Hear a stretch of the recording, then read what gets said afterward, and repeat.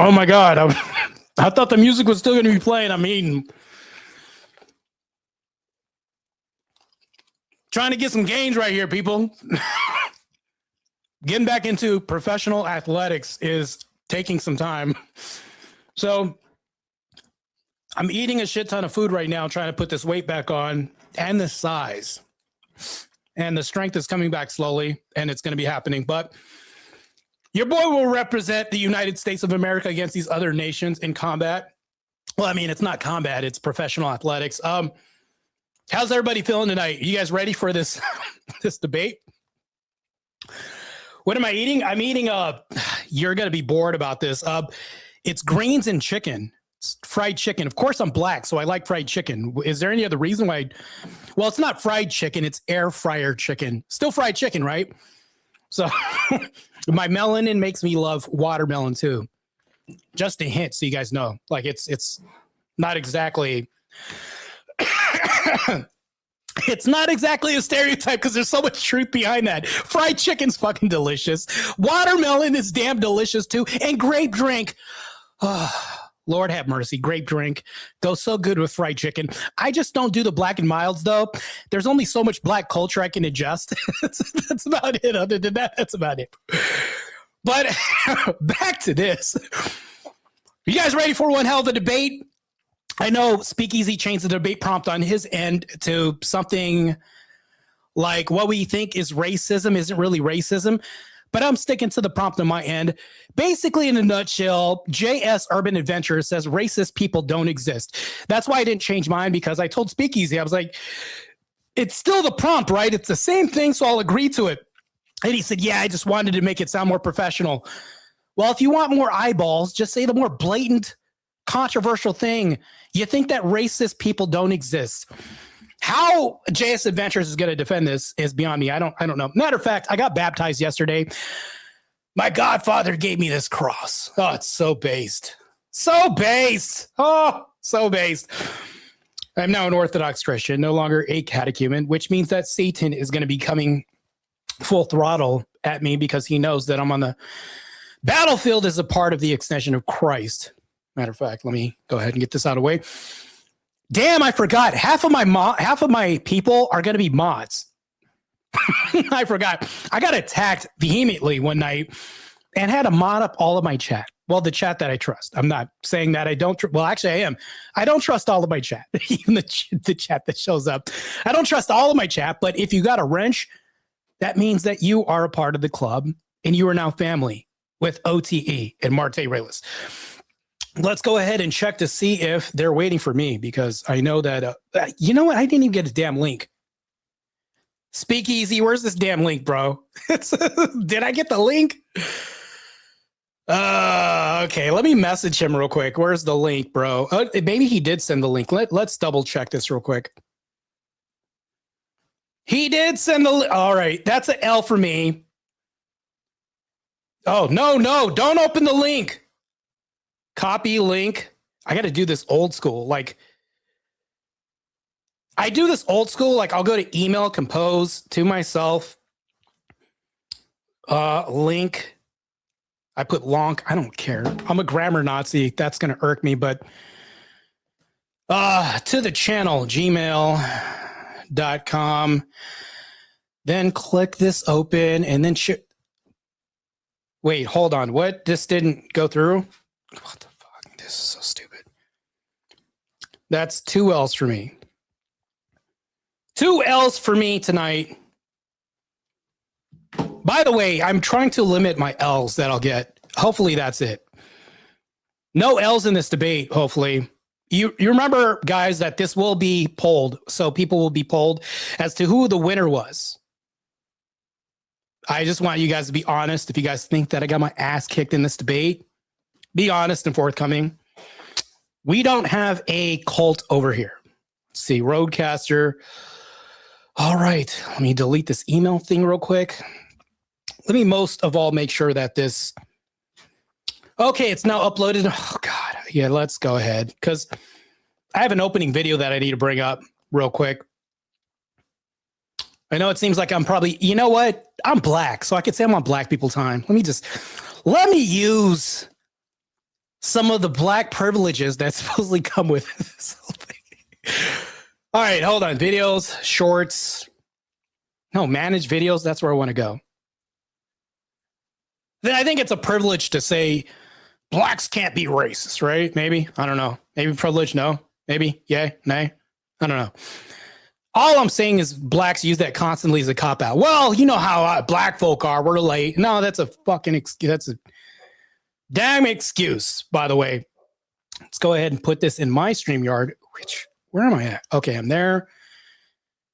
And I'm here. Let me take that off. Let me take this off. Yeah, black people can most definitely be racist, Ken. I'm not bringing it up right now because I'm focused on bringing up this media. These media files right now that I want to invite and share. Okay, let me go ahead and racist. What would I call this? Racist. I put a racist intro in my thing. Okay.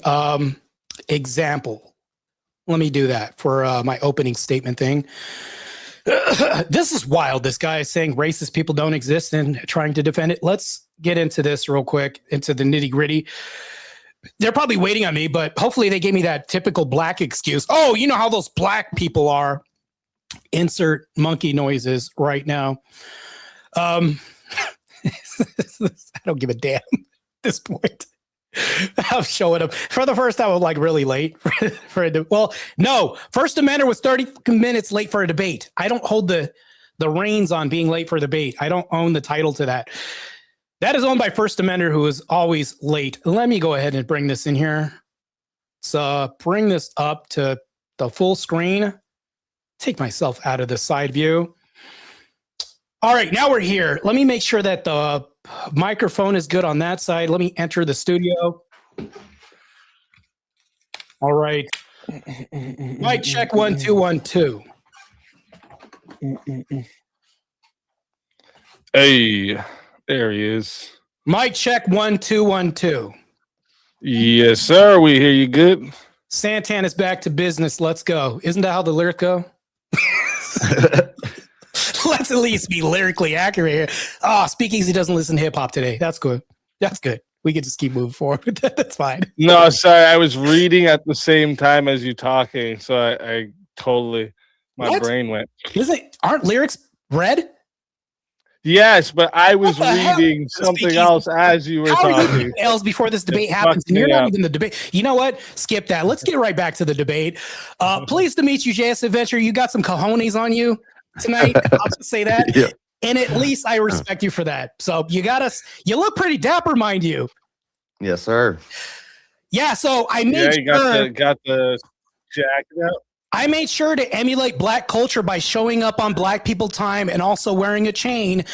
And also, I was eating some fried chicken too, because of course, you know, I'm black. That's why all of us love fried chicken. So because it doesn't exist, mind you, right? So, anyways, let's move forward. I mean, who doesn't like fried chicken? Fried chicken, hey, and grape drink is delicious.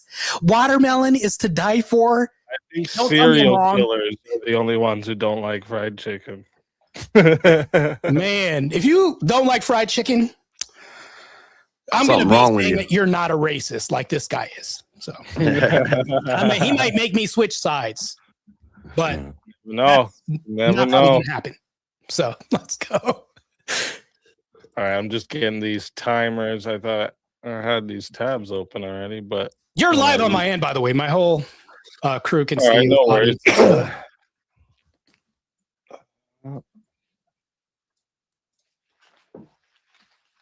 By the way, I just accepted a debate with Dumbass Dusty. So I guess that's going to either happen on Modern Day Debate or Cool Vic's channel. Fucking hate this guy. About what? He's saying, well, the debate is that debate doesn't move the needle on culture. Yeah, this is... Yeah, good luck, Dusty. I wish... Such a stupid topic, actually. He's such an idiot. He proposed that. He like walked into his own destruction. Did he propose that? Hey, Speakeasy, hold on real quick. If I can give you some grace, would you stop the enemy from self-deleting themselves? Would I stop the enemy? Self-deleting themselves, would you stop them from doing this? and I was there and I could do it, Yeah. it was the enemy. Yeah, If I'd your moral probably. enemy, would you stop them? It would depend on like what they were my enemy for, probably. But yeah, I'd Worst probably things you still could stop. ever imagine. Just follow the hypothetical. As much as I, You're So, going to be high road and not I think How I'd did you be feel if you weak. didn't I eat think dinner tonight? I'm How gonna about be that? honest with you. I think I'd be weak if it was my enemy and just be like, all right, fuck it. But the right thing to do would be to stop that. Oh, Right. okay. So you wouldn't be a part of the Crusades. Got it. Okay, you're not invited to the Crusades when the Muslims invade. That's Okay, fine. well, that's I got different. you. No, hold on. No, you chose your side. That's You- different. nope, you- Crusades is you a chose it, you stuck way it. different thing. That's not stopping people from. no, placing hold on, bombs. real quick. Nope, you said it. Because it's self-deletion if you threaten my country and family and kids and culture. But you know what? You chose your side. I know where you're at, Dusty. That's fine. That's a little Take it different. away, by the way. Go ahead. It's a good trap, though. It's a good Next trap. subject. Anyways, okay, so I got this already. So you both have done this before, so you guys know how this goes. Also, I might as well just ask you both now, and then I don't have to ask you at the end. Do you guys plan to stay for the after panel? I can only stay till like 9:15 my time. So Oh, that's right. I'll Okay. say I know it's going to be a trash fire because I don't want to say dumpster because it sounds like a potato. It's going to be a trash bandit fire, and I'm going to be the trash raccoon. Hold on, That's how we do Chaz. it over here. I'm going to be the trash raccoon that shows up. Oh, that's not bad, by the way. I don't know. I don't think you're going to end up talking about this in the after panel because most people aren't going to take my side. Oh, you already know that you're in your villain arc on this debate, right? Yeah, I like hold it. up. Yeah. I'll be right back. Yeah, I've argued about this with people for many, many hours on panels, and Can I be honest with you? There we go. Since it's just us and my 50 million subscribers, no, I'm just playing. Since it's just me and my subscribers, I'll be honest, just between you and me, JS. The I'm pure live reason why too. I took this isn't because I got butthurt because I lost the debate. It's because actually Speakeasy had mentioned that you had debated this and practiced this debate several times. That's what got me into this debate. yeah, this was the second debate I ever did, like 3 years ago. I did it with a gay black guy, and it was pretty much just him insulting me, saying I'm not educated. All my sources are Wikipedia. The whole debate. Oh, that guy's ignorant. Well, you're against all of that. That's anti whatever he was. I'm the total opposite because I'm not supporting black culture. So you can say that I'm black adjacent, maybe because I'm black. That's about it. I'm black adjacent. That's Yeah. hilarious. So and I'm straight as hell. So let's get that straight. Amongst All right. rumors. So let me see here. Got this already. Okay, so we're gonna get it started. I'll do the intro is gonna run there for like 3 minutes with my disclaimer and intro music, all that. And then I'll introduce the show, introduce you guys and the prompt, and then JS. Oh, I got to do the for and against here. So JS, you're on the affirmative side, so you're gonna go first for opening. Mhm. And then when we do closings, you're going to go first again. So that will give Martae the final word for closing statements. I do want to say it's funny because he's supporting that racists don't exist when he's on the affirmative side, when affirmative action has affirmative before it. Anyways, that's just a very good coincidence. But moving forward, I'm against. It's all affirmative action. That's what we're doing here. Once again, I'm representing the anti-black side, like the counterpoints debate. This is a total role reversal. The black guy what's shouldn't be on up. that side. Like what's this one, up. it's a radical debate too. Let's go. But anyways, That's how we do it. Yeah. All right, guys. I'm going to get this started up. And thank you both for coming. And let's rock and roll.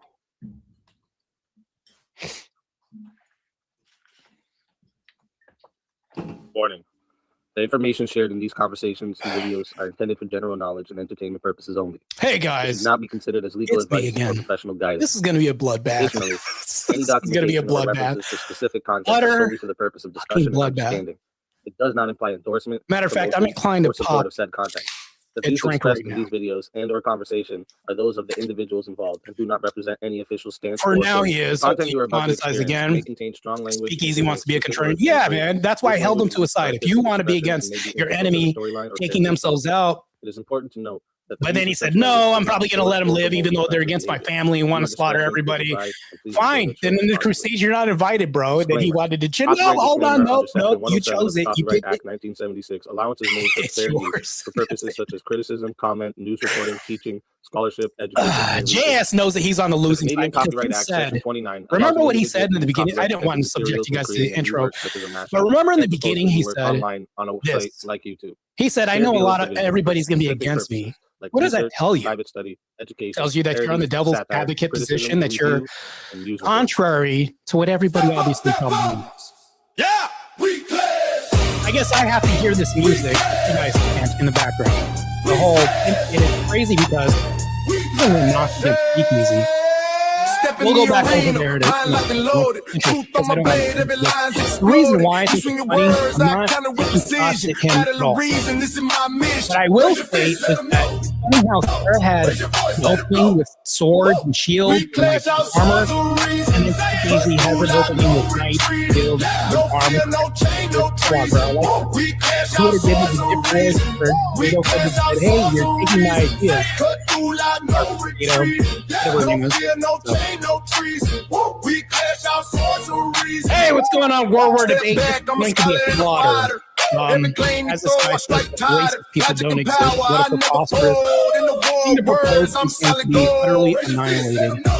Good Lord, good gracious of life, as my grandmother would have said. Alright, so you should be exposed. These people should donate to this way. Well, what do I got screaming at the bottom? Hashtag $sign Martae Ruelas. $sign Martae Ruelas hip hop. But people are less inclined to go outside of the cap and donate, to be honest. When the things right there that you click with, donate your time, donate guns, donate will of your house. You know, you can donate your will. Okay, you know, like anybody's ever going to do that.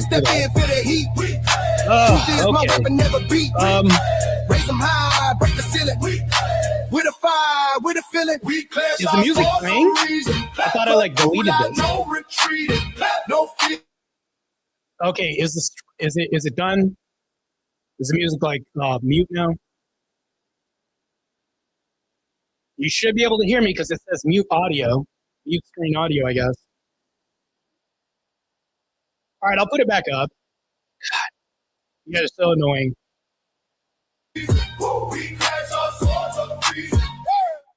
No, you can hear me. All right, let's bring it back up. Welcome everybody to Swords of Reason right here on the Speakeasy Show, Mondays, Tuesdays, and Wednesdays. This is where logic meets passion. If you're new here, the format is simple. Each debater gets 10 minutes for their opening statement, followed by a 5-minute uninterrupted rebuttal. After that, we enter the arena for a full hour of back and forth debate. This is where the arguments clash and the iron can sharpen the iron. And finally, each side will deliver a 5-minute closing statement to lock in their case. When that's done, we move into a 30-minute Q&A. I've actually dropped the live Q&A in the chat there. But keep in mind that super chats, PayPals, and Cash Apps do get priority. So if those fill up the entire 30 minutes, the free chat questions may not get answered. So if there's something you want guaranteed to be asked, make sure you send it through one of the priority options. And once the formal debate wraps up, we open the doors for the Chaos and Chill panel. This is where the community can hop in, challenge the debaters, ask follow-ups if the debaters choose to stick around, because that part is optional for them. But it's always where things get wild regardless. All right. Today's debate prompt: what we call racism is really other forms of hatred, not race-based hatred. And on the affirmative tonight, we have JS Urban Adventures, a lifestyle streaming channel known for showcasing a wide range of hobbies and interests, breaking down hot news, sharing political, philosophical, and theological views.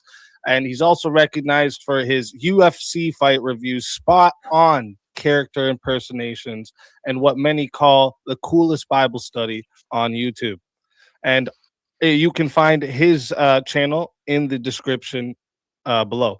And for the negative, we have Martae Ruelas, a professional bodybuilder known for his pop culture commentary, political debates, and openly documenting his walk with God. You can also find his channel linked in the description below. So we are going to start with the affirmative on this one. So JS, whenever you're ready, I will start the timer up with your voice. And again, thank you both for being here tonight. All right.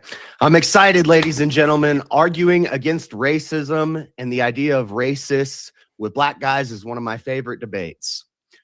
Tonight's debate is basically a debate about words. Words have power, and some should be removed from our lexicon. And my position is racism or racist is one of those words. It represents an idea that doesn't exist outside of the minds of people who believe in it. In this debate, I will prove that there is no consistent definition of racism and that it is an arbitrary and subjective metric that constantly changes from person to person or place to place. Another important word we need to understand in this debate is hate and forms of hate. So let's start there. I will be posing a typology for hate as presented by Ingrid Varel-Ferran in his paper titled Hate Towards a Four-Type Model. Ferran argues for 4 types of hate in this model, these being normative, ideological, retributive, and malicious. I agree with this model and will be focusing on the ideological form for the sake of this debate. Here's the scenario to explain this type of hate in relation to so-called racism. Bob says he hates black people because he believes they are all criminals. Bob's focus of hate here is indeterminate. It is not individual-based, but rather group-based. Bob's focus of hate here, or Bob's hate has been formed by in-group socialization or ideas he has learned through family, friends, coworkers, neighbors, etc. Bob has read studies and heard talking points and seen news articles and reports supporting his ideas, but may or may not have ever personally known or even met a black person. Bob has developed a prejudice that he projects onto the target of his hate. This scenario would typically be called racism by those who have fallen prey to leftist ideology rather than logic. Bob doesn't actually hate a race, he hates crime. So why don't we call this criminalism? I can't even say it, criminalism. If this sounds dumb to you, just know that it's just as dumb as thinking racism is a form of hate. Now I will demonstrate more in depth why race or racism cannot be consistently defined or held as some sort of belief or ism, much less defended as a form of hate. Race could be based on skin color, ethnicity, nationality, culture, and in some cases, even religion. Most definitions will understand race to be a social construct which categorizes people based on physical traits or phenotypes or ancestry, which implies race could be based on genetics or family lineage. Many definitions of race or racism will also call attention to hierarchical implications or power dynamics. The standard method of determining race for data collection in the US Census and most race-based studies and surveys is self-identified race and ethnicity. The U.S. Office of Personnel Management's Guide to Personnel Data Standards on Ethnicity and Race Identification has the following options: Hispanic or Latino, American Indian or Alaskan Native, Asian, so I suppose a white Russian would be considered Asian, Black or African American, Native Hawaiian or other Pacific Islander, and white, which the form states includes Middle Eastern or North African descent, meaning an Iraqi Muslim or an Egyptian are white. So let's take another moment to examine this. What does this document mean by Hispanic? Is this a race including the people of Latin American descent, or is Hispanic related to the people, speech, or culture of Spain? Spain is in Europe, and some Spanish people are considered Caucasian, which is people from the Caucasus Mountains, which border Europe and Asia, hence Caucasian. Your skin could be white, brown, or black, and you could have roots in Europe or South America and be considered Hispanic. An American Indian may consider themselves American or Indian, which has nothing to do with India, or maybe mestizo, which is indigenous in Spanish, which would be a European, Caucasian, Latin, Native American. Please make sense of which race that is. You could have olive skin and be from Turkey, but according to race identification forms, you would be in the category of white. Someone could be of Jamaican Canadian descent, but call themselves an African American. Black could be African, American, European, or Canadian with any multitude of cultural and genetic backgrounds. As far as religion, some people would consider Jewish or Muslim to be a race. Regardless of what country they are from or phenotypes they present, their religion is their race. These are just some examples of the inconsistencies in the idea of race or racism. But before I move on to the last part of my opening, I want to explain a little bit about the history behind the word and the concept. According to modern sources, the concept of racism started with white Christian Europeans in the late 1500s to early 1600s who would travel to Africa to capture slaves, participate in the transatlantic slave trade, and use the Bible to justify slavery. This is the story Google will tell you, but I believe this is a pile of revisionist crap. One thing we do actually know about the word racism is that its first recorded use in America was by Army officer Richard Henry Pratt in 1902 when he used racialism, but eventually just said racism to describe racial segregation in America. So he's saying racial segregation is racist. Richard Henry Pratt was also the founder of the notorious Carlisle School, which was accused of kidnapping and even murdering hundreds of indigenous children to force assimilation. Pratt was remembered for the quote, "Kill the Indian, save the man." So the guy who started using the word that was later harnessed by the left, Marxists, and race hustlers like Martin Luther King, Jesse Jackson, and Al Sharpton, and many other liberal-minded civil rights operatives, that guy who made that word was openly racist. Now that we have some definitions or lack thereof, I'll finish by just running through my three main arguments against the idea that racism can actually be a form of hate rooted in reality. If we must divide hate into different forms, I would pose that what we call racism is actually idealism.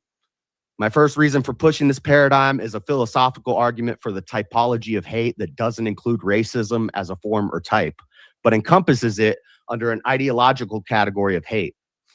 This is a broader form of hate, but I believe when hate and evil are divided and categorized so specifically, the words lose meaning and the labels can be used as weapons against the masses. Therefore, I will argue that idealism is a better, more accurate understanding of so-called racist hate. The second argument is logic-based, resting on the convoluted nature of the words race or racism and the inability to coherently and consistently define them. Depending on what definition I use, everyone or no one can be racist. It just doesn't make sense. My third and final argument is a spiritual-based or metaphysical argument. And to explain it, I'm going to drop a little Bible verse. We don't need to do Bible thumping or argue about divine mysteries, but regardless what the proper exegesis of this verse is, just think about it as a deep quote from a great man named Paul. Ephesians 6:12, "For we wrestle not against flesh and blood, but against principalities, against powers, against the rulers of the darkness of this world, against spiritual wickedness in high places." I actually don't think there are any forms of hate, but for the sake of debate and in order to combat this worldly lie of racism, I'll use worldly ideas as the basis for all ideological hate. In some situations, so-called racism could be malicious hate, but that's usually just reactionary. So I'm going to lean away from that idea. I will argue all of these ideas, but I know that hate is truly of the spirit and it's colorblind. Our spirit affects our brain affects our words and thoughts and actions. We ought not label that spirit racism because it's a misnomer and we need to call our demons out by name in order to overcome them. Words like racism put some in fear of being called racist. It victimizes others by giving them an excuse to fail. And this word is weaponized by the children of Satan to divide, destabilize, and destroy. Speaking of spirits, I hope we have a spirited debate. Thanks again, Martae and Easy, and I'll drop the mic. All right. Thank you for that opening statement, JS. And with that, we are going to hand the mic over to Martae for your opening statement. Martae, whenever you are ready, I will start the timer up with your voice. Speakeasy, did you get the video I sent you? Should be a video in there. Oh, yes, I see there's one there in the back. Yeah, you want me to present that for you? I want to address his opening statement. Funny, he kind of contradicts himself a Just little tell bit. me when you want me to play it then, okay? Yeah, I'll tell you when you can start Okay. the timer right now, matter of fact. So my opponent in his opening statement talks about tribalism, which really that's definitionally xenophobia. We're going to go away from that because he tried to muddy the waters and say, well, it's such a broad term. He also contradicts himself in his opening statement and said, I don't believe in racism. It doesn't have a name, but also I don't believe that hate is a thing. Also at the same time too, thus we can't label this thing anything, even though I don't believe this exists. In summation, that's really what I got from this. And then it's a little bit of obfuscation. Gave a Bible verse, pretty base, by the way, but doesn't contend with the argument. Speakeasy, we're about to play some legendary words from somebody who I revere, who has, God rest his soul, passed. This is the definition of racist. And in the video, I'm going to demonstrate some forms of this. You can play the video now. All right. Of racism. A discrimination against a minority class of people in order to create an imbalance in the society or a hierarchy based on something that is undetermined as of color, race, the color of your skin, or maybe even color of your skin. Can you be racist against Asians? Yes. Can you be racist against white people? I believe that you can have prejudice against white people. If a group of black individuals, which happens unfortunately so often, say, we want to go beat up whitey, and they go beat up a white person, was that a racist thing that they did? I would have to ask for further context, but yes. Based off of that, Cool. yes. So, but then let's go back to your definition, because your Sure. definition was that it had to be the exercise of power. I'm going to make your definition better for you, That's because fair. That's the fair. exercise of power against a minority group.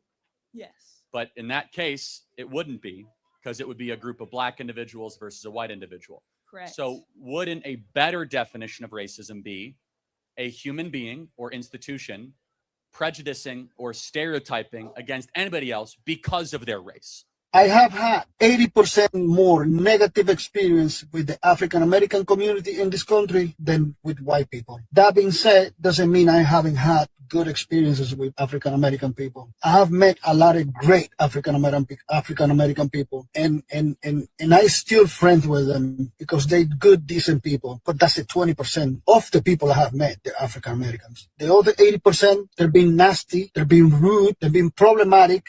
Always trying to fight, always disrespecting. So why would I want to be around people like that? No. So I understand where Nick Fuentes is coming from. Also about what Nick Fuentes says that everybody has a little bit of racism on them. I agree. I am Cuban, and sometimes I feel I am racist against my own people because we have our own personality, our own culture that a lot of other people don't like. I learned how to be an American. So right now, I'm not even similar to my own race. So that's why sometimes I don't like to be around them.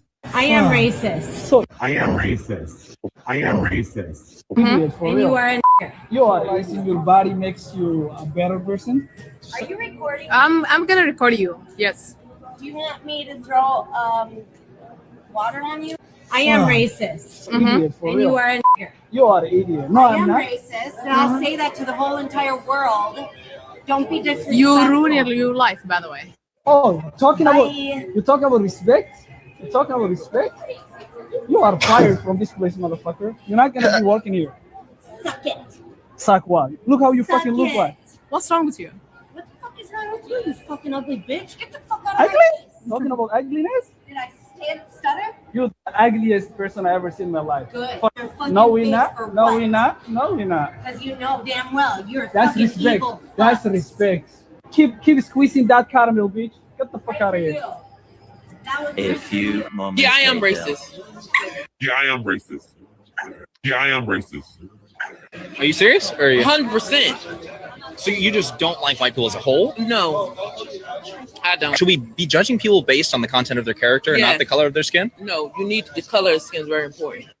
The reason why I'm asking this question is because there's a recent poll that was released, and it asked that question: do you agree or disagree with that statement? It is okay to be white? Only 53% of Black Americans said yes to that poll. Does that surprise you or no? No. Black people are really racist. Is that okay? Yeah. Okay, you can stop the video right now.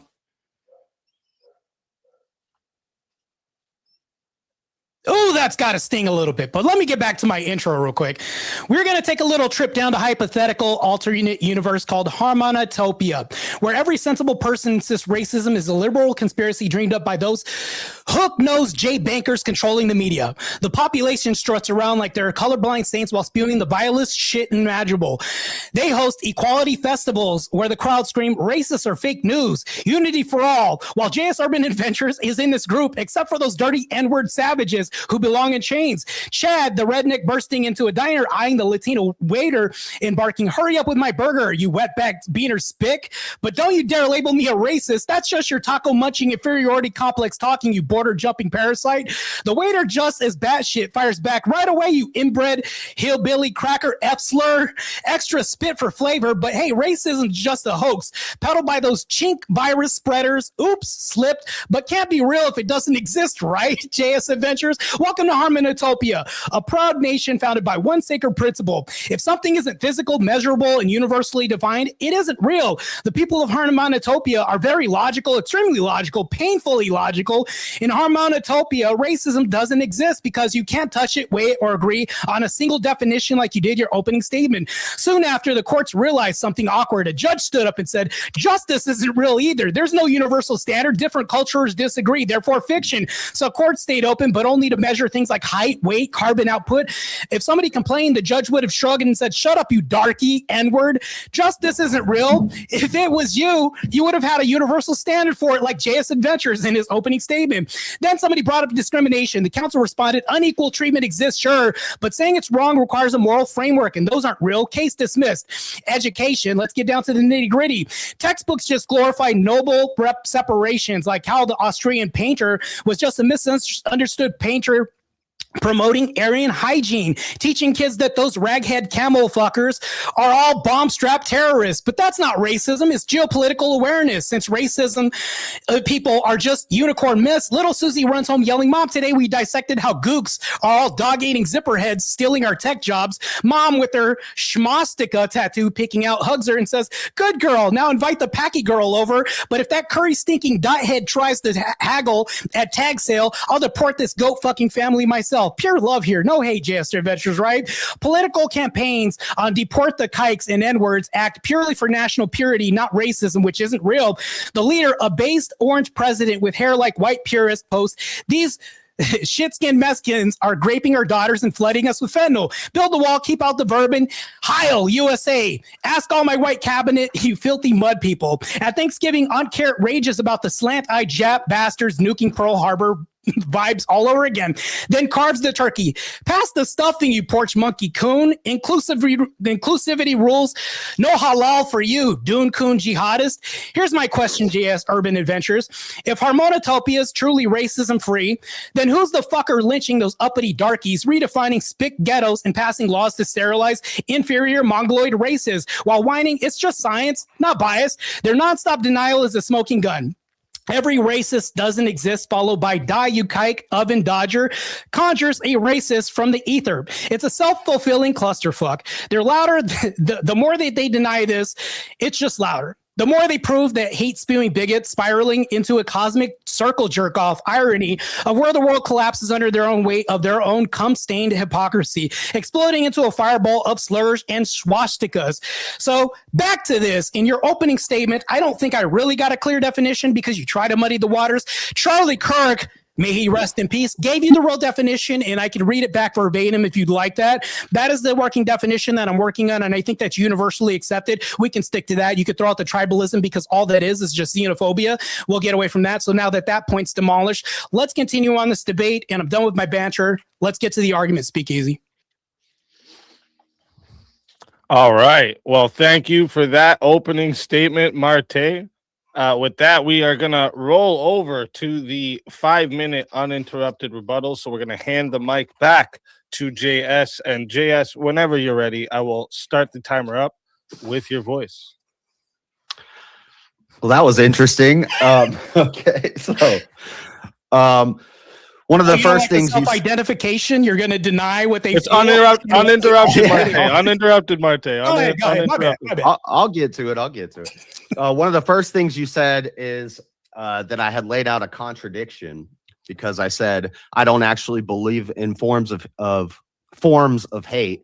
But for the sake of the debate, the topic presupposes that there are forms of hate. So I'm proposing an alternate form of hate rather than racism, xenophobia, tribalism, anti-Semitism, which is basically different words to describe all the things that you just laid out. Like you basically just pointed to a bunch of slurs and mean words and people who are self-identified racism. You can go to a pride parade and see people who do puppy play who self-identify as dogs. Does that mean they're dogs? Just because people say hateful, mean words.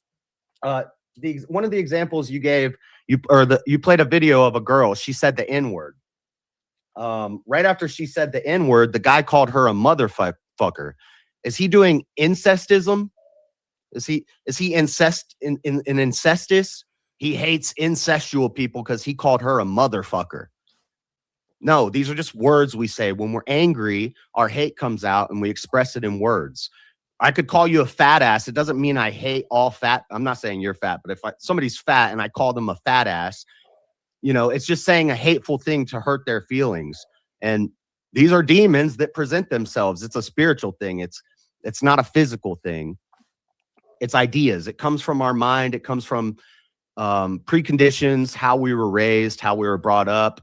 We learn these things. It's not something we're born inherently with.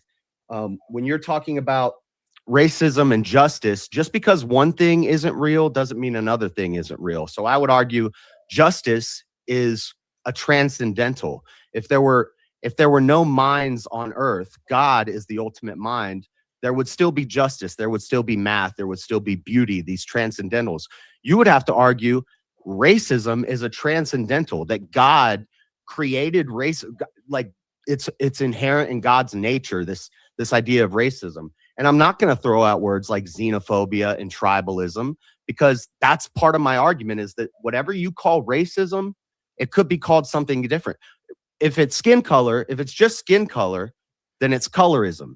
If it's just what nation you're from or your ethnicity, then it is xenophobia. It's not racism. I argue all these words are dumb words that the left uses to control people, and we rather call it what it is. Don't call things be not as it were. Call it what it is so that we can defeat this idea. I think you're trying to be like the base conservative token black guy, and you're so close, Martae. You're so close. I see what you're doing over there on your channel, and I like it, but you're so close. The way we defeat this idea is by not giving it any light. You just say it's not real. It's not a real thing. It doesn't exist. You're right. You can't taste it, touch it, smell it, weigh it. So are you arguing that it's transcendental, that it's of God? Because it's not. Hate is a real thing. Evil is a real thing. And when we call it all these different words, it loses its power. And I'm arguing that it's just idealism. It's from our ideas. We project it onto groups. It's not. When I said it's indeterminate, it's not individual based, because you'll see a lot of people who claim to hate black people, they claim to be racist, until they meet a good black guy, until their life is in danger and they need help. They'll accept the help from a black guy if he's a good black guy. So it's not individual based hate. It's a group based hate based off of preconceived notions. Yeah, and I think I talked about the slurs. Most of your opening was basically just slurs bad, therefore people racist. And I don't think that's a very compelling argument, but I'll give it back to him. All right, thank you for that uninterrupted rebuttal. And with that, we're going to hand the mic back to Martae for your 5-minute uninterrupted rebuttal. And whenever you're ready, Martae, I will start the timer up with your voice. It's very funny. My opponent says that if you call people motherfuckers, do they do this? We all know what context means, and we can understand what this is. So basically, in a nutshell, you're saying this is just a transcendental argument. Hate can exist, therefore, but we can't label it because labeling gives it power. Now, to counteract something you said when I'm almost there, in order for us to stop something, we have to identify it, describe it, and then prove it a lie by turning it on its ear. And we can't do that unless we have identifiers, or at least look at things, even if they are things that don't exist outside of the mind, just like force doesn't exist. I mean, not even that, but rights don't exist out of the mind, but force backs this. Force backs racism as well, too. So if we think about this, it is very compelling as an argument, even though you say it isn't. I'll give you some context here too. These are paradoxes that you're going to have to contend with. I already knew we were going to get down to this. If racist people don't exist, why do we need crime laws? So JS Urban Adventures, answer me this too. I'm going to ask you a couple questions. You're not going to memorize all of them, but we can go down the line of logic with this. So the people burning crosses were just performance artists, bro. So then every racial slur that was screamed was said by a ghost. Cool. Tell that to the nooses, the schmostikas, and the slurs still showing up in 2026 as if they don't exist. If nobody's racist, why are racist jokes still funny to some people? They're obviously controversial and racist. Otherwise, they wouldn't have humor to them. Okay, then explain the measured hiring loan policy gaps that vanish when names of skin tones change.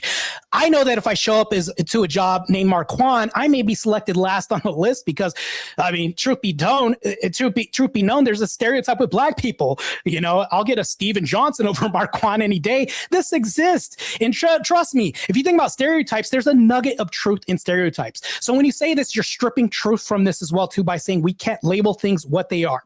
If racist people don't exist, who signed and enforced the 3/5 compromise? So people just wrote the Nuremberg laws were just bureaucrats having a bad day. Then the Tulsa race riots, the massacre was carried out by pacifists who just tripped and dropped matches. If no racists exist, explain who spent the 246 years of slave codes, fugitive slave laws, and black codes. Cool theory. Tell that to authors of the Chinese Exclusion Act and gentlemen who voted yes. Then the people who created no Irish need apply signs, then the no Mexicans or dog signs were just interior decorators at best. So the Japanese internment camps in 1942 were just enthusiastic summer camps. Gee, sounds very fun to me. If racism isn't real, who exactly passed Jim Crow laws, then spent 60 years defending them in court? The lynchings photographed and turned them into postcards weren't racist. They were just very committed scrapbookers. Is that what this is? Got it, JS Adventures. So the people who created apartheid signed into law and shot kids in Soweto were simply misunderstood urban planners. I mean, think about this. You're basically telling me in your response as your coup d'etat, leading with this and saying, look, I understand that this is a hate thing, and this is the whole rights don't exist argument in a nutshell, because societally, we can look at different definitions, but we know what a thing is. If I call you a MFer to your face, we all know what that means. If I called you gay 20 years ago, you would have just said, yeah, I'm happy. So now in 2026, all these things, I gave you like 15 different paradoxes that are paradoxical with your whole argument that you have to contend with, the internment camps, the Chinese inclusivity laws, like all these things that have happened. And if you think about this, apartheid was just somebody who had a bad day. Like, so this is the thing. Let me reconcile everything, because there's no way that you can do this, because I gish galloped and shotgun a shit ton of things. I recognize that would be bad faith if I didn't go ahead and concise this into a single point, make this very concise for you. So here's the question that I'll ask. If racism doesn't exist, what would you label this as? Just hate? That means that cross burnings is just hate. Lynching is just hate. But now, if you're just saying that, and I noticed you bobbed your head a little bit, then you have to take away the motivation behind it that you've described and just said, this is just blanketed hate. Even though the KKK person on pamphlets signed no blacks allowed and had mandates against a certain race on there. And you would have to say, nope, that's not the motive.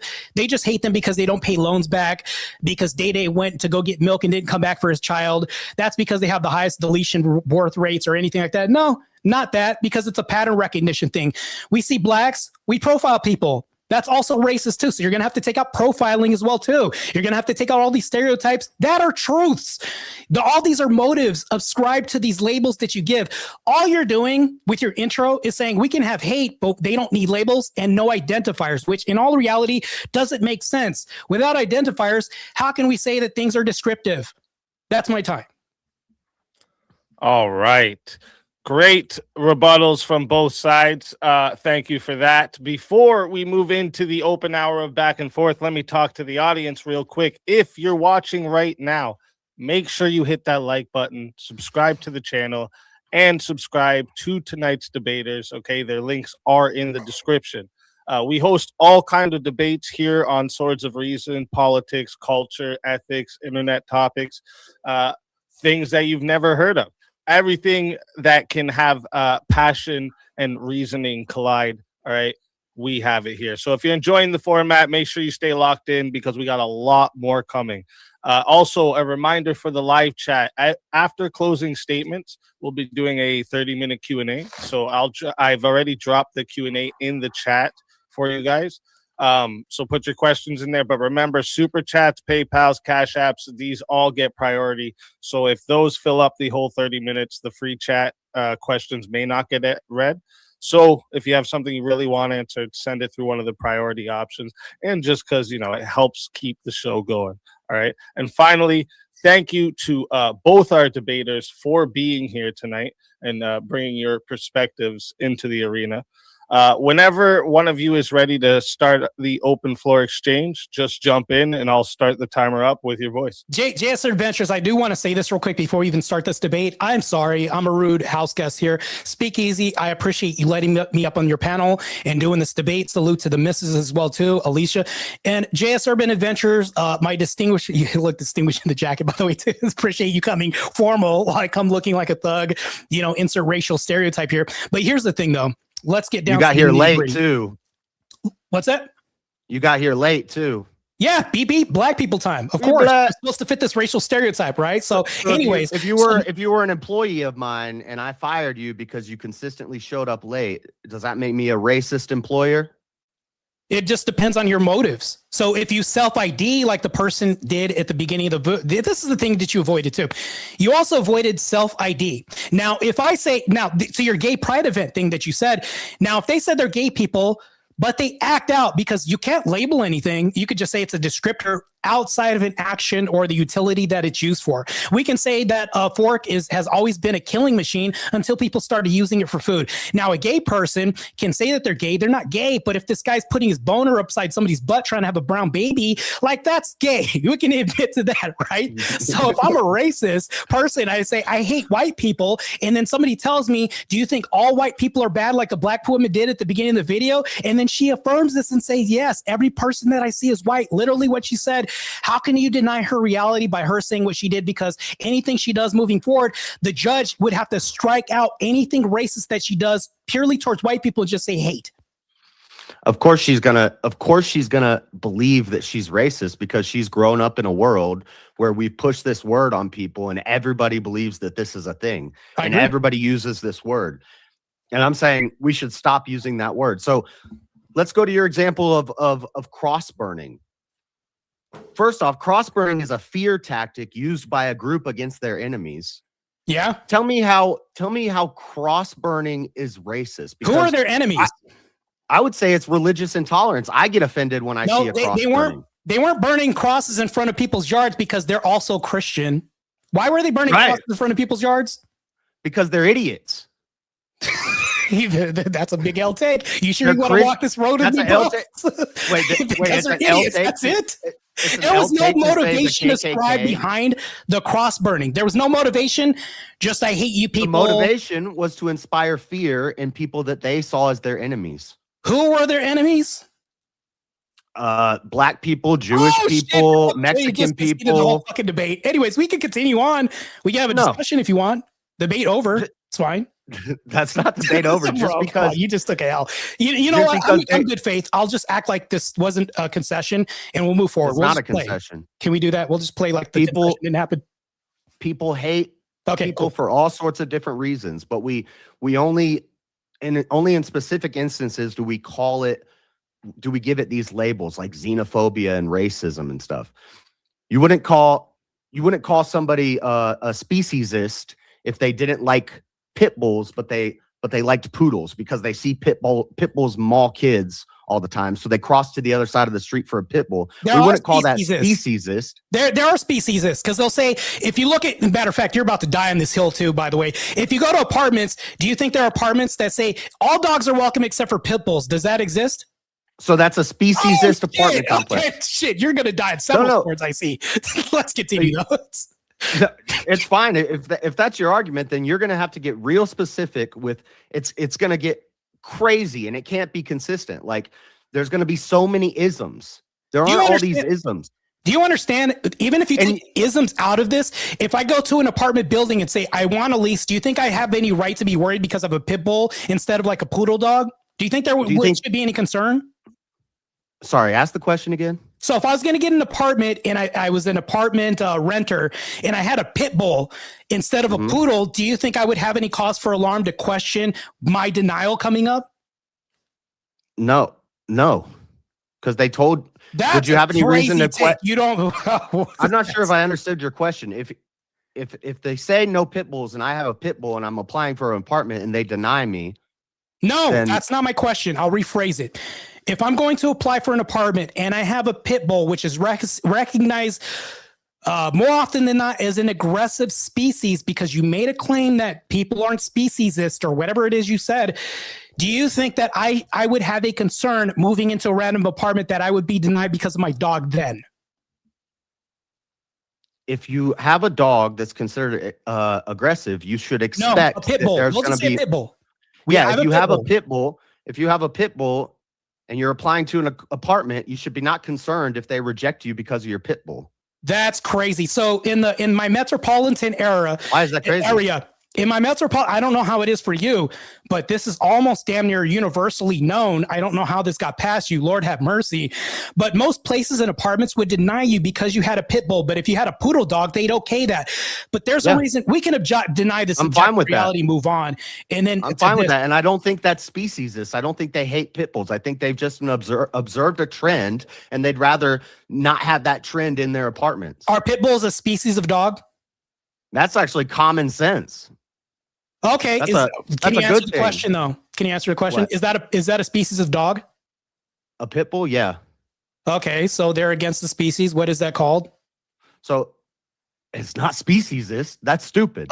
Okay. Just like if I cross to the other side of the street when I see a pit bull, it doesn't mean I hate pit bulls. It just means I know they're dangerous. You just did the same thing you did earlier. You did the same thing earlier when I said, why do they hate those black people? Oh, because they're idiots. And now you said they're not speciesist. It's because they're stupid. So you're going to revert to going away from labels and calling things what they are. Universally known. If you ask anybody, they would say, yeah, I know what that is. If you say, well, they're just stupid. Do you think anybody would have a clear indication with a motive of why they do it? No, yeah, the indication of the motive of why they hate something. They would know the motive behind this. The motive is not the race. The whole point is that it's not based off of the race. It's not based off their skin color. It's not based off of where they're from. It's based off of what they do and trends and things that we've been taught and things that we've been learned. Is somebody born racist? You're actually conceding to the debate a little bit because can people be taught to be racist? Can people be taught to be racist? They can be taught to be this idea of what we call racism. Oh shit, that's another concession. So people can be taught to be what they are now identifying as, right? Listen, you have to understand. I'm coming you're coming at this as part of the world who believes in this idea. I'm saying I don't believe in this idea. I'm going to use language like, yeah, that would be racist. I'm going to use language that you're going to understand so that we can have a conversation. But I'm saying that it's not actually racism. Yes, apartment complexes or not. That's the pit bull thing. I don't think there's any apartment complexes that say no blacks allowed. Maybe one day, Jim Crow or something, you could say no blacks. All those examples you gave, that's in-group preference. Yeah. Do you think racism is a preference? Racism is a preference? Yes, but the preference is for one's own group. God, bro, look, do you want me to help you out? I can go to your side and help you out if you want. No, I'm okay. Okay, because I can help, bro. I'm here. You can just keep saying that's a concession. That's a concession, Coach. but I don't think I've made any concessions. Look. So hold on, let me run through some of your things. I know the 3/5 compromise. You're a good debater, bro. I'm telling you, I know you are. I'm waiting for it. Let me respond to some of the things from your rebuttal. The 3/5 compromise. I'm waiting. Go ahead. That had nothing to do with race. That had to do with slave traders not being able to control the vote because they had multiple slaves and their slave heads would be counted on the census. And so instead of having one slave owner who could vote, who has 100 slaves count for 100 votes based off the census, they reduced the value of the slaves because they couldn't vote. And there were a lot of them and they were counted on the census. So they had to reduce the value of that vote. So JS Urban Event, can I just call you Jay? just I'm not JS about to or be out of just, breath this whole debate trying to pronounce your no, whole you name. don't have to call me whatever. JS Urban Edition. No, you call me Josh JS. Man, whatever. Speakeasy, you saved my lungs a whole lot. Anyways, moving forward with this, I do want to. So there's ask the this, three-fifths compromise. You want to do the Tulsa riots? Do you want to do lynching? Do you want to do names of people that you hire? let's get down to the let's actually cut to the chase and kind of muddy things down a little bit to where, actually let me be I want to run through these. I want to run through these one at a time. Cool, we can do that. Let's actually bundle that all together. Let's bundle that all together and reconcile this whole debate right now to one bullet point. None of those. Okay, none of those things are racist. Okay, can I? And that's one of my main questions here is give me an example of racism. This is going I don't to, think you've given one yet. I gave you a ton of examples of racism. And I'll go through them one at a time. Cool, but I'm going to ask you one bullet point question real quick. What was the motivation behind this? Them saying this, them verbally saying this. What was their verbiage written on pamphlets, the lingo? What were the slurs in relation to when they espoused this hate? We talking about the three-fifths compromise or? No, all of this. Like, let's conflate everything together because they all have one thing that's in common. That's analogous. What was their ascribed motivation altogether that links all of this together and them outwardly identifying as and saying what they are and who the enemy was and who they hate? What was the thing that they had in common? In none of those examples, I don't know what I don't know what answer you're looking for, but in none of those examples you gave is the answer because we hate black people. I'll answer this. So if they hate a race, are you going to tell me that wasn't the pivotal motivation behind this? None of those examples you gave is the reason because we hate black people. So when the black woman self-admitted and say, yes, I'm racist against white people, are you saying that she's a liar and she doesn't? That same lady will tell you that white people can't be racist. So she has an incoherent idea of what racism that's an assumption. is. She didn't say that. Can we reconcile what she actually said? Did she Who's say the lady? that? Do you believe her? You when talking she about the says lady this? from the Charlie Kirk video?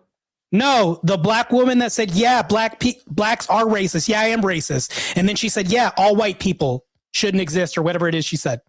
Of course, if you think believe that in her mind she's lying to you when she tells you this? If I believe in racism, I'm a racist. If you believe in your definition of racism, you're a racist. That doesn't answer my question, JS. Can you directly answer the question? Does she not believe that she's racist and will do a racist? Okay. Yes, she believes she is a racist. Okay.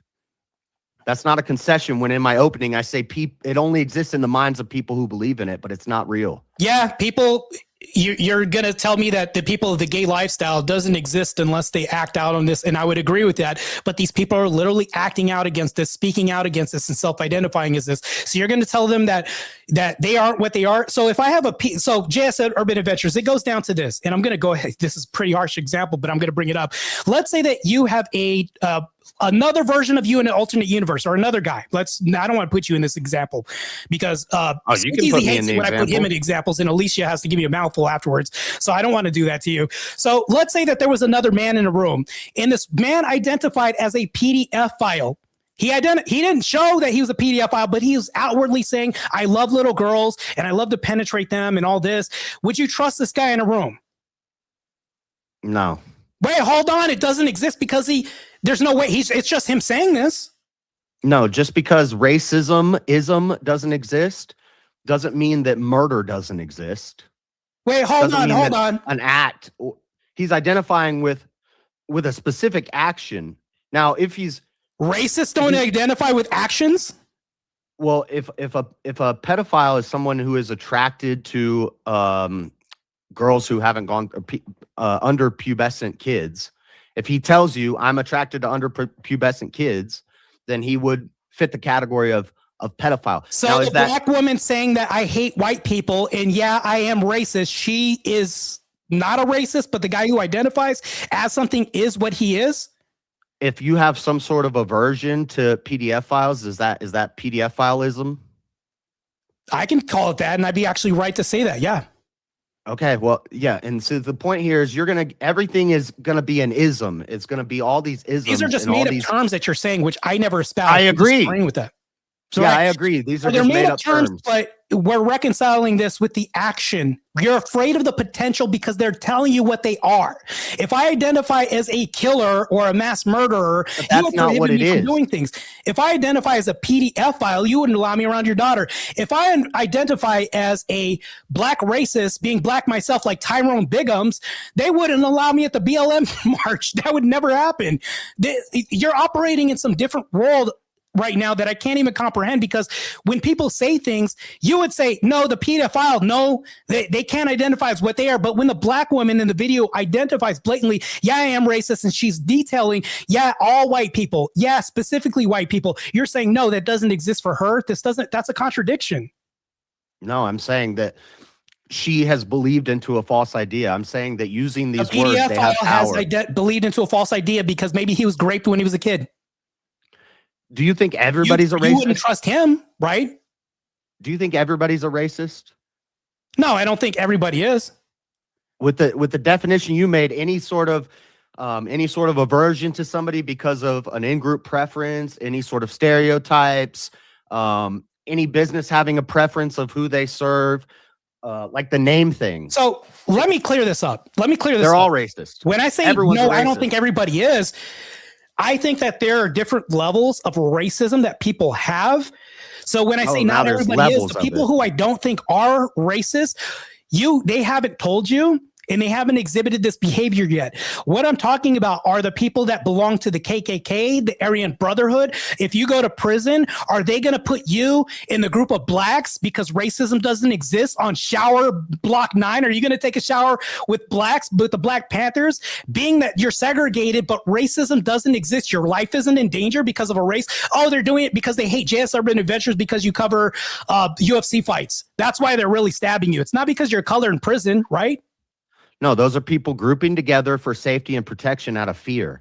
From what? So, because of so what? in prison, I know guys who go to prison, they get Swazis tatted up on them. They join the Aryan Brotherhood. They stay away from black people and they stay with white Why is people while that? they're in prison.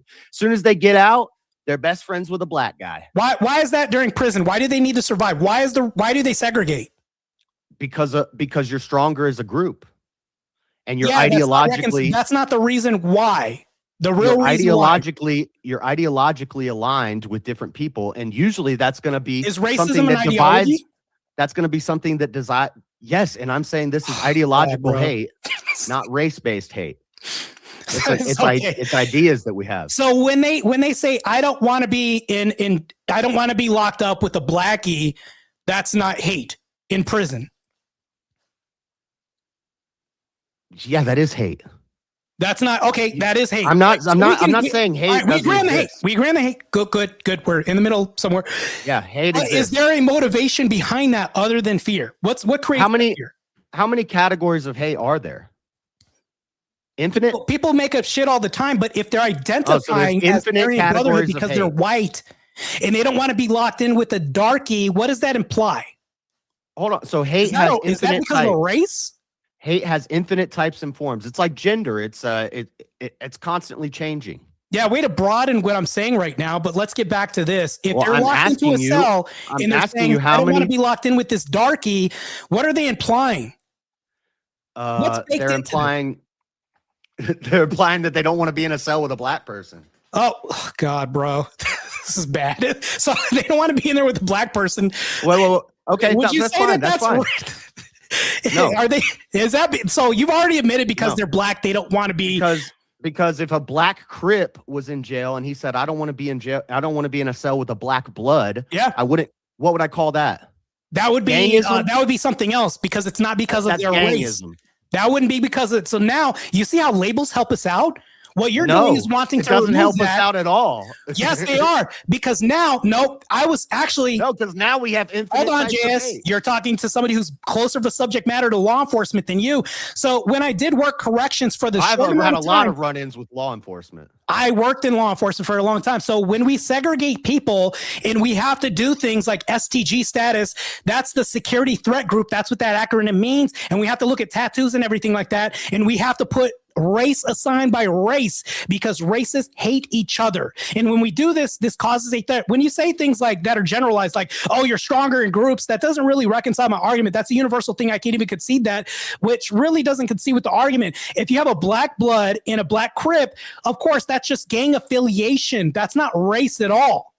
Yeah, this is dancing around the whole bush the whole time. You're looking at this through a window of a world where this idea has been perpetuated. So you're looking at everything under a lens of racism is real, and that's why all these things are happening. But if you go back to the roots, we didn't used to have these race forms. We didn't even have a concept of racism until the 1900s in America. So JS. And it was based off of a nonsensical thing. That's what I made the argument about Richard Pratt for. This guy's saying segregation is racist. Meanwhile, kill the Indian, save the man. That's not racist. But yeah, you're using token statements by people who may not even have a concise definition of what is. Here's my example. Yeah, this idea comes from race hustlers, and it comes from civil rights Marxist I believe people ideology. can abuse the word racist and then use it because black supremacy does exist, meaning they're outwardly saying that blacks can't be racist at all, which is a leverage. Why are you going to use the words of the enemy? Which is complete bullshit. I believe that. Why are you going to talk like the enemy and use the words of the enemy? Wait, you're a Christian. You know this is.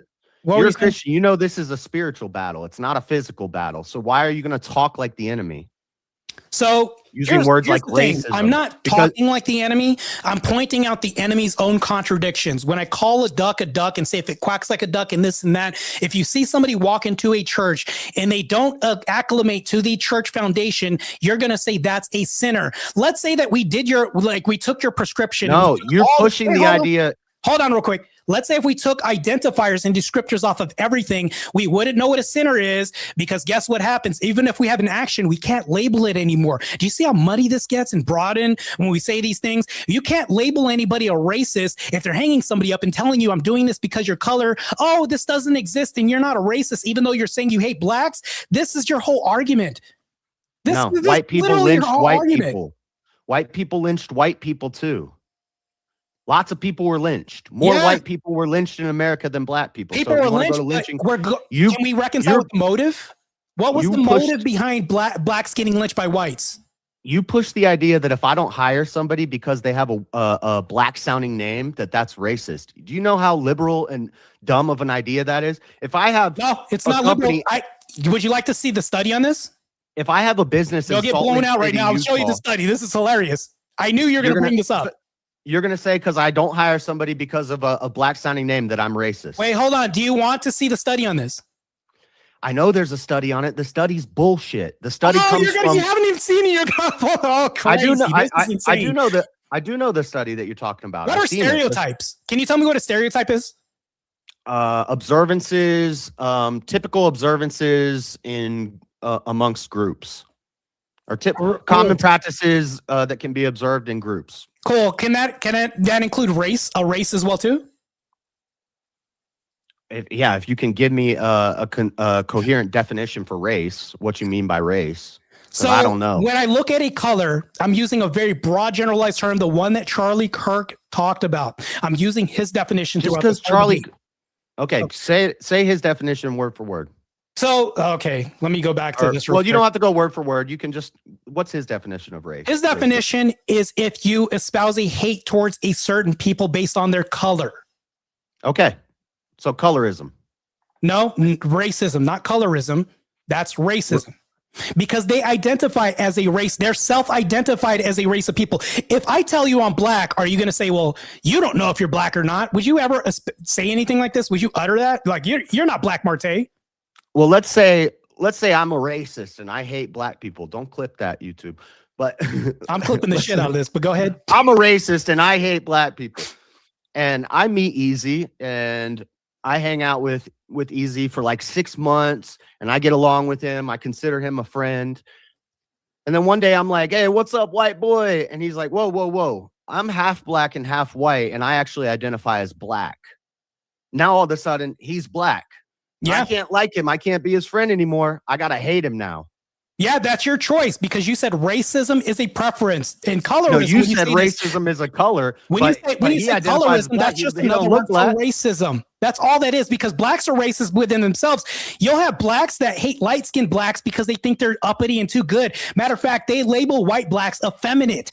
You know, this has been a mantra within the black community for a long time. Matter of fact, let's go to an example, a real example. Let's say that this was like some back in the South 50 years ago, and I wanted to drink from a whites-only fountain. Is there a race that it's ascribed to that can only drink from this fountain? If you want what do they mean what do they mean by saying whites only when they say that? What does that mean? I mean, it's not that complicated. It's a water fountain for white people. And what do white people identify as at the time? They self-identify as white. Which is what? A shade. That's also a color. Can you answer the question? It's not a color, but what is white? It's just a shade. It's a color. It's a shade. You want to call it a color? It's a color. Shade, color. What are they referring to when they say a shade? I'll use your lingo. What are they referring to? I think they'd be referring to people of European descent. Which is a what? A nationality or an ethnicity. What do they also? You're running so hard right now, bro. I'm not running. I'm trying to follow. I'm trying to show you how illogical, bro. You see the run. Would you like some Nikes on this track, bro? I'm not running from anything. I'm showing you how illogical. No, this is you're running because you want to avoid saying race the whole time. You're like, what can I say that's adjacent to race but not race? Let me just tell you your whole game right now. So white is just the race. It's just white. Are there whites out there that identify themselves as the white race? Sure. Do you think that's what they meant by saying whites only water fountain? Sure. That's enough, bro. You got to stop handing these out to me, bro. So that's racist. If I have a building, if I have a business and I'm in Salt Lake City, Utah, and everybody in my area, all of my customer base is Jones, Smith, Jackson, Andrew. That's all my customer base. So I say 99% of my customers speak English. And then I see a name on an application that says Yaku Umbugataki, or and I'm like, I can't pronounce this name. That's inaccurate. You gotta know how to speak English, in there, bro. Go ahead. Bro, you gotta say the chip noises. Let's hear it, bro. Because it doesn't exist, so you might as well throw a banana. I'm not being racist, by the way. The point is, I see that name and I say, that person's not going to be able to speak English. I'm not going to be able to train them properly. They're not going to be able to deal with my customers and answer questions efficiently. I'm not going to hire them. JS, I'm racist now. Urban Adventures. Can I? Oh God, I'm calling you your government now. Just call me Josh or JS. I don't want to call you your YouTube government name right now.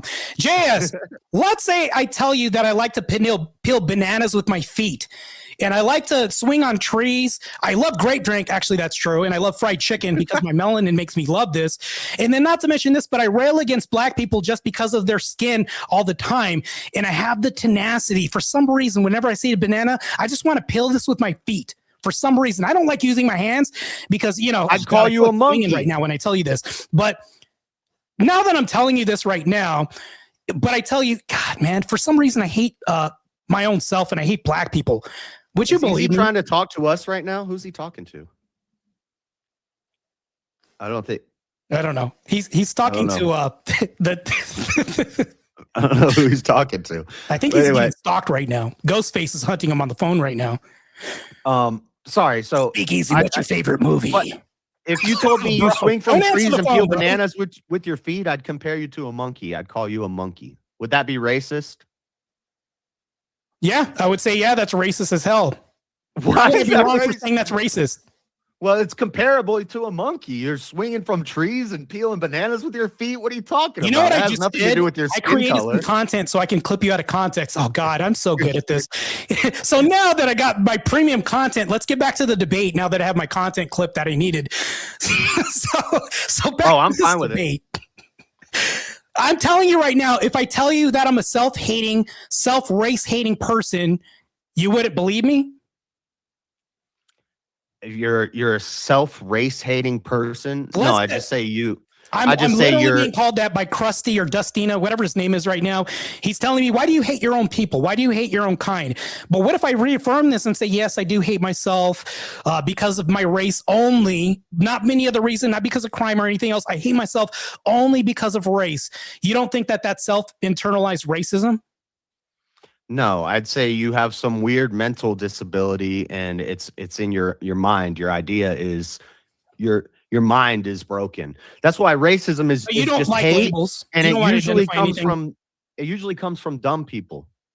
So all I've gotten Racism, quote unquote racism. all I've gotten this whole debate is when I reference the KKK saying they hate a certain person, you just call them idiots. And then when people say that they're declined because of pit bulls and they're saying because of a species of dogs, you just say that they're dumb people. And now you revert to the same thing by saying they're dumb people. What you're doing this whole debate, and I see this the whole time, is you're saying, no, we can have hate. We just need to take away the motivation behind this by stripping the labels off of this.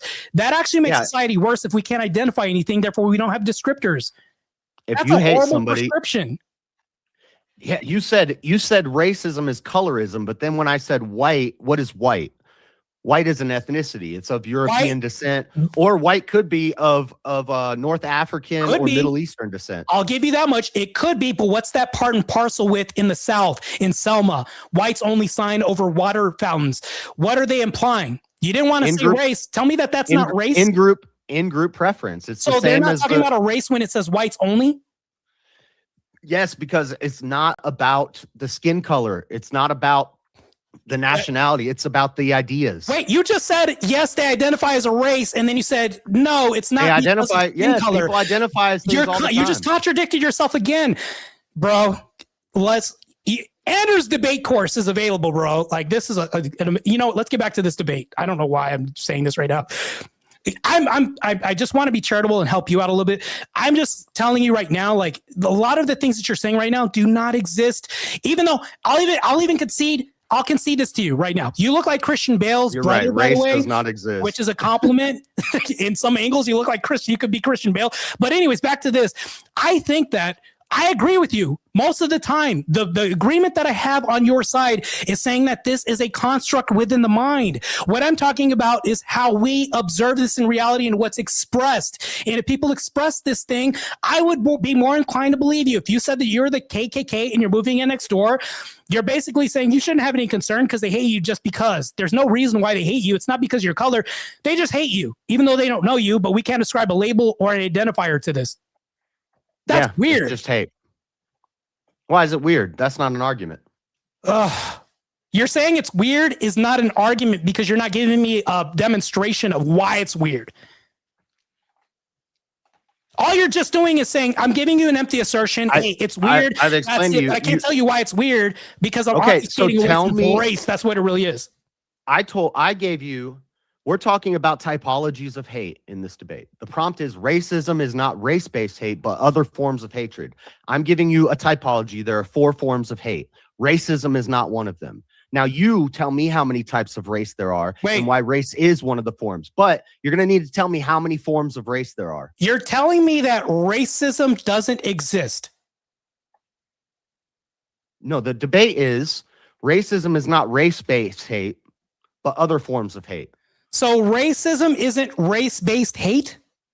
Yeah, it's not actually based off race because like you said, white, hold on.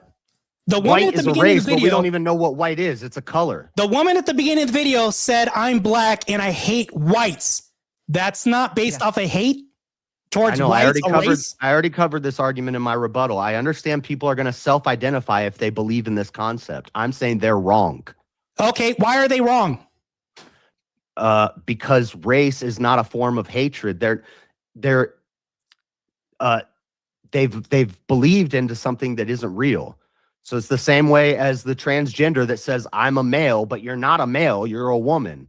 Just because somebody self-identifies with somebody doesn't make it real. They've been deceived, they've been lied to, and they believed into the lie. So you're doing this really slick, I would say a conflation, when really that's kind of like I would say a false equivalent. And the reason why is that's a false equivalent is because objectively in reality, we can see that they're a man. In reality, we can see that the black man is approaching the whites only water fountain. Do you understand that? These are things we can objectively see.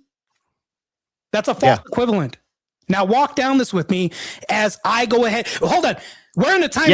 Marty McFly, Speakeasy's in the back with the DeLorean, and he's like, bro, I'm dropping you off at Selma, 1950 or whatever. And JS, I said, you know what? You dare me to drink out of that whites only water fountain? It's because they hate me. It's not because of race. Would you allow me to do that? I can. Bro, I'm thirsty. I'm really thirsty right now. I can objectively see the KKK burning the cross in the yard, but I can't objectively see their hate towards black people because let's say, for example, you had a KKK member. Your questions are convoluted. Ask the question. They're not convoluted. They're not. We're back in the time machine because Speakeasy's in the back. We took the DeLorean.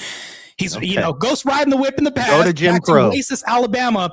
And I'm saying, hey, I'm thirsty. I'm going to drink out of this whites only water fountain. I dare they would. I wish they would, right? And I'm walking towards that. Would you stop me? No. I think it'd be pretty funny. I'd be like, yeah, go do it. Yeah. Let's see what happens. Christmas ornament in like 5 minutes. And somebody happen, bro. I'm gonna be a Christmas ornament, and I'm gonna be toasty like a Mortal Kombat fatality. And somebody asked JLP about this, Jesse Lee Peterson, this same question about the water fountains because he grew up in Jim Crow. They asked him, "Did you have the different water fountains?" He said, "Yeah." They said, "What if you would have went to the other water fountain?" He said, "Nothing would have happened. Maybe you would have got some weird looks from people, but nothing would have really happened." He said they enjoyed the separate water fountains because there's an extra water fountain. They had their own section. Take, even for Jesse Lee Peterson to say that. But I'm pretty sure that there's like one-offs that happen. I think that's a base take. Let's say they had their own section in the Jesse Lee Peterson's so that's an anecdote that you're giving me. That's not actual proof or anything like that. Let's say that sign was the paint hasn't. It's a citation from an expert. The paint that okay. Tell me how he's an expert on this. How he's an expert on race. He's a 80-year-old black guy who grew up during Jim Crow. That doesn't tell me how he's an expert because my grandfather could be an expert too because he was in the NAACP and he's talked to thousands and thousands of people about race relations for the past 30 years. So I'd say he's an expert. Back to my example, the paint is about to dry on the whites only sign, and the person that just put it up, I'm about to drink as this person's walking off, and he sees me. And his cronies see me. Do you think anything would happen? And they beat you up or something? You think that I would have just they beat you up? Oh, they let me off easy. Yeah, they go and lynch you. Okay, so Rosewood. Have you ever seen the movie Rosewood before? They'd lynch somebody from their own group if they violated a law or broke a rule. Yeah. What were these laws? Who are these laws against? Even if they lynched themselves. Against what they saw as another race. Okay, so all of this is against a race, literally defining racism, but walk with me. So because all of this is against a race and they hate a race, right? Yeah, that's what they think because that's what the world has pushed on them. That's the idea that the world pushes. They think they're racist. These people think they're racist, and they would go hang up an N-word like me on a tree, and I'll be toasty, and then Ed Boon pops out of the side of the screen. So they would not be racist. You really believe like the KKK was just out here running around, just murdering up all kinds of black people all day, huh? So I'll tell you, this will be really brief. We were the last state in Arizona to get Martin Luther King Day. And when I walk with my grandmother, because we were marching for this MLK Day we were supposed to get, which I think is BS. I don't think we should have that, by the way. Base, by the way. I'll boost myself. I was walking and I saw my grandma. I said, who are those ghosts over there? Those people dressed up like ghosts? They have a black one. That's cool. My grandma said, keep walking. Don't look at them. So I was walking and I saw my grandma's shadow and we were walking. And next thing you know, like I wasn't holding her hand anymore. And mind you, it's Arizona. It's hot as shit outside. And I don't see her. And she's laying on the side of the road because police are boarding everything off. And there's a brick by her head. And I look up and there's like a guy picking me up, swooping me. And there's another brick that lobs by me. And it only came from these white ghosts. And my grandma got up. And is this a true story? Yeah, this really happened. We were the your last. Your grandma got bricked up by some KKKs? Yeah, this happened in front of me. And I was a kid when this happened. So my grandmother, she's a tough ass woman. She got up and she acted like this shit didn't even happen. I was like, Grandma, a brick. She was like, shut your mouth. We got to keep walking. Lord, holy mercy. She was like one of these Protestant Baptists or whatever. And we kept walking. And I was like, Grandma, why did the ghost hit you with a brick? She was like, well, I'll tell you about that. She never did tell me about what happened later. But you don't think that that was out of a certain hate for a race? I believe that was out of hate, and I believe that was evil. Were those people racist? No. They just hated. They're just hateful. Speakeasy, are you like the equivalent of a judge here because I'm arguing my case and his? No. My opponent pleads insanity right now. I'm just telling you right now, he pleads insanity. Just telling you, you can get off. Just plead insanity, JS, while you have a chance to do this right now. Do you think that KKK guy who threw that brick, if he were in a life-threatening situation, he's dangling off a cliff and some black guy runs up and says, "Let me help you, sir," and he reaches out his hand, is the white guy going to say, "No, Blackie, go get me a white guy to save my life"? Do you think the white person would help him? I don't know. There is no white person. Okay. This guy's going to die because he won't accept help from a black guy. There are people that probably do that. Yeah, to be honest with you. Yeah. There are people that would die on their own swords, actually. It's stupid. I know. This happens a lot. Because of pride. Pride is a hell of a drug. When you say I'm so, and here's the thing though, you can't have white pride, even though I can have black pride. And for some reason, racism has had these constructs that don't exist, to where I can say I have black power, black pride, but let you go ahead and say anything like that. What are you going to be called again? I'm going to be called a racist. You're going to be called a racist. And are you going to be treated differently in society because of this? Sure. So, okay, so this construct comes those people are reality. Therefore, there's it doesn't exist. There's a lot of racistist people. Wait, what? What is race people? There's a lot of people who hate racists, so they're racistist. So if they hate racist, you just conceded that racists do exist. That's another concession, bro. Take this, bro. Come on, bro. That's not a concession. You're dude. like the guy that snitches on himself in prison and says, "You know, I just want to get less time." I'm showing you how illogical it is.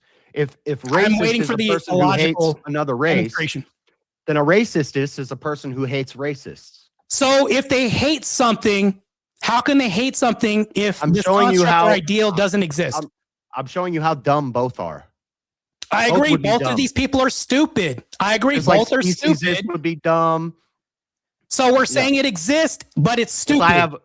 If I have a preference of vegetables, then I'm vegetable. Wait, hold on. Let's rewind this.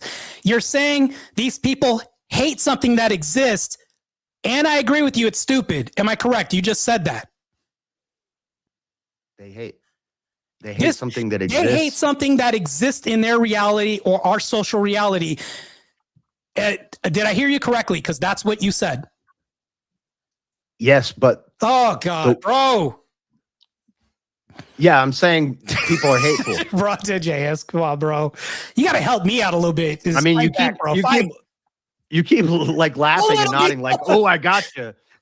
I haven't seen how you've got me on anything. So the KKK is racist. So Charles why was Blind wasn't racist, but you're using Charles Blind debate tactics. Ray Charles. I don't know who that is. There's only debate tactics right now. He wasn't racist at all because he couldn't see. But you're debating like Ray Charles right now because you can't see what I'm telling you right now and ignoring everything in objective reality. This is crazy. Yeah, you can't look past your lens that race and racism are real, so you can't see it from my perspective.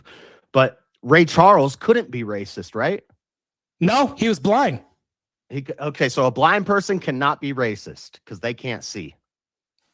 If they can't see a color, but what if I can hear your voice and I notice that black people typically have a certain type of cadence and a certain type of voice, and I don't like that type of voice? Is that racist? That would be hatred towards a certain voice. Yeah, but I don't know what color they are. Yeah, that would be hatred towards a certain voice. But if I tell you, racism? We give Ray Charles. Would that be called voice? Would that be called voiceism? That would be hatred towards a voice. But here's the thing. Soundism. Let's say that we gave Ray Charles his vision. Ray Charles can see. Now he And he said, acknowledges. damn, I'm black. I hate black people. Now, well, Tyrone Biggums, right? I can bring up several different examples of people who say they are racist, and unbeknownst to them, they're racist against their own people like that. You know, that's a point in my favor. That's a great example. That's a great example of how racism isn't a real thing, because Tyrone Biggums was a KKK guy, but he was blind. And once he saw that he was black, he divorced his wife. Who did he hate? Even though he was blind, who did he specifically say he hated? Uncle Ruckus could see. Who did he hate? These are fictional characters. Okay, let's say it's a hypothetical and these fictional characters exist, because hypotheticals can be fiction. Let's say these characters exist and Uncle Ruckus, I don't know if you know who that is, but Uncle Ruckus was extremely based, by the way. But back to this, it's a black guy that hates black people because he hates the jigaboos and hates jigaboo culture.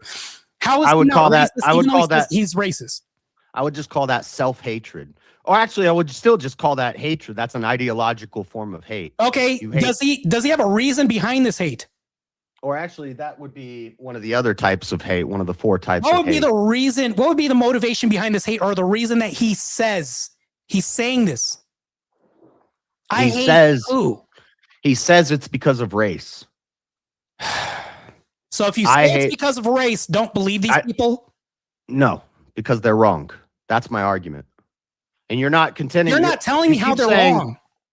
I say racism isn't real. You say, but this person says they're racist, so that proves you wrong. So their motivation isn't real. Wrong. Their motivation isn't real. Their motivation is they act out the motivation. That's not real, right?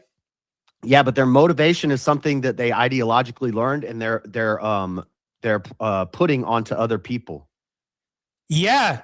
Religion gets put on other people, and what do the people do? They demonstrate this. If you tell racist people that, like, let's say I've grown up in a household where I automatically hate white people, and I grow up and every person that I hate, I just hate white people. Racism, you've already admitted this. You said racism can be implanted like a seed in other people, and then they can act out on this, but they don't exist, which is crazy. Lies crazy premise.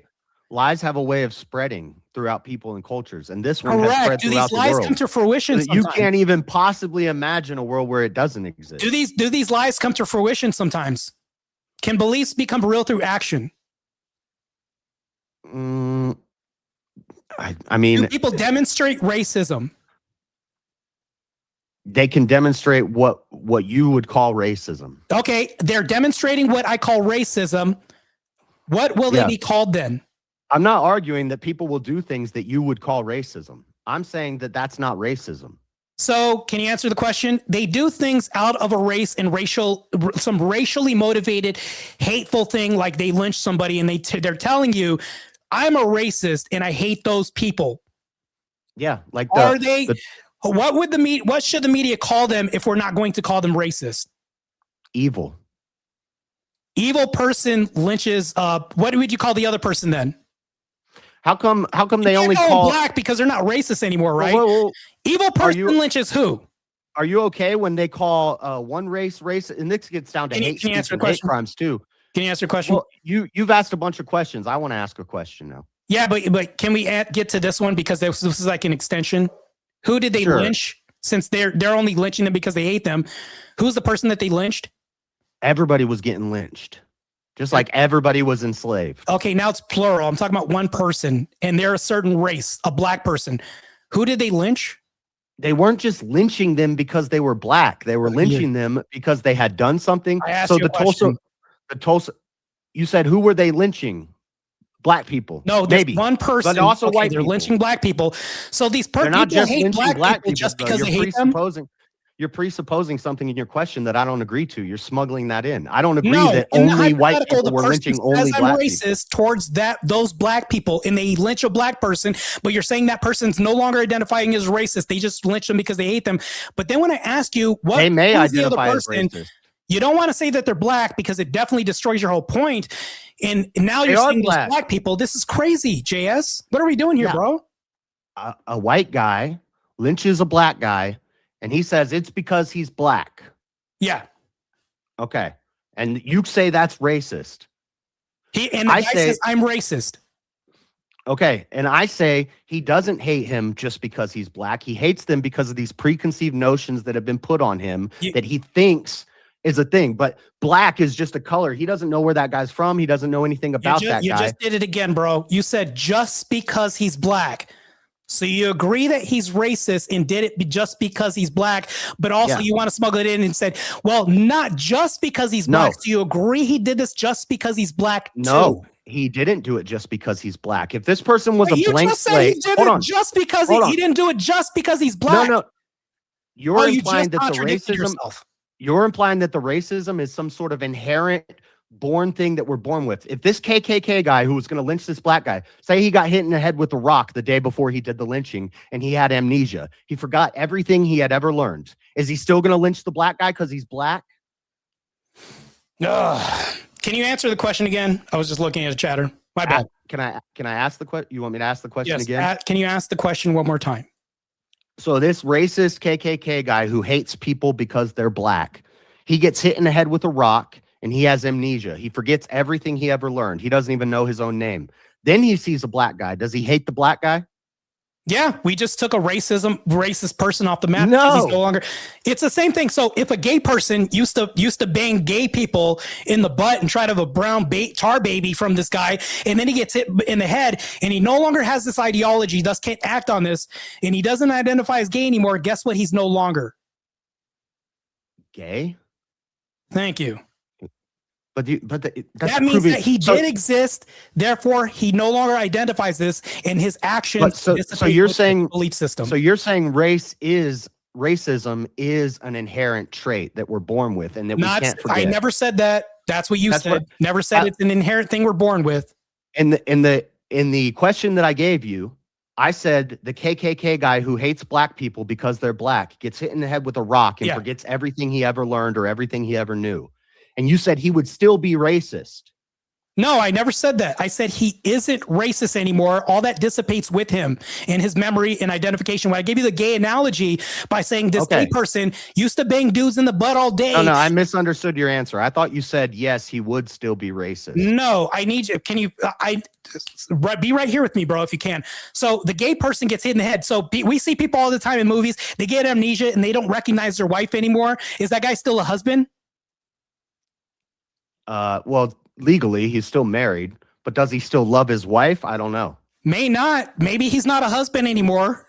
He may not. He may still love her, because I would argue love would be something. Now you're saying may. Love. You see what you just did there? You're saying may. Well, you didn't offer may in the other two descriptors that I gave. It depends on it depends on what type of love, but love would be a transcendental concept. Love would exist through God, even if there were no humans on earth. So racism would not.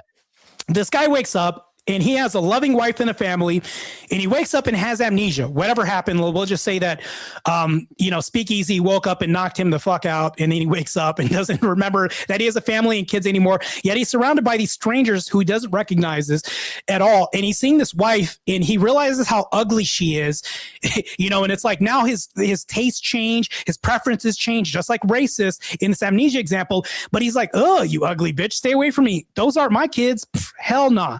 But everybody tells him, hey, no, this is your lived experience beforehand. You did do this, and we show like DNA examples and all this. Just like the racist person, we have film footage of you lynching a black person.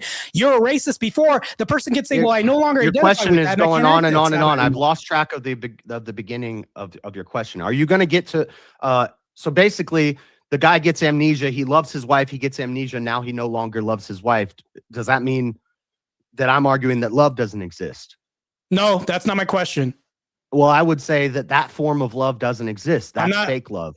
No, that's not what I'm saying. He is no longer a loving husband. He's still a husband, but he's no longer a loving husband that goes. This is a stranger. Yeah. According to him, quote unquote, ugly bitch now for some reason. He's no longer a loving husband, right? Meanwhile, you could show documents. There's birth certificates from his kids and the DNA example, all this other stuff. Just like the racist person who wakes up from amnesia. Hey, there's footage of you on TikTok lynching black people. Oh shit, I don't remember that. God, I must have been a horrible. I guess I'm racist. I don't identify that with that anymore, and I won't act like this. That was crazy. I was a scumbag. This guy's no longer racist now. Oh, because he self-identifies as not racist anymore. No, he no longer acts this out anymore. It no longer says this. He no longer does this by speech, by action, by thought. He's a wholly different person now. So you could just stop being a racist. Yes. Oh, interesting. So you can so stop you're being not a husband too. You can stop so being you're a not husband. born. You're not born as a racist. No, You can you're just not stop born as a being husband racist. either. You can self-identify as not a racist or a race. You can self-identify as whichever race you want. So no, hold on. This is muddying the waters up a bit. If you self-identify and then you do the thing, that means you are the thing. I can self-identify as a unicorn all day, but if I don't do this and act this out, that doesn't mean anything. But speech is equivalent to action, because if I have wrong speech, my channel gets demonetized. The speech is also an action in other people's opinions too. But if I call you racist words on Speakeasy's channel in very TOS language and his channel gets demonetized and stripped out, there are real actions for this. So if you self-identify as a woman and you cut your pepe off and you have sex with dudes and you go in the girl's bathroom, you're a woman? So now we're going off into the thing that you mentioned before, which is a false equivalent. What I'm saying is if it looks like a duck, quacks like a duck, and you can fool me, that's a whole different thing from acting. Then it is a out. duck if you can be fooled. Anybody can be fooled, but guess what? If that person believes you, you are the thing because of action, demonstration. If I say that I hate you because I'm racist and I lynch people that you know, I can't tell you, hey, don't call me a racist. It's just hate. But if somebody says they're You might tell it's racist, and because I of don't. If somebody says they're a racist, but I don't believe that they're a racist, they can't fool me, then they're not a racist. You have to, like, let's say that let's say people say I'm gay, but I've never demonstrated in the past that I've been with another man. Is that true? Okay. That you're gay? No. Jesus. I know gay guys who have never had sex with another dude. They just say they're attracted to. I was like, gay doesn't. Yeah, they just self-identify, just like Christians say that they're Christians. But you and I know that, like, let's say Lila Rose got dunked and then she came up and then the water smelled like hot dog water for some weird reason. We all know why. But she came up. You mean Lily Phillips? Yeah, my bad. Sorry to Lila Rose. My bad. Put the wrong word. Lila Rose, please don't come at me. Lily Phillips got baptized. And now afterwards, she's demonstrated that all this was a public bathing pool. That's it. Would you say that she's a Christian, even though she went and gang banged like 300 dudes that night? Would you say she's a Christian? No, that's my point. The actions and self-identifiers have to coincide together. If I'm a racist person, say I'm racist and lynch a black person and tell you it's because he's black, you're saying that I'm not a racist, which is, this whole argument is crazy. That's why I love this debate. This is crazy that you're defending this. Yeah. Let's go back to the KKK because this is always one of the big arguments is the KKK. Oh, hold on one second. So Daryl Davis, he was a black guy. He was a blues player. He would infiltrate KKK groups. He would call them and write letters to them. They would talk to him on the phone, and he spoke articulately. He spoke clearly. Sounded kind of like a white guy. And so on the phone, they'd be like, "Yeah, come down to our meeting at the bar." And then he would go and he would show up there, and they'd say, "What? You're a black guy? We talked to you on the phone. You seem so based." He convinced dozens of KKK members to leave the KKK. And now there's 3,300 active members in the KKK today. They were LARP. What it proves is they were LARPers. No, the point is they liked this guy. Once they saw that his character they no was not longer what they subscribe to this belief system, which they could act out on in a motive anymore, right? He stole their motive away from them, right? But their belief system was false. Their belief system was all black people are criminals and thugs. And then they meet a black person who isn't a criminal or a thug. And they're like, "Oh, you seem like a decent guy. I'll get along with you." So they don't just hate him because he's black. They hate the idea of the criminal and the thug. There's always a deeper rooted thing. I'm trying to get to the root. Do you believe that if Speakeasy, God, I hate using Speakeasy for examples because I'm going to have to hear this from the missus. Would you believe that if Speakeasy was a warlock and he practiced witchcraft, and this is something he inherently did, but we all know that witchcraft is a lie. That's something that I know you believe as well, too. We all believe that this is a lie. No, I believe there is like dark magic and you shouldn't play with it. Right, but would this be the truth, the way? Would this be the truth and the way? Would it be the truth and the way? To say that that's a lie. No, I think witches and warlocks are real, and they're doing something real and evil. Okay, evil is real, but do you think that that is the truth that everybody should be led down towards? Do you think that's a lie being No. told to people that could deceive them? No, You don't think witchcraft is a lie that deceives people? No, it's a real thing. So how can witchcraft be real, which is intangible to the mind and everything else, and Not deceives intangible people, to but the mind. racism not be real and intangible to the mind, which deceives people? You If see I'm how a that contradiction Christian, just worked if right there? If I'm a Christian and the Bible is my epistemic foundation for what I know and what I believe in, it talks all about sorcery and witchcraft. It doesn't talk about racism, though. So feet like potted breasts. What does that mean? They weren't talking about a color. Yeah. In Solomon, it calls. Yeah, you just bro. Well, no. Stop helping me. Just because colors are talked about doesn't mean racism and the concept of racism is taught or talked about. What do people mean? What do people mean when they say race when they put whites only? What the Bible does talk about is ideological differences, people's ideas. So like the Canaanites and the heathen. So when it says whites only, what are they referring to? You hate the sinner. You don't hate the sin. The heathen, the different tribes, because of their beliefs and their practices, you hate those beliefs and those practices. Yeah, cool. So you don't allow those people in. Do you think people hate people and their sin part and parcel? Do you think that exists? Yeah, I think that. Oh God, bro. I think that you know what that means you just open up a whole can of worms, bro. So I don't like that part and parcel. If somebody acts out hatred and then says they identify as a racist and lynches somebody, you're saying that, okay, yeah, they can be racist, but you said that several times throughout this. I think they're dumb and they've fallen for a false idea. Yeah, they don't actually hate the person because of their race. They hate them because of an idea that they're putting onto people that they were raised and they were formed into. But it's false. I agree. That is a dumb idea. People identify and act out on this. Do you think that we shouldn't label people racist anymore, even though they identify as this? No, I think we should stop using that word. What do you call racist people who say they're racist and hate a race then? Dumb, hateful people. See, you're saying that people that are racist, telling you they're racist, that lynch people just because they're black, they're now dumb and not racist. Yeah, they're dumb, hateful people. They're dumb, evil people. All right, so that would wrap up the hour of open floor. But every now and then, when I see it looks like there could be some more iron sharpened, I like to ask, keeping in mind that we have the 30-minute Q&A still. Do both you guys want another 30 minutes for the open floor?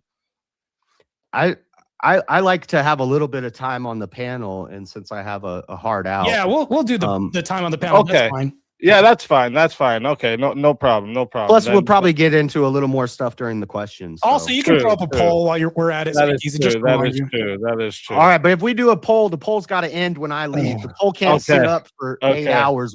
You see what he's doing right now? I don't want to see. I don't want to see the bad numbers. So just like racism, which doesn't exist. Well, real quick, let me. So that right there is going to 1 second. I'm going to run to the restroom. It'll be like 30 seconds. Yeah, no problem. Go ahead. That's for everyone, that's going to wrap up the hour of back and forth. Okay. Again, excellent exchanges from both sides tonight. Okay. So what's going to happen is we're going to enter into the final phase of the debate, the closing statements. All right. Quick reminder to the live chat. All right. That Q&A is up there already. So if you got questions for either debater, make sure you drop them in now. And remember, Super Chats, PayPals, and Cash Apps, those do get priority. So if they fill up the whole 30 minutes, not all the free chat questions will make it through. So if there's something you really want guaranteed to be asked, send it through one of the priority options. All right.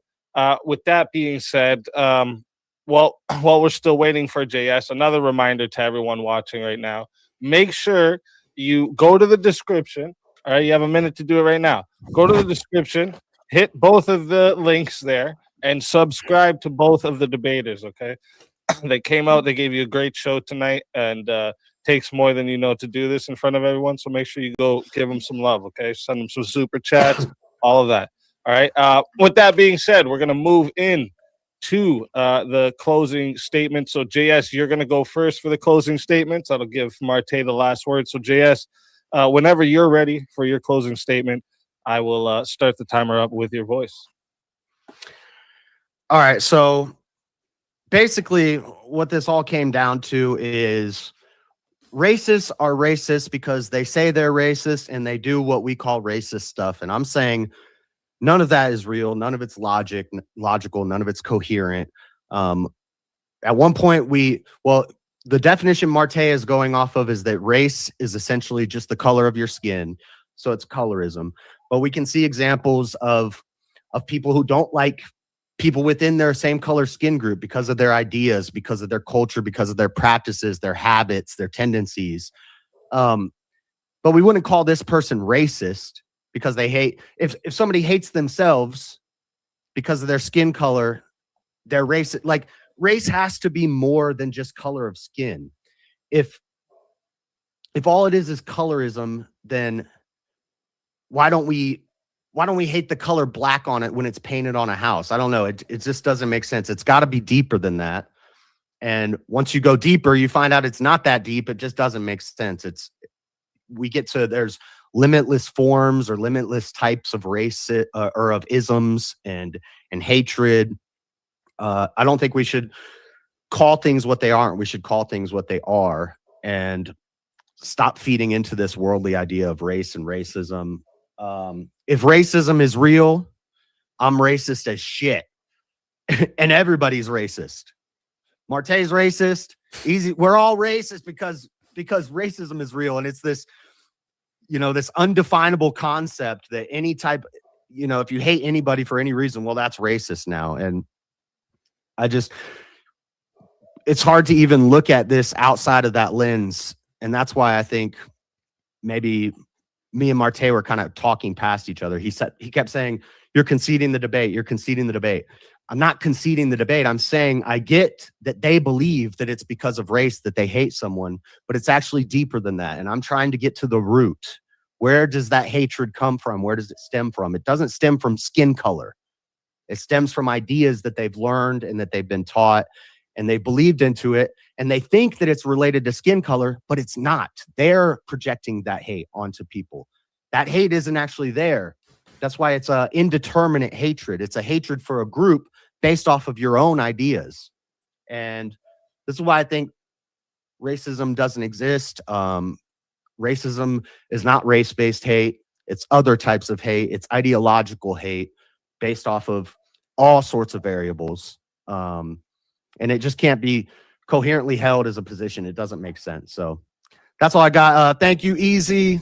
Thank you, Martae. This was fun. It's a weird debate, but I'll take it. So that's what's up. Thank you for that closing statement, JS. And with that, we are going to hand the mic over to Martae for your closing statement. Martae, whenever you're ready, I'll start the timer up with your voice. So I did take some notes. You contradicted yourself. You said Martae thinks that race is just related to skin color. And then the next sentence over, you say it's not related to skin color. I'll leave that awkward pause right there with loud ass fucking crickets in the room. So back to this. You say that people can't make absolute claims, which is ridiculous on its face. I have a brother who's a Lindo Park Crip member. This is why my family is broken up and why I grew up in the system and, strange family members, things like that. And he identifies as a Crip. Matter of fact, he's such an absolutist that he'll tell me happy C day. The guy doesn't even use B in his vocabulary. If there's any red in his house, and it's just because of a color, which you're saying doesn't exist. There are gang members right now that speak a whole different dialect because of letters due to just a color, nothing more than just a color.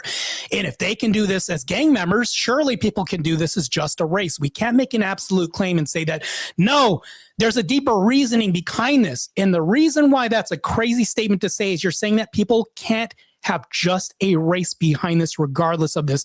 While I do agree with you that idiotic people and dumb ideologies do exist, they act out on this in the real world and are motivated by a singular purpose sometimes. Yes, people are that dumb.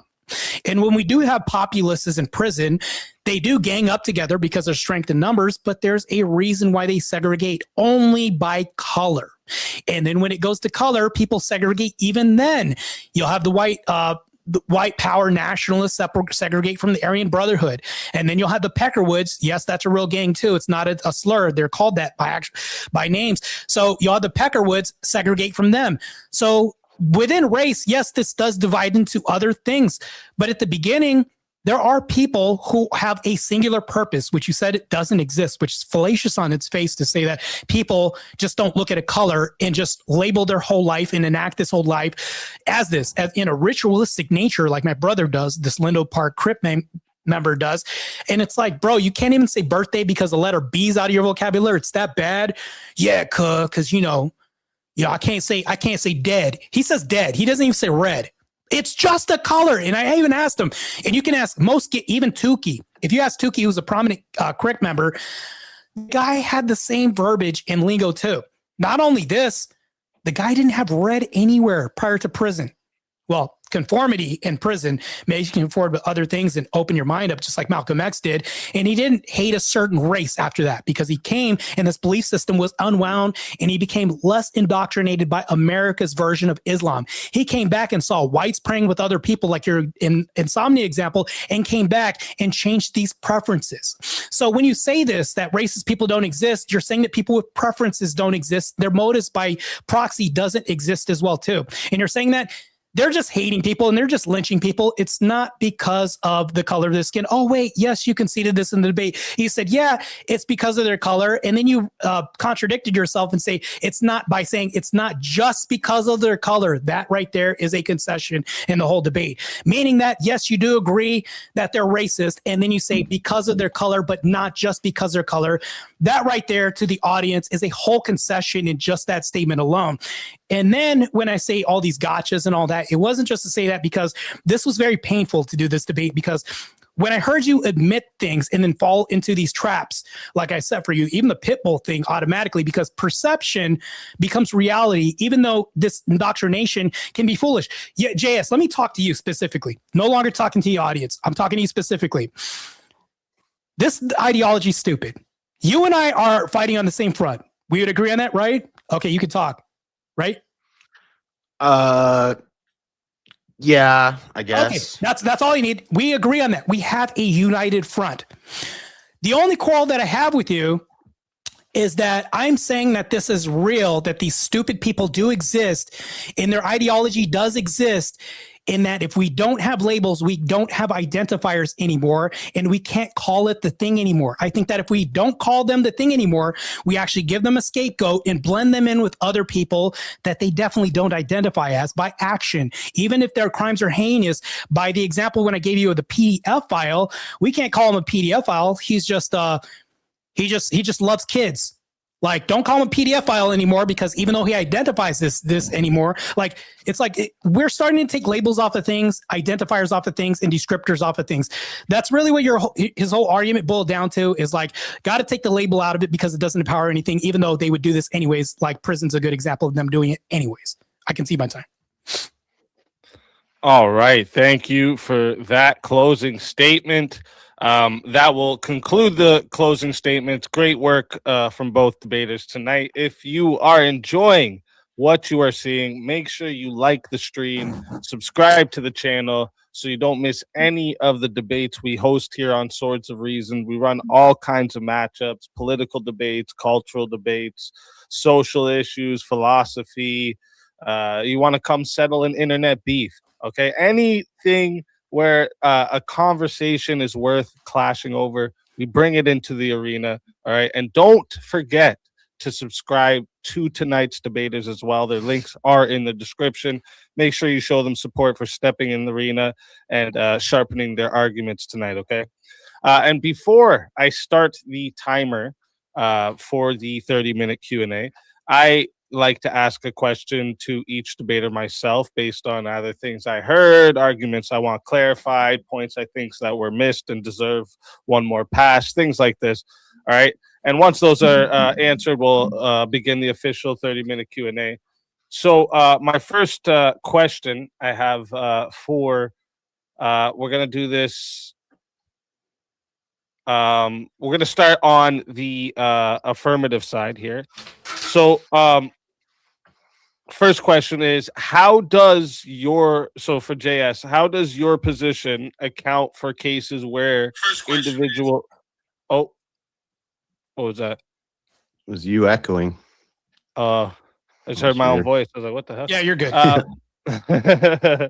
So, how does your position account for cases where individuals explicitly state hatred toward people solely based on the racial appearance?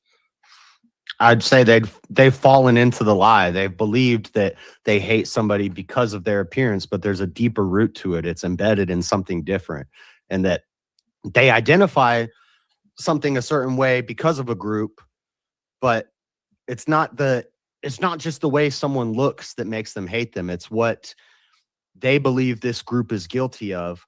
And so that's why I said it's an indeterminate ideological hate, quote unquote racism is indeterminate. It's not an individual thing. It's just a group thing based off of their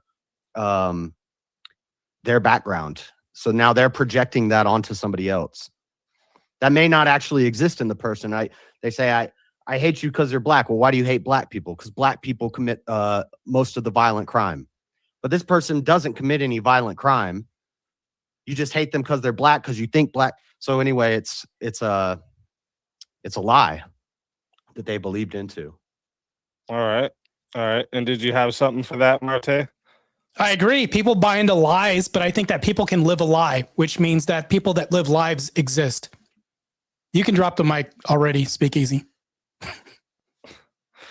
All right. So then the next question I have for you, JS, is if race-based hatred is merely just like a mislabel, right? Why has it appeared repeatedly across different like time periods and societies with no like shared political frameworks?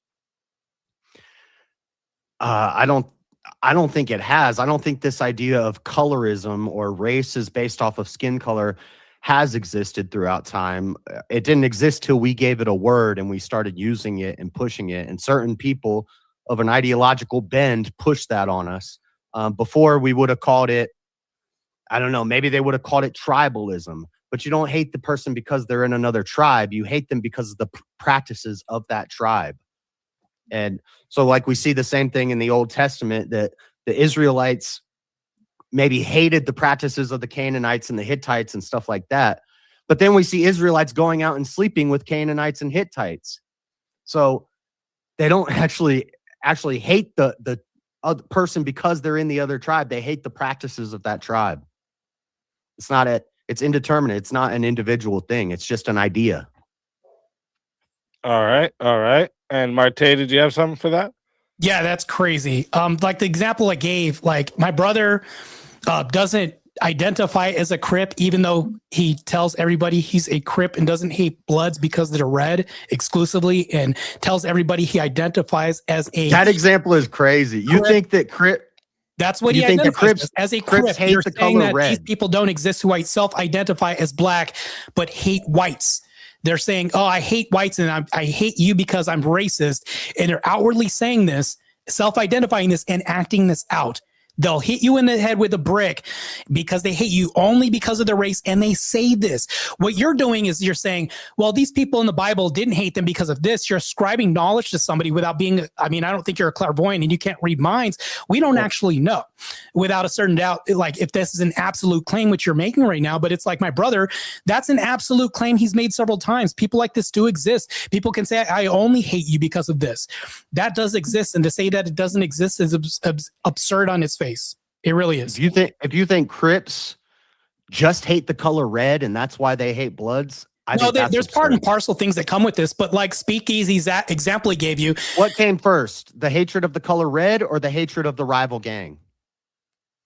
Doesn't actually reconcile the whole prompt by saying it doesn't exist. You realize that, right? I'm saying they don't actually hate the color red. Let's say it came in any order. Does it or does it not exist no matter what order it came in? Does that refute the prompt? No, because if we keep Thank if you. we keep dividing things up like this, it gets incoherent and it becomes nonsense. There's no more meaning to it. I agree it's nonsense, but do those people exist? That This is have why this belief system. This is why gender has no meaning now. But do you believe that? Unless you say gender is just synonymous with sex. In the same way, I would say racism is just synonymous with hate. Do It's you just believe hate. that though, JS? Do I believe that gender has no meaning? Yeah. Not the way that they're understanding. I would say gender is just sex. So these people don't believe in the way that you understand gender to be. Do these people with those beliefs exist? Yes, people with beliefs exist. That doesn't justify the belief existing. No, I'm not talking about justification. I'm talking about I'm going to ask a question. Do they act out this belief system in real life on the left? Yeah. So that doesn't prove their existence by behavior, by speech, by self-identification? No, it does. It does identify their behavior. No, their existence. I would say I don't have this. I would say I don't like their behavior. In fact, I hate that behavior. I think it's evil. Does that make me transphobic? No, that's not that doesn't even answer the question. Do these people who identify with this behavior and act out this certain behavior, do those people exist? Yeah. And self-identify as that. Okay, so they do exist. Bro. I'm not saying that people who believe in false ideas don't exist. It's what the prompt is, man. This is crazy. All right, so let me get to my questions for you, Martae.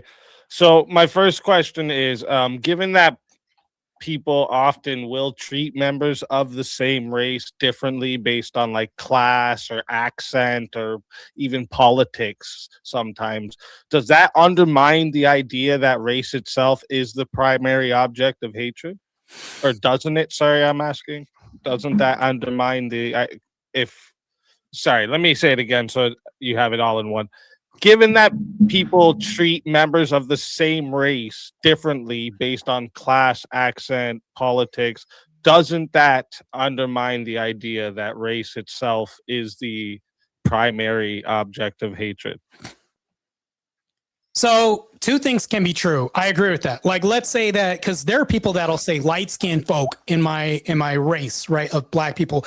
They'll say, well, you're light-skinned, you think you're too bougie. There's like a certain stereotype or a certain stigma that they'll put on white people because they think we're bougie, or I'm effeminate because I'm light-skinned, or there's this whole thing in the black community by saying we're sensitive. Now, we're all blacks, but we're treated differently within the same socioeconomical structure, whether or not it's like economics, whether or not it's status, because I have a lot of money, I'm now an uppity Negro, things like that. Yes, this will happen, but that's not exactly like a race thing, because people, even though you say that this guy's a blood and you hate him just because he's a blood, there are also things. There could be because he shot at me.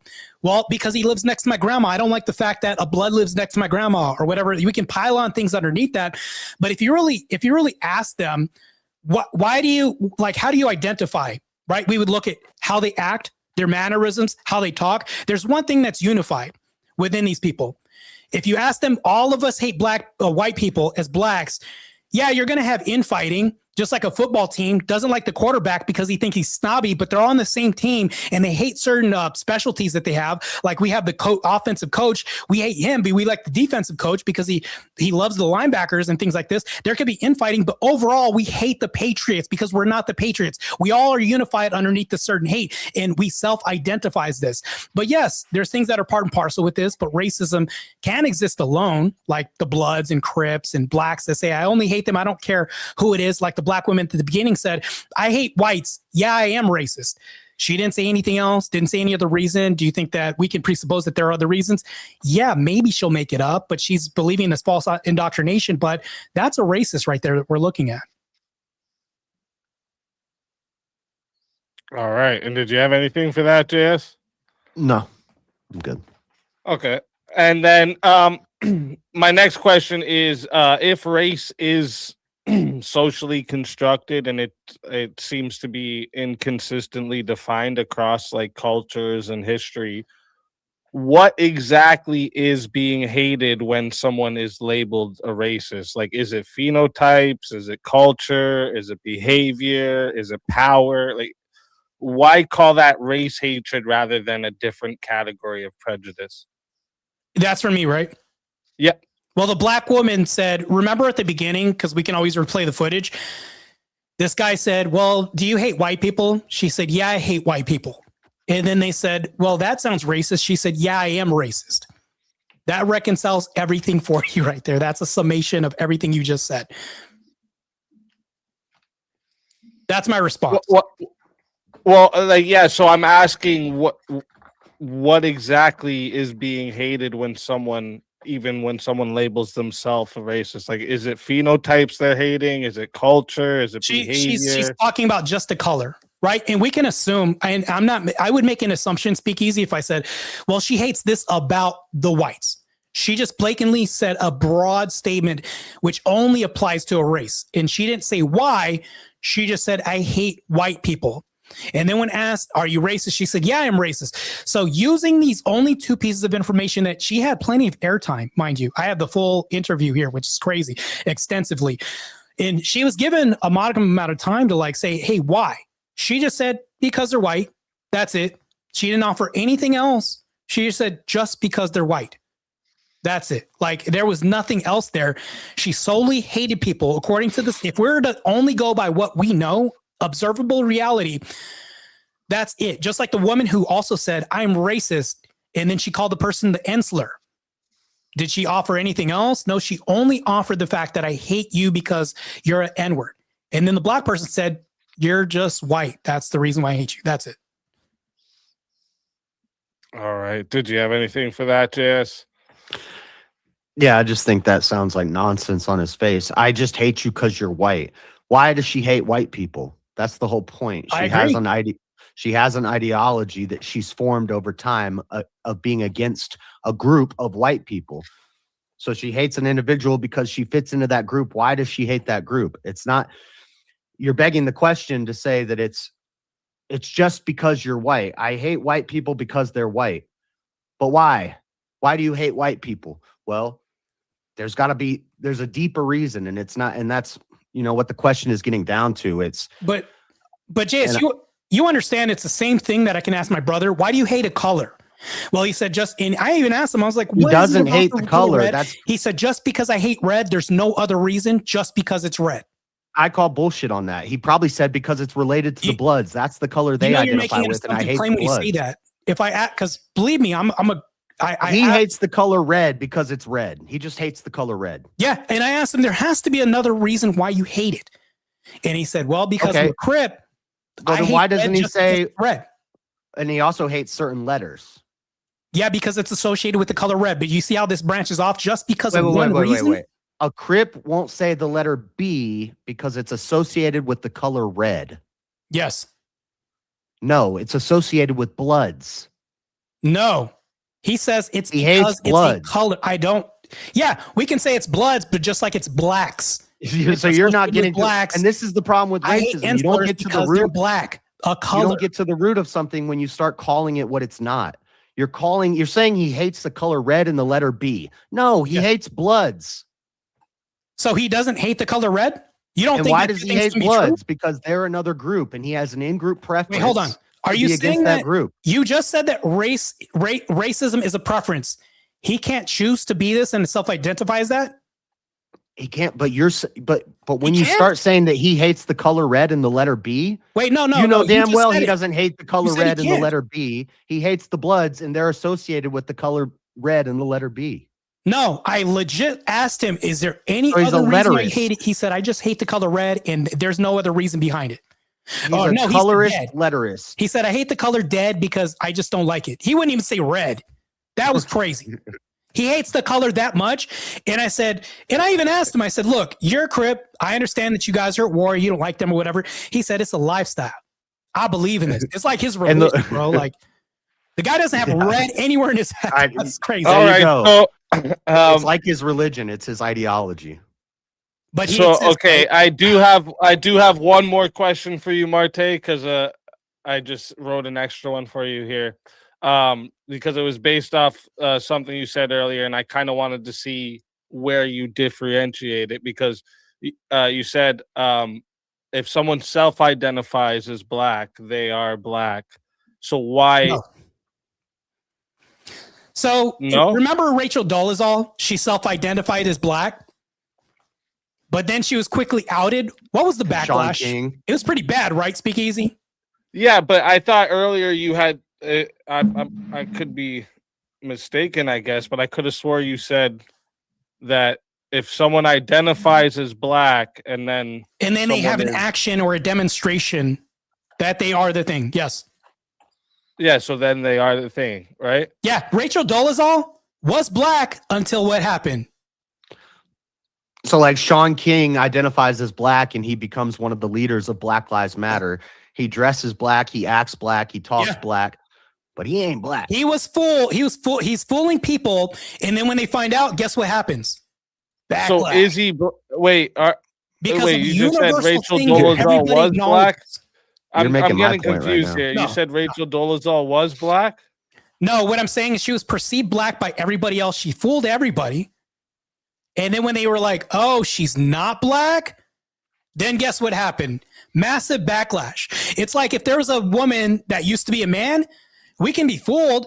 But guess what happens when we find out she's a man and she was around our daughters? You'd be pretty pissed, right?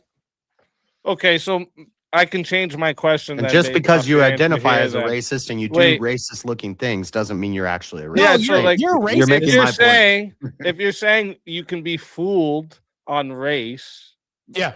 right?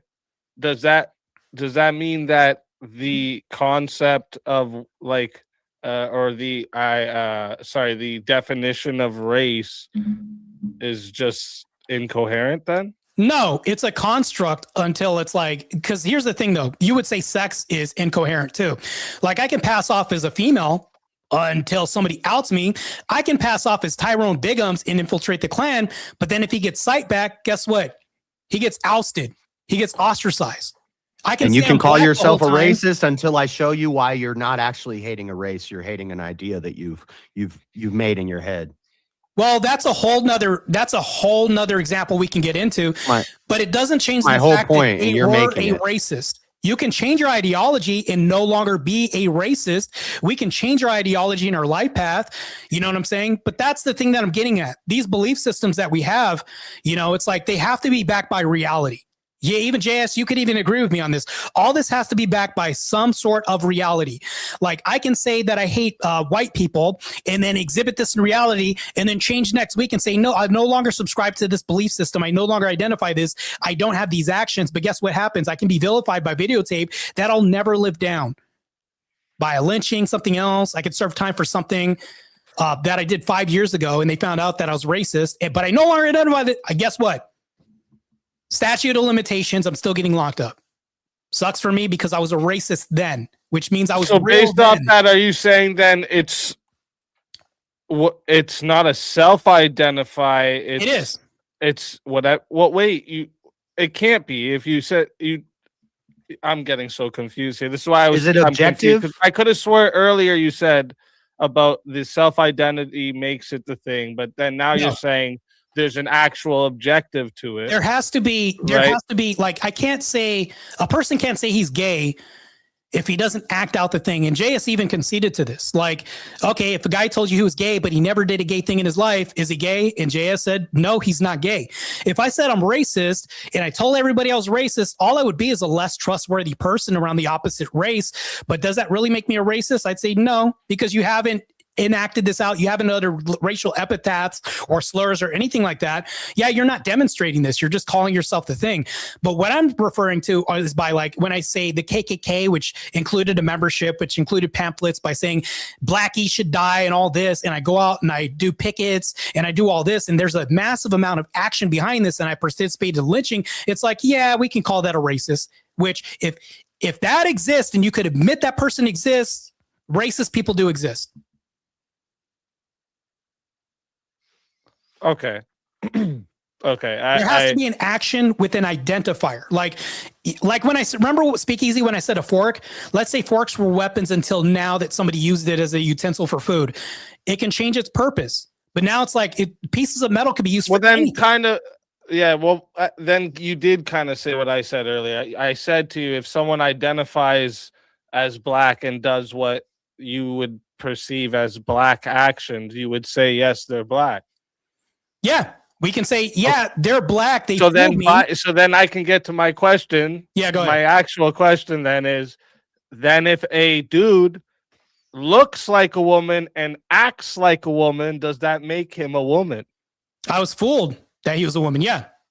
You were fooled that people are not that you racist were too. fooled. No, I'm not fooled that people are He's racist. not only showing you by visual, he's acting like a woman too. You said if there's action behind the self-identifier, it means that is the thing. So if There they has to act be like a action and woman identification, plus identify as a woman, does that make them a woman? Well, we're conflating two different things, right? We can acknowledge like objective reality. I can be fooled for a very long time. Rachel Dolezal did this for a very long time. And now that she's been outed, we all know what objective reality looks like. And we know that, would you call Rachel Dolezal a black woman still? Actually, I would, yeah. I wouldn't call her a black woman. I think that she identifies as black. Black chick, yeah. Well, what if I hate when they look Rachel through a Dolezal? genealogy and her race, we found out no, she's really of white heritage and all this other stuff. And not only this, but she was so light, but somehow she fooled it by becoming like a light-skinned black person. But this kind of goes outside of my point that I was making the whole time. If you're a black person, objectively, like Nigerian black, like you're so black when you get out of a car, the oil light turns on black, and this person is being hated by white people and they lynch them and outwardly say, I hate you because you're black. And I'm going to put you on a tree because you're black and I identify as a person that hates black. It's crazy to say that this person doesn't exist because they say I self-identify as this person. I did this heinous act. Therefore, the judge can just say it's just a crime of hate. It's not. Do you have to take the motive away from this? By saying, even though the person says there's a motive of ascribing, I hate them because they're black. You mean the judge can't tell them that he did it out of hate for his race, even though he's admitting this in court? That would be crazy. All right, we'll get to the chat Q&A here now. So chat, remember the super chats are going to go first, and then I'll get to the chat Q&A. And if you want to bump yourself up when we get to the chat Q&A, just send it through a super chat, Cash App, or PayPal. So let's start this timer up here. First one that comes in, no question, just Dono Bar looks lonely. Cheers. Thank you, Wrath of Reason, for starting us off on the Dono Bar for the night. Thank you very much. Shazzy comes in with 10 pounds, says, no question, brain fog tonight. Just some love. Thank you very much, Shazzy. I appreciate that big time. Then we got $5 from Re-Examination Show, says, JS, if racism isn't real, is slavery also not real since no one is ontologically a slave? Ontologically, we're all slaves to good or evil. But I would not say slavery is racist. Slavery is real. Somebody could be a slave, but yeah, ontologically we're all slaves. So I don't know. No. So in Jim Crow South, when they said that black people were 3/5 of the law, that wasn't because they were black. Listen, I gave more than one reason too. I gave more than one reason for why slavery isn't, or I'm sorry, why racism isn't real. I gave more than one reason. So you guys are taking one of the reasons I gave, and then you're applying it to everything. No, just because I say one thing isn't real because of this reason doesn't mean everything is not real, because there's other reasons why it's not real. Never once said everything. You're putting words in my mouth. I'm saying the 3/5 of a man law that they passed, and before the law was passed, it also in the same sentence said black. If you said that when your wife asks, or when a husband asks a wife to get him a beer, that's slavery and she's now a slave. If you called that slavery and you called everything like that, anytime somebody does something for somebody else, if you called that all slavery, I would say slavery is not real then. Slavery. I'm talking about something completely different. The 3/5 of a man law that came out and said black. I know, but I'm responding to the question. Of a man. How is that not right? And I'm giving you something specific. I already answered that in the debate. I already answered why that's not racist in the debate. Which was crazy, and the Tulsa race riots weren't racist either. And the not hiring somebody because of their name wasn't racist either. If if slavery has such a broad meaning that anything is slavery, then I'm going to start saying, yeah, slavery is not real. We're going to stop using that word because it's become, and especially if it's being, this is a whole nother part of the argument is that this word is used to control people, and everybody just believes in it. Everybody just goes along with it. Hold on though. Does that control work in reality, and do people fight against this control? Stop giving power to words that have no meaning. Wait, hold on. Does this happen in reality? What? Do people concede this control because they believe it to be real? No, they're being useful idiots. Okay, you're going back to this broad term again by saying stupid and idiots. Also, so my whole argument. Proven. That's what you have to defeat. Race can also be proven. If I hate a thing that I can prove, that label should fit. Those people do exist. I can hate a. You attempted to deal with it by saying racism is colorism, and then I rebuttal that and I say, okay, well that's colorism. That means you hate color. Racism and colorism are the same thing. But that's not what race is. Race is not just skin color. No, hold on. Can race be just a skin color? If it can, but it's also a bunch of other things. Do you think people at the whites only water fountain were saying, no, he has to fill other criteria, even though he looks black? Let's check his papers to see if there's other criteria, because he can't just be hung and strung up just because he's black, even though it says whites only. Do you think that ever happened in down south Selma? I don't know. Right. You can't even answer that. We all know the answer to this. Do I know that people got killed for drinking out of the wrong water fountain? No, I don't know that. I think a lot of that's made up.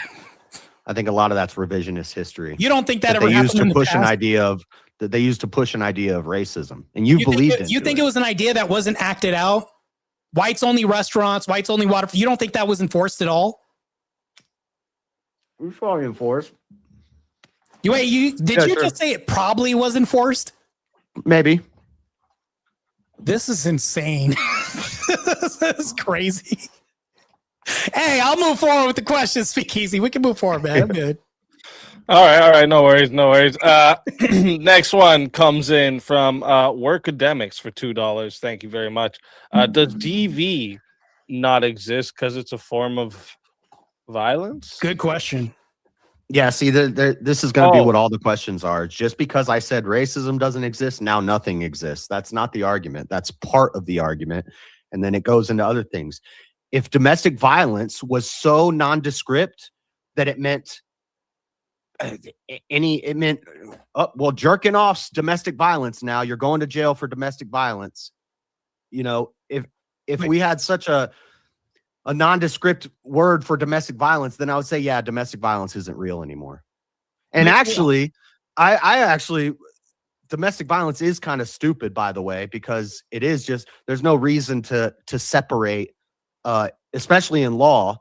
This is a way that, you know, it applies to like the divorce situation and women and being feminism. Yeah, domestic violence is a feminine concept. It's not real. It's just violence. No. So that's the dumbest, JS, I don't mean any offense, but that's the dumbest shit I ever heard in my life. I was in law enforcement. Whenever we got a DV call, the hairs on the back of my neck stood up because there was a distinction between domestic violence calls and other calls. Do you know why that is? Why we have to separate these two terms? Because when somebody's doing violence in their house, it's the most dangerous call because they could have anything behind that door. Right. And where did this crime happen? Was it domestic or non-domestic? So domestic violence means violence that happens in a house. Right. So do you think we should take away, so law enforcement personnel, we should just call it violence and we shouldn't say where it's located at? Yeah, sure. If that's the specific definition of domestic violence, I'm fine with that. You said we shouldn't have racism that. Now doesn't you're have fine with it? This is crazy, bro. Racism doesn't have a specific definition like that. It does. You only listen to like half of my answers because I explained. No, I did. I heard your various definitions, but I didn't take those definitions because that's not my definition. I gave you my definition, which was aligned with Charlie Kirk's definition, and I ran with that. But then you said that doesn't exist because the other ones don't exist. Would you still agree that that form of the racism exists? If the definition of racism is hating someone for the color of their skin, yes, that's one definition. And that's all it means. No, I didn't say all. Because if there's 1,000 definitions and they're all different and they all apply to culture, language, ethnicity, practices, skin color, habits, stereotypes, now There's no meaning No, to it. hold on, anymore. hold on. So if I ask somebody on the street, I wish I can ask. And you, even I'm gonna ask if somebody, even if we say racism If- is just hate based No. off color, I disagree. I I'll don't ask think a it's question. based off of a color. I if don't I think ask anybody somebody hates on a the color. street, if I ask somebody out on the street and say, okay, and that black woman said, yeah, I am racist. And then I said, so you only hate a certain race? Yeah. And I was the white person asking this question. I said, who do you hate? Yeah, I hate white people. Yeah, they're all bad. And he said, 53% of blacks don't like white people. And she said, yeah, they should. I hate white people. Yeah, I am racist. What do we call this woman? If she identifies as a racist, says she hates only white people, what do we call her? Well, I'd call her a dumb, evil woman. Speak easy. I can move on. I'm good. All right. So next question we have is actually from Workademics as well. Again, $2 says, question for both. Do you have a collectible room in your house? I do. It's kind of the room I'm in. I have some Lego sets over there. I got some Dragon Ball Z cards. I do. I have a picture of St. George, or not St. George, but St. Moses the Black. 50 Cent is producing the movie, by the way, on this saint that's coming out. I also have What? like collections as far as like Let's go, Fifth. books, like all these things. I have a prayer book. Like I have so much of this stuff, like Orthodox crosses hanging everywhere. I have a Byzantine cross flag behind me. I mean, my whole room is like. I don't just know if purely I would Christian. I would count holy books and crucifixes as collectibles. Yeah, they're collectibles. I love Christ, man. I'm a collector for Christ. What can I tell you? All right. All right. Next one comes in from Cool Vic, W Martae, W Speakeasy. Thank you, Cool Vic, for the $10 super chat. Appreciate that big time. Oh, I don't get a W. Fuck you, Cool Vic. Hey, Cool Vic's part of the EBT fund. We're a part of the EBT group right here. You don't identify as that. Racists don't exist, remember? Trench comes in with a $10 super chat and says, is race realism like species realism? If this is the case, are pit bulls and black people are statistically dangerous enough to warrant me crossing the street? Wait, warrant means allow me to cross the street. So it's actually, I think you're using your words wrong. Warrant against me crossing the street. Yeah, that could probably make more sense. I think that's what he means. So yeah, if you're talking about a perceived reality by people who enact this reality and inflict damage on other people, you've even heard this. Like, well, we even see this in reality. If you look at blacks as a majority, if they move into a white neighborhood, guess what happens to property values? They go down. Statistically, I can show you this. In areas where there's a majority of black people, there's more graffiti than white people.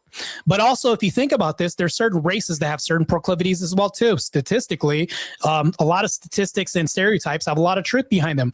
I mean, me as a black person, I love fried chicken. Tell me one black person that doesn't like fried chicken. That might sound racist as hell to somebody else if I say this and I was white, but if I say this, it's cool because I'm black. But that person's perceived reality, if they act on this and they act in a violent nature, and this comes out in a form of statistics, and we can add this up and it's measurable, I would say yes. That's a perceived reality that comes to fruition in action and warrants people to move to white neighborhoods, which I would definitely do because I want to get away from crime and violence. How am I wrong for that? Right. I'd say, yeah, I hate lettuce and cucumber and celery and watermelon because they have no nutritional value. They're basically just water. So I'm a vegetableist. I'm a fruit and vegetableist. Celery too. I'm a nutrition realist. Yeah, I would respect that. I'd say, okay, cool. I hate celery. No, I hate water. That's where you logically have to go and I think that's incoherent nonsense. It's not incoherent nonsense because I'm actually a licensed nutritionist. So you graduate with a degree in dietetics that you can't even use. Nutritionism. Because the best job you can get is designing a high school cafeteria menu at best.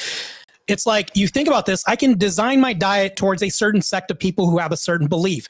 If I believe in like a paleo diet, or I believe in a diet of just fish, right? Things like this, those people believe this. And I could prescribe this towards a certain belief system. Like Muslim people, I would never have a Muslim client, by the way. But if I did, I would never prescribe bacon in his diet. You can say that's nonsense, but he lives that reality. Therefore, definitionally, he is a Muslim by action and belief.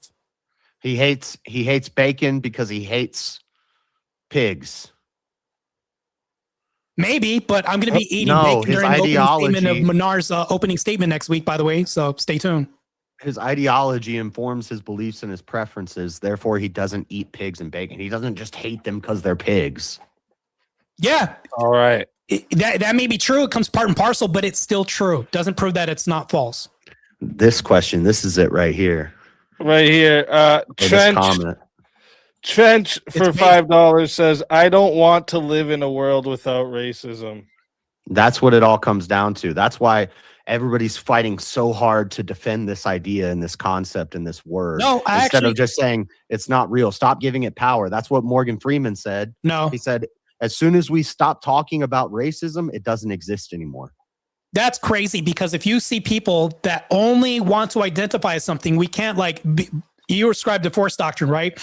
If somebody says something and they have a certain belief system and I break their jaw, they can no longer talk about this because their jaw's wired shut. That can happen. But unless we do that, that person's still going to have that belief no matter what, and they're going to exist. Matter of fact, if I tell you something like, don't watch this right now, there's an accident up ahead, and human behavior, we could see this. I guarantee you, me or Speakeasy or you have been driving up to a car accident.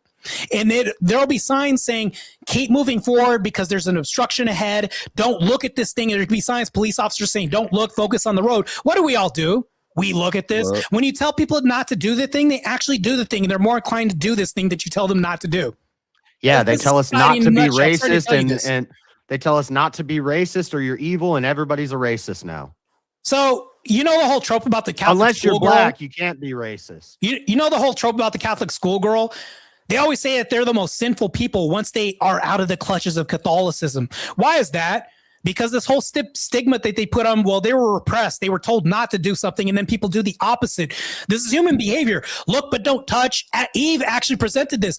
You can eat everything from the garden, but don't touch this tree. What did she do? This is human behavior that we fall prey to. And guess what? While I do believe that this ideology is stupid and led to the death of man, basically, that's real. This is a real thing. This really exists.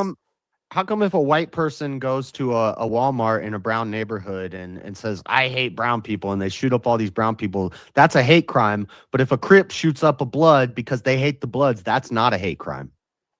It's because people change things from culture to culture. And here's the thing that I'll tell you right now. Even though, let's say if I go to Wisconsin. It's not a consistently held idea. It's arbitrary. It's subjective. It doesn't mean anything. Hold on real quick. So let's say everybody in Wisconsin doesn't believe in racial motivated crimes. They don't. But next door they do, right?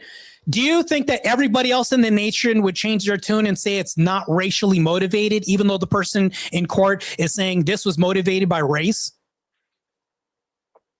He's self-identifying, self-saying this. He's getting put to death, and he said, yeah, I hate that N-word. He's not what he says he is, even though he did what these people do, self-identifying by action, saying that that's the only reason believes he is that thing. This hate.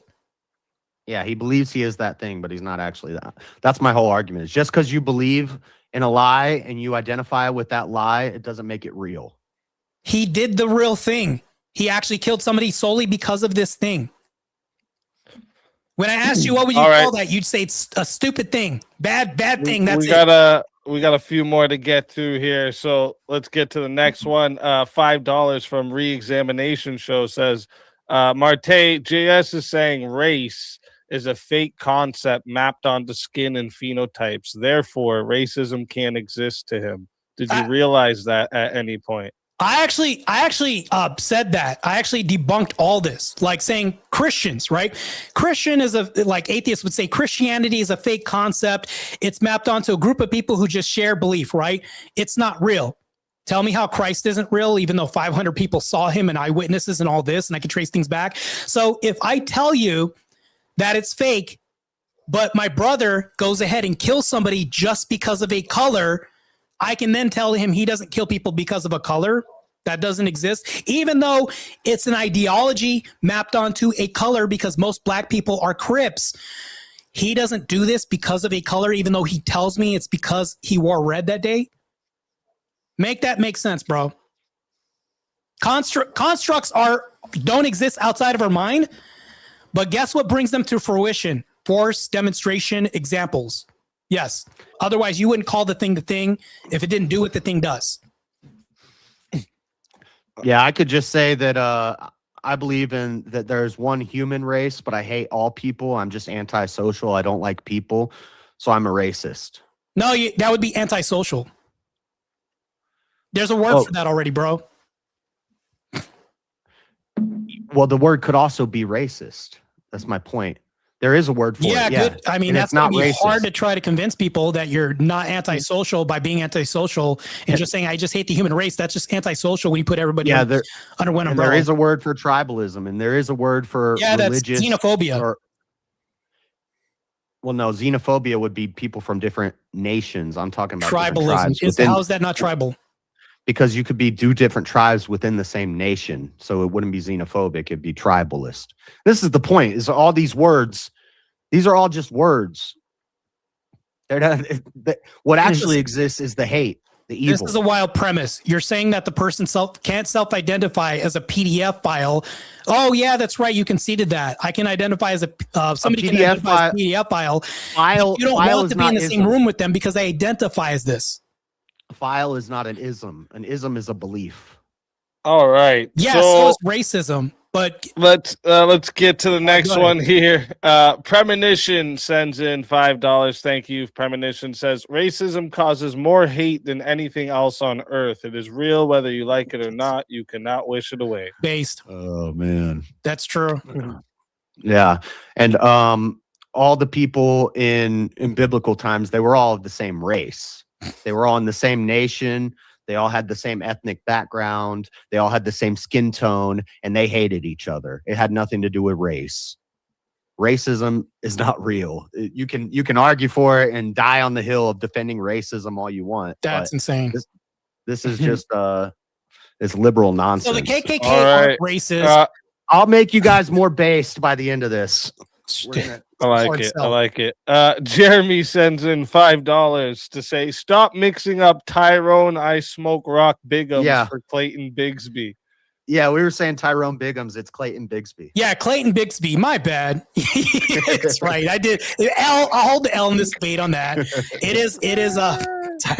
Jeremy handed them both an L. Like, take this. Well, he influenced me. He influenced me, and that's why I said it wrong. Yeah. Elder Lion sends in $5, says Mr. Matty Hair should have stuck with physical identifier, and this homeless guy would have lost this argument. No, he did try to stick with colorism. He said we're going off of Charlie Kirk's definition, which is essentially colorism. It's just hating a color. Yeah, but it was self-identification as well too. And I don't color know who's is not hair, race. and I don't know who's the homeless guy. But if race is self-identified, which it is, in studies, it's always self-identified, then it doesn't really have a meaning because I don't know what race I am. No, it does have a meaning. So if she self-identifies this, and then she says why she self-identifies this, she actually gave you a meaning behind this. She said, I'm racist because the guy asked, well, why do you hate white people? She said, because I'm racist. If you put 2 and 2 together, she gave you the why I'm racist. Yes, and a furry dresses like a unicorn, and they act like a unicorn, and they run around and go, they look like but they're not a unicorn. Hold on, that's a belief system, but we can see that they're not a unicorn. Like an ism. If a person tells you that they're a PDF file, they don't look any different from anything else. Would you believe them?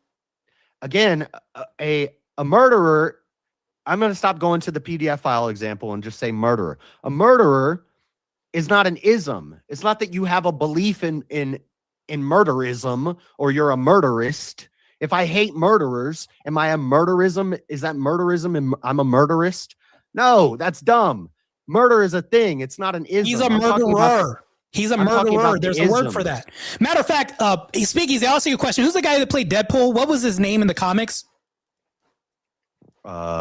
Shoot, what was his name? I can't remember. He had a name in the comics. There was a guy put on trial recently. It's funny. Yeah, he had the same name. Yeah, the shit. same Cool name. killer. He identified as a murderer and had a smug look in court. And Why he can't said, I yes, remember I Wade am a Wilson. murderer. Wade Wilson. Wade Wade, Wilson. yeah, Wade Wilson. Wade Wilson. There you go. Wade Wilson was in court. It's funny that this guy was a killer and he was in court, identified as a murderer and said, I'm a murderer and had the actions behind this. Is he not a murderer? He was really a murderer. So the guy's really a racist because he hangs people, in my hypothetical I brought up, by nooses. He hates the color, only kills people with that color. He's a racist. So racism is a metaphysical, transcendental concept that's real and it exists. It has to be aligned with action. All And right. motivation, Next self-identification, all next this. question that comes in is from Trench. Says, is culture bound to race? I have no idea. No, it's just color. No, I don't. So it can be perceived mostly bound to race because my JS, I'm pretty sure you did some like research on my profile and said, let me check out this profile stuff right here. Martae says that whites should get reparations from blacks. Martae battles angry panel of blacks. You're going to see all this shit on there. It's because I hate black culture in 2026. But if you ask anybody, like predominantly You're racist. who's associated with black culture, they're going to say blacks. I don't even have to say black. I'm just going to say, what's a certain culture that we don't like? They're either going to tell you Muslims or blacks. They're going to tell you a belief system or a race. It's going to be one or the other, but they're going to specify with a certain label and a descriptor. How are they wrong with these descriptors? And I see Anybody what would you're agree doing. with them. I see what you're doing on your channel, and I see, you're arguing whites are actually the most oppressed people. Whites deserve reparations from blacks. You mean the debates I won? Yeah, I see what you're doing, and it's almost based. How is it almost based? Because it'd be more based if you just said there's no such thing as racism. We don't need you to do that. So DEI, so I would say, hey, counterpoints, DEI isn't racist towards white people. How would I be wrong? What white people need you to do is stop arguing that white people are oppressed and stop arguing that white people deserve reparations. So don't get rid of DEI. Instead argue that there's no such thing as DEI, racism. Right? You don't want to do away with DEI, right? Because you're acknowledging that racism is real, which means I'm a racist. Hold on. Can you answer a question? Should we do away with DEI or keep it? Get rid of it. Why is it bad? Because it helps out white women too much. So you go to it's specifically designed for a certain race. Well, like affirmative action and DEI policies help white women more than any other. All these group. ideologies, which are stupid, exist in reality and are enforced in a system which makes them real by action. Yeah, I would say those are not racist policies. Those are policies meant to those are policies meant to destabilize a country, and they're effective. Hold on. No, on its face, before we talk about this destabilization, because you skipped a few steps, you said it's helping a certain race. That already concedes everything that I was saying. No, already. it helps black women, it helps white women, it helps black men, but specifically the most. So you're mentioning colors. White women are the main benefactors of DEI and affirmative action. Do white people benefit from DEI? So it's not a racist. Do white straight men benefit from DEI? Do white straight men benefit from DEI? Is that racist towards white people? DEI, white males. Yeah. So is that sexist, racist, homophobic? Is that racist towards white males in particular? No, it's a way to destabilize. Crazy.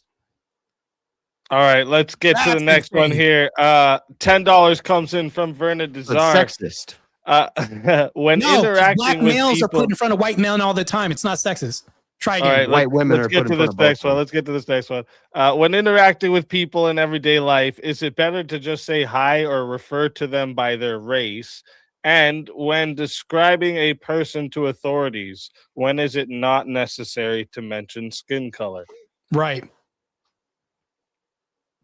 Well, the first question I think is for you. When I meet somebody, I don't refer to them by their race. But when I'm talking to the authorities. cops, So if there was a person and I give a descriptor, do I omit the race? So is this question you think it's for me or for you? I think the last one is for like you. The first part is for you and the second part is for me, right? I'll even answer both. You answer both and I'll answer both. How about that? Okay, well, I answered the first one. It's never appropriate to walk up to the person and say, "Hi, Blackie." We don't do that. And when describing a person to authorities, when is it not necessary to mention their skin color? I'll tell you, when their skin is totally covered by clothing. So if they have a blue mask and a blue hoodie and blue sweatpants, and they say, "Well, what race is he?" I'm going to say, "I don't know. He's blue. He's blue race." So you're lying to them. You're not talking about a race. You're talking about colors and fabrics. But you say race is just color. Nope. So when I was in law enforcement, they asked if you look at the paper that we write down, because we have like field notes that we write. I'm not going to tell him his ethnic background. Race. I'm going to say he's wearing all blue. I don't know what race he is. So you would not write out the part of the suspect. You don't think that would help search as a descriptor for a suspect that we're looking for by filling in the race? You would never do that. He said, if I'm describing a person to the authorities, when is it not necessary to mention skin color? The time when it's not necessary to mention skin color is when I don't know their skin color because I couldn't see it. They were covered by clothing. Okay, I had to hear that. So I would mention, yeah. So I would say their physical attributes. Here's what they're wearing. Here's about how tall they are. Was that heightism now? Because I said how tall they are. How often does it happen where we don't see anybody's skin tone? Whenever they're fully clothed. If somebody's wearing hoodies, do you think that is? Not whenever. That's obscure. A lot of times when people are doing crimes, they're going to cover up all of their identifying things. They're going to have gloves, hoodie, a sweater, and a mask, and sunglasses. You don't think people are going to see the arms, the arm color, or anything like that? You don't think any of this should be included in a field report? If you can see it. Okay, so because not all of them are clothed all the time, actually, that's extremely rare, because when people make hasty decisions like bank heists and things like this, the only reason why they'll cover up like that is because they actually don't want to be identified by what? They're excluding their race because they don't want the race to be included. This proves my point, actually, because they're hiding the fact that there's a descriptor that's also going to help easily identify them. If they're covering up their race, that means that they don't want to be identified by a race because they're going to be judged by a race, because they're going to use this in the search indicator protocols or whatever they're going to use. They're hiding. And I don't think they don't want race to be used against them. That's why. And I don't think that's racist. If I say I saw a black guy doing a crime and then the cops go start questioning black guys, that's not racist. No, I would agree with that. That's not racist. But if we saw a black person rob somebody and you said, hey, and clearly, like, let's say the guy had a mask, but you saw that he was black, like you saw his arms and everything, and the police say, well, all right, was he a white male? Was he a black male? These are normative, by the way, normative questions. They're going to ask you for a description, and you knew he was black. Would you say that he was black? And he talked with slang jargon. Yeah. Would you say it was a black male that robbed me? Yeah. Okay. All right, let's get on to the next one. We're at the end of the time here, so we only got a few more though. Cool Vic sends in $5 to say, JS, W's don't actually exist. They're used to control people and pit people against each other. Don't fall for it.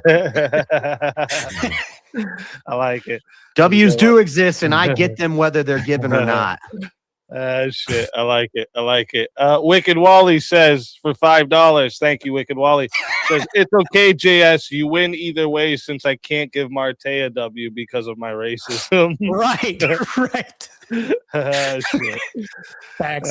Fuck. Source known for $5 says finally a point for JS. He doesn't hate the color red. I like it. Thank you. Blue is actually my favorite color, but I'll still wear a Trump hat. There we go. $5 from Trench says, chat. It's with great sorrow that I inform you that JS has had all the racisms DEI'd out of him by the secular public school witches. Crazy. Shout out to Trench Deacon. Yeah, Trench has got a debate coming up soon, actually. But that right there is going to wrap up the 30-minute Q&A. First off, I want to give a huge thank you to everyone in the live chat for all the questions, engagement, support. Like I said, the support really is what allows me to keep bringing you these debates, and the entire Swords of Reason experience is all because of you guys, and I appreciate every single one of you. And of course, a huge thank you to another big reason for the Sword of Reason experience, the debaters of tonight, for stepping into the arena, sharpening their ideas in front of all of us. Okay, give them both a sub for that. Okay, are you both still staying for the after panel? I got like 15, 20 minutes. I gotta Okay. I gotta give a quick shout out to my boy Nightbot in the chat. He's not racist because he always is consistent with people stinking Yeah, or not Nightbot's- stinking. That guy is extremely based. Yeah, Nightbot is consistent. Yeah. Neutral. Yeah. Okay, so what's gonna happen next then is we're gonna roll the debate outro song and video. It'll run for about 4 minutes. Perfect time. Hit the washroom, grab a drink, stretch your legs, do whatever you need to do before the Chaos and Chill panel begins. All right, during that outro, I'm gonna drop the link in the chat for anyone who wants to join the open panel, test your ideas, continue the conversation on tonight's topic. Anyone is welcome to hop in. Just come ready to think and debate, you know. And if you're going to try to come and spurg and troll over people and bring your personal dramas, you're just going to get muted and then most likely booted really quickly. So while you're ahead with that idea, just quit it, okay? And before we run the outro, one last reminder, make sure you subscribe to both the debaters. Their links are in the description. And if you're enjoying the debates, hit the subscribe to the Speakeasy channel as well, so you don't miss any of the upcoming Swords of Reason battles we have here Mondays, Tuesdays, and Wednesdays. This is where logic meets passion. All right, we're gonna roll the outro, and I'll see you all in a few minutes for the Chaos and Chill panel.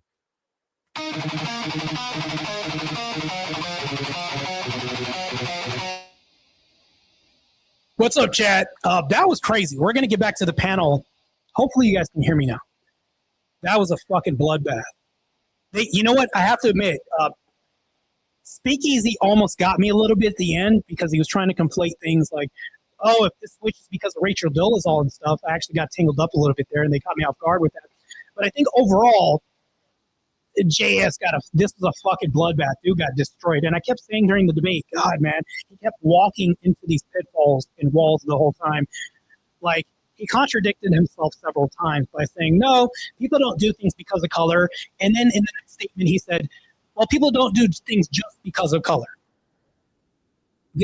And I called this out in real time, which is crazy. He said, when it boiled down to it, people just hate pit bulls because they're dumb people. People hate the KKK, and the reason why they don't do these actions isn't because they're racist, it's because they're stupid. All of his actions were because dumb, because stupid. Not because they're self-admittedly saying, I killed him because he was black. I killed him because he's white. You don't think that the person telling you why they did what they did this? No, they did because they're dumb. So you don't believe the person when they do the thing. Wild. And I was like, I stopped myself in the debate. And of course, Alicia in the chat is going to be like, oh, this guy's ego. His ego. And I was watching the chat. She said my ego and all this. You know what? It's not ego. There's obvious things that happen in this debate. And I was like laughing. And I was like, bro, you just conceded. And then he said, I'm not conceding while conceding. And then he said, I didn't contradict myself while contradicting himself. And then, God, man, this was like an utter, I think it was an annihilation. Maybe I'm wrong. Maybe this annihilation didn't exist. Like the chatter said, W's don't exist. Therefore, how can Martae win this debate? It's so crazy. JS, it's a bad dude. Right, I saw that JS got destroyed. His problem is not with racism, it's with the fact that language allows for complexity and specificity. I can't even say it right. Specificity. There you go, specificity. It's been a long night, gentlemen. You destroyed. Yeah, man. It was annihilation. Yeah, it was bad, man. I don't know. This panel's going to eat him alive. He said before the debate, the panel's going to be against me. He already, did he not say this at the beginning of the debate? Yeah, the panel's going to be against me. I don't know if I want to stick around for this. And then, not to mention this, I told him, hey, the poll's going to come out. Now I'm leaving because I don't want to see the poll. What does that tell you, too? At least he was consistent with the self-denial. The whole night, self-denial. Like he said, yeah, cool, Vic. He said colorism. How is that not racism? What's a color? People identify whites only as what's white, a color? Only this color can drink from this fountain. What's colorism? Color specific. Racism is color specific, can be color specific. Bro. Yeah, I'm going to tune back into this debate because the music's ending, and this panel's going to fucking annihilate him. And I wish somebody could be antithetical to my view so I can rip them to shreds too. By the way, Minar's getting a taste of this. Minar, if you're watching this, get a BLT. It's delicious, I promise you. You're not betraying anything. You're not watching me, bro. The bacon tastes so crispy on the lettuce, tomato. Oh my God. Minar. Try pork. You're probably porking your cousin right now. So how do you not like pork? All right, let's get back to it.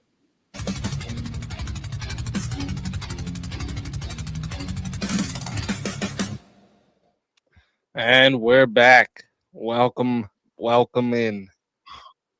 Examination, Trench, Wait. welcome. Trench Deacon 2077, where are you? What's up, Trench? What's up? I come from the future. It's awful here. Yeah, You can, I was gonna say. You can do a poll if you want, easy, and then I mean you can leave it up after I leave, but I gotta go pee because I was talking to my chat the whole time. I'll be right back, okay? I don't really care about the polls. I know Martae likes the polls, but I'm gonna declare victory regardless. So Hey, JS, real quick, I got. You're gonna pull a Minar right now before Minar's debate. Oh, please Great, don't. man. I like it. The okay. consistency.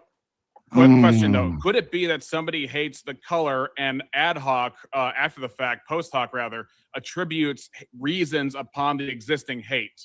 You know what I'm trying to say? Like, say that instead of I hate crime, I just hate. I have these preconceived notions. I'm going to justify them so that even if you debunk something that I believe about somebody, that it like a tendency or anything like that. Therefore, I'm going. Even if you debunk that, I'm still going to continue with the hate, regardless of what you debunked. no, I'm saying that's backwards. I'm saying that the hating the color is the post hoc justification for what they really hate. But then they don't actually hate the color. But then wouldn't they hate all criminals equally that committed the crime that they're attributing to a race? So to speak? Yes, but they don't. But they don't. You think people don't equally hate criminals regardless of who does the crime? No. They hate here's the what I group think. of black people because they think black people do the most crime. Okay, right. But what I'm saying is, And maybe they do. Maybe it's not always about crime. But let's say that That's just an Maybe it's example. about being annoying. That's just an example. And maybe you still don't about have the to race. hate Oh, to gosh, be French, please. purely racist. No, he's you making know? a good point. That's I another. want to go the other way with it, though. Maybe Okay, you don't have to be. Like Hold up, but hater Trench, to be let him racist. let him finish his point there. Let him, you know what I mean? So Okay, and then you get yours in. when somebody joins a group, like Be right back. let's say it's the Klan, right? They don't join the group, and then they equally hate people who commit those same. Let's say they're doing the 50 and 13 or whatever, right? And let's say that they join that group because their declared reason is they hate black people, but you're saying they hate the crime. Why don't they speak out against all the crime that all the people are committing to the same intensity and with the same fervor as they would the people with a certain color who do that crime? Don't you think that, like, Well, hold on, let me racism, answer. it can He's be asking. used in the reverse. I'm asking the though? debater. Let me Okay, let me yeah, my answer bad. his question real quick. I'm gonna go find So- cigarettes. I would say they do hate crime, but they've got this idea in their head that black people do the most crime. I hate crime, therefore I hate black people because they do the most of the crime. They're still going to hate a white person who does the crime, but they're going to justify their hate for all black people based off of the crime. So they're making an essentialism claim. I'm not sure what that means, but Okay, so they're tying the causality of the crime to the blackness, right? yes. That Yeah.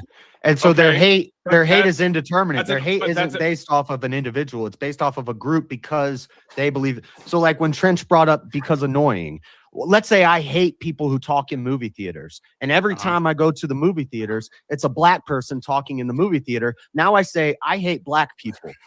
Why do you hate black people? Well, you hate black people because they're always talking in the movie theater. Okay, well, instead of like moral claims, let's talk about non-moral claims that are immutable characteristics, because I think we get caught up in stuff like, well, what about people who sniff bicycle seats? Okay, let's get rid of all these weird choices that people make and focus on what is really the crux of all these arguments about sexism, racism, whatever, which is immutable characteristics that in and of themselves carry no moral weight, right? So when people attribute moral weight to a physical characteristic, such as they tie it to a moral action, when that's a category error, how come that isn't based on the color when the intensity of their hatred isn't based on the action but the color? Because it doesn't make sense. You just said it well, yourself. I agree it doesn't make sense. But when yeah, you're it's saying a category error. Okay. Yeah. Well, when you're saying racism doesn't exist, you would agree that that they're mapping it onto people. You agree that the rationale they're using, they don't actually. The problem is, you said they actually hate these actions. They don't actually hate people based on the race.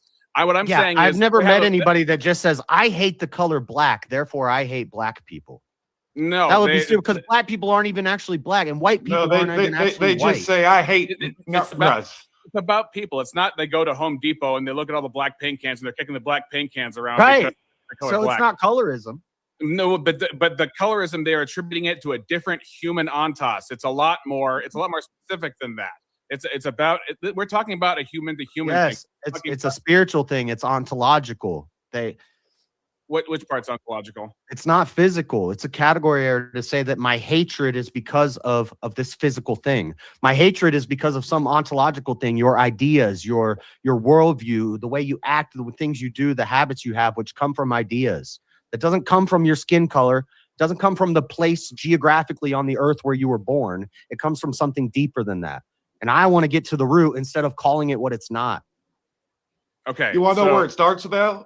Like, if you want to look back at it, like it's starting it could point. start with your parents. It could start with well, your friend slavery group. is nothing. We would all agree that Socialization. slavery is nothing new. That every race under the sun has been a slave to somebody, right? Yes. Right. Slavery and slavery is usually about profit. It's not about skin color. So when did slavery switch over from being specifically about being a conquered people? When white people started doing it, then that's when it became racist. No. Oh, it is. It was racist. You're not being racist that we're doing this. Google, where does the idea of racism come from? It's going to tell you the late 1500s and the early 1600s, when white Christians were using the Bible to justify slavery and getting involved in the transatlantic slave trade. So what does that make them if they're using that to justify? I would contest that. I would contest that history.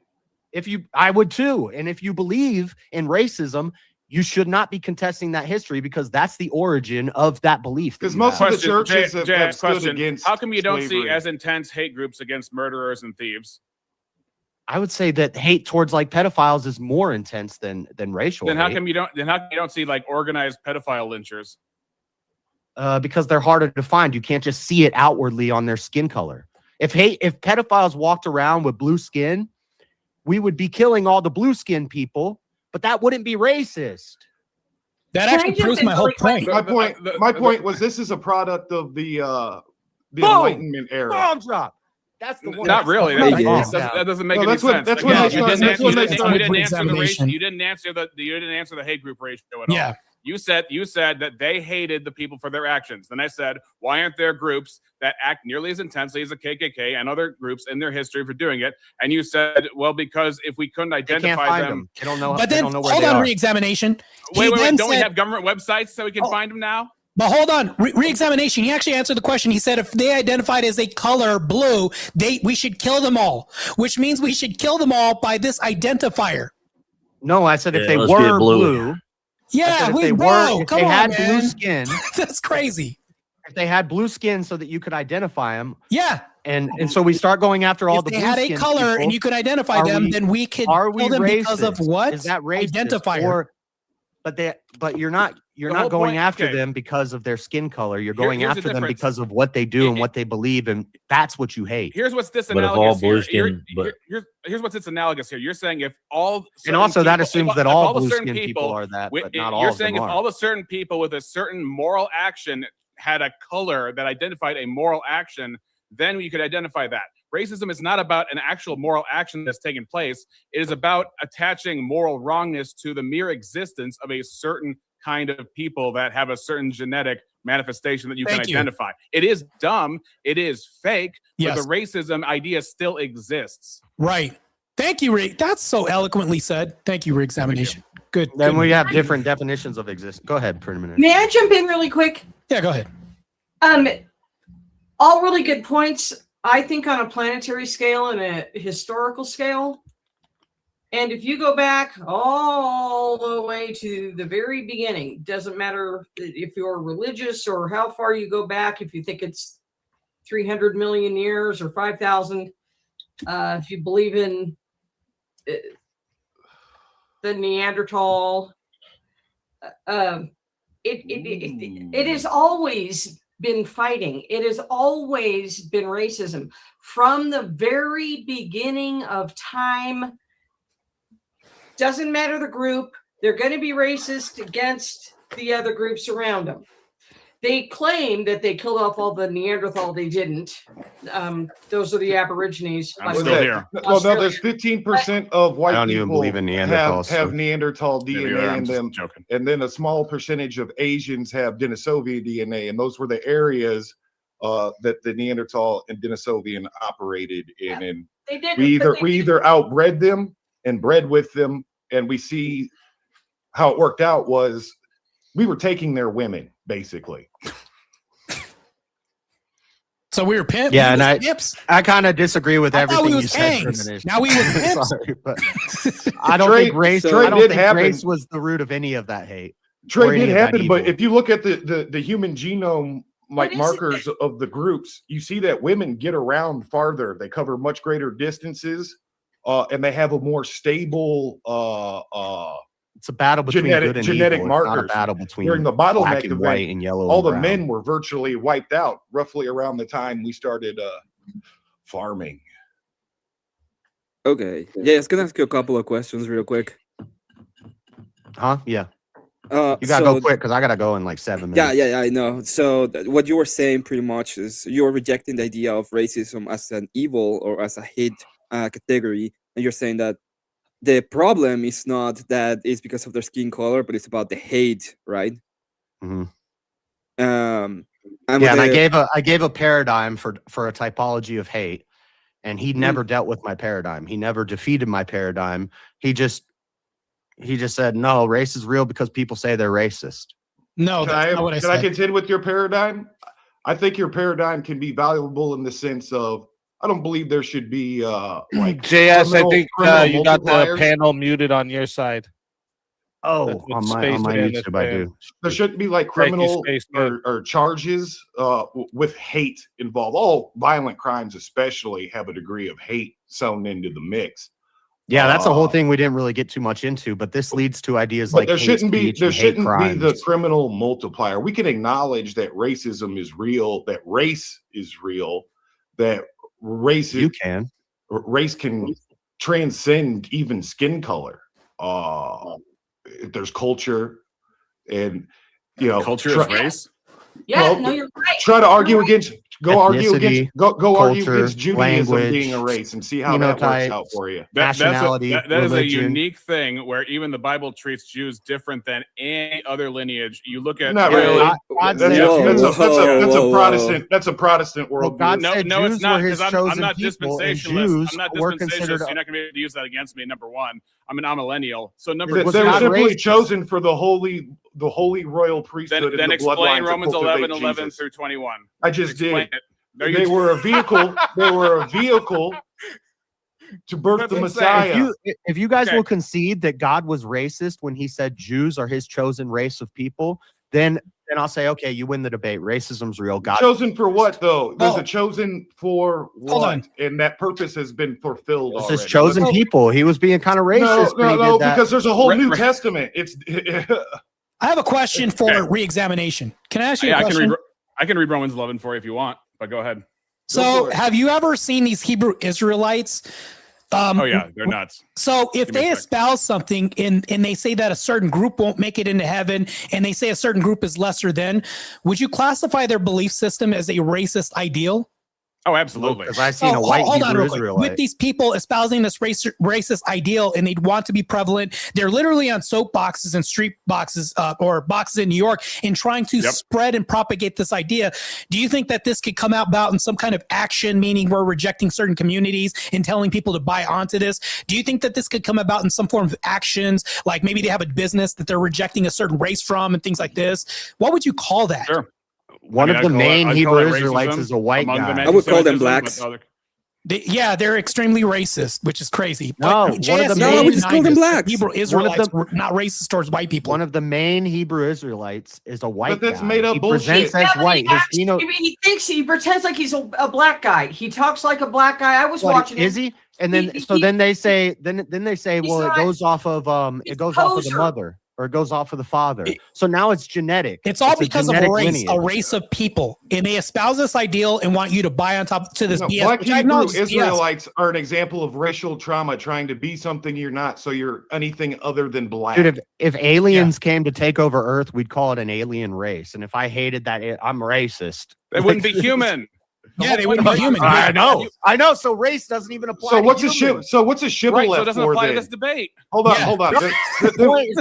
Hold on. This is What's a crazy. shibboleth If I for? found a new dog, We're I gonna really- be bringing a Bible in. Right, exactly. It doesn't stand up to I know scrutiny. Rev, That's I right. know, what you're Rev saying. Russ That's my knows what a point. shibboleth is no, for. it's a horrible point. You can't use a species that's not human in the context the of discussing point- racism. I'm saying that's race almost and equivalent. Might know what the racism shibboleth are is for. incoherent. There's You can't use two doesn't different stand up to species to scrutiny. make that point. Yeah, those are species. I can say if race is genetic, Really? and you share genetics with a banana, if you don't like bananas, you're racist. Are you an evolutionist? What? No, Hey, what's a I'm shibboleth saying for? this doesn't stand up to scrutiny.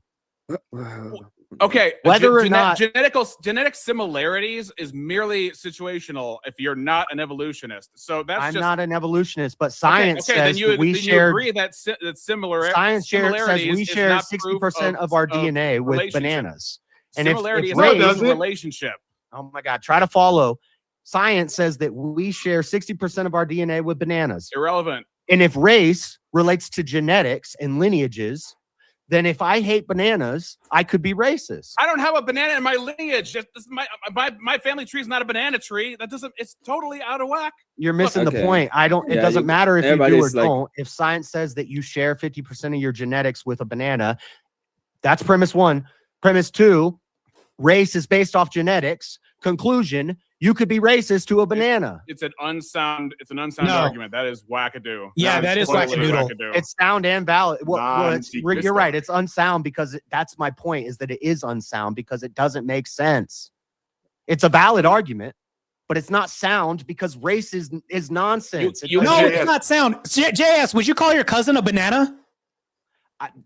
It's an internal critique. I'm saying that if you believe in racism. No, can you answer the question? Would you call your cousin a banana? Even though it's an internal critique, would you do this? No, that would be stupid. He's critiquing wait. He's critiquing the idea of race. You cannot take that. You cannot take that against him. So I'm saying the idea of race is stupid because of what you just said. That's what you just said. Calling my cousin a banana is stupid. It's like re-examination. Whenever he talks about the Bible and he's wrong because the only thing he says about the Bible is that I believe it because I believe it. Okay, the whole point. Yeah, trust me. Let's talk about the Bible. The whole point. Hey, JS, what's a shibboleth? I don't know. The whole what a point shibboleth of is? what he's trying to say. People that were at war. One group could pronounce it "se," but the other one couldn't. Or no, wait, it's backwards. Thank they you, can Rob. pronounce it "sure," Thank you, but they can pronounce it "stuff." I don't know, but I gotta go. So it's basically a linguistic litmus test between two groups. So. All right, So I JS said he's got to go. What's So the point to that? JS, one sec, guys, one sec. JS said he's got to go. So JS, tell everybody where they can find you quick. JS Urban Adventures, Monday nights, the dreaded conservative show is news and current events and all that stuff. Friday and Saturday nights, I stream all night long. I do panels. I go on panels. We review stuff. We react to stuff. We play games. All sorts of fun stuff on Friday and Saturday night, fight reviews. And then in the morning time when I get home from work, sometimes we'll do a short Bible study stream or a debate prep stream. So, but always Monday nights, Friday nights, and Saturday nights, I'm always there. So check it out. Let's Take go. care, Good job JS. tonight. Thank you. Good for to see you, coming. man. It's been a pleasure debating you. you. See you, Jazz. Yeah. By the way, I take nothing personal from this debate. This was Yeah. fun and edifying. Same here. Same here. Yeah, I And I know consider you on the nobody's same gonna side, agree. believe it or not. So I'm saying a crazy idea here. I get it. Most people aren't gonna. So you're But, you know, you're that- self-admittedly knowing. Don't that worry, you're- JS. I just notions let are the crazy. chat know that because you didn't have much time, that I'm going to continue your argument for you when you leave. Because all right. I think I've come to understand it pretty well, and I think I might actually agree with it. All right, nice. All right, cool. Well, thank you guys. God bless. Thank you, Easy. Thank you, Martae. This was fun. And I'll God catch you bless later. you. JS is one of the good ones. Yeah, that was good faith. You're good faith. I'll say that too. Yeah. Oh yeah, I can JS is always agree good faith, 100%. Yeah, I can agree that race doesn't exist, but also believe that racism does exist as an ideology because you're morally culpable for attributing bad ontological baggage to an immutable characteristic. But I think what's her name down the bottom right panel? Premonition. Premonition. I think she's kind of onto something because I kind of hold a little bit of science to heart. I don't see science and religion incompatible with each other. And I think there's plenty of evidence too, especially in the genetic record for Neanderthals and Denisovians, and what we know of their art and culture. We found fragments, and we have the bones, so to speak. And I think there are primordial, I think racism, actually, I would say, or tribalism, however you want, whatever ism you want to. Well, wait, those are different.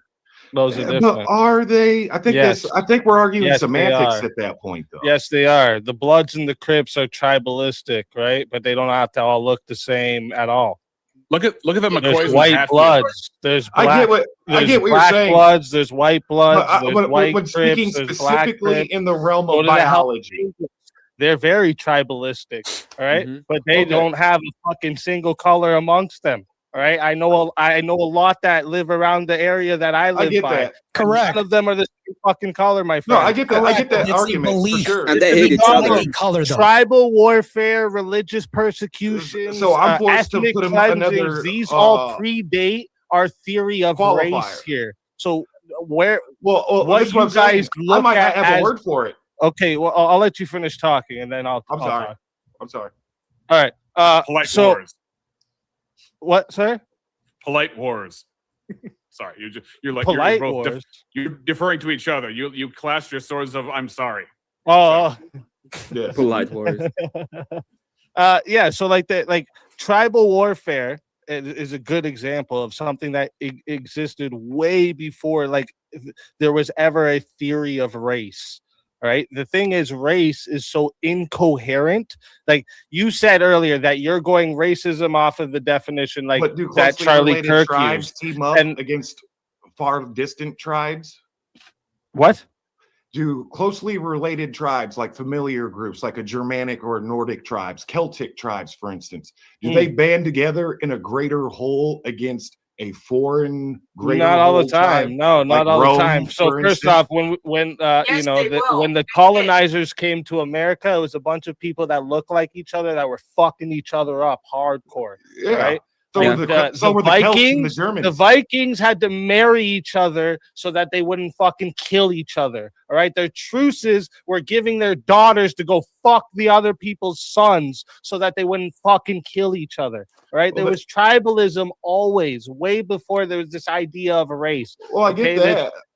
For us to think that like there was always this idea of like separating black, whites, Asians, that's bullshit. We would have never survived. I never We made would the have always never argument, survived though. like that. Well, there's obviously been. There would made be an no always argument either. no black people, or there would be no certain I mean, race. look at the Mediterranean. Like, we There's a would reason have why one everybody in the race by Mediterranean now if looks that's like the way this. it was. If we were so, if people actually focused on race, there would be an extinction. Why don't we see this? Well, it's because nature favors diversity. You bring out groups in from time to time. Women are really good at this, actually. Tribalism coincided with survival. So in order for you to survive, that's a whole different distinction when we talk about tribalism. Now, when you're talking about racism, like let's say racism didn't exist and it just became a construct. That doesn't say that it doesn't exist in 2026 or recently in Jim Crow South it didn't exist. Let's say it never existed, and I can see the whole argument. But in Jim Crow South, that did happen. Selma did happen, and all these things happen. Yeah, it does. I'm saying there's a point in time in when it became racial. Thoughts. I would say that those are not actually like those weren't racial forms of hostility. Those were they were primarily something like tribalism, or there would be something like the fear of the unfamiliar. This happened a lot. Right, this still happens today. Well, right, what's status. The tribal this is the thing that we have Blacks like an in-group of the guys at the top kind of say like "fuck these plebs" at the bottom. You know what I mean? Doesn't matter what color they are. So is ethnicity real? Jay-Z, I don't think he has any problems walking into any rooms with any colored I'm not people because that motherfucker is a millionaire and respected by the world. Doesn't matter what color he is. I'm not contesting and put him in Jim Crow South. Do you think he would have the same power structure? Status changes people's views on the black man. An accent will change. You have a black dude talking with an English accent, all of a sudden people ignore what color he is. The racist man will fucking ignore what color he is. It's all it is. That's all that we're seeing here. Just because there's nuance within certain proximities when it comes to race doesn't mean that if we take Jay-Z and imbue him with all his money in Jim Crow South, doesn't mean that he would still suffer the same racial epithets or have to run. Think about it. If you had Jay-Z and the KKK there was active, black slave owners, bro. Hold on. No, there was black slave owners, and the white didn't come over and say, "Well, you're black, so you can't own it." I'm going to tell you the exception to the rule. They got to own slaves too. Can both be true? Hold on. The blacks owned what slave? Can both be true. There was black slave owners in America. But can there's black slave owners in Africa? That's not what I'm saying. There's black slave owners in Africa. That doesn't contend with the prompt. That's my point. But do you know? If it was racism, if slavery was based off of racism, how could there be black slave owners? Your argument. Answer my question. How could there be black slave owners and race-based? Let me answer Speakeasy's question. So if people killed each other because of self-defense, would you call that person a murderer because the outcome is the same? What? Tone is getting hard. If somebody broke into my house and I killed them, could I not call it self-defense? How am I not called a murderer? The outcome is death. You are because justified. Murder has not a specific Hold on. definition. Legally, self-defense has a specific definition. Yes, it's a justified homicide. Definition for race. The motive operandi is different. That changes everything. So if I have a slave, can you answer my original question? No, that answers your question. No, it does not. If you have slavery, Martae, you have to let me ask the question. Listen to it again. The question is, if slavery was based off of racism, how did we have black slave owners? So I'll answer the question. If you have this outcome, because that's how I answered your question the first time. If you have an outcome of slavery, but the person said this was the motive, why doing this, why it's bad, does that change the motive behind slavery? And can you label the slavery as racism if it's racist? I've got a better answer. Meaning, like, if I only enslave black people because they're black, is that racist? Even though people have been enslaved because of not race before? No, he's talking about how do you black slaves were already slaves that were fucking captured or bought. Yeah, but they're not racist. But there was people that had status that were also black. They're not racist. They had slaves themselves too. Because I'm asking you, why didn't the white men that were enslaving the black man based off of race go, no, fuck you, black man, you don't get to have slaves. That's for the white man. Why didn't that happen? Oh, can I No, it didn't. Yes, no, it didn't. What are you talking about? No, it didn't. So I wrote a book on this. It did not happen. I wrote a book on African tribes enslaving other African tribes. I'm not talking. I'm talking about no. You guys are getting drunk. Stop. We're talking about slavery in America. You say this is a racism thing. This is a racist thing. No, I didn't say slavery was racism. I said there was slavery that was motivated by racism. Native Americans. Okay, had can slaves. you let me ask Yes, the that question? counted You're not coup. answering what I'm And, asking. and they were the last ones to release their Is slaves. slavery, let me go back because now it seems Louisiana. like you're walking something back. Is slavery based off of racism? Were they racist? That's why they made black people slaves? What are you talking about? Slavery Yes has and always no. exist absent race. You bring up Jim Crow and everything, I know you Martae. got to be able to do both. So You two got to be things able to can be answer true. both. Martae, this is where you're failing. Yeah, there you go. Two things can be true. So because two things can be true, because I can have a certain class as a black man and own slaves because that happened. You can see other segments of the South where white people only own slaves because whites only. Can those two And things then I would exist in the quote same the reality? Marsh-Umbry Act of like 1879 or something like that. The Yeah, these two Marsh-Umbry things Act. can exist in reality. You can have classism through gave black slavery, men, but then you can also have voting slavery through rights. racism. Yeah, Because they were the slave dealers out of Charleston, North Carolina. yeah, two things can be true. Both talking at the same time. This is hard to follow. Well, I'm saying two things can be all the true. way back. It goes. It's been slavery has been a part of the human condition since the beginning Do of you the guys human know where the condition. word slavery comes from? Slavs. A Slav. Yeah. What color were they? White. Whitish. Black. Sometimes they get Just- brown Slavery and isn't Asian. They were racism, always is it? black. I never said Right. slavery is racist. They were always Based, black. Based. I said slavery can Yes. be racist. No, though. Filthy mongoloid. Where has it ever been racist? First off, let's define race. What is Okay. race? Can I? So I was trying to hint. Charlie at Kirk's earlier- definition. I was trying to hint That's at this just based enlightenment off skin thing color. Yeah, because two race. things happened at once, right? So skin color is race? Yeah, that's it. So if you deny somebody because it says whites only, is that not defined as a race by a certain subsect of people?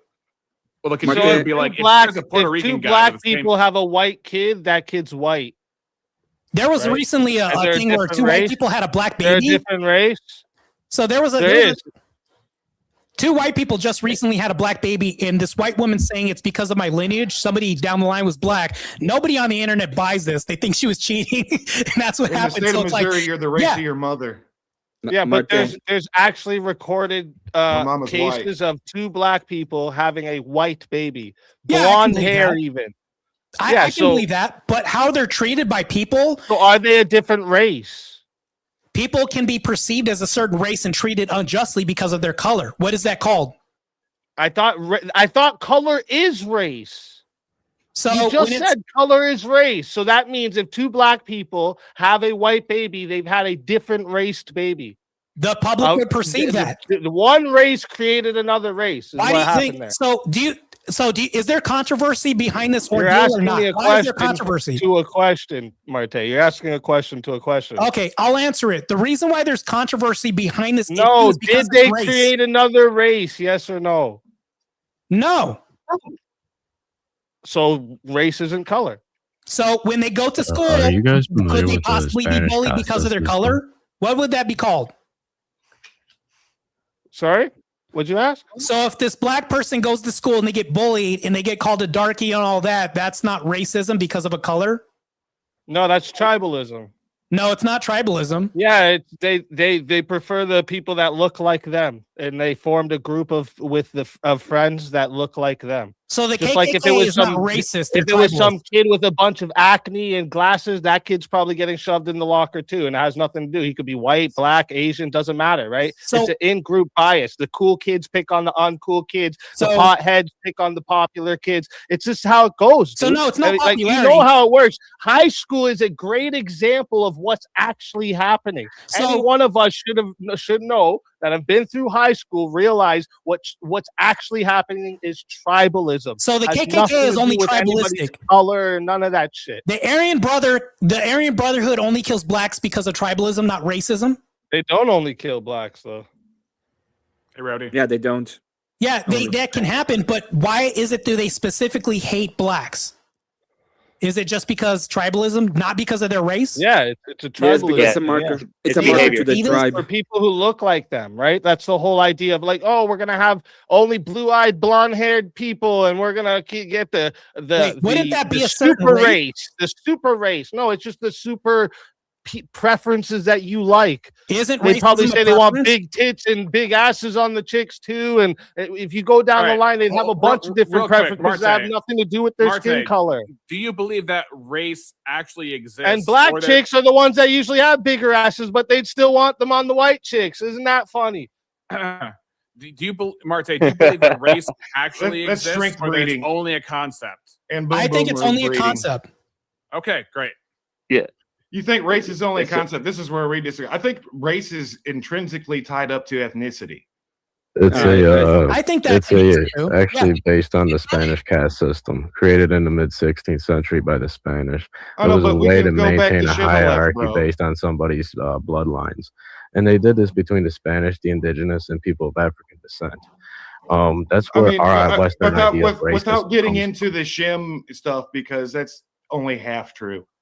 Yeah, and what percentage? Can't say purple burglar. I don't want to get into any of that, but I want to get back to the shibboleth thing with you right quick, Russ. So you don't think that is a form of ethnic group exclusion?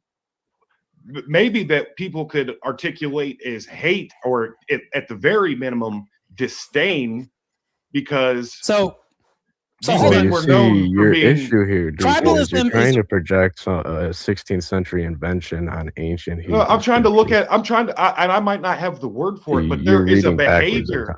But there is a behavior that favors in group based on biology throughout all time, and this biology thing that overlaps ethnicity, that overlaps culture, is prevalent. And to deny its existence is to deny. Like, if I was to drop you off in downtown Kansas City, Missouri, right now in the middle of the trap, the consequences of you being white there be nothing. So it Trench, would be nothing. Trench, absolutely fucking nothing. You've got tattoos on your neck, though, Yeah, so but you can y'all blend walk, in with that you walk culture. around acting like, yeah, Trench.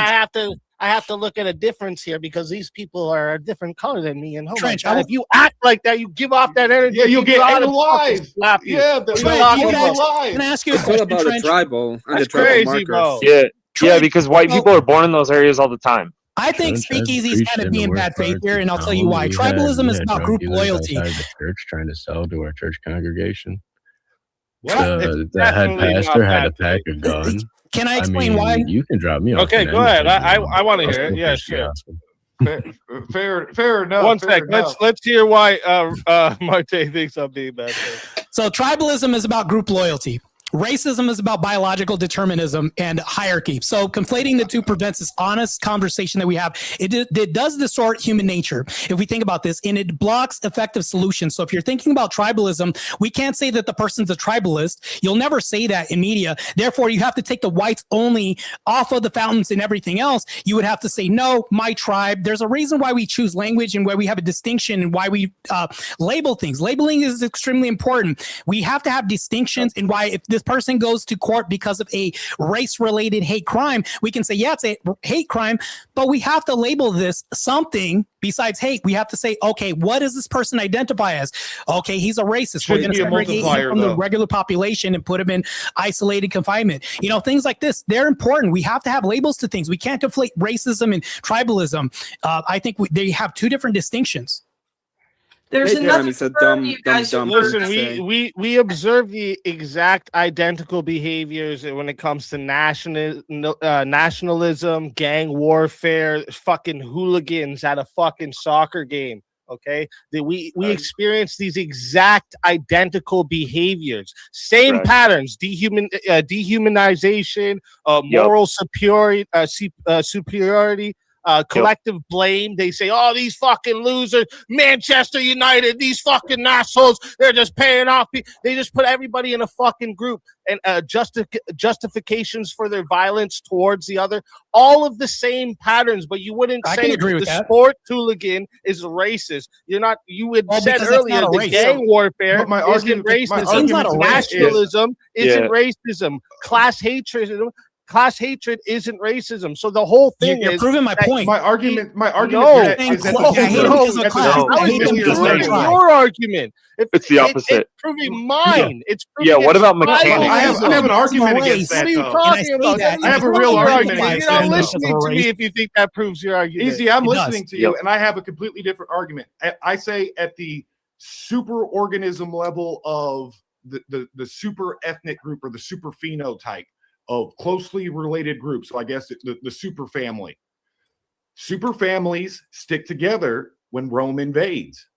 Yes, there are outliers that will, be the scouts and mercenaries for Rome, but by and large, there is a unity, and we see this in several different epochs of would-be nationalist movements, whether it's a Macedonian unifying the Greek city-states under a greater idea of being Greek, or whether it's modern-day America trying to suss out its newest identity of what it means to be an American as our DNA mixes and as we become a new phenotype.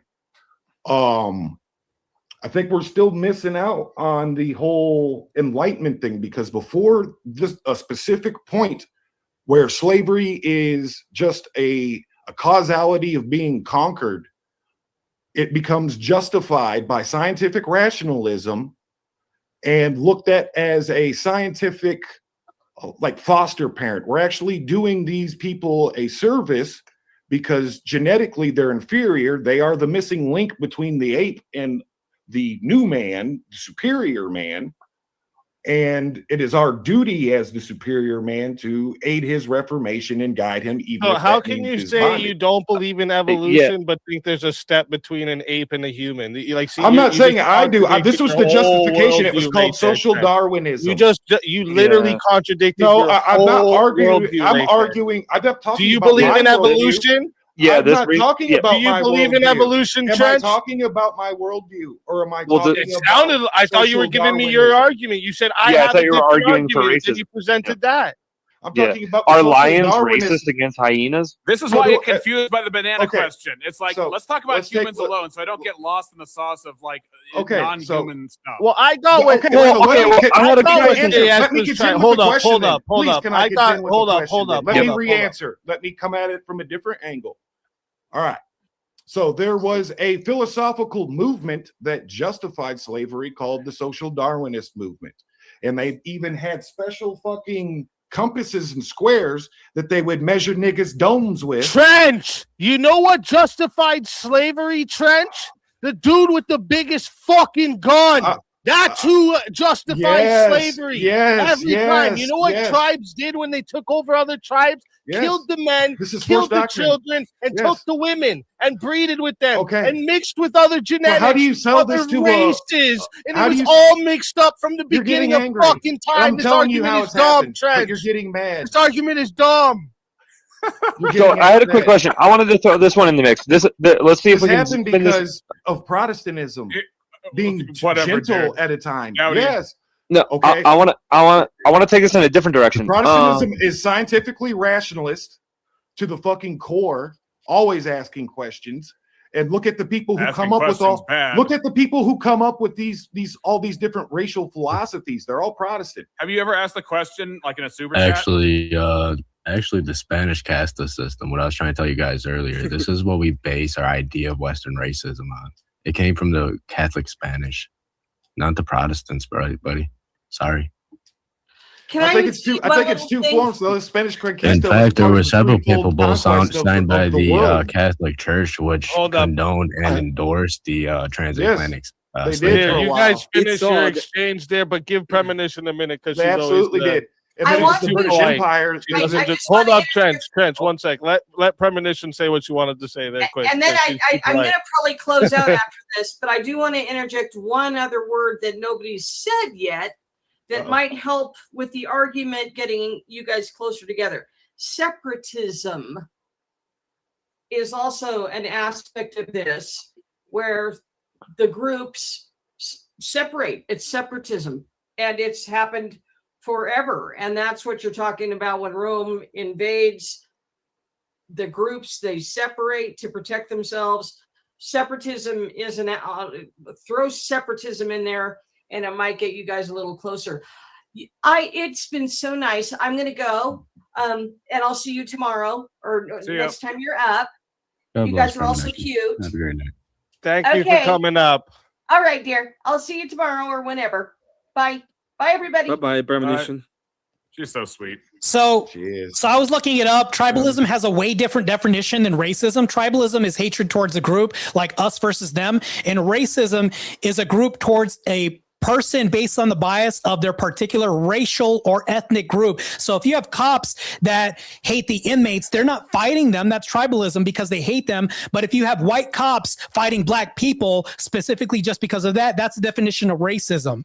So it's like they're two distinct different things. If Or you really black look at cops. it. The definition of pattern recognition. You see these police that are in predominantly black neighborhoods and deal with predominantly black males that are violent. That's what they assume these males Have are you ever going seen to a black cop be pattern mean against white recognition. people, bro? Nothing In to the do with suburbs? black. If they were in a predominantly white neighborhood of a bunch of dudes with their hats backwards like this and fucking hands down to their knees, they'd be looking at those dudes the same ways that the other place is looking at the blacks. That's all that's going on. It's a pattern recognition. hold on. Tribalism is the divide people into us versus them. They favor their in-group members. They exaggerate the differences between each other. Look at left and right. Look at this. Look at the left and the right. This is tribalism. All of it is. They use this shit to justify harm to the outsider. Racism is just a made-up bullshit that they're using for a race is just another marker for tribalism to latch onto, just like religion,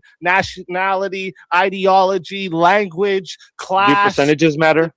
All of this is just tribalism. Can both be true. By Occam's razor, tribalism is the better the better explanation to what's going on here. Real quick, easy. Let's say you have a theology that gives a morally bad ontology to a certain bloodline of people, even if you don't see color or whatever. You just believe that a certain bloodline is ontologically just bad in some abstract way. What would you call that? Would that still be tribalism? Yeah, for sure. Yeah. Okay. Interesting. Yeah.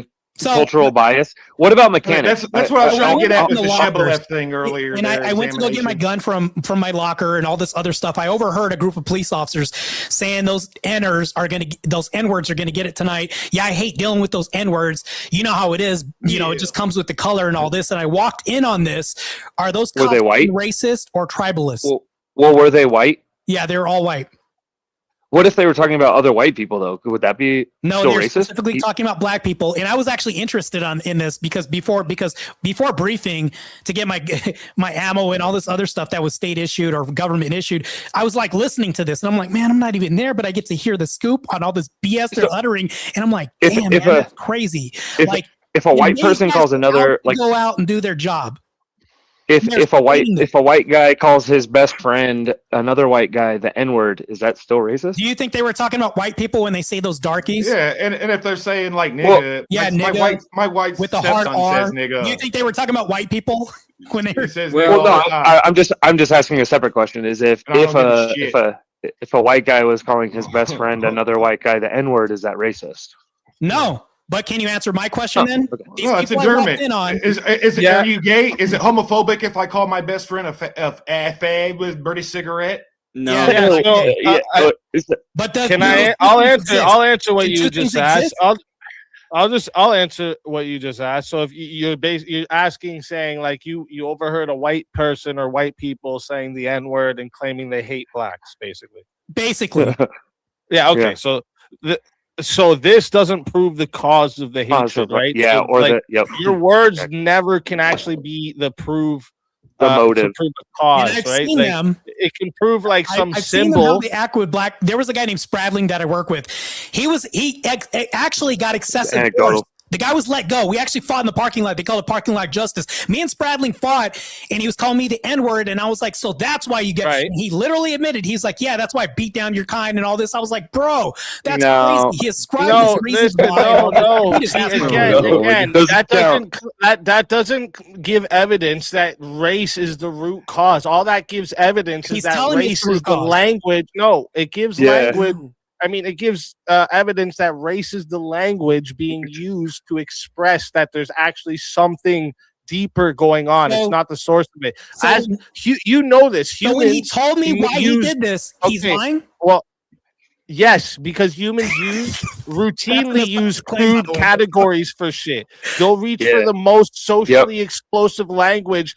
Yeah, like, I especially hate in you. a moment of anger. Even though they don't. It doesn't matter what I know. Hey, wait, me. think about this. And I know none of you can say no to this. When you're really mad at some dude, first word The you want to truth comes do out. is call him a maggot, but with the F word. It's not because he's gay. It's nothing to do with his Correct. fucking sexual I fucking wants. go for the hard R, dude. I go straight You to the guys jugular all with the talk in hard the middle R, of my especially if fucking they're answers white, every dude. time, bro. And then you wonder You call why a you white don't dude know a the hard you R, don't learn. watch what You don't happens. learn when you're talking, And though. I mean, you have your 10 Give me my monologues, argument but back okay. to me. I'd love one of you to give me my argument just now back to me. Go ahead. Yes, I lash out at people that I'm fighting. I call them the F slur for sure, whether they're gay or not, whether I know their background or not, whether the color of their skin or not. Maybe there's like a word that I go for, like I hate you, or fuck you, even though it's like, that doesn't actually attach to anybody. Call people woke specifically. lefty. It's very general. Woke Yep. lefty. Does that mean Yep. your Agreed. politicism So, Rowdy. or politicalism or something? Like, what does that mean? Rowdy. It's nothing. We reach for the most outrageous shit we can say, especially in moments of anger. So Correct. if speech alone, Subconscious. think about this. If speech alone proved the cause, right? A religious slur. No, I would didn't say speech prove alone. That religion causes hatred. Nobody said speech alone. There have Martae, you were gonna ask me a actions question? coinciding with the speech. If it's not, Yeah, libertarian. This guy was literally beating the shit out of black people. Got arrested. He got fired for excessive force while uttering these black epithets. Doing that. So, my question for Rowdy Ginger: Do you what's up? believe that racist people don't exist? Do I know that racist people No. don't Do you exist? believe that racist people do not exist? Well, I'll do the exact same thing. So sorry, I'm kind of late hopping in here at the end, but it depends on what you mean by racism. The person it says the only reason why I'm going to lynch this black person is because of the color of their skin. Yes, I believe those people exist. That's it. That's all I want to say. I don't think they exist like that. Does that mean Martae. that I agree with the idea that that the reason that they're killing them is only because they're black? It's like I don't actually know that. And I person have tells you one that. question. Well, tells you that's the only reason why they take a lie detector I've test. got a better polygraph question. test. They say it's only because of this race. It's no other reason. I got a better question. Yeah, I think that's here's fine. a better That's question. I would When qualify that. I when guess. I call a white I don't think they person exist. that I don't like the hard R N word, just the hardest R rolling off my tongue, no. bleaching my teeth white. Great teeth. Martae, I don't think. Am those I being people that racist you're in that saying moment? exist at No, all. you're not. You're using it. it doesn't All count. you're doing Yeah, it doesn't is, count. is adopting a narrative that you've learned over time. Correct. That this Just like word what has a some white- fucking power and Yup. it's racist Yup. and it's gonna do something. It's So not. I will concede. How I will about concede this? that. Okay. How about this? Okay. If I'm just trying to bring us back to a level because it got cranked up for a second. Well, That's all. what if I use a word like Negro? Would that be less racist if I was Well, I use beating it them all the up time, and to be calling honest. them Negro? Would that be less racist? I prefer How come milk every time you ask somebody who says they hate black people, they always pivot when you ask why, when you press them on why, they always pivot to crime or their culture or they just I don't like the attitude and the way they behave. So I had is another that question. The thing they always turn to. It's because the skin color isn't actually the fucking source. Correct. The phenotypes Correct. So are Hebrew the fucking Israelites are source. right. It's I just wanted to ask a identifying. All question. these I wanted to ask a question to the whole KKK panel. members Correct would then. fucking kiss feet for a night with Rihanna. Okay, Here's a we're question, though. talking about If racist. we I had a question for the whole panel. If we say tribalism is real, how do we define tribe? On what level does the tribe exist ontologically? Good question. At the end of the day, it all boils down to bloodlines. Tribalism is very broad. Well, Racism is more no, it would just be whatever threshold they had decided. This Can you area, adopt that into a it could be tribe? this house, this. We're talking Exactly. about Again, familiarity. religion, though. bro. Religion. That's not a familiar group, and Christianity is Christianity versus Islam. That's not tribalism, though. No, no. What is that? I'm saying Christianity is the superior religion because it supersedes things like ethnicity, gender, social class, nationality, language. Well, does it matter where you're People from? with What if you're born in those areas? Let me ask you something, guys. It's the When ultimate our unifier. side sits here and says these fuckers that are pro-choice are murdering babies, right? That's disgusting. Is that not tribalism? It could be. I look at it more like satanic witchcraft, actually. No, they're doing satanic witchcraft. Is that what you're saying? Yes. You guys don't even listen to what I'm asking you guys. But I'm being real, though. It's like a whole satanic. So we're doing spell satanic on mankind. witchcraft by saying that the other they people are. murdering babies. They are the fucking social Okay, so my engineers. question was: is it tribalism when we want to X out and push out the people that are okay with abortion? Yes. That's okay. So Yeah, it would be tribalism. That's tribalism. So that'd be Yep. ideological. I It'll just be an want- ideological Yeah. tribe, not a Yeah. lineage tribe. Okay, right? I'll concede. Okay, I'll concede that if we're going to classify, if we're Listen, this is what tribalism is. Yes, yes, It's favoring in-group members. Yes. All right. And what happens Doesn't with matter this what you look like. is it divides people into us. Okay, so and now I them, see where the breakdown no matter is. how you look at it. You have your boys, all right? And if it Yep. goes into an apocalyptic fucking ending and the grid shut down, it's gonna be you and your boys the versus racism- everyone the else. racism It's thing gonna is turn pinned into directly tribalism real fucking to quick, and ethnic you'll Right, and understand we can- tribalism real quick. And we Martae, can I wanna agree have that a debate that on this tribalism with is me. changes. For example, ancient Israel had 12 tribes, and yet we refer to Jews as the tribe, right? So, and the kingdom split, you had the 2 southern tribes and then the 10 northern tribes. Are these right? are these tribes different ethnic groups? Or are they No. closely related? They're closely related. Okay. But they're still So tribes. now I guess this is where I want to pin. Do you know this how is many where I wanna different pin the native classifier. tribes were here in Okay, America so this before is we why came I and want to took pin the it? Well, not classifier us, but on- Well, before and the I had a founding question. fathers came and took everything over. Do you know how many different tribes were here? There's like we Yes, still this have is why some I of wanna them on put a reserves and shit, classifier but do you on know the how whole many there tribal was? thing as tribal, Trench. biological. You're talking while I ethnicity. talking. That's why you don't get my question. You didn't realize I asked you a question there. Do you know how many tribes there were here before it was colonized in America? A few hundred, I'm guessing. Close, yeah. So No do you more, think though. that every single one of them looked different? Oh, they were completely different. Some of them were Federalists. Some of them were more plains nomadic. or Confederates. Federalists excuse me. look- Not Federalists. Some of them were Confederates. Confederates. They operated know what a in Confederate confederacies. looks like? Confederacies.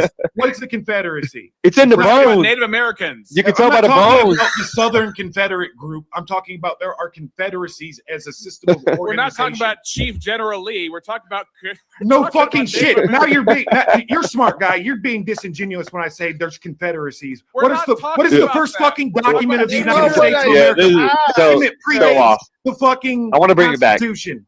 I want to bring it back. Let's go to Confederation. I just Thank had a you quick very question. fucking much. What is Is it- confederation? What is confederation? Not You on can't be topic. this fucking silly. Not on topic. You know, it's exactly on topic Yeah. because we're talking No, about it's it. not. Tribalism. No, Political okay, I wanna tribalism. go back. Hello? I wanna go back. Political tribalism. Let's do I it. wanna go back. Groups Martae, organizing. Oh my god. Martae, would you like So to wait, have if this it debate does with me? does it come down at to the some blood? point? No, you just Does don't it- like what you're hearing. Is Yeah, I'll have this ethnicity debate part of with the you, but I'll like ask you part a of the blood? question. Are whites only drinking water fountains racist? No, No. No. no, that's So they're Just saying like that- black only that's colleges. so they're At not its against a finest. race. It's That's it's tribalism at its hygienical. finest, bro. It's Those hygienical. people If I- that don't look I like can- us, those people that don't look like us, they can't do it. Yeah. But Is guess there what? I can tell also you black that's only when, water fountains? Guess Racism what? doesn't though? Is there exist. also black only Guess water what, fountains? though? Guess what though? When slave owner ended up fucking the housemaid and that baby came I out was white, born. guess Yes, what? That that's a baby whole got the different certificate out of the circumstance. white fountain. Is there Guess what? black Right. only water fountains? Right, came out of a black vagina A and whole got to different drink out the circumstance. white We're talking about fountain. white You only- understand how that Sometimes it works? was the other way around, Yeah. actually. Yeah. When I bring Somebody- up somebody examples, you like misconcepted bring up something that. wholly Crazy different. enough to think. You're that like, I'm going to mention something all different. the different cultures, ethnicities, Especially in colors, phenotypes weren't fucking each other from the very Not beginning. analogous to what I said. It's crazy. Separate. It's crazy. to Is me. it based on blood then? response is an Is the analogous. is the It is ethnicity based on blood? analogous. Like bloodline? I talked It's about not. water fountains. They Oh, go boy, into like son of a bug. birthing of No, certain because you people. can't trace that Yeah. shit either. What are you talking I about? brought up a big point earlier, and Yeah, all because this happened out of the if scientific the racism nationalist exists, movement. does it only apply to the people that are 100% that race, or what's the percentage cutoff or threshold for the people that have to be an X amount of percentage of that race for them to be, accused This of No, the the racism? better question the is, stuff that where's the the Darwinists threshold were for asking. being Can't answer. racist? If I just say the N word once, am I racist? No, How I about say it twice? every day. That's a good no, I'd like to answer your How many What if I'm times question. do Mexican I and I have say to it every say day? it before I'm a racist? you're I think not. East It Coast can't be. Mecca That's when not a I thing. just say it too. Oh, So, I know Ginger, all the words to all the N-word Lil is Wayne not songs. if I racist. get Thank you. Yeah. if I get hung because this white person says I'm hanging this hard R N-word and we lynch those blackies on a regular basis and I get lynched, there was no racism that happened. They could have said No, big probably noses. not. They could have said That's big eyes. They could have insane. said nappy hairs. Whatever they wanted to No, say. they only They said really could have because said I was whatever they black wanted and to because say. and they Had said, nothing to do with the actual base of their they're hatred. saying no. This What if person we is change it to saying I because hate they're Society because where brave? of most race. people were allowed No. to be treated like that, and they just did So what they're everyone lying. around them did. So these people Tribalism. are lying. Social conformity. That's what Um, They're lying though. yeah, it's subjective. I Well, think whether it's they're lying or genetic. not is I mean, subjective. I think watch, we're programmed go to watch not social trust conformity people test that don't and look learn so how much like people us. will fucking do shit they don't believe in just to fit in with the fucking group around them. So they okay? say They will Correct. lie and say that a Correct. line that is completely smaller than the other is the bigger line just because everyone else in the room said it. This is what is happening. Tribalism, social conformity. This is how humans survive. They look for the Yep. path of least resistance. Everyone around them doesn't like black people. Well, I guess I don't like black people either. It's all that's going on do you here. think racism and My conformity friend can doesn't also like exist? black people. I'm not going to like black people. Yeah. That's what's going on. Oh, hold on, Martae. I had a quick question. Well, actually, this is for Holy the whole mono. panel. This is for the whole panel. Do you guys change your own oil on your car? Yes. Would you let somebody else change the oil on your car? If I'm in a hurry. Okay. Do you guys, as a whole, would you take your car to like a Jiffy Lube or like a local 5-minute mechanic to change your oil? Nope. Yeah. So it's like I feel like a I person have to. changing their oil isn't really a bad thing, but then it's like the further it gets, just because they just don't approve of the standard that they are setting for when they're You're muted, changing Easy. oil. Oh, I was just saying we got a big one, so I had to do it. Sorry. Yeah, for the goal. Shouts out. Well, Not for one me, step when back. I change my oil, it really has nothing to do with the standards of the service that I would get at the shop. It's Yeah, but just do the you trust fact I can mechanics to do it? myself. Yeah, do you trust the random Sure, 16-year-old at Jiffy Lube to change your oil? Yeah, Where you going oil with this? change isn't that hard, and if he's hired there and he's been working there for a while, I'm pretty sure the other older dudes in the shop are showing him what to do. Yeah, so you could agree that there's like this standard where, okay, we're not going to pass down hatred for this whole group of people, even though there's like this reputation for a certain type of business or a position that these people are in as being inherently bad. It's not actually You bad. mean like lawyers?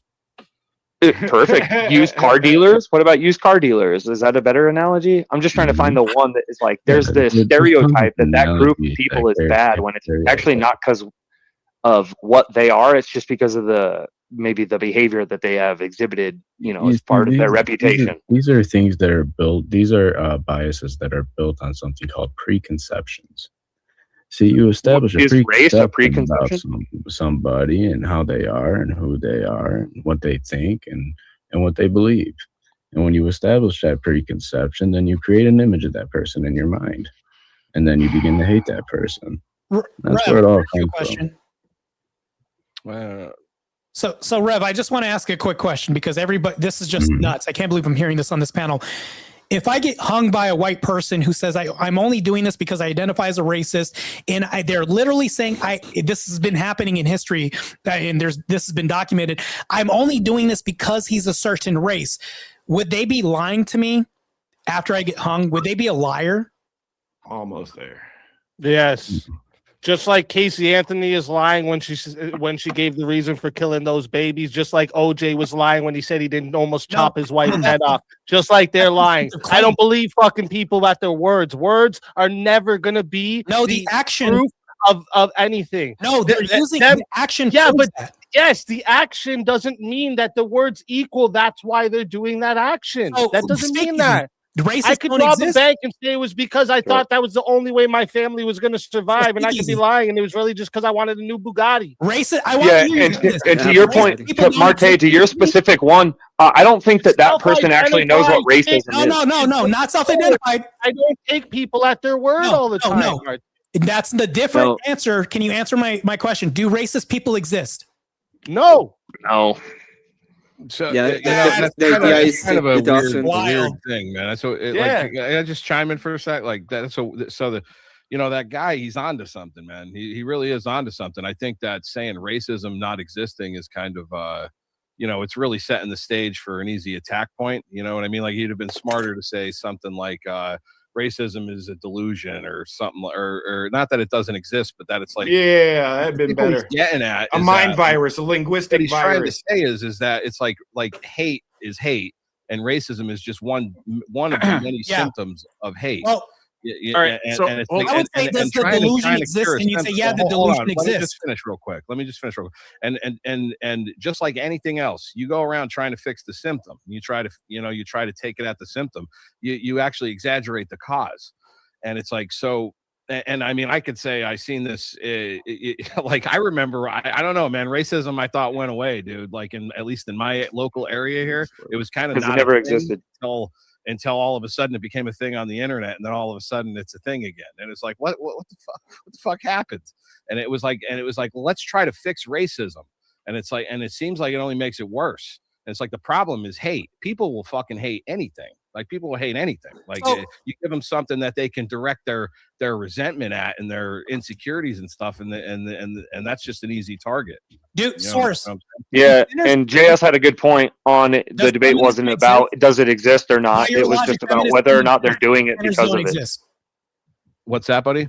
By your logic, feminists don't exist. There aren't feminists out there. By my logic? Yeah.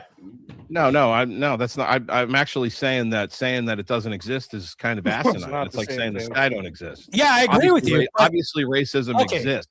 Sorry, I just wanted to hear that real quick. But by Skeezy's logic and everybody else's logic, feminists don't exist. Therefore, we can map this onto everything else. It's a criteria. There's a criteria. Again, wait. There's a distinction. I think that's a straw man. They have a belief system. They act this out and say, "I only support women. All men should perish."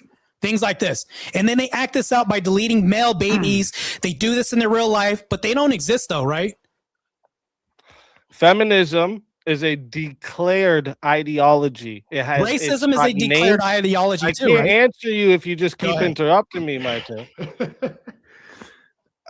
So feminism is a declared ideology. So it has written doctrines. There's named theories. There's self-identifying members that are part of an actual fucking group that are organizations, institutions.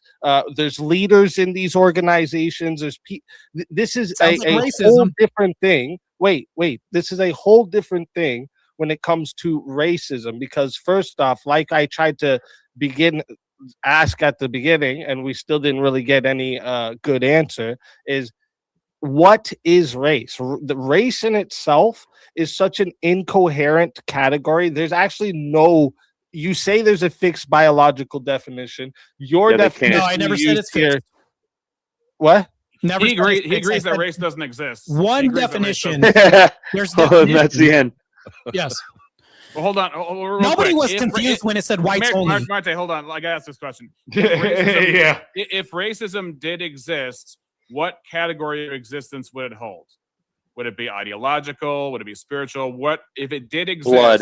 Biological. Oh, here's how it existed. Okay. Yeah, the blood. So it's dependent upon whether or not race is real, no, not whether or not the belief is real. Ethnicity is real. I just want to answer the question real quick. So were people confused when it said whites only? Was that really a broad example? Were people like really confused as to what that sign meant at the time? There's some talking past each other that's happening here. No, I don't even know what that has to do with anything. So people weren't thinking like what's your lineage, your blood, or anything. That people you were using their eyeballs when it said whites only. they were like, oh shit. Like I would do a check and I'd be like, fuck, I can't drink from that fountain because Okay, but I don't meet the color requirement. that's phenotype. Which if race doesn't exist, Correct. phenotype is irrelevant. So what we're getting at, what we're trying to get to is people use that and call it racism. Hold on, Martae, hold on. If racism, we want to clear. We've been saying the same thing for 20 minutes at least. Yep. We want to get clear. So if racism did exist, what I'm hearing is it would depend upon whether or not race exists, not whether or not people can believe race exists and use it as a justification, right?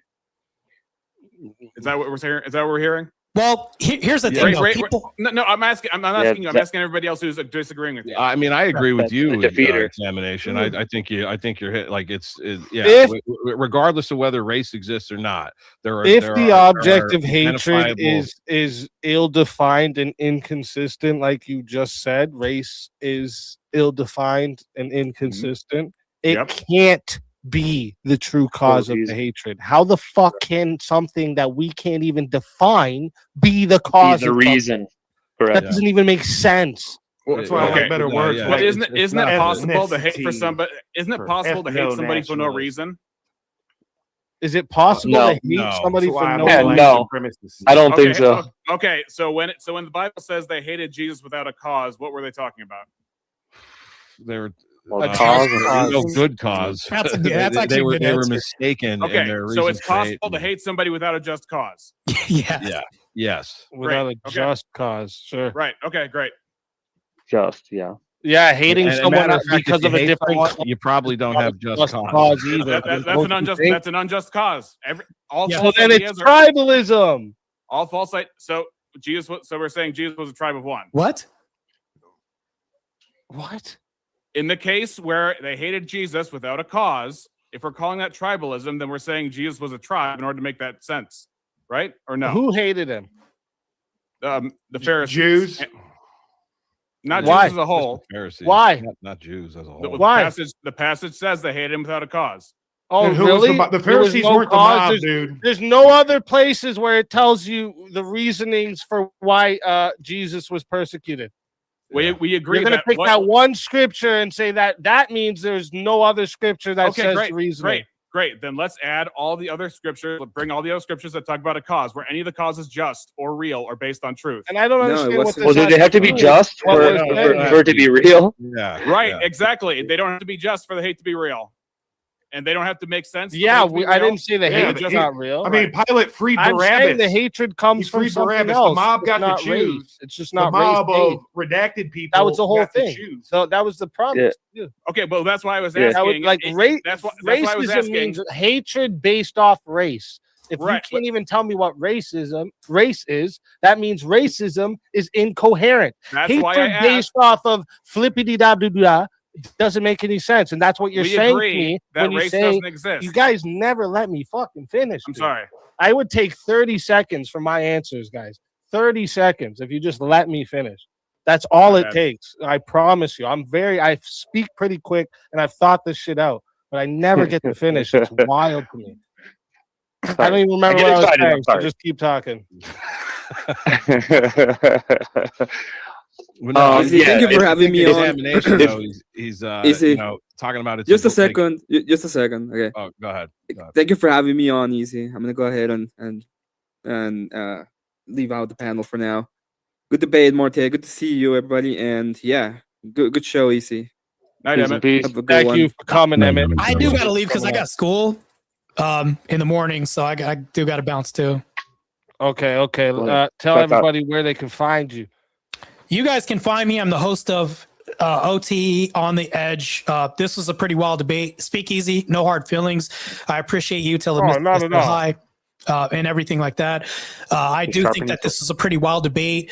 I do think that if a white person is saying, yeah, I'm self-identifying as racism, and then they're blatantly saying, I hate him because of his race and killing me by lynching me, and then saying that person isn't racist and that's not a form of racism is wild to me. And just saying it doesn't exist. It's just crazy. But you know what? Hey, good debate. I appreciate everybody for showing up. I had a lot of fun regardless. You guys are cool, man. Thank you for coming. Good job tonight, Martae. God bless, Martae. God bless. And we'll Christ see is you God, soon by for the your way. next one. You Good got another job. one Good coming up job. next Amen. week. You won Oh the yeah, debate, yeah. by the way. We're Yeah. gonna have Yeah, you BLTs won. that night. No, I don't agree with And you. I don't know how he doesn't self-identify as what he does. Oh yeah, that's right. BLTs. He doesn't like pork, but he porks his cousin. But anyways, I'm out of here. Oh my gosh. I'll talk to you. BLTs all around. It's been fun. Peace out, guys. Later, bro. Sure. All right, later, guys. God bless. Yeah. So Oh Jesus, man, that was insane, bro. Like this is just crazy. You know what? I might allow people up on the panel as long as I don't have trolls.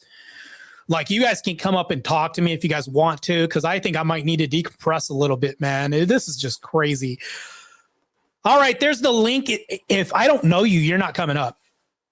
And I think my fabulous mod page and Relentless only made it to where it's subscribers only for the first 20 minutes. That's beyond 20 minutes. So anybody can come up. If I don't know who you are, you're not coming up, because I just recently had a channel attack, which was crazy, man. If you guys want to talk a little bit, and I need to decompress from that. That was insane. I've never heard this. Like this thought process, this was crazy. Them telling me that racist people don't exist. Matter of fact, if you're on X, you guys can come up to YouTube. It's just me. The link is in the chat if you want to come up and have a discussion about this. I'll be here for like 15, 20 more minutes to discuss the insanity that ensued. I know that Cool Vic is probably going to cover this. JS Urban Adventures, good. That was pretty gutsy to defend your position tonight. But the fact that I was literally saying that, you know, if I got lynched by somebody in the down south, hey, what's up, Pumpkinhead, man? Good to see you, man. I'll allow you up. You're good. You're good faith people, man. What's up, man? What's up, man? Yeah, I was talking to these people, and you heard me say that if I got lynched by somebody down south, and this white person was saying, I hate him because of his race, and I'm telling you that I'm a racist, and I'm proud, Southern Georgia Baptist raised racist, that person isn't that thing because they said that they're motivated by the thing too, and they're identifying as the thing. It's crazy. Dude, it is crazy. How can you not base that off race? Like, dude, seriously, do you not understand what happened in schools when it says white only fountains and then the black only fountains? It's like, hello, clearly a race thing. They made me mad. Just how dumb you gotta be, dude. Like, I asked him. I told him. I literally told the ginger guy who was on the panel. I said, so nobody knew what they were talking about when it said whites only, and then he said, no, nobody knew what they were referring to when it said whites only, which was playing stupid or either just objectively being a contrarian. And then I said, when people had whites only water fountains and this was against black people, that's not racist. They said, no, it's not racist. What? I know, right? Like, dude, what's it's up, Mr. still Work? This racist. is insane, bro. Just the things they say, dude, regardless of what you say, it's still racist. It's like, what the hell? It's like, oh man, that was hard to watch, to be honest. And you're sitting here making points, and they're just like, oh no, it's just this, it's that. It's like, dude, still based on They're telling you what they identify as they're doing the thing because of your race. Right?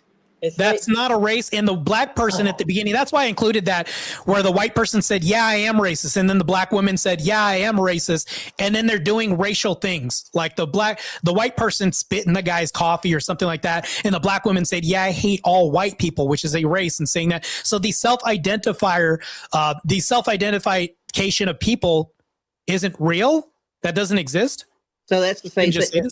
The same thing would be like that poor girl from Ukraine who got murked by the black dude on the train. It's like, yeah. And he literally said, I got that white, you know. Yeah, he said, I got that white. How's that not racist? That's not racist. So white isn't a race? Apparently, I guess, you know, white's not a race. I guess black isn't a race. What's up, Mr. Work? What do you got for us, man? I was just going to say, man, I called it before the debate started. I knew he was going to say that race isn't a thing. Only because I've actually had that discussion with people before where they try to say that, well, race is ambiguous. I'm surprised he didn't go back to, like, historically, I think the first attempt to categorize race only put, like, the 13 or something, different races or something, and try to group everybody into it. It's something I've heard in the past. Well, here's the thing, though. Tribalism and racism are two different things. Tribalism could be a group, like let's say all cops are banding together and they hate people who are non-cops. That's not racist. That's just tribalism towards a group. But racism, we're talking about a specific race, like like when people say, what's a certain race of people? We're talking about an ethnic group. So if white people are beating up black people specifically because they're black, that's racism, not tribalism. So I try to give this distinction to them about why the definitions are totally incompatible together. They try to conflate them, and I'm like, they denied it. And I'm just like, what reality are these guys living in? I don't know, but it's definitely not our reality. Where Am I going out of my mind? Am I crazy here saying all this stuff? Like what? No, dude. No, it's just them. They just don't get it. Yeah, they're dead. That's why the one guy even said that domestic violence doesn't exist. It's just violence. It should just be violence. Oh yeah, that was JS. He was saying that domestic violence was a thing, which is just labeled as violence. It's like that's not how that works, dude. There's a reason why we have labels on certain crimes and stuff. Right, yeah, and that's why I said I think his issue is with the complexity of like language and how we're able to specify these things. Well, but here's the other thing too. JS already conceded the debate when I asked him. I said, "So DI is racist towards white people," and you know how he just didn't want to say. He said, "Yeah, it benefits white people." Okay, and remember how he tried to like pin him down on this? And I said, that doesn't answer my argument. Is this racist toward a certain people? And then he said, yeah, blacks. And I said, and remember when I said, bro, come on, man. Like literally, he just that's a concession. He kept conceding throughout the debate. And when I asked him certain things, he said, well, no, that's not racism. And then the next segment, he said, no, that's not just racism. Is that not a contradiction when you said, no, that's not the thing? And then in the next statement, you said, no, that's not just the thing.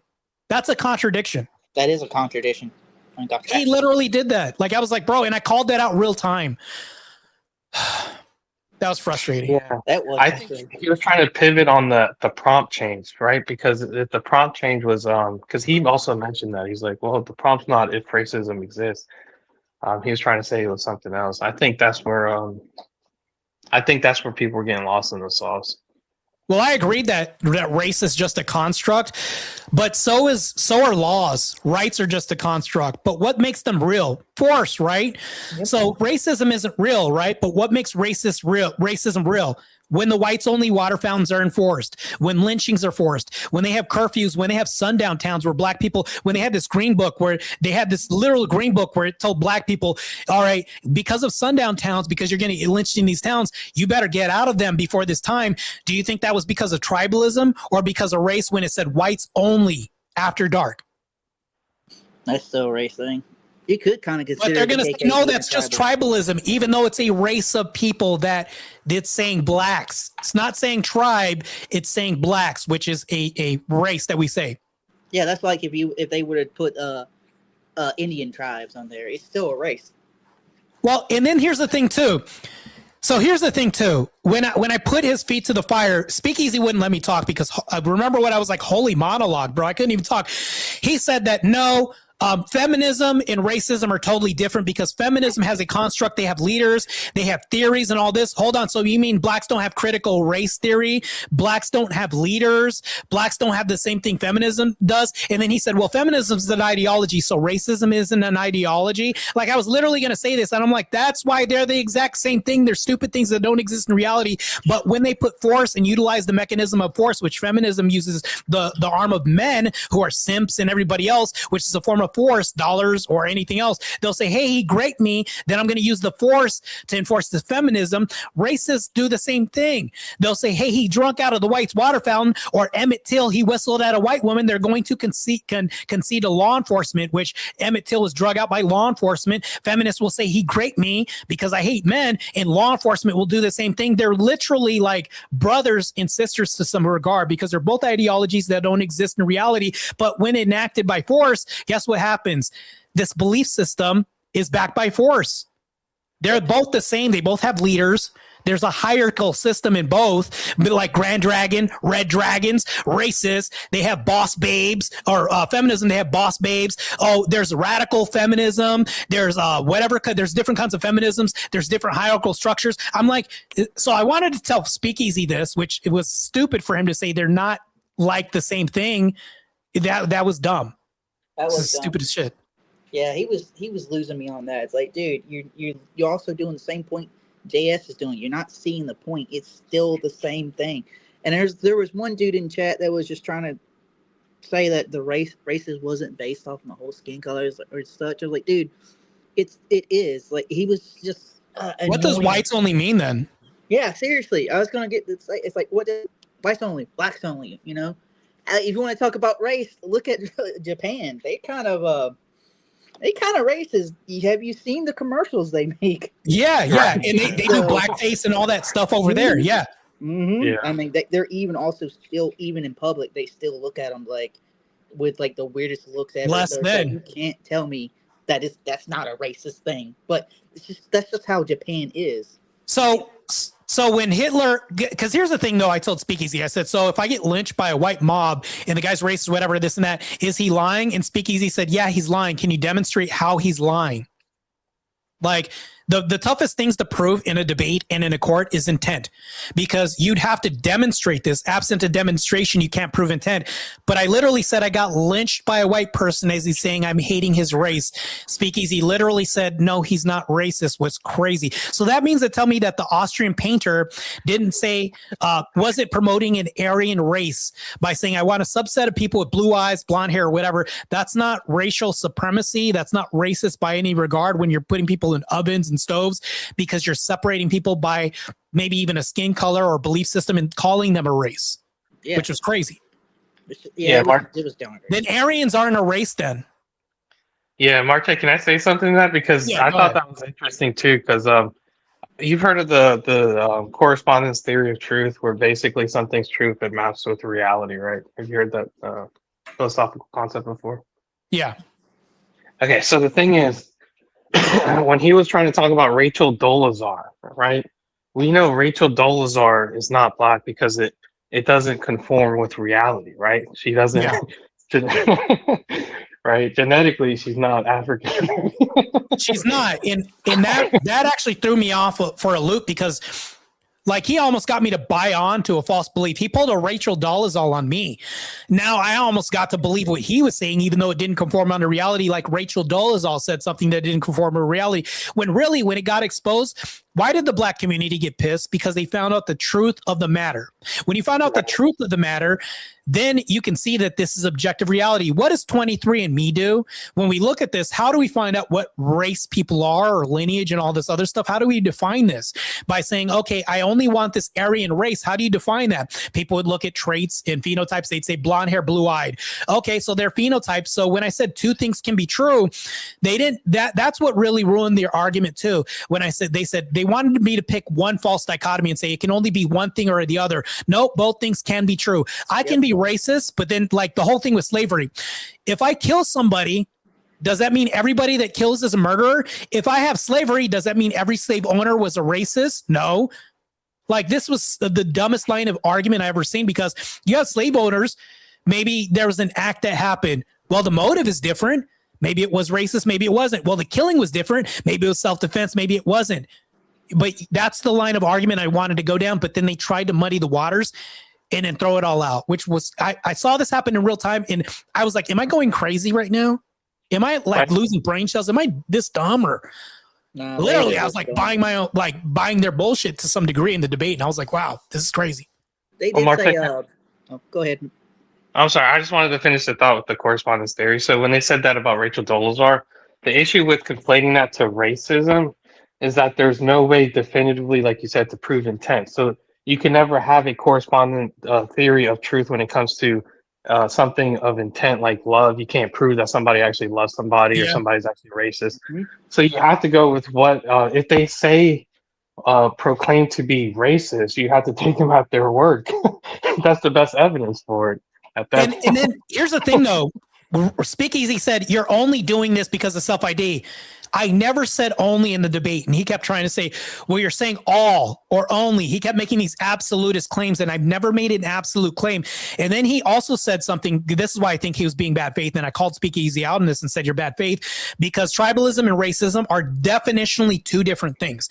You guys can go to Webster's dictionary and look this up. So when somebody from the KKK appears, I don't say that this guy's doing tribal crimes. Have you ever heard that before? Have you ever heard a KKK member on the news or media or anybody else socially accepted as far as this lingo saying, oh, those are tribalism crimes that they're doing down south, don't go there? No, I never heard It of would that. sound crazy if I said, yeah, they're tribalistic, don't go down there, there's a fear. But you've heard of things saying, yeah, they're really racist down south. You've heard that though, right? Oh yeah. Then, I live in the South. then if Speakeasy was correct, then we'd hear people saying, you know what, they're really tribalist over there, so black shouldn't be over there. That should be, we should have heard that once in our lives. Have you guys ever heard that in your life? Nope. No. Then if what he's saying, if that's really the thing, then how come it isn't socially accepted? I don't know, man. Because overwhelmingly, there's kind of like a universal thing that shifts from time to time. Because if I called Pumpkinhead gay like 50 years ago, he would have said, yeah, I'm happy. But in 2026, if I called him that, he's like, nah, bro, I like women. Well, that definitions change, right? But when I told him this, he just tried to deny reality. Yeah, but some words don't the definitions change. But my definition, he knew what I was talking about, but he obfuscated, which is crazy. Yeah, I just don't. They're just trying to change words, these different meanings, which they, for years, have stayed the same and not have changed. And these people are just trying to push this whole agenda of trying to change words' meanings. Like, that's not how this works. Just like with Google, you can't really trust Google because it says the wrong thing. I even checked it, see what racist was. Did not give me what it was completely different. So I went to Webster's dictionary and got the actual definition. This is the thing I brought up in the debate. Remember I talked about the car accident analogy and telling people not to do something like the Catholic schoolgirl, that's a no-no thing, don't do it. Does that historically, I mean, that's a part of human behavior. If you tell humans not to do something, would that make people largely more inclined to do something? No, it shouldn't. It's like that. It shouldn't, but what happens in reality? Eve was told not to bite the apple. We tell women don't do this, and what do? They want to test the waters. That's human. If there's an accident and police are telling you, look away, it's too gruesome, what are you more inclined to do now? Look at it. To look at it. Yeah. Right. Yeah, like if you say the opposite sometimes, like go ahead and look at it. Most people won't look at it. So as soon as he says don't look at it, it seems just to trigger the thing in the mind. Be like, yeah, I think I will just look at this. Yeah. So when you tell people, no, just tell them racism isn't real and it doesn't exist, what are people most likely going to do? I'm going to call you the F slur as a best friend and all this, and probably call this guy a white slur or something else like that. I'm going to become more inclined to do that because what you do, like let's say you have an abolitionist and they ban certain things. All you do is create a black market, right? Yep. Because I can't do that. Oh, prohibition created what? Black markets, speakeasies, play on words, by the way, but that's what created speakeasies, no pun intended. All this was created because you told a community not to do something. Then they're like, oh, that's what he thinks I'm not going to do. And people are going to do it anyways. The more you tell people not to be racist, the more they're going to be like, oh, that's more taboo. Now you just made it more attractive to do now. Yeah.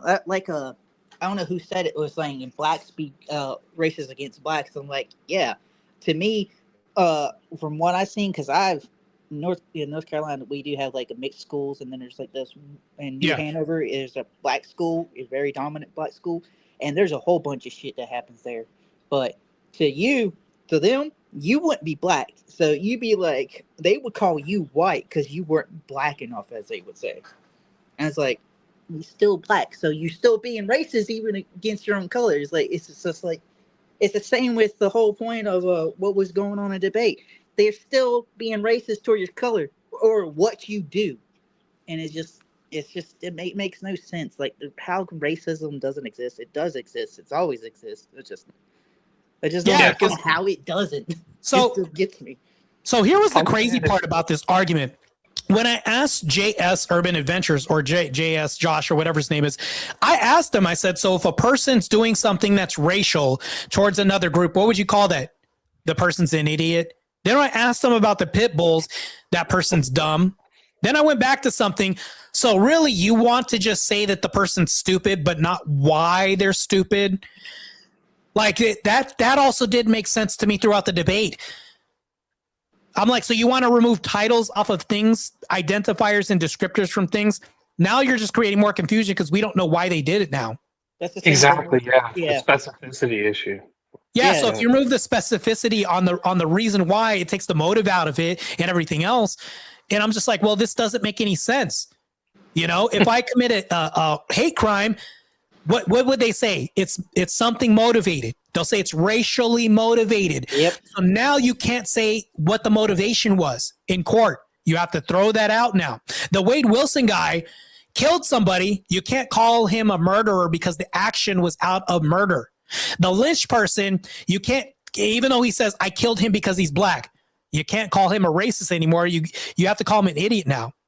Yeah, Does that make makes sense? no sense. That's like, Right. like them trying to say the isms. Him doing the whole isms made no sense. Like, you're a murderer. You're not a murderism. It's like, that's not how that works. It's like, you're still what you are, regardless of what you do. It's just. So I don't know if you guys saw the opening debate. I know Cool Vic is watching maybe, but you guys saw my opening, right? I was really racist while saying that this doesn't exist. Like in the Harmonitopia land that I brought up. And then he like denied all that. He just said, oh, that's just hate.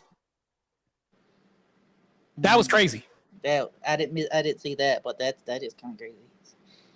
Yeah, I said there's a land where I'm calling these people spics and border jumpers, and I have a swastika on my arm and all this, and I'm saying, yeah, you can tell those red dot filthy Indians this and that or whatever and all this, but it doesn't exist. And I went on to like education and how the Austrian painter was putting people in stoves and said this. It was only specifically due to their J hook nose whatever bankers and all this, and I said, but since racism doesn't exist, it's because he hates them. And like I went through this whole thing. It was just crazy. Cole Vic, I don't know if you saw the opening, but that was pretty wild. I think you know what? I might have accidentally broke some TOS in the beginning of the opening, but honestly, I wish I could have said the N-word because it probably would have made it more impactful, but oh well, TOS. So. Yeah, them TOS is what gets you. Gotta talk like you're a kid on these things. Yeah, you got to say grape. But here's the thing, though. I even told him, this is the thing that contradicted what he was saying. I said, so if you have a PDF that's in a room with a kid who identifies as a PDF, you wouldn't exhibit caution with having a kid in this room with this person. They haven't exhibited this trait or showed you anything. You wouldn't trust them. No, I wouldn't trust them. But okay, you wouldn't trust the person that said they're racist and they're going to go ahead and make you your coffee in the morning. Yeah. No, they're not racist though. I'll have them make my coffee. Oh, you don't think you're going to get extra spit with that? That's crazy. That's like with you labeling them the PDFs as blue guys. It's like it's still a racist thing because you're identifying those people with that said color that they are that. It's cool. It's like oh, come on, guys! Like y'all are literally going in circles. So you guys didn't see the opening though? No, I didn't get to see the opening. Oh, I saw it. I saw it with David. We were kind of laughing at the fact that you said all that, and then you censored the schmostica. Schmostica, yeah. We thought it was funny that you said the other stuff you were saying, and then you censored that one word. We were like, well, this is what I put up. I hate to like inundate you guys with this, but I'm only going to play this for a second. Cole Vic, I know when you see the debate, Cole Vic, if I would be so honored if you could do a review on this would be awesome. Like, if you really think I did a good job and you think, because this guy's like a Cole Vic, let me tell my audience about Cole Vic. Cole Vic is like a savant when it comes to like commentating debates and doing all this. The guy's really a savant. He's pretty good. So, but here's the thing though. I'm just going to play this real quick. And this is what I showed real quick. It's just a quick portion of the debate. I know Mr. Work, you saw it, but it's not going to be long. So I included my definition and examples. I was like, this is going to destroy him, plus my opening, plus the paradoxes that I gave up, meaning like the KKK was just a group that just didn't like people for no reason, like in things like that. But anyways, here we go. wait, Martae, before you play that, is that going to affect your ability to get monetized again? No, this isn't going to affect it. Not this video. No, he should be okay. Okay, I thought you were going to play the beginning of the debate. Oh, you were doing the Charlie Kirk racism, which Charlie wasn't, as people keep saying he was. Yeah, he wasn't. He actually defined racism against, and this is what I played in the beginning. Racism. A discrimination against a minority class of people in order to create an unbalance in the society or a hierarchy based on something that is undetermined as of color, race, the color of your skin, or maybe even color of your skin. Can you be racist against Asians? Yes. Can you be racist against white people? No. I believe that you can have prejudice against white people. If a group of black individuals, which happens unfortunately so often, say, we want to go beat up whitey, and they go beat up a white person, was that a racist thing that they did? I would have to ask for further context, but yes, yes. Based off of that, Cool. yes. So, but then let's go back to your definition, because your fair. definition was that it had to be the exercise of power. I'm going to make your definition better for you, That's because fair. That's the fair. exercise of power against a minority group. Yes. But in that case, it wouldn't be, because it would be a group of black individuals versus a white individual. Correct. So wouldn't a better definition of racism be a human being or institution prejudicing or stereotyping against anybody else because of their race? I have had 80% more negative. Always trying to fight which one is coming from. Here we go. That's a little bit of racism on them. I agree. I am Cuban, and sometimes I feel I am racist against my own people. This is the good part right here. After this guy, this demolished his whole thing, the self-identification. Because we have our own personality, our own culture that a lot of other people don't like. I learned how to be an American. So right now, I'm not even similar to my own race. So that's why sometimes I don't like to be around them. Here it goes. This is the part. I was like, JS is cooked. Right after I play this, he can't deny this at all. I am racist. I am racist.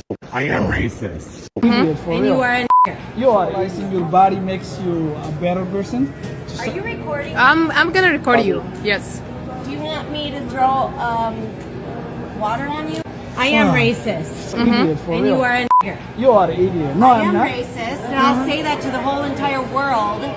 Don't be disrespectful. You ruin your life, by the way. Oh, Bye. you talk about respect? You talking about respect? You are fired from this place, motherfucker. You're not gonna be working here. Suck it. Suck what? Look how you Suck fucking look it. like. What's wrong with you? What the fuck is wrong with you, you fucking ugly bitch? Get the fuck out of my Ugly? face. Talking about ugliness? Did I stutter? You're the ugliest person I ever. She said, did I stutter? She actually stuttered while she was saying, did I stutter? Which is seen in my crazy. life. Good. Fuck. Your fucking No, we face not. for No, what? we not. No, we not. Because you know damn well you're a That's fucking respect. evil That's fuck. respect. Keep squeezing that caramel, bitch. Get the fuck out of here. Look at this. Few moments Yeah, I am later. racist. Yeah, I am racist. Yeah, I am racist. Are you serious? Or are you? 100%. So you just don't like white people as a whole? No. I don't. Should we be judging people based on the content of their character and not Yes. the color of their skin? No, you need the color of skin is very important. The reason why I'm asking this question. Hold on. Is she a racist or not? Boy, I don't know. Maybe. I don't know. I'm Yeah. very confused. She says she's a racist and she says she only hates white people. I'm very confused. Yeah, I'm pretty sure I hate white people is pretty much racist to me. Like, last I checked, yeah, that's pretty racist.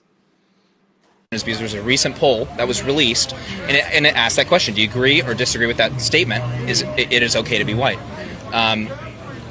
Only 53% of black Americans said yes to that poll. Does that surprise you or no? No. Black people are really racist. Now she also said black people are really racist too. Is that okay? Yeah. Then she said it's okay that black people are racist. Like, here's the thing though. When I played this, you would have thought that this would have ended the whole debate because now JS has to be on the back foot and say, well, no, she's lying. Well, the white person has to be lying. Charlie Kirk's definition has to be wrong, like all this. And then I went in my opening statement and I'm just like, there's no way. But JS just ignored all this that happened. Seriously, literally watch the video and it showed you proof of someone being racist. It's like, how do you not see that? Like, dude, it's right there. She literally says, oh yeah, I hate white people. Yeah, I'm racist against white people. It's like, There's your proof. That's like, And then the white I guess person what's the said, difference I with am the white person racist. saying that? She said, because you're an N-word. And then she said, yeah, I'm racist. F you, mother, whatever, this and that. So you mean to tell me that these people are lying? If I ask Speakeasy, he said, yeah, the white woman's lying, the black woman's lying. So you mean to tell me anybody now that says that they're racist is lying now? The Speakeasy was like, yeah, they're lying. While they're calling you the N-word and saying, I only hate a race. I guess crackers is not a racial thing to say against white people. But that's what I told him. I said, well, by your logic, feminists don't exist because it's only an ideology. Even though they acted this out and say, I hate men. I hate men. I want to AB men. I want to accuse men of rape, even though they didn't do this. The power of the woman. I'm a boss babe. Feminists don't exist by your ideology. And he said, no, it's different because they have leaders. They have an ideology. There's a hierarchical order and they have a theory, an ideology theory. Meanwhile, if I look at blacks, there's a hierarchy. We have black leaders. You've heard this before. We have an ideology. We also have actions. People get lynched and things like that. We also have a theory. Critical race theory has race right before theory. But he's saying, no, they're not closely linked because even though they have everything that's the same, it's just a different motive. That's crazy. That was crazy. Also, another crazy point was saying that Jay-Z, they couldn't be racist to Jay-Z because he was all rich and just like them. It's like, doesn't matter if you got money, you're still going to be racist. Well, I brought this up. I said, let's say we put Jay-Z in the 50s down south during KKK, Selma, Georgia. Do you think that he would be treated the same way? Oh, they didn't answer that question at all. Nope. But even if he had money and was a rich black guy, he still get treated the same like every other black back then. This was, I don't know. I feel like this debate was like an L. It was an L for me because even though I engaged in this debate, I knew like this was a hard position on his side. But the fact that Speakeasy said racists don't exist and then JS said racists don't exist. And then here's the kicker. This is the thing that really pissed me off a lot. When I asked him, I said, if I get lynched by, this is the point that I want this, when I ended, this is the whole point. I said, it's crazy to say that if I get lynched by a white person and they say, I'm only doing this because I hate the black race and he's black and I identify as a racist. Am I racist? Speakeasy said, no, he's not racist. I had like, there's nowhere else you can go with that. You literally hit a wall there. It's like, how stupid can you be for that? I was dumb. Like I was like, okay, there's nowhere else I can go with this. Like when you say no to this, I was like, where do I go with this? Like there's nowhere else. If I said, well, the whites only water fountain, is that a racist thing? And then the guy said, no, it's not racist. I like hit another wall and I said, where else do I go with this logic? Yeah, see, this wasn't an L. This was just there was nowhere to go with it. You already made a point. Even from the beginning of the video, you made your point. So there's literally no point of going if they're just not going to proceed or process it. They just feel like, nah, this is not racist. Like, you can't avoid the problem that it is. And they were just going in circles where you're like making valid points about racism. It's like, no, that's not racism. The whole white fountain, not racism. I was like, dude. So if a black person said, I hate whites, and I brought up the Hebrew Israelites, we all know that they're damn racist as hell. They're black supremacists, actually. And I said, because they have this racist ideology and they hate whites and they say only blacks are the chosen people and they can get to heaven.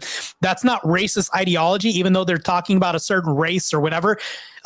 Speakeasy and everybody else said, no, that's not racist. I was like, I brought up so many different examples and they're like, and then I said, the ultimate thing I asked them, I was like, okay, let me dumb this down really quick because I just want to hear you say this. Remember I said that? I said, Speakeasy, do racists exist? He said, no, they don't. And once he said that, I was like, I was checked out of the debate. I was like, there's nowhere else I can go with this. Yeah, you were kind of just, they kind of just answered your question for him. I was like, oh, no, racism doesn't exist. Like, okay, then there's no point in debate because you guys don't believe that something literally exists. It doesn't exist.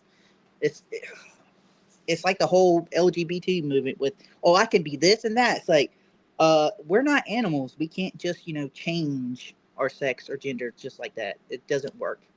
So I had the results of the debate tonight. So here are the results. Matter of fact, I'll actually post the results. Give me 1 second because I think it's fruitful for me to actually post these instead of It is. You can see people's reactions and how they see your view and everything. But honestly, yeah, this was an L. This was more like a, it was a W, but not really like an easy W as you think. Because honestly, you did win. It's just them not understanding the point of racism was on their part. That was on them, but they don't understand. I feel like, because Cool Vic, would you agree with me? The hardest people to debate are stupid people. just going to blatantly say this right now. And Cool Vic can answer this. Do you think, Cool Vic, that the toughest people to debate are really dumb people? I don't think that these people were dumb, but I think they were playing dumb awfully well. So I'm going to present something right now. And this is, let me go to my image files real quick. I want to present to you guys something, even though the moderator was fighting me. Yeah. Let's go put this on the stage real quick. That's the results for tonight. So who won according to this poll? Boy, I wonder. So the crazy thing is like, damn, 17 people said I lost the plot. The 29% is crazy. Yeah, seriously, 29% is real crazy. If y'all don't know what racism is, the 29% is insane. But Martae Ruelas 46, of course. I was like, I know, but here's the other thing. This is God. Maybe I shouldn't. I'm gonna do it anyways. This is the thing that God, I don't want to say this, but I am gonna say this anyways. By showing this. I gotta do it. Okay, she can't say I'm attacking her. She can't say I'm attacking her at all. This is Alicia, Speakeasy's woman, whatever that is. I am going to show this because this is objective reality. And I can't say, well, this never, because I don't want you guys to think I'm just making shit up. Oh, I know. You're not. Yeah, I believe you, man. You're good. Well, here's the thing though. If you can't objectively see this in reality, you guys have to just trust me. There's an honor system here, but I don't want you guys to go off of the honor system.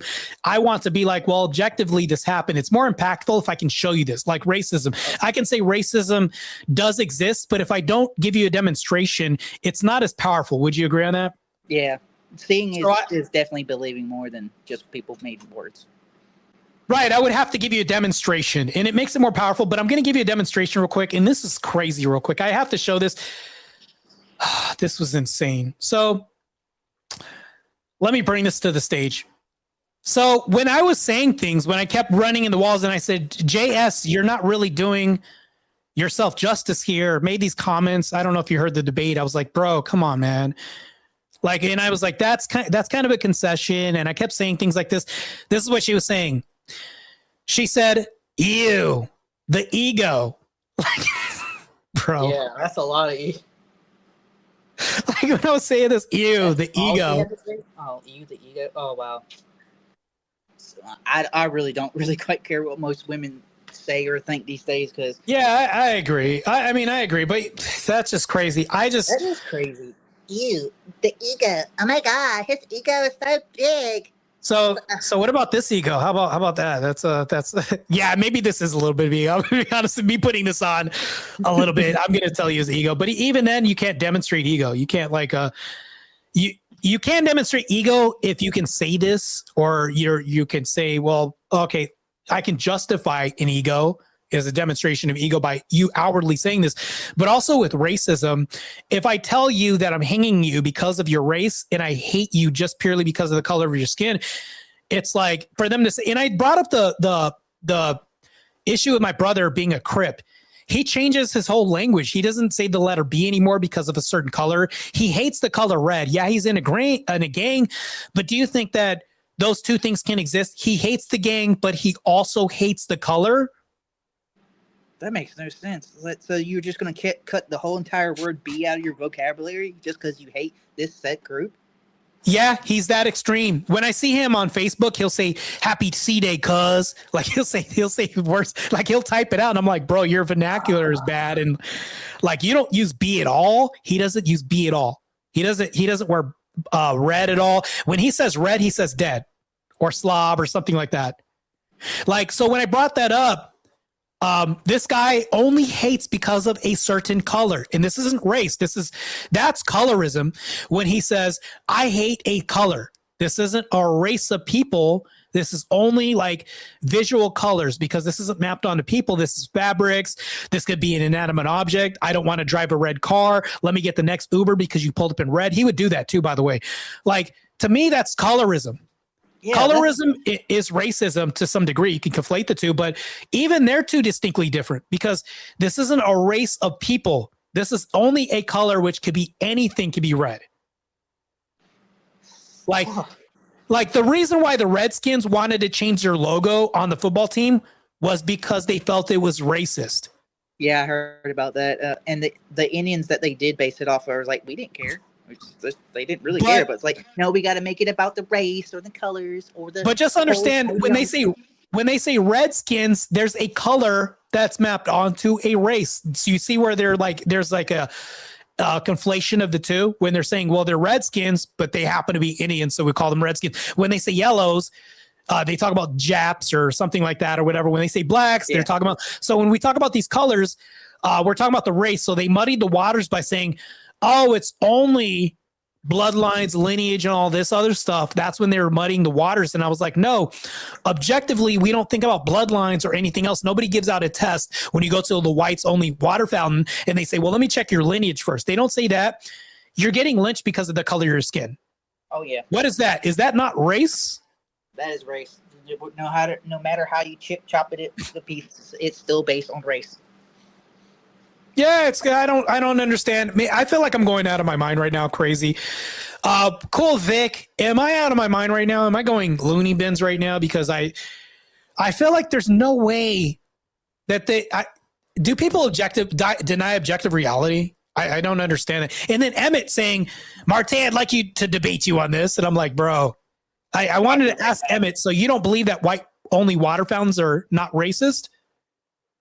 Like, if he says no, then I will do a debate with Emmett we can do this on Cool Vic's channel and I could run this back on him too. So Emmett, mind you, if you're listening, I don't know if Cool Vic's open to this. I'll debate you on the same topic on Cool Vic's channel, which is crazy. I don't know. This is crazy that people are saying, like, I'm debating Minar next week. And he's saying that, banging your cousin should be socially justified and accepted. And the whole time during the debate, Minar, if you're listening, it's not calling this intra-familial relations and all this other stuff. I'm not going to dress it up, Pumpkinhead. That's not what I'm going to do.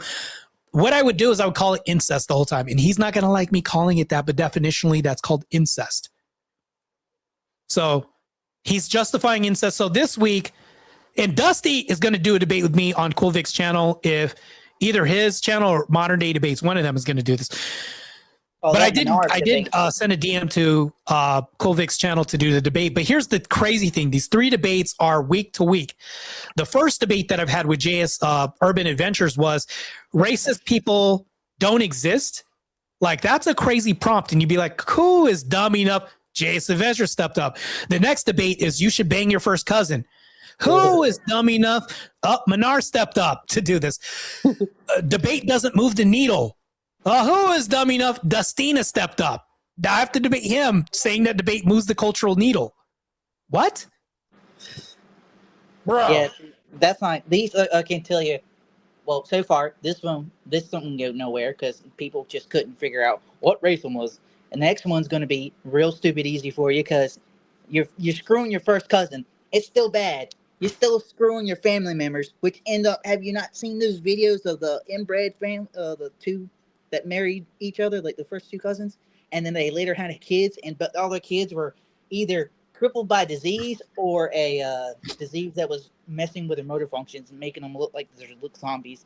And the third one, well, we all know Dusty don't got no valid points anyway. He's just here to troll, the drama, and just to feed off everybody else so he can make the little bit of money he can get. That ain't gonna be much. So Dusty's an idiot, and I'll even tell the whole game right now, and he'll still take this L. The fact that he was telling Cool Vic confidently, yeah, I'll do this. And then we heard his whole stream and everybody was saying, yeah, you should win this easily. And they didn't say that, but that's what they're implying. All you got to do is make sure he doesn't change the framing. No, I can keep the framing themselves because they were talking like everybody that's associated with the Crucible or is on good terms with the Crucible changes framing. The Sasquatch, Caucasian Sasquatch kept saying this. But here's the thing, though.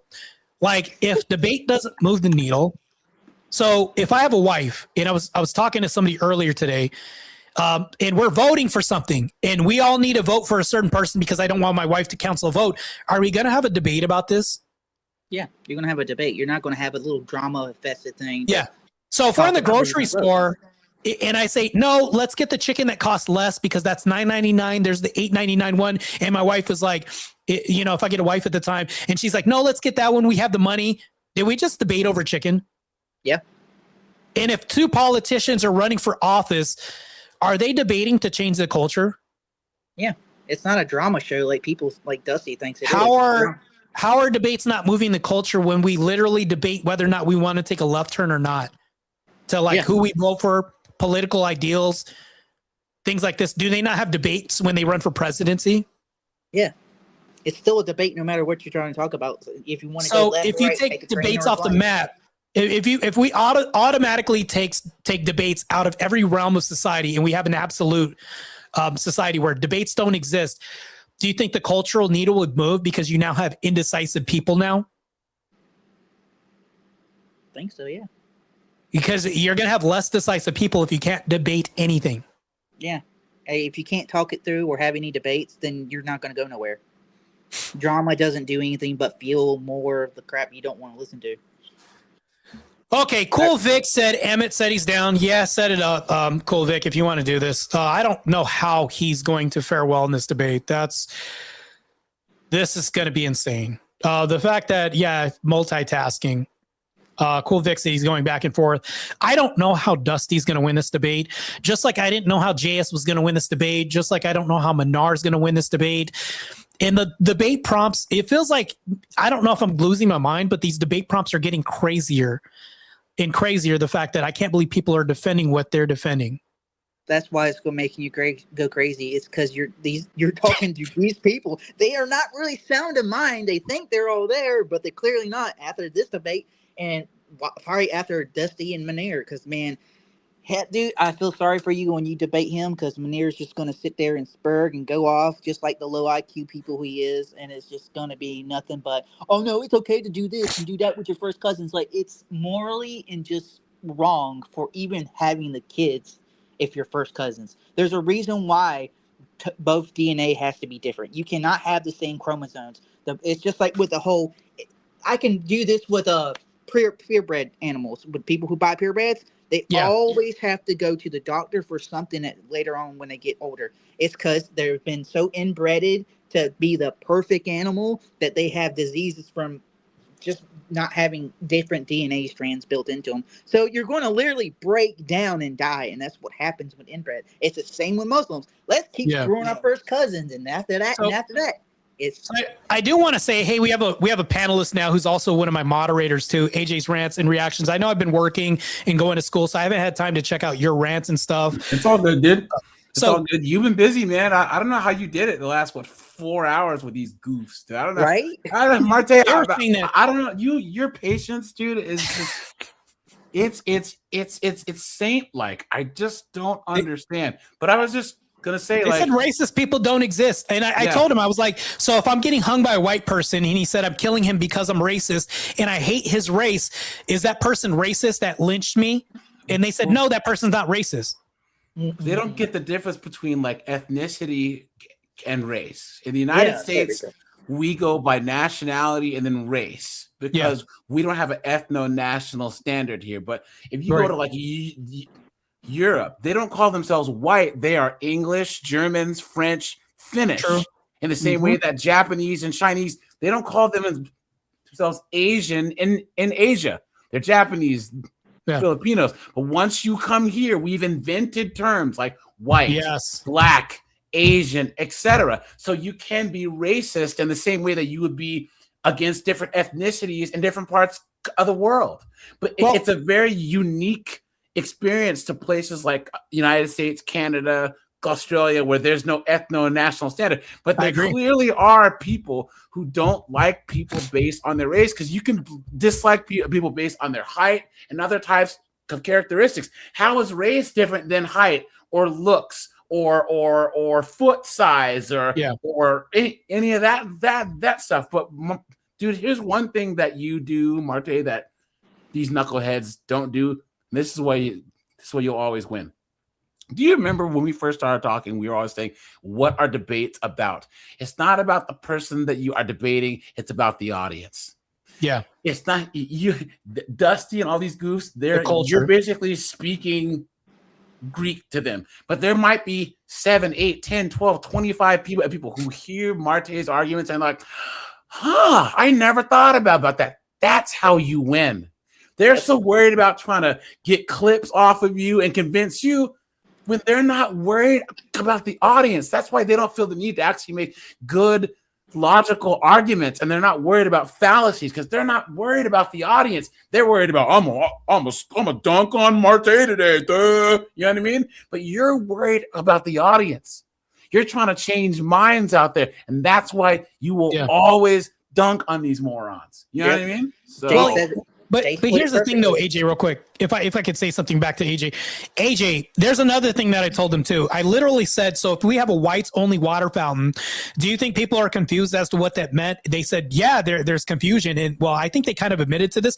But also when I asked them, I said, so if I have a whites only water fountain and the person that wrote this whites only sign and the paint was just drying on the sign and he walked off and his group and his cronies saw me drinking out of its water fountain, you don't think anything would happen? He said, no, I don't think anything would happen to you.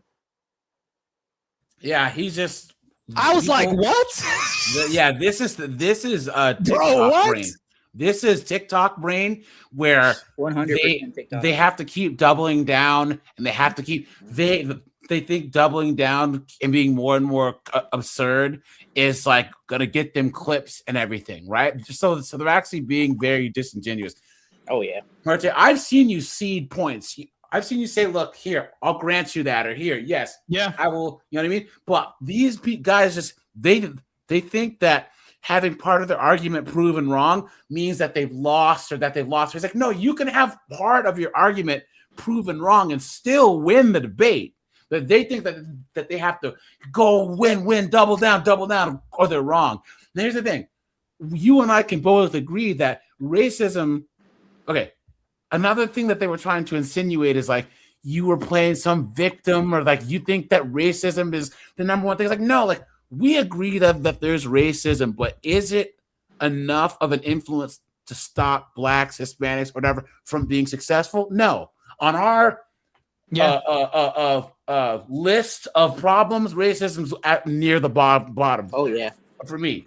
But I think that as he started to actually lose, because he was trying to pull slick with words and go, it's what do you say? A person that doesn't like black people because they commit crimes is just worried about crime and not the race. It's like, wait, what? I mean, yeah, that can be a part of it. And I told him, I said, if you have people that are racist, is that a thing that doesn't exist in reality? Or the idea of racism doesn't exist in reality? And I said, yeah, it doesn't exist outside of your mind. But once you put force behind this, now there's a motive. So that does exist. So when you say racist people don't exist, you're saying people with these motives don't exist. Therefore, if I looked at because I know you like review feminists all the time. If we look at feminists, and I said, it's almost the same thing. You're saying that feminists don't exist because feminism, we can't see it, taste it, touch it, but we can see examples of this through force. Women will say this guy raped me in the closet, but then they'll use the force of the long arm of the law to do this. But then Emmett Till whistled at a white woman. They use the long arm of the force to do this. And then I said, both of them have similar things. They have a hierarchy, structure, and leaders. There are black leaders, but they're also radical feminist leaders. There's different also identifications of what feminists are in different levels of this. And then not to mention this, but they Speakeasy was telling me, well, no, feminism's a theory. But I was like, what's critical race theory then? Isn't that the same thing? And I'm just like, bro, am I losing my mind, or am I just not talking sense? Racism, feminism, those are beliefs, and your beliefs inform your actions. Exactly. That's just the thing. That's what people don't understand. To try and say like that racism is not real would be like saying patriotism isn't real. Yeah. If you're very patriotic, that will inform your actions and you will have an effect on the world. That's just how it works. Now, if a person doesn't act in a racist way, how am I supposed to know that they are? But they automatically, that ideology or those beliefs inform your actions. And I think he was just trying to play slick and say, oh, well, there's other categories that they're basing these generalizations on. But if race is a common denominator, if you're saying said people do commit crimes, make baby mamas, all this other stuff, well, you're using all these things to generalize race from a perspective of negativity that comes from racism. Yeah. You know So what I'm saying? I do have to ask a question because my panel's been attacked recently. There's a woman named Veronica backstage. Veronica, I was wondering if you can cam up because I had people literally come up on my panel, say the N-word, try to like dox my channel, try to get it banned and all this other stuff. I just want to do housekeeping and vet the people that show up on my panel. If you don't want to show yourself, that's fine. I can't let you up, but due to like things that have recently happened, somebody came up and said the N-word like 4 different times. And then the time before that, they were talking about the Jays and all this other stuff. They're trying to get my channel banned, man. So, oh yeah. Veronica, if you could cam up backstage, and I know that it's okay, you're gone, so probably a troll. Yeah, probably. Yeah, Don't yeah, let that me happens know. to me, bro. Yeah, I'm That not happens letting to her me, up because too. I don't know who that is. Yeah, if I don't know people, I mean, I will. I'll have them cam up, or even I'll let them up, and then have them have my finger right on the remove button because I've had that once before. But yeah, and it's sad that like people do that to people. I mean, Martae, that's actually that's how you know that you're doing good is when you start getting trolls. Kevin Samuel started getting trolls, all these and it's just people trying to have their 15 seconds, you know. But yeah, man, I just think that people I was coming just in and out of the debate, and yes, I try and be I know you, so I'm a little bit biased, but I try and be as unbiased as possible. But if there's one thing that I noticed going in and out of the debate is you're always in good faith. You're always you're never being disingenuous. I try to be, man. I try to be as good faith as possible. And you don't ever see. This is the difference between me and you, and I say this all the time. When these dudes get passive aggressive or disrespectful, see, I would just cuss them out. See, you don't. I don't know how you don't. I just cuss them out straight up, dude. I'm not above cussing. And that's why you do debates. I don't. I would just cuss them out, you know? So, but yeah, man, good job. What are you supposed to debate this Dusty goof about? So he's saying that debates don't move culture. Oh, please. I know. Right, no. His debates don't move culture. Yeah, his debates don't. So, AJ, I'll even ask you a question that's along the sides of this subject. Do you think people debate on your channel whether or not a woman's action was good or bad, or do you think feminism is good or bad? Do you think you guys debate about this? Do you think your channel changes the culture a little bit? So we have discussions, but not debates, but any type of dialogue. Dialogue is the beginning. And okay, so the dialogue, there's going to be debates throughout this dialogue, right? There's dialogue, and then debates are like, dialogue is more like white belt, brown belt, and debates black belt. So if dialogue helps, then debate really helps. You know? It really, really, really does.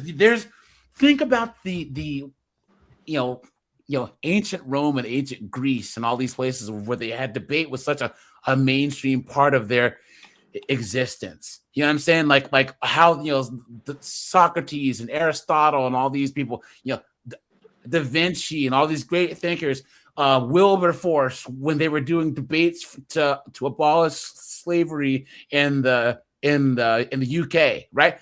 Think when the abolitionists, they were doing debates in Congress and stuff to actually amend the Constitution. That's what debate does.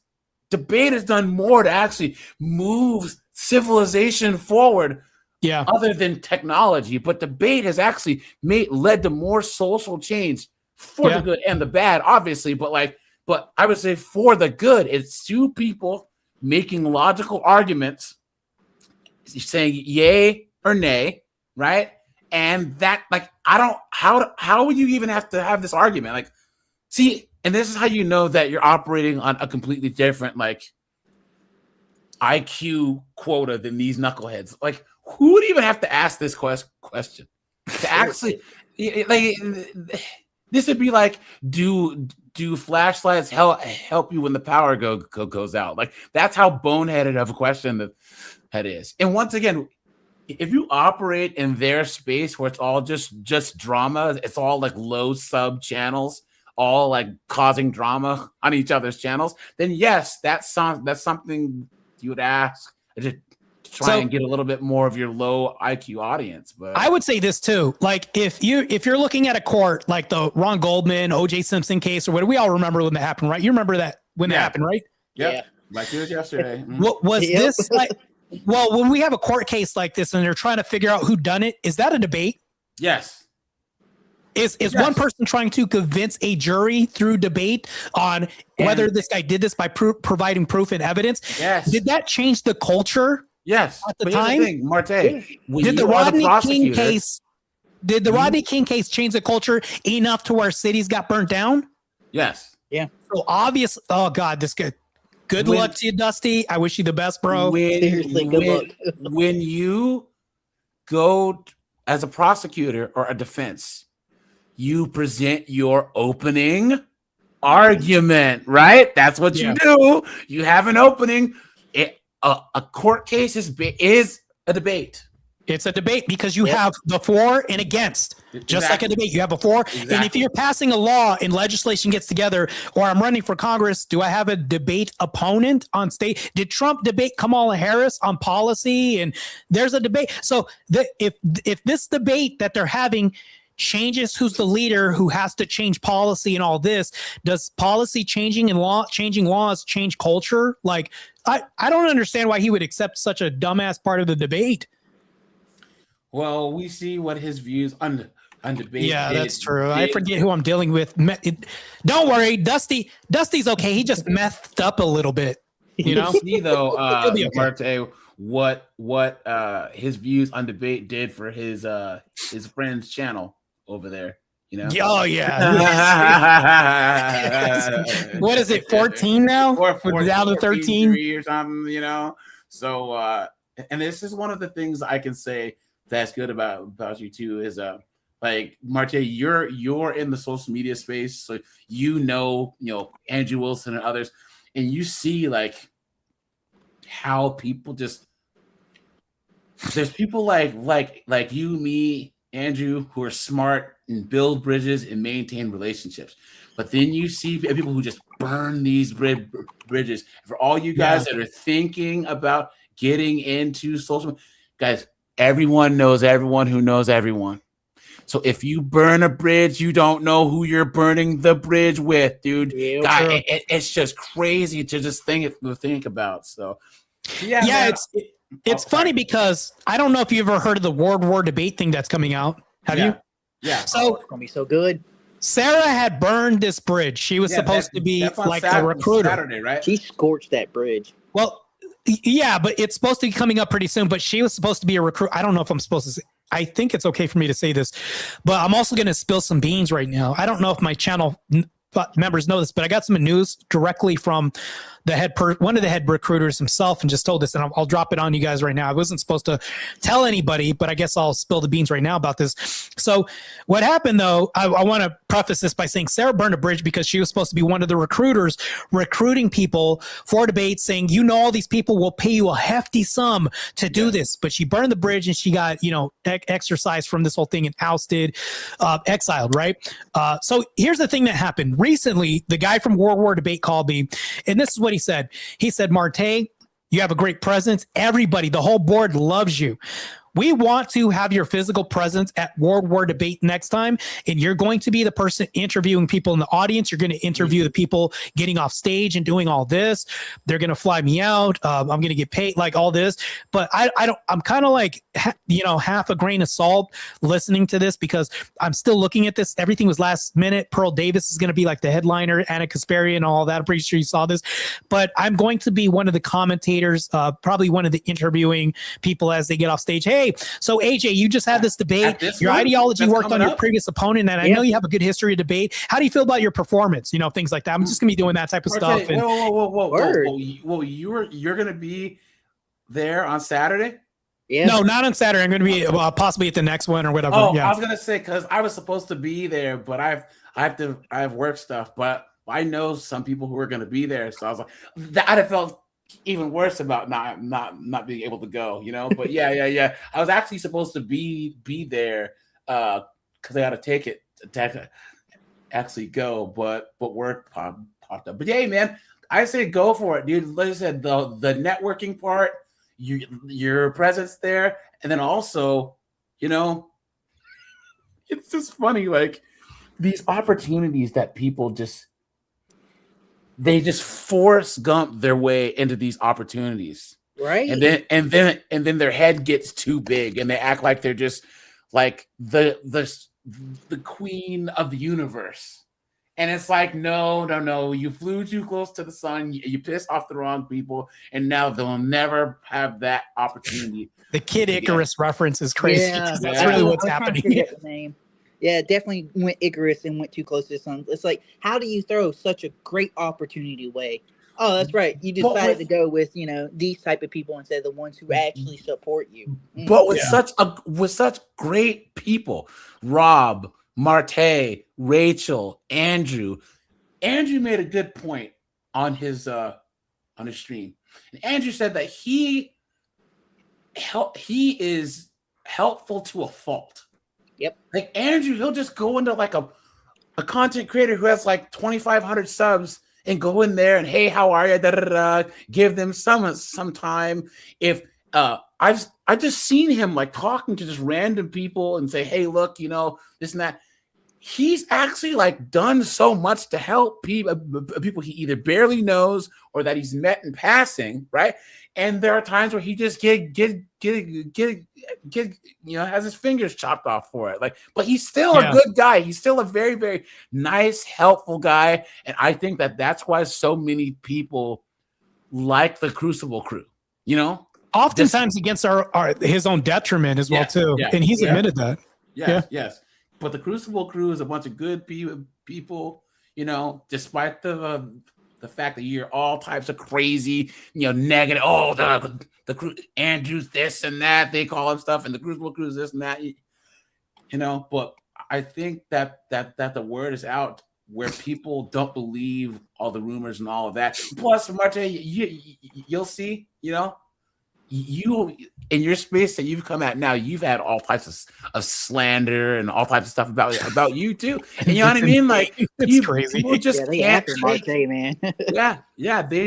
they just can't take a person that's showing success, that's showing consistency, and that's making these connections. You know how many people probably can't stand the fact that Andrew Wilson, or that Rachel, or that they will, or any of those people, that you're part of that group and that you're contributing, that you're there because of merit.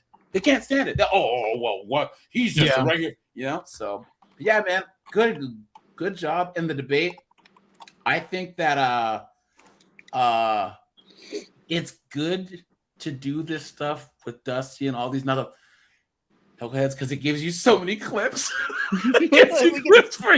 Yeah, I like the fact that I have good friends. Cool Vic does debate reviews. Emmett does debate reviews too, and I think there's another channel that does debate reviews too. But I think the leader in the industry right now is Cool Vic, who does debate reviews. Yeah. He does a pretty good job, man. Oh, Vic's in the chat. Vic, man, I've been watching your channel since you have like 13k subs, man. Keep up the good work, man. Your channel's awesome, bro. His commentary is perfect, and he finds just the right clips. And once again, he gives both sides, even if it's like Andrew or someone that he's affiliated with or that he prefers, he can still be unbiased and say, oh, the other person made a good point. Whereas me, like I said, I'm biased AF. I'm like, man, screw this other dude. Yeah. I've seen Cool Vic. I've seen Cool Vic do commentary and actually say, man, this was a really tough one for Martae.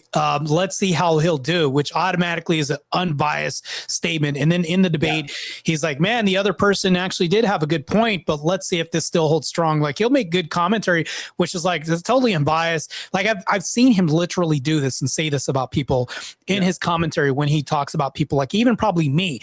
I'm sure that he's probably said it, man, Martae, he was having a little bit of difficulty here, but let's see how he'll pull this through, or something like that. Like almost like a fight coordinator. If you're talking about a fight and there's a commentator that's making commentary, like at least he's going to be fair, firm, and consistent. That's why I think Dusty chose Vic, because I think that Vic isn't like an absolutist with picking a side or something like that. Otherwise, he said, well, Martae, I would pick anybody except for, and then he named like 50 people. I'm just exaggerating. And he said, but Cool Vic and maybe Modern Day Debates. And then that was it. Like, I'm like, oh, just 2 people? That's it? Well, and then Cool Vic was like, yeah, I'll definitely be down to host it. And I'm like, bro, all right, cool. Let's do it then. He was like, no Rob, no Jake the Rattlesnake. I was like, oh, so nobody on the Crucible. So nobody. You don't want anybody doing this debate except for maybe Sarah Potato. It's what? But here's the thing, though. Potatoes with her. Since I've been watching you, Martae, and since I've been watching Vic, and even Andrew, you guys have gotten better. Like the product that you put out has gotten better. You think so? Your skills have gotten better. Like going back and watching you when I first started watching you, you're more comfortable now. It's just a better product now. The whole Raging Tomato crew, they put out the same stuff all the time. Yeah, it's all the same drama. It's all the same stuff. Some of them have been making videos for 7 years. You know what I mean? And it's the same stuff. So they're not. It's like they don't have a purpose. It's all about. So when you look at Dusty's in Tomatoes content, like it's about people, like specific people, and it's about the drama that happens to people. Like they have a specific genre. If you look at my content, I'm talking about culture. I'm talking about like I have prompts that piss people off. Like AJ, you already know, like Martae versus a panel versus BLK people that are angry. Martae versus angry black, BW, or Martae thinks that white people should get reparations from blacks, which means that I don't think anybody should get reparations, because if you give blacks reparations, Nike's going to make a lot of money. It's like, I'm just like, bro, it's, I make social commentary because I want to highlight things that are crazy and things that we don't ever want to talk about because it's frowned to talk about, because white people can't say these things. Otherwise they'll be racist. But if I say the same thing, I can't be called racist, but then I hate my mom. I must hate my own self, and I have internalized racism. That means that nobody can talk about this thing. Therefore, these B-dubs can't be corrected. If nobody can correct them and I can't make commentary about this, well, what am I trying to do? Move the needle. Dusty isn't trying to do this. Sarah isn't trying to do this because they want to have the male version of The View happening right now with these femoids. And I'm just like, this is crazy.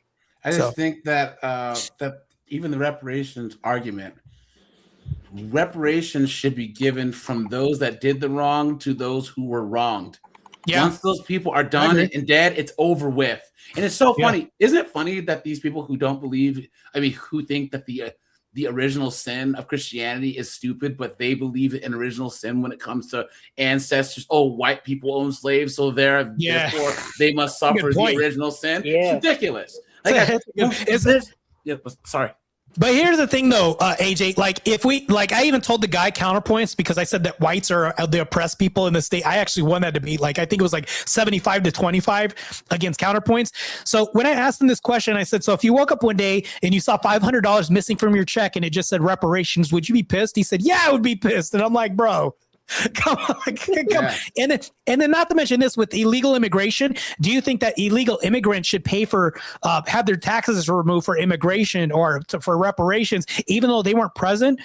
He said, no, I think that's stupid. Well, who's going to pay for it? Because nobody was alive at the time to stop racism or assist with racism. Yeah, that's true. Whose money is this coming out of? You mean you're going to create more of a victim class by penalizing people who aren't alive then?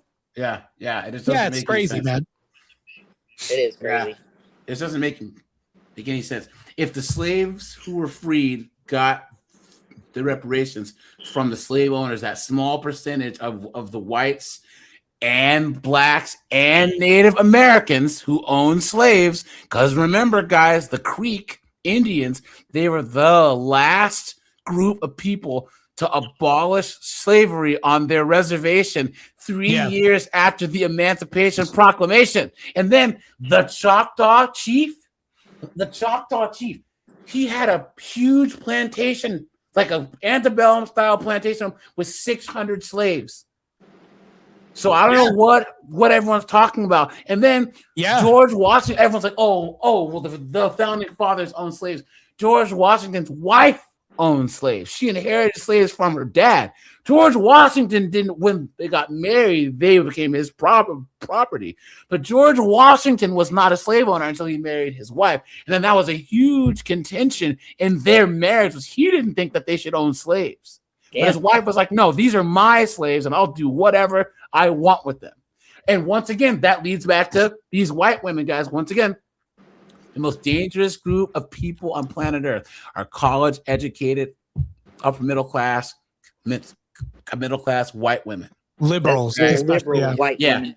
I call them awfuls. Average. Hold on. Average white female urban leftists is my acronym for them. They're awfuls, right? Because they can be victims and be empowered at the same time. Right. Feminists, women owned property and could vote in the 1800s. 1805, they were voting in New Jersey. There was more women voting than men, and a lot of, the majority were men, but most men couldn't vote. But there was women who owned property because their fathers died. They could vote, right? And they owned slaves. So what is this whole thing where, black people, us white women, we've always been on your side? Get the fuck out of here, man. This is ridiculous. So it's an infiltration. The liberals, what they want to do is it's the same thing, because here's the thing that I brought up in the debate too. I said, if you look at Ariel, she was originally a white person, but they made her black. But we all know that most black people are aversion to water and can't swim. So why would you make a black person a mermaid for also? And then not to mention this, but they're taking races and swapping them. Heimdall originally comics was white. Now they made him black. So if you think about this, Captain America is now the Hawk or whatever, Falcon, right? Not They now turned Captain America black. Anymore. They brought back Chris Evans. But you see what they did? All they're doing is giving white people the blacks leftovers of these original white characters. They can't make up their own. So meaning that they're giving blacks handouts or leftovers. So you mean to tell me, how is this plantation of them to give us leftovers and me to use them? Because I feel like this should have been black. You mean to tell me we can't have original characters? No, we're just going to turn Snow White black, but her name's Snow White, skin is white as snow. How are you going to make her black again? What the hell's going on? Captain African America. I'm still Captain African America. Bro, this is crazy. They haven't done Tarzan yet. They still haven't done Tarzan because Tarzan would have been a perfect person. Tarzan. The reason why Tarzan would have been perfect is because he swung on trees. He was loud. He was unkept, and he snatched white women all the time. How's that not black, bro? Right, dude. Like, they don't have the balls to do it, but they'll do it to all the other ones. And then he was hanging out with the monkeys the whole time, bro. How is he not black? All right, maybe I went a little bit too far by saying it, but I'm just saying, like, no, it's true, dude. They won't do it just because of that, because they don't want to have a black person swinging around in the jungle, hanging out with a bunch of apes. They won't do it, but they'll do it for everything else. Hey, what's up, Wick? How's it going, man? What's up, dude? I got tired of typing. Nah, you're good. So, Wick, I agree with you. General Lee, here's my point about the General Lee comment you made. I'm against them tearing down statues of General Lee. Like, let's say General Lee was the most horrible person that they ever thought. The reason why I think that I'm against them tearing down these statues is because you're also saying that the history didn't happen and you're denying this. Now you're creating revisionist history. Now what's the next thing? They're saying General Lee didn't exist. Now we're rewriting history. That's why I'm against that. Yeah, that's what they're doing. They're literally trying to rewrite history, change words definition, all just to push agenda and just make everyone else stupid. They're even trying to say that they can't sell models of the General Lee because it's got the Confederate flag on the top. I love that car. I love the Dukes of Hazzard. Yeah. Just a good old boy. Wickmoto, I'll say this, Wickmoto. I have a question for you. Do you? Because I don't think that the Confederate flag is bad. To be honest, I think that it was. We had an army that was Confederate. Maybe they had a belief system that just happened to coincide with people wanting to retain something, and that was the cultural norm at the time, and everything else like this. I don't think that the Confederate flag was hopefully racist. I think that when people think about this, there's lineages that carry the flag and all this and fought for certain beliefs. But I don't look at the Confederate flag like the Dukes of Hazzard car and think that that's automatically racist. I think that's asinine. I think that we should keep these things intact and teach real history and say, hey, yeah, this did happen. Yeah, there were some racist people alongside with this, but also there are people that were also good men that represented that side too. Am I wrong for saying that, Wickmoto? No, you're not. And I totally agree, because the history, good, bad, or indifferent, whatever, if we erase it, it's just going to repeat itself. Exactly. And it'll be 10 times worse than the past. Yeah. You learn from your history. You don't try to change your history. There's a difference. Yeah, you'll repeat history if you don't learn from it. But if you wipe the slate clean, like, we're going to start mistakes that we can learn from. But here's the thing, though, Wickmoto.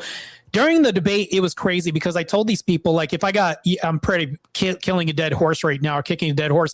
When I told Speakeasy, if a white person was going to lynch me because they said I hate black people and I hate him because of his race and I identify as a racist. And then I told Speakeasy and everybody else the same thing. I said, is this guy a racist? He said no. And then the white only sign, I said, is that a racist sign? They also said, no, it's not racist. And then when I asked Speakeasy, I said, do racist people exist? He also said no. And I'm like, I didn't know where else to go with this, Wick. Well, where'd you go? What gets me is, if anybody that's going to say racism doesn't exist has never experienced true racism. Yep. Yeah, that's true. Period. I don't mean to be a dick, but they need to take a fucking ride down to East Oakland or North Richmond with me, and I'll drop their asses off, and I'll meet them in a block. If they make it to the car with their shoes, their wallet intact, I'll be fucking shocked, bro. And Martae, you're ex-law enforcement. You've seen the horrors that people will perpetrate on people because of the race of their skin. I'm former EMS. I've seen the same fucking thing. I'm a white boy from Richmond. I've been stabbed because I'm fucking white, dude. I'm so tired of hearing that shit, bro. You come on down to my old neighborhood, homie, and fucking we'll see. You won't even get your ass out the car. When you don't get out the car, I'm gonna call you a racist. Period. So Wickmoto, if I tell some people and I say, well, Wickmoto stepped out to do EMS because law enforcement and EMS, we're like hand in hand, believe it or not. If we show up, EMS is like the cleanup crew or actually saving people at the same time. You guys are literally lifesavers. So when I show up to a scene in Wickmoto, like, let's say something happens to you, whether or not it's by a knife or something like that, and the guy says, yeah, white boy, that white boy got it. Speakeasy would literally say, no, he wasn't racist, and what he did wasn't racist, even though he said I stabbed him because he's white. That logic doesn't make sense to me at all. Here's the thing about were they lying when they're burying the blade in me? Saying I'm gonna get this white boy, get this white boy. Yeah, they're lying, right? Bullshit. I said, is that person that lynched me saying that I hate him because he's race and I identify as a racist and I hate blacks and all this? I said, is that guy lying when he says that? Speakeasy said, yeah, the guy's lying. Well, guys, here's the thing: is this you guys have heard this whole black people can't be racist because prejudice plus power is racism. You guys have heard that woke argument, right? Where they're that's the new. Listen. Hold on. Wait. Remember, power is contextual. Think about it. If my friend, he was from Detroit, he was one of 3 white kids in an all-black high school. So he used to get beat up for being white all the time. In that context, he had no power. Therefore, power plus prejudice, he experienced some racism. When Wick Moto got stabbed, that person that had the knife had the power, and prejudice plus power. People don't think that can change based on the situation. If you're in Detroit and it's 80% black city and you're a white boy, I mean, dude, so you use that argument on the liberals and they're all of a sudden not understand. It's not that simple. Go to San Antonio on the south side. There's nothing but Hispanics, and see how long Wiki, me, and anyone non-Hispanic lasts. You know what I'm saying? There's parts where you don't go unless you're Mexican. Period. So in that time, it's prejudice plus power, right? Come on now. So here's the funny thing, right? So growing up in Richmond, I'm like neon white. I'm a fucking redneck, dude. You know, my grandparents had a horse ranch. I've always been a redneck, but I knew which neighborhoods not to go in. My family's all law enforcement. My uncle's 33 years, Richmond PD. He's a SWAT commander. We knew where not to go, and we went there anyways just because we're dumb. But I'll tell you right now, I've seen dudes get their heads blown off just because, like, hey, get that white boy. Boom, they're done. And you know why? Yeah. It was a gang initiation. And some of the sets in the Richmond area and Oakland, East Oakland in particular, they would go hunt white people. That was their gang initiation. They didn't jump you in. You went and drew innocent blood. So, like, my cousin's grandfather, not my grandfather by blood, his great-grandfather, he was in his 80s walking down San Pablo Boulevard in Richmond. And there was 3 young black dudes, and they beat the shit out of him with a freaking 2x4. They put him in the ICU. He was in the hospital for almost 6 months just because he was there, dude. It's like, you gotta want to say that racism don't exist. Like, bro, I've experienced it. Yeah. I've seen it with my own 2 eyes. When we did EMS runs in Richmond, and this is why I stopped doing EMS for AMR in the Bay Area, dude, we had to carry Kevlar. Because if we were helping somebody who just got shot, motherfucker will walk out on his porch with an AK and just cut loose on us. Yeah, that's crazy, man. But yeah, I mean, you know what I mean? I have a black school in North Hanover County that's all dominant black, and there's always something happening there. And if you're white going at school, you're automatically bullied or beat or almost beat to death because it's just that bad. Oh, yeah. It's in a bad neighborhood as it is. But to say that racism's not real means like the entire West Coast and prison system where gangs attack each other based on race is just not real. Yeah. Oh yeah, dude. California prison systems are nuts with the racism, dude. Yeah. You got the woods, you got the blacks, you got whoever, but dude, they're all killing each other left and right. Yeah. It's unfreaking real. Like I got family in corrections. They're like, dude, come do corrections. Like, bro, I ain't doing that shit. You're out of your mind. I'm not walking in there. If I can't carry my sidearm, I'm not going, dude. I don't go anywhere without my sidearm. The craziest part about this, and I talk about this on my channel all the time.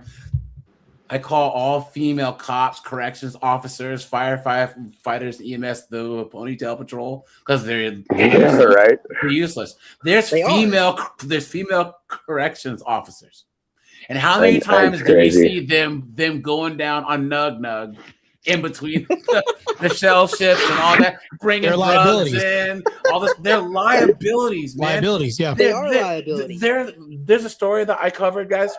This chick, she's a sheriff's deputy on patrol, and she's on her phone while she's driving in her car with Nug. He's on the prison phone, showing his face. Hey, boo, how you? She's like, I love you, on her phone while she's on shift, feeding him information about undercover operations. The pony trail is a one-legged man in an ass-kicking contest. So I have a question. Mo's on the panel. Good to see you. What's happening? How do you think? Was I going crazy on the debate because I was arguing my point, but they were saying that racist people don't exist? So I can actually have some commentary on the whole debate, and I just spent 30 or 40 minutes over there going back and forth with Easy, and got a little more clarification. So I think I might be able to add some context to a good bit of things. One, the debate itself. JS was arguing the ought, right, in a lot of his arguments. You were arguing the is. Yeah. So, and that is what the debate prompt was. So, by that alone, I think the points you made were more towards the point of the debate prompt itself.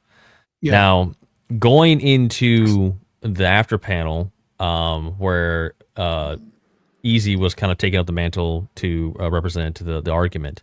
After talking with those guys over there, which I think we even talked past each other a good bit while we were over there. I think there was you guys were talking past each other to a certain degree. So I got it distilled down to two premises. Premise one is that what people call racism is actually based on hatred that is not tied to immutable characteristics once you ask them about it. So, for instance, you ask someone about, do they like a certain group of people, and they say no, and you ask them why, and they'll say because of the violence, they don't talk about immutable characteristics. So that's premise one. Premise two is racism doesn't exist or make sense because you don't have a universal category of what that is. So that's pretty much the argument in two premises. So here's the thing that I didn't understand about their argument. I had asked Speakeasy this question, which didn't make it. This blew my mind. I said, hey, so if I have a person that says I'm a racist person, I don't know if you saw the clip at the beginning of the video that I played.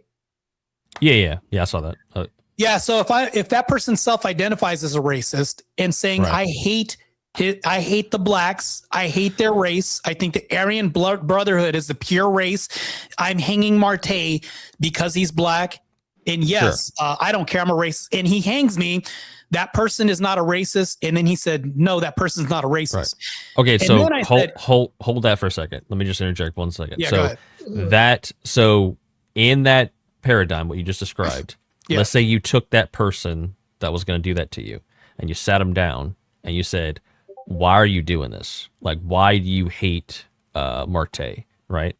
And the things he would give would be things like, well, his guy full of, whatever, all the racist stuff, talking points like crime, blah, blah, blah, blah, blah. What he wouldn't be actually identifying is immutable characteristics necessarily, right? Wait, hold on. We've had people literally say this, like the black person at the beginning. He said, well, why? Why are you racist? He said, because of whites. And then there's a whole interview, and he tried to figure out why. She only went to the immutable characteristics. And then what if this person also said only the immutable characteristics? He says, I don't care, because we can admit that people can hate for no reason at all. Those people exist, right? When they talked about Christ, they said, well, they hate Christ for no reason. That was in the scripture as well too. Like they hate him without justice or reason, purpose, or something like that. Anyways, would you believe that people hate people for no reason other than just race? That can't exist. But they're making this absolute claim saying, no, it can't just be because of that. Well, you're saying that can't be a motive. That's an absolute claim, and that's actually a faulty argument to use.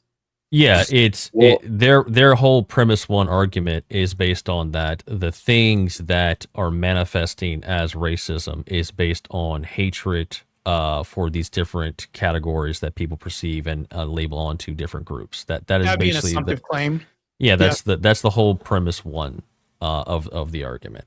And when you were giving him the scenario, and then he was saying no under the idea that person's acting on hatred that is not tied to necessarily immutable characteristics. That's where his position came from. The reason why that's faulty is because the hardest thing that you can prove is motive. That's in any debate or anything else like that. How do you get motive? You get this through action, and you get this through verbiage. You don't have motive absent, unless we're all clairvoyant here. You have to actually ask the person. They'll say why they're doing it, and then they'll do the thing that correlates with why they did it. To me, it's like, how would that? And then I asked Speakeasy, I said, so if that person does all these things and tells you that they're racist and it's only because he's black, is that person lying? Speakeasy said, yeah, they're lying. That's one of the most BS answers I've ever heard in my life. Yeah, here's something you got to remember too, though. They're conflating pure hatred of whatever with racism. It's both hatred, but they're two separate categories at the same time. You know what I'm saying? because you could hate somebody for a lot of reasons. I hate Muslims, like a lot, liberals, whatever, but that's not because of the color of their skin. But there is people who will literally target you just for the color of your skin, period. Yeah.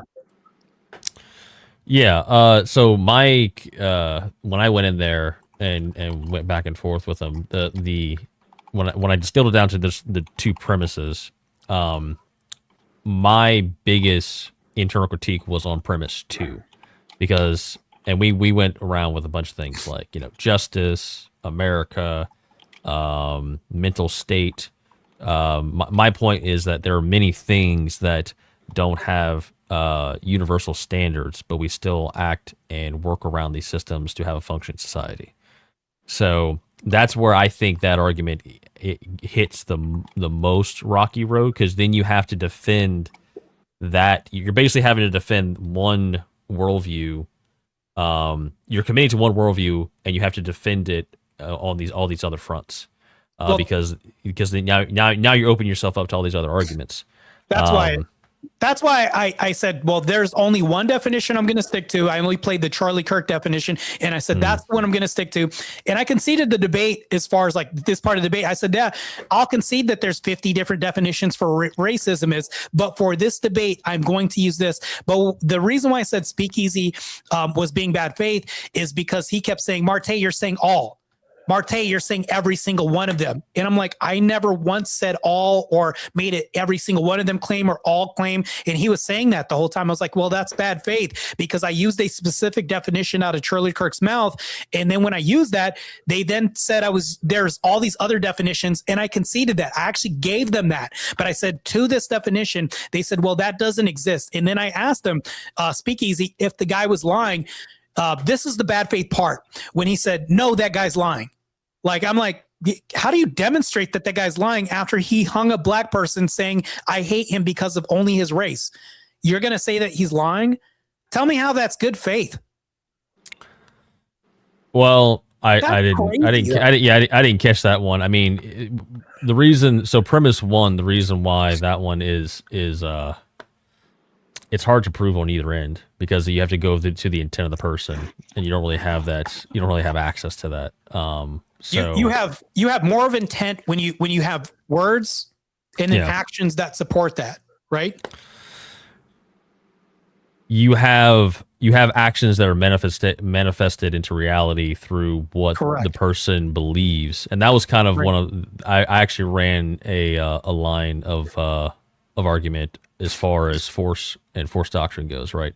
Yeah. You have a belief system. That was one question that I posed to him. Okay, let's grant that it is based on hatred. Then, if that's the case, does that mean that the physical manifestations in reality from that belief is pointless or meaningless? Because then you could even, there's a force doctrine in as far as rights go, right? Rights don't really exist, but force does. And that's what really matters. So we use force to manifest rights into reality. It's kind of, it's the same analogy, really, in some regards. The person who believes these racist things, they manifest it through force into reality. Now, whether that comes from if you grant it is just based on misguided hatred, it's still being manifested nonetheless. So it kind of goes, actually, now that I think about it, kind of goes into intent versus outcome, right? You judge the outcome. The intent, really, you can't judge something on the intent, because you could have all the great intentions of the world, but if the outcome is bad, you judge the outcome. So if you're judging the outcome, but the guy admitted this and then confessions don't mean anything if intent is any, because an intent, a confession is intent most of the time. So, and this is what I told him, Mo Rebuttal. This is what I told him, because I did use force in my argument. I told him, if somebody breaks in my house, because we can say murder, death is an outcome that happens, right? Let's say in one circumstance, And we would say, no, it's just a death, because they said, they ran the argument of saying, well, slavery isn't racist. You're saying that all slavery is racist. I never said that. That's where Speakeasy was being bad faith. He said, well, all racism is racist. And I said, no, two things can be true. There was racism that wasn't racist and racism that was racist. And I'll give you an example that uses force doctrine. If somebody breaks into your house, Mo, and you kill the person, did you murder them or did you commit self-defense because the person said he's going to murder your family? Well, yeah, it's self-defense. You killed them. Murder and kill are two different. Yeah, correct. So why do we have different distinctions? Would that like align with a motive, even though the outcomes are the same? So in the case of like self-defense, your intent is still to kill the person, whether you're justified or not. I would say stop the person. Yeah. Yeah, well, stop the threat. Engage the threat to stop the threat. To me, that means, if someone's breaking my house, to me, that means kill. Like, if I'm stopping the threat, they're dead, right? That's what it means to me. But I can see. To write on the paperwork, stop. Not just bad. I'm just telling you. So that's no, I get it. Just because we reloaded 3 times doesn't count. Yeah, I get it. I get it. It's a distinction there, but we have to have the other. What they're doing is they're removing labels, so now we don't have distinction. So now there's more confusion now because we don't know why they did it now or what their motive operandi was. If I kill somebody because of their race, we now have to say that's hate crime. So, and what I was saying too is like that sounds like feminism, because if you look at feminists, their ideology doesn't manifest until they use force, which means that this woman says, "I hate men. This person raped me. I'm going to use the long arm of the law to do this." Emmett Till said that a white woman said that this black person killed me. I'm going to use the long arm of the law to string him up on a tree. And then Speakeasy said, no, they're not the same thing. And then what she did was describe the same thing by saying, no, because feminism has a hierarchy. There's different leadership and there's an ideology and then there's theory. And I said, hold on, isn't there critical race theory? It literally says race theory. Don't we have black leaders? Like, don't we not only have this, but don't we also have like distinctions, because there's rad femme, there's different distinctions as well too. This is also a belief that's false, doesn't exist in reality, but they use force to support it. How is the same? Like, and then he said, no, they're not the same thing at all, not even closely related. And I was like, this is dumb. Like, I was checked out of the debate at that point. I was like, yeah, it's a wrap.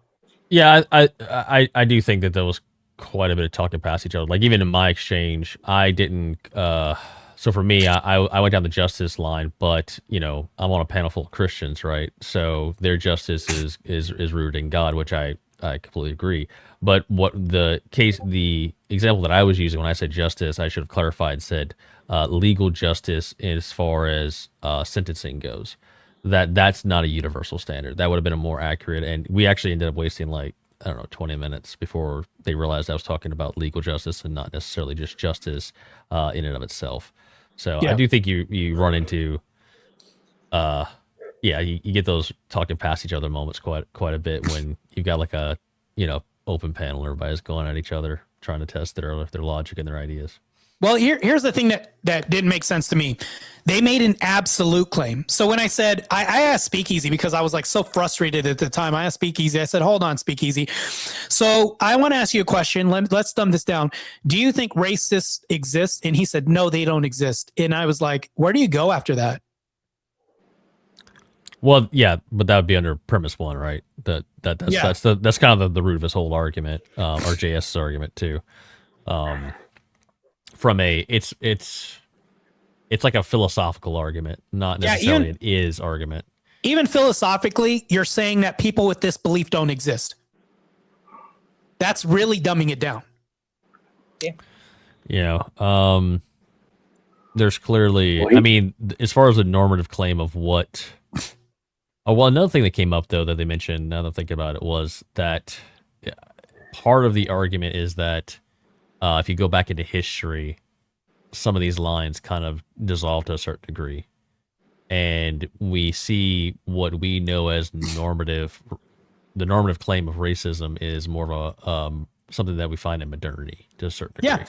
Just like feminism, but we know what feminism was when Eve refused to listen to God and then say, I'm a boss girl, I'm going to eat the apple no matter what. We know what Delilah did was according to feminism. And then we look at they would say the red pill is a thing that just came about. No, we've had that since then when we said, well, it's easier for Mo Rebuttal to live. Well, anyways, I don't mean not to say you, but it's easier for a man to live in the desert or roof of a house than with a quarrelsome wife. But if you told somebody that, they'd be like, oh, that sounds like red pill, like our argument or whatever. But these ideas in these abstract arguments that we've had, they've existed since the dawn of time. The only thing is now they're telling us that we can't ascribe labels to them and descriptors to them. And now it's like when you take descriptors away from everything, we don't call feminists and we don't call racists anymore. What do we call these people? If we just call them haters now, so the KKK is just haters now. Yeah, right. We didn't actually. It's a pretty good question. Like, how do we? Like, what do we use for? What do you replace that with? If you can't use distinctive language to, like you can't say self-defense. You have to say murder for everything now. And there used to be something. If you're trying to refine terminology, there would be something you would need. A descriptor. It's some sort of descriptor. I think they might say tribalism. I'm not sure. Tribalism and racism are two different things. If you look at the definition, tribalism is towards a certain group. And it's like you would say, and I brought this up. I said, well, if you have cops that hate certain cops or they stick together because they're cops, that's tribalism. But if you have cops beating on blacks because they're blacks, that's racist. So it's like, if you think about this, racism is towards an ethnic or racial group or something like that. But if you look at tribalism, that's completely different definitionally. Even if you look at the dictionary terms of this, it's way different. So here's the other thing that I want to bring up. When it comes to race and things like this, if we can't define things and you can't find a word to replace this, and everything is hate, because when I asked JS Adventures, I said, if you have a pit bull, and this didn't make sense because you have dogs, right? So if we have dogs, and I said, and I'll ask you this question, Mo, if you have a pit bull and you're a bachelor, let's say you're back and you're like turn 19, you're going to get an apartment and you had a pit bull. Do you think apartments could deny you because you had a pit bull? Do you think that's possible? Yeah. That's kind of a standard thing in Vegas, actually. JS said it wasn't standard and it doesn't happen. So homeowners insurance won't even take them. So he said that no, that doesn't happen. He said no, they won't deny you because of a pit bull. That's crazy. And I was like, what the? Like, there were so many points in this where I was like, JS, come on, bro. And then he contradicted himself because he said, no, that person. He said, no, racists don't exist. And then he also said in the next statement, he said, it's not just because that person's racist. That's a contradiction. When you say racists don't exist. And then in the next statement, you say, it's not just because that person's racist. And then I called him on that. And then he said, no, I didn't contradict myself, or no, that's not a concession. Like, he literally conceded 7 times in the debate. And I called him out on this. And he was like, no, it's not a concession. I said, bro. Several times. All right, you know what Easy said that got me is he said, racism it's all about this, that, and the other thing, but there's got to be an underlying factor. Well, there doesn't have to be an underlying factor. True. I mean, take my own experiences. I've walked onto these yards for school, starting new schools. I think there's 3,800 kids. I think there's maybe 10 or 12 white kids. We are immediately targeted. Immediately. You know what I mean? And they didn't know nothing about us. There couldn't be an underlying factor because they literally had never seen us before. They just came after us because we were white, period. Well, according to like the line argumentation, the number one premise that you're saying, there had to be a reason why. Maybe their lived experience or whatever. But what was the identifier? What was the descriptor initially? Why were you guys singled out? Probably because of your skin. Right? Exactly. Yeah, premise. I mean, to play devil's advocate on the premise one, it would be something along the lines of like those kids grew up in a culture and family who demonized, let's say. Well, yeah, 100%. Yeah, so that would be. And then it's indoctrination. It's indoctrination. Right, that would stem from a hatred for a certain group based on, whatever those beliefs are. Yeah. Yeah, exactly. Yeah, and it comes down to a visual component. When it comes down to actual true racism, it's always a visual component. Period. There doesn't have to be an underlying factor. They look at you and go, "Oh, I'm gonna fuck that dude up." That's all there is to it. So if you look at like handbooks, like the KKK had a handbook out that said blacks, Jays, those J-Nose bankers and everything else like that, and blacks or whatever, they're naming like colors, right? They're saying blacks, or they're saying those yellow bellied, slant eye, whatever, this and that. There's always a color along with this. So they're distinctly saying what they believe racist to be. When it says whites only, they're talking about a color. They're not talking about, hey, let's check your lineage. Let's check your past history to see if you did the same thing this other black people did. If I drunk at, and this is the thing I also told him, Mo, I said, if there's a whites only water fountain, do you think people are confused as to what that meant? Somebody on the panel literally said, yeah, I'm sure people were confused. And then I told JS Adventures, I said, let's say the person that the whites only water fountain wrote this in paint, and the paint was still drying, and him and his cronies that really hate my race were walking away, and they saw me go up and drink out of this fountain. Do you think anything would happen to me? He said, no, I don't think anything would happen to you. Well, here's the other thing to think about, too. Here's the other thing. Like, what? Yeah, I felt like here's the other thing to that point, Martae. To that point, Martae, if you were a black man, but you looked completely white, you looked like a Caucasian, and you walked up and drank in that water fountain, nobody would give a shit. Yeah. You know what I'm saying? I would agree. Yeah, I do think that in the debate, those instances like that where it was clearly, the way you painted it, there was clearly there's only one like reasonable answer to it, right? I feel like if I'm JS, right, if I'm in that position, I feel like I would have to bite the bullet on that and then go down premise one and explain why. I do feel like that was a bit of a sidestep in it to some degree. He did this. I think he did this like several times when I asked him questions. He said, nobody would turn you away for a pit bull. That's crazy. I don't know why. And then he also said, no, it's not racist if it's a whites only water fountain. And then I said, if I got hung because this person blatantly said, and he said, yeah, that's a racist act, but it doesn't mean the person's racist. Like, how do you reconcile this? And then there were several points when Speakeasy said racist people don't exist.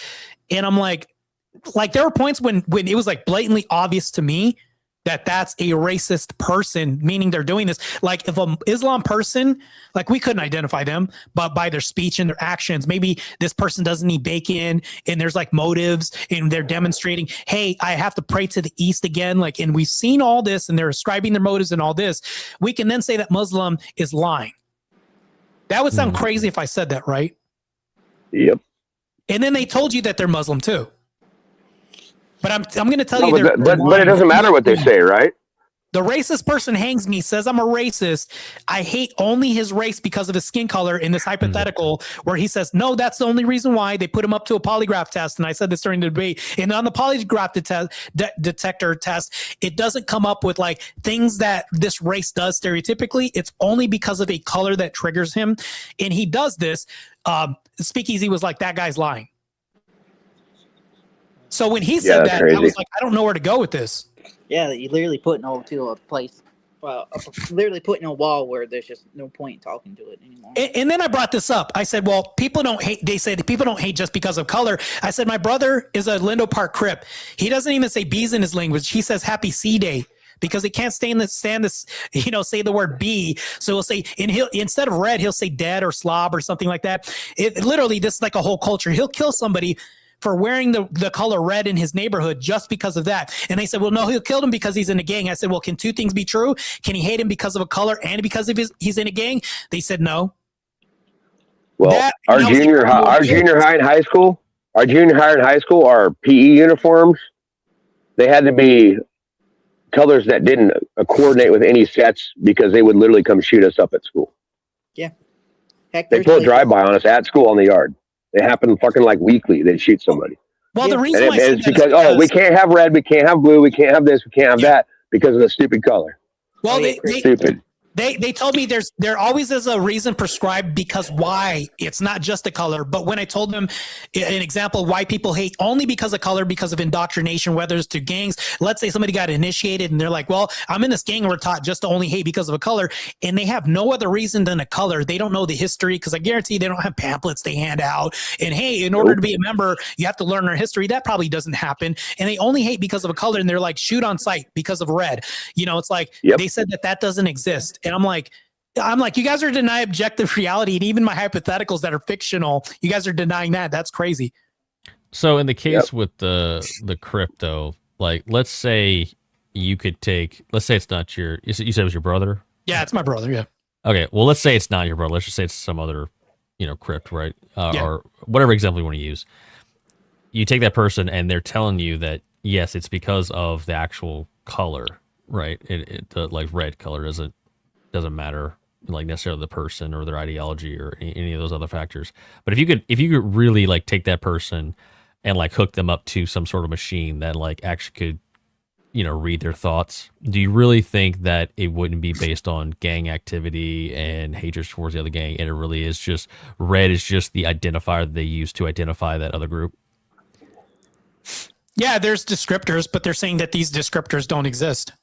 Yeah, No, but I'm just saying in a vacuum, right? Like hypothetical for your case, because I do think that would be like someone who says that it's just a color red. I do find that hard to believe that if you actually got drilled down to it, that I asked they use that. Sure, I'm sure he might say that, right?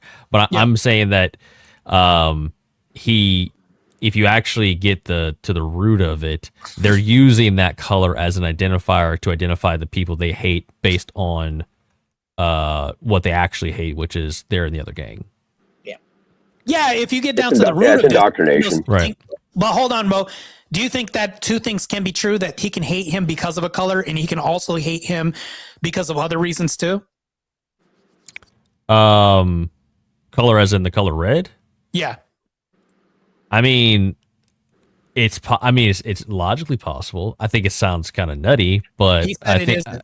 yeah. I agree it is nutty. Let's say I agree it is nutty because we both believe it's delusion, but then you would have to disagree that delusional people don't exist then. Right.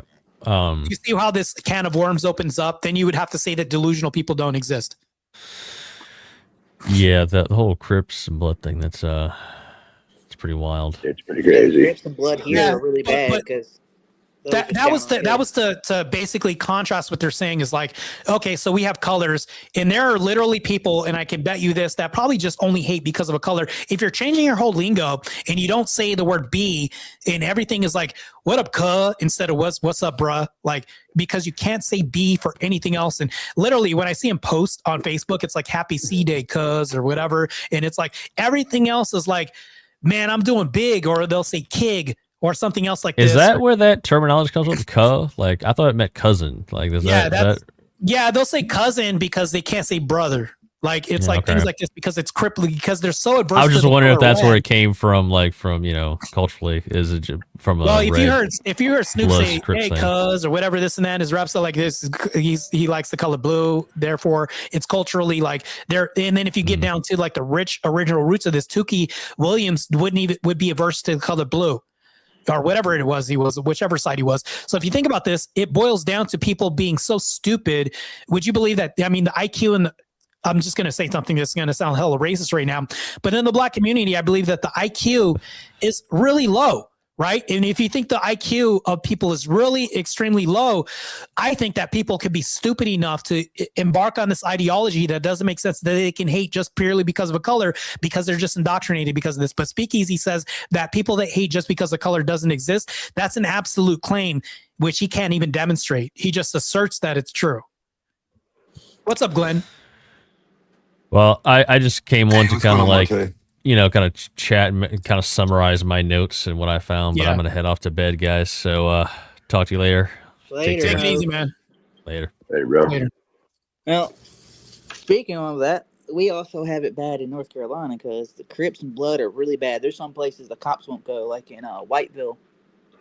There's a place called Mr. Happy, and the cops will not show up whatsoever to that place, and everyone is told to avoid that shop. If you see anybody in there, don't stop in there, don't do anything, just avoid it, because I think it's Whiteville and Wilmington that are like two of the worst cities for us in North Carolina, that is the most gang related, and there's always something happening. And I've literally been I did live in some type of a ghetto, but it didn't last long. But the shit I've seen and the people that were racist to me, I was like, it's real. There's no way in hell that it's not fake. Because I was even told to avoid these type of places, and that's what I do to avoid without being shot because of my skin color. I believe you, man. That's great. So Glenn, I do want to ask you a question. I was losing my damn mind on this panel. I know you were calling and I saw the text and stuff like that. I couldn't like multitask because I was losing my mind. I was like, am I going crazy here? Are they telling me that if I'm being lynched by a person that's saying I'm racist and I only hate him because of his race and I believe in the Aryan Brotherhood, pure, whatever this and that, and I do all this, is that person lying, saying that they're racist? Speakeasy literally say, yeah, the person's lying. Well, am I going crazy? No, you were just dealing with a lot of gaslighting. I mean, that's like just yeah, call it what it is. There was a whole lot of fucking gaslighting. Like, I mean, I already explained it to you. Like, tribalism is a category. Everybody's tribalistic. You know, my team versus your team, right? Yeah. But racism is a subcategory within tribalism, right? You could be tribalism, but not racist. But you could also, but if you're a racist, you are tribalist, you know, at the same time. So to not acknowledge that there's the distinction here that is primarily based off of race or biological ethnicity, like that is stupid. Like, how stupid do you have to be? Oh yeah, so none of the Klansmen lynched like the black people just because they were black. No, it was always some other. That never happened. But Glenn, remember when I told him? I said if there was a whites only water fountain and I drank out of this, that's not do you racist, think that bro. nothing would happen to me? And JS literally said, no, nothing would happen to you. So okay, like my stepdad's crazy. black. That is my stepdad's black. Like I grew up in a predominantly black neighborhood, right? My stepdad would pick me up from school sometimes. Then the cops would pull us over immediately. They see a white little boy hop into a black guy's car. The next thing, what? They're already here, frisking him, throwing him against the damn car. You know, no, you didn't do anything wrong. Was that racism? Was that profiling? That's profiling. No, that didn't exist. That shit didn't happen. But Glenn, I even told him, I said, if a person is telling you why he's doing this, that's his motive. I'm only doing this because he's racist. And I drink from a white, because I even asked him, I said, if there's a whites only water fountain and they say, well, there's a whites only water fountain, is that racist? I asked him, is that racist? They said, no, that's not racist. Well, what is white? White's a color. Do you think race, like a race is a color too? No, it's not a color. I was like, where do I go from this? Like, where do I go from here? Well, I mean, like that's what I'm saying. Like the gaslighting was so bad faith. Like, you know, like that's why I was like messaging you, like, no, bro, like this is really bad. Like this is why I don't like these, like a lot of these debates anymore, because it's like they're not even honest with it. Like, can we at least have an honest debate about, okay, what is what?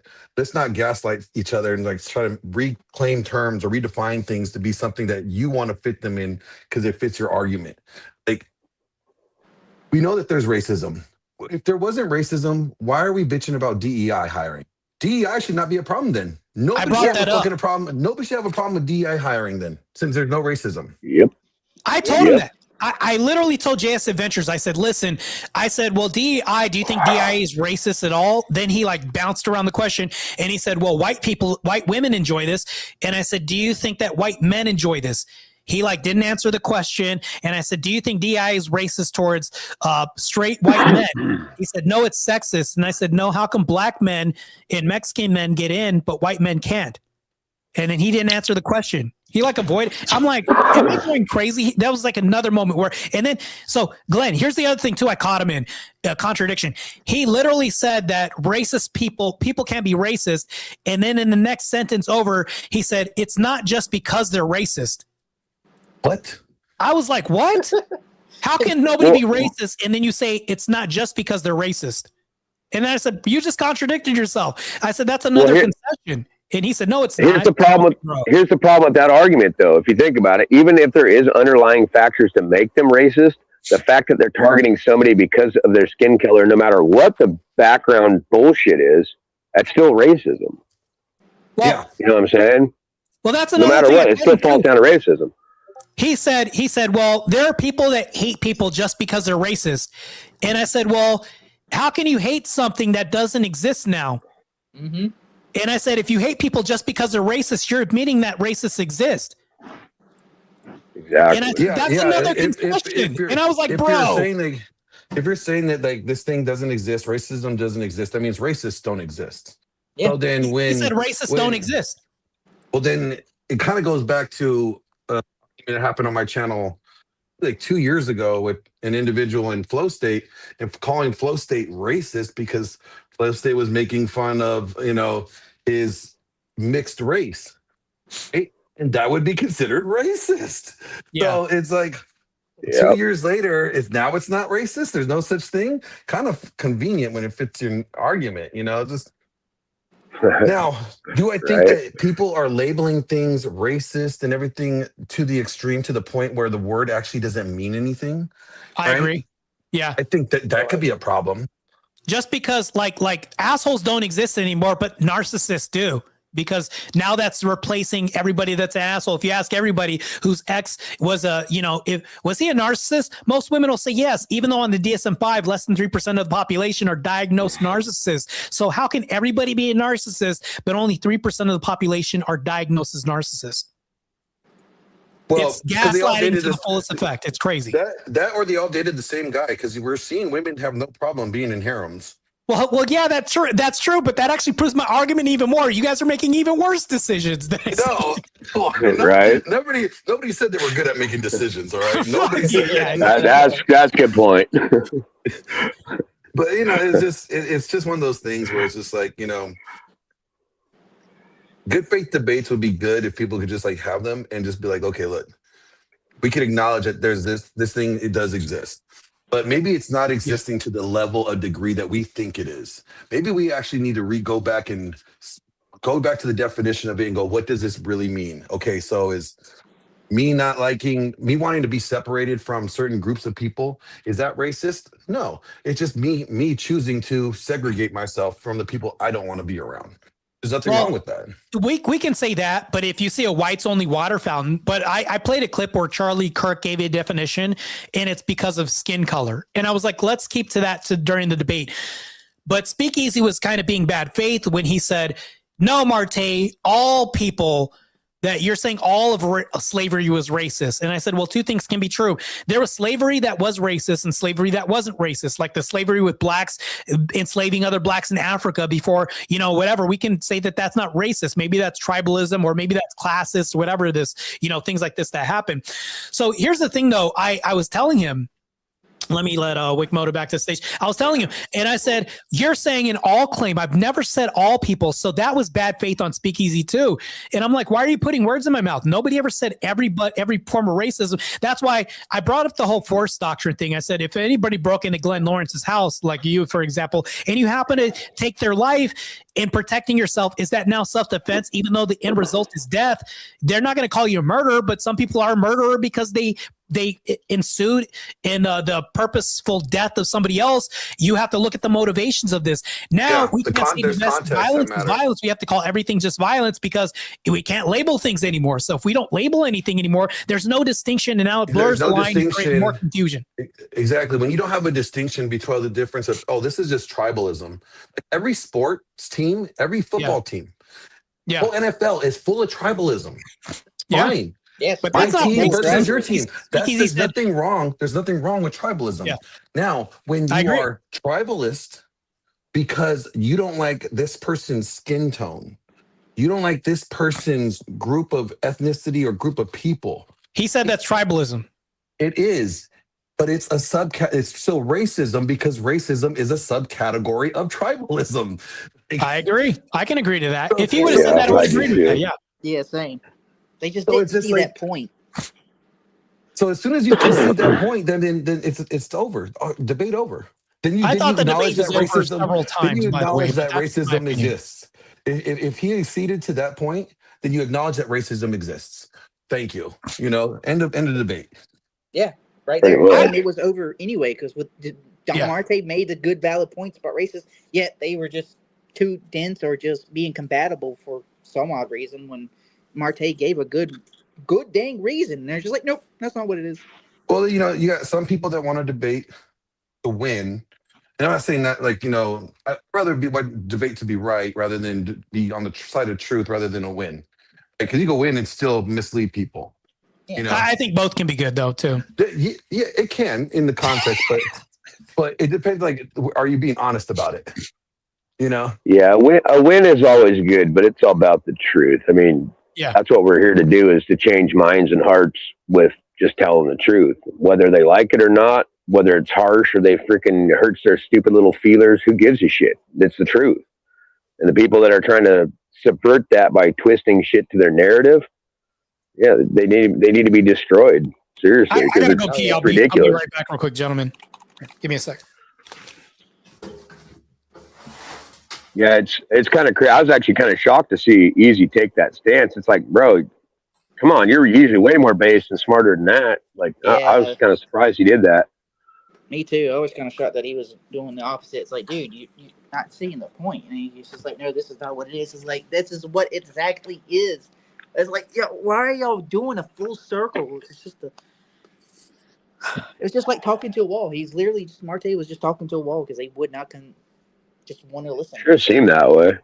Yeah, it sure did. Well, and what cracks me up, what cracks me up. Oh yeah. Well, and it cracks me up. It's like, well, there's no racism. Like, bullshit. Come down to Oakland with me.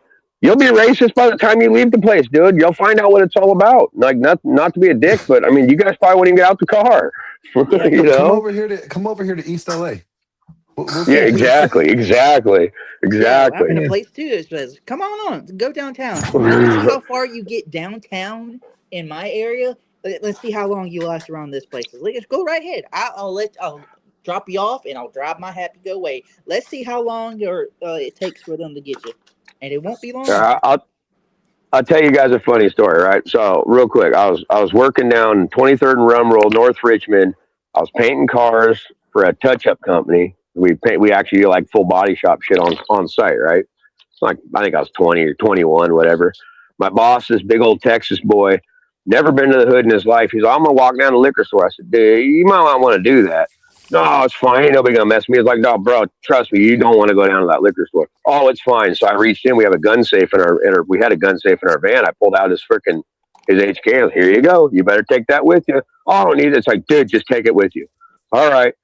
That dude comes back about 20 minutes later, white as a ghost, eyes as big as sausage. Like, bro, dude, they like surrounded me. Like, oh my God, dude, I thought I was going to fucking die. It's like, I told you. I freaking told you. So, dude, I didn't know it was like that. It's like, why do you think the crackheads are all hanging around waiting for us to leave stuff and see what they can snatch? You got dudes sitting here talking to a street sign. You got all these other, like 4 other dudes sitting by their car just staring at us. It's like, you think this is a safe place? Oh, dude, and he's a big old corn-fed freaking Texas boy. He's like 6'3". I mean, he's 280 pounds. He's a big guy. And he's like, dude, he was shitting his pants when he got back. He's like, I had no idea. It's like, well, duh, I told you. I told you this like 10 freaking times. Don't walk down there. It's not safe. It's like, why do you think the business we're in has 12-foot freaking fences with razor wire? You think this shit's a joke? Dude, oh my God. And then all of a sudden he's, I don't want to work down here no more. It's like, I told you that yesterday. Like, come on, dude. It's real. The shit's real. You got to figure it the fuck out yourself or you're going to get your ass kicked, You're lucky you came back with your pistol or your shoes. Oh, yeah. And he thought it was a joke. Whatever. It is definitely not a joke. It is a real thing. It happens. I've seen it. I've been a part of it, and I'd rather not be a part of it. Well, he changed his tune after that, I'll tell you. Mm-hmm. But for somebody to say that nobody can identify as a racist, and they're saying that you also have to say that people with these motives don't exist. And if they're saying that, hey, these people, it doesn't exist, it's just the delusion in their head. Well, do delusional people not exist? They would then tell me, no, these people that are delusional don't exist. But that's where the train of logic goes, and that's where they lost me. And actually at this debate, he's actually conceded several times, contradicted himself and all this. I didn't know where to go from this. I actually didn't know where to go. I was stuck, and I was like, yeah, I must be going crazy. Like, I'm out of my mind. I don't know, man. By that logic, it's like saying a delusional schizophrenic that murders somebody didn't do it because he was delusional. He still did it because he was delusional. Just because his delusions were real to him doesn't, whatever the motivation was, he still did it. You know what I mean? Yep. And we all know schizophrenics are nuts, dude. So. Yeah, but you have to be diagnosed as this, and they have to like prove this without you ever hear people in court saying beyond a reasonable doubt, we have to prove this and demonstrate it. Well, if this person who's racist, who lynched me at a tree and I got lynched, was able to prove this, came up with an admission and confessed in court and did all this, Speakeasy basically was like, yeah, that guy's lying. Yeah, I know, that's crazy. I was like, what? Absolutely nuts. I was like, honestly, I was like, I don't know what to do with this from here on out. I actually don't know where to go. Yeah. Like, how do you know It- someone's lying? Can you prove that? Yeah, that's Tell me- another question too. If he even said this, but he demonstrated this while saying that I killed that person because of this, and then he said I'm a racist. Here's my swastika, and here's my lineage. My grandfather was the Red Dragon, and all this, and I come from all this. And he's in court saying, "Yeah, I did this. That's exactly why I did this." Well, hold on, Mr. Johnson. You only did this because of his skin color. Damn right, I did this only because of skin color. Because our country should be pure. You know, when he says all this other stuff, it's like, okay, now do we have to be Speakeasy would say, yeah, I'd still be confused about his motive. Well, here's what? the Yeah, that's crazy. So then, like all the like minorities that are racist towards white people now, right? That doesn't exist. That doesn't exist. Then. No, it doesn't. Oh, the Hebrew Israelites saying that only black people are the chosen people, and only black people are loved by God. Now, are you saying God's racist? That's not racist at all. Even though they're racist against white people, and they'll tell you, "I hate white people," you know, and they're not going to be eating out of our restaurants or anything. They're not racist. Speakeasy would be like, no, they're tribalist. That's what. Well, he would if say. if God was racist, why did he make so many different races then? Right. That's what I would tell a Hebrew Israelite. But the Hebrew Israelite would be like, no, God only loves black people. Only black people can go to heaven. Well, That sounds right. racist. But you also got to realize, like, these so-called Hebrew Israelites never been to Hebrew at all. They have no Hebrew in them. Yeah. Nope. But That's Glenn, what cracks can I ask me you a up. question, Glenn? How are these Hebrew Israelites, by espousing this ideology, not racist? Oh no, because remember, racism required systemic power over people, and we've been the minorities because we don't read too good. Bro. Yeah, that's so stupid. No shit. Well, here's the thing, though. When I hate the argument that these liberals use, they'll say, "Well, you need power and all this other stuff." I presented an argument to some liberals and destroyed them on this panel, and I gave them the. You guys can borrow this if you want to. There's a white person walking through projects because you need a system. I included this. Our project's not a system. Yeah, the projects are indeed a system set up. It has its own political system in the projects. Right. So the project are a system, and who creates the majority of this system, and who creates this power? Now, this white person's walking through, and all they hear is, "Hey, let's get Whitey and beat this cracker's ass," or whatever it is. Yeah, pretty much. And the person comes over, mugs him, and says, "Yeah, I got that white, whatever this is," and then he walks away. That wasn't racial oppression because he got beat down in a system. No, these black people had power. it's not racism, Martae. That is tribalism due to straight hair and curly hair. Yeah, God, I'm about to lose my mind, and I almost lost my mind on that panel tonight. This is so crazy. You almost did, man. They were gaslighting you like crazy and just making no sense. You literally were just talking to multiple walls at this point. Pretty much. Yeah, I was like, what the? So, yeah, Glenn, I'm glad you said the word gaslighting because I was like, I don't know what word to put on this. Oh, no, Because it was definitely gaslighting. It was like, I'm sitting here like, God damn. This is like, I'm getting back flashes of my ex. Like, oh no, stop. Getting back flashes of your ex. Getting back flashes of your ex is crazy. Yes, she was. Oh, dude, went for the crazy ones for a while. So, Glenn, hey, we've all had a few. I have a debate prompt for you. Maybe this is something you might want to end up trying to dive into. I'll pitch it to you. Can you be a Christian and a Zionist at the same time? I stay away from theological debates. The only I reason know you do, but just help me think about like the concept of it. One is like, thank you. Okay, at least you agree with me. It's incompatible, Glenn. You know that. I know. But yeah, Zionism is antithetical to Christians. Like Officer Tatum says he's a Christian Zionist. I'm like, that's an oxymoron. That's like roaches. Roaches are petitioning for raid. That's what that is.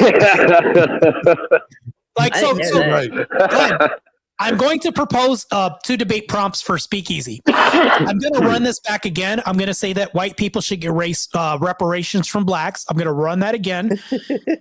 And also the next debate prompt that I'm also going to say is, damn it, I forgot what it was, but it was a really good one. But I'll tell you next time. So, but anyways, I got some debate prompts that I want to bring up that are crazy. There's actually a good argument for that, though. If you think about it, think debate, all by the the way, on a panel versus 7 black people. That's on my channel. I I destroyed remember all these that. black You guys. did it on Patty's channel, right? You did it on Patty's. Those guys got wrecked. So that's still on my channel. You guys can watch that. But I'm gonna run that, and I guarantee you, I want the most pro-black person against this black person right now about why blacks should get reparations. This is gonna be crazy. So these debate prompts that I'm debating these next few weeks are going to be crazy. I'm debating the Muslim Glenn Lawrence next week. I think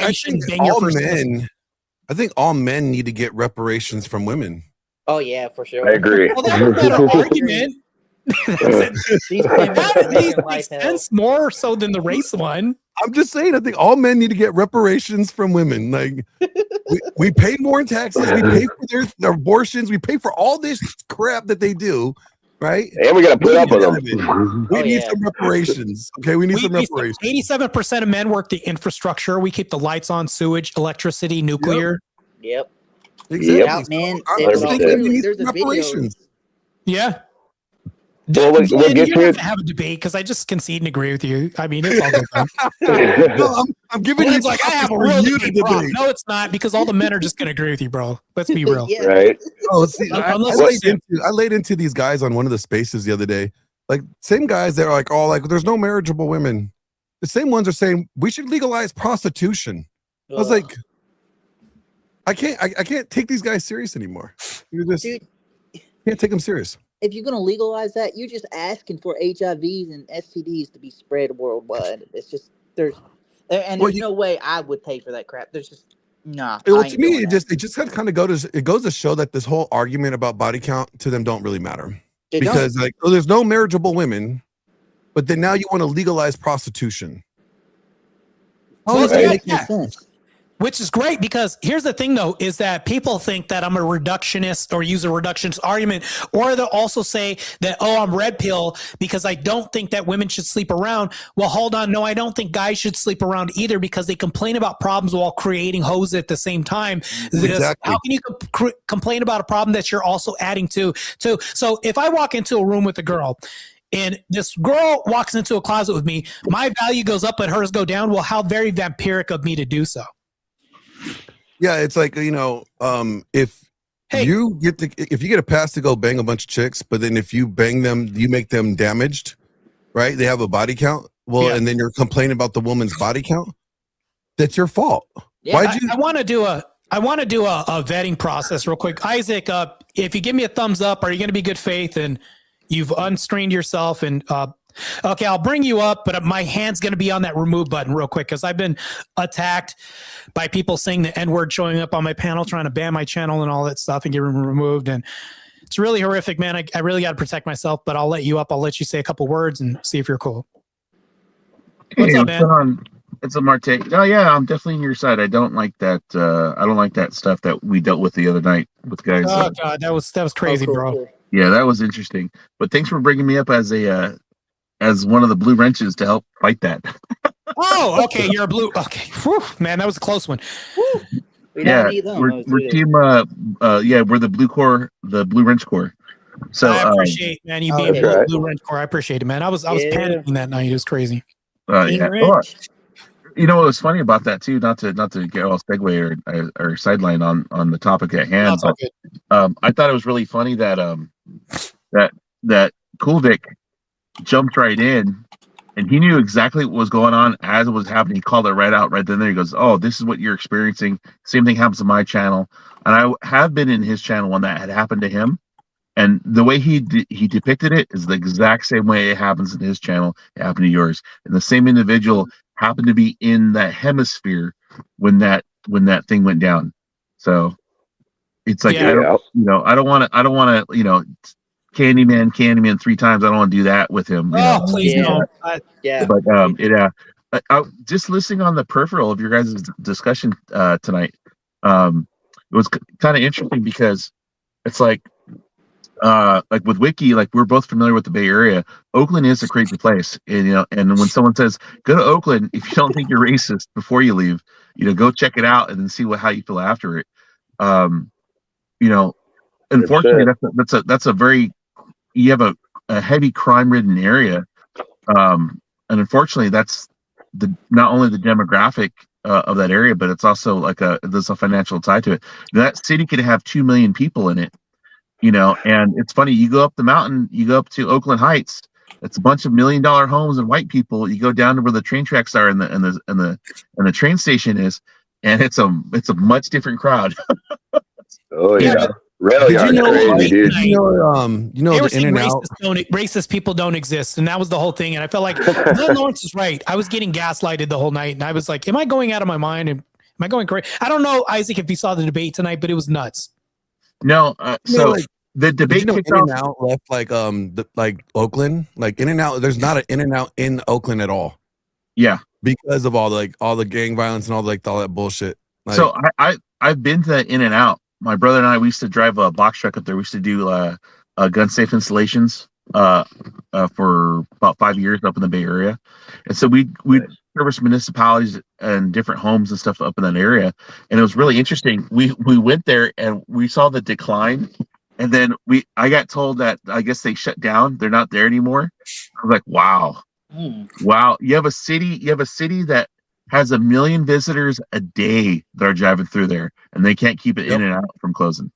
We can't keep it 7-Eleven here. think about the liability, for the franchise owner. Like, you're getting shot at all the goddamn time. Your employees are a target, like. That was part of the problem. The people that were working there were getting robbed, and cars were getting jacked, and they were getting beat up and jumped. And it was gnarly, dude. Oh yeah, that's why North Carolina doesn't have any 7-Elevens. They were always getting robbed left and right. So What's really funny about that, but not to just keep harping on Oakland, because I feel like they have issues, and I feel like sometimes they get like an even worse rap because like the story gets told, right? One of my buddies, he's a EMT. He's operates an ambulance. He's a 6'4" NFL hopeful that never made it, and he became an EMT. This big brick dude, and he was telling me about the amount of 5150s they have there with the drugs. So these people get high on drugs. They take them into the ER. The ER, they sedate them and they give them Narcan and stuff to bring them down. And they basically just babysit them under sedation until they come down off the high, and then they release them back in the public. So you have a prevalent drug use along with guys that are repeat offenders again and again and again and again. They're not addressing the problem. And then you flash forward so many years, you have so many break-ins, you have prostitution. If you go down to Oakland, this is interesting too. The amount of dispensaries of actual like people that they make like the THC bombs, the sports bombs, the creams, all that stuff. There's a lot of that weed business right there on the same area that the undesirable area where people hang out. So the shipping area, the docking area, right where there's trains, right where they used to use it for shipping. Now they've been repurposed for making cannabis products. And it's interesting. If you want to talk about if you wanted to save Oakland, you want to bring in stuff that brings people in. Well, having these businesses here, you might have 6 or 7 employees in the building, but it's not revitalizing the area. Nope. So it's like you go to a depressed or defunct part of like LA, and it's a bunch of check cashing places. Is that really helping the area? Hey, that's where I live, okay? Like, I like my check cashing place. I could get my gum and my Gatorade there. Like, even our gas stations have check cashing places. Martae knows. We went to the gas station. He's right. He picked me up at the airport because I was going to do a debate on what was the program called? It was Jubilee. You were doing that guy that wants to live forever. What was his name? Yeah, I was debating that guy. Brian Johnson. Brian Johnson. So I have another debate that I'm flying out for pretty soon. I think it's like next month. I think it's like RFK. I'm debating not RFK, but somebody like on his level, something like that. They're going to get back to me. So I'm going to do another debate. Also, I'm in talks with Tim Pool. So that's probably going to happen. Their bookings probably going to fly me out for that. But first things first, I'm probably going to need another ride at the airport. I'll pay you gas and all the other, the usual. Just hit me up. I'll pick you up. All right, man. I'll hit you up. So just. Oh, are you over in SoCal, over in the Compton area? Like, which part of LA, man? Where I'm at, I'm in. I was just say I'm where the 5 and the 605 cross. Oh, right on. Yeah, everyone has like a 605 story. Dude, 605 is like, I'm like 20 minutes away from Long Beach. I am like 30 minutes away from Pasadena. So nice. Yeah, we passed by there. I'm more on the cusp of Orange County. Oh, nice. So like, and not too hood. We got a little bit of hood, but not too hood. We got some mighty whitey people over here. I don't know. We were close to Hollywood when I was there. Well, yeah, no, where the studio was at that you had to be at. Yeah, like you're in the like. I felt bad for you. I was like, damn, we got to take him to this ghetto ass hotel. Oh yeah, that's right. So when I showed up to the Jubilee studio, it's in this warehouse thing that looks like what would you say? I need a tetanus shot using the restroom. Like I thought, like you're gonna need like a you're almost gonna need a Fauci-free vaccine just to get out of there. Okay, like yeah, it was run down. It was like there was a hole in the ceiling, like, and like it was like some infection just from laying on the bed. Yeah, I was just like, no, that was the hotel was a whole other thing, but the Jubilee place where we filmed that was. Oh yeah, like, yeah. It wasn't a rundown building. That was the same studio that me and Andrew filmed at when we debated Destiny. Yeah, and I did a debate with Destiny, but this was on YouTube. Maybe in person we'll debate again pretty soon. But yeah, I don't know. Bellflower is nearby where I live. Who's that? QLBC. Yeah, no, yeah, like I'm like 5-10 minutes away from Bellflower. Damn. Yeah. I'll keep my ass in NorCal, thanks. I'll stay where I'm at. Hey man, NorCal has your own issues, man. Careful. I mean, I don't mind like Redding. Redding is dope. I like the Redding area. What you guys? I'm up in the foothills now. I'm out of that crap. You guys got that triangle up there that we've all been told about for 20 years, man. Yeah, don't mess around in there. Don't mess with that triangle up there, man. That's not a good place to be. But I'm on the way out of California. Like I'm gearing up to move east. I don't know exactly. I want to say it publicly, but yeah, I'll be eastern area. Oh, nice. I'm on the East Coast. Oh, nice. I might be either in the Tejas or probably Florida. Hey, you're stealing my idea because I was saying I want to move to Texas. I know. We talked about it. We talked about it when you're here. We talked about it. I told you I was going to move to Texas. That was my first choice, but then Florida is like the second choice. Yeah, that's exactly what I said. I said Texas is my first choice. Dallas, perspective. I will. What a copycat, bro. Dude, I'll say this. You're Glenn. You're gaslighting me. Bad faith. Bad gaslight. Dude, if you had your choice between Texas and great Florida, minds think alike. Gaslight, bad faith. I'm just gonna call bullshit. Both places have really good stand your ground laws and stuff like that, but it's funny. They're both wild in different ways. Like you hear about a dude protecting his ground in Texas. You're like, right on, man. People high five each other. Open carry's fine. It's a really cool place. And you go to Florida, it has a lot of similarities, but then you always get those, oh yeah, it's a crazy Floridian. Yeah. Man swims with the alligator, has AR. I mean, hey, what's wrong with that? Don't mess around though. Like, don't they have that? Like, don't they have like you can run people over law? Yeah. Yeah, that's crazy when I heard that. So I do want to give a shout out to my mods right now. Miss D, I might have to make you a main mod. So right now, the main mods I have. Like Miss D should be a main mod. She's amazing. Yeah, Miss D should be a main mod. I'm probably gonna make her a main mod. That needs to happen. So Cool Vic is a main mod. He has like management. What is managerial like capabilities and stuff like that. Paige also one of my main mods, and also Relentless, my original main mod. So I only have 3 main mods. I'm gonna have to make Miss D a main mod. I think she's earned this because not only is she a loyalist, but she believes in me, and also Miss D is probably gonna be straight up with me if I'm wrong. To me, I trust that a lot. Miss D is like one of the most like upfront but also loyal people you could have on your team. Oh like, yeah. Gary, like I'm telling you, She'll let you know, Marta. No, me and she'll tell me, Miss man. I had think plenty- she's sure. straight, man. and she has the cutest little white daughter there is. Yeah, Misty is cool as hell, man. She's one of the coolest people, man. She really is. And she always likes taking on the trolls too. Yeah, she does. I love when she bashes them. Yeah, Misty is based, man. Like I'll even say Oh, that right yeah. now. She's based as hell. There's Oh, yeah, there's so based. She's one of the few Australian women that are based. Oh, she's based from something that doesn't exist by you, like the country. I even told Jake Rattlesnake it doesn't exist, but anyways, like he laughed. He didn't like. I was waiting for him to shoot back, and he did it. But I'm like Miss D, like I can be honest with Miss D, but she'll tell me I don't know, but like she'll be honest. I think she'll be honest as well too.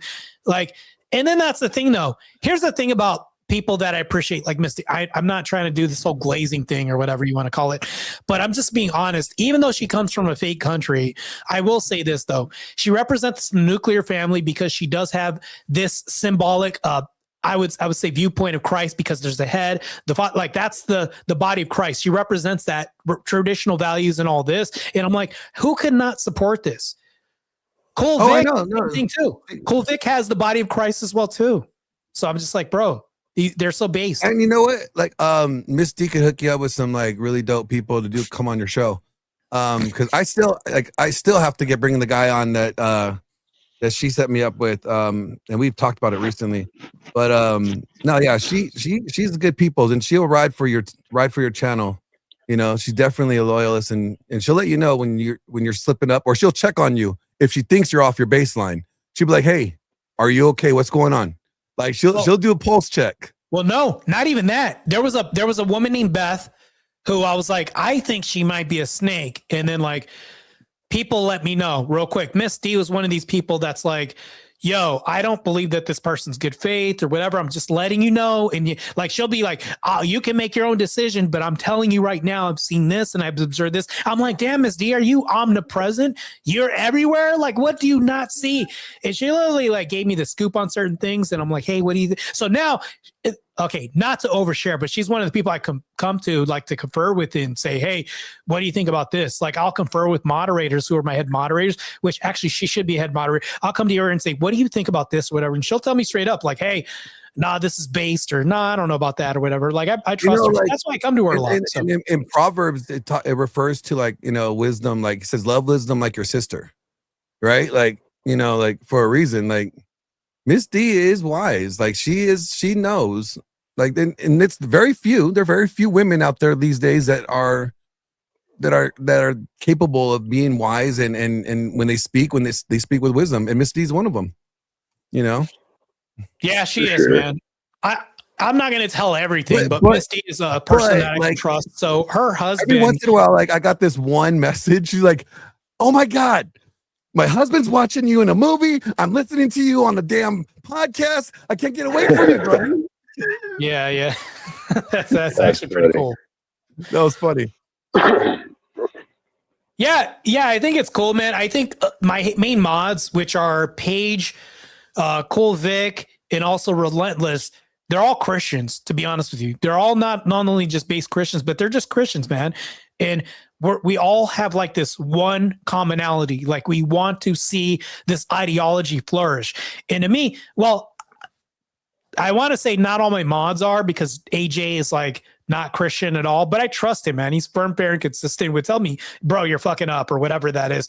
Everybody's straight. I even have mods that aren't like a Christian on my side or whatever that is, but at least I have like some neutrality on there.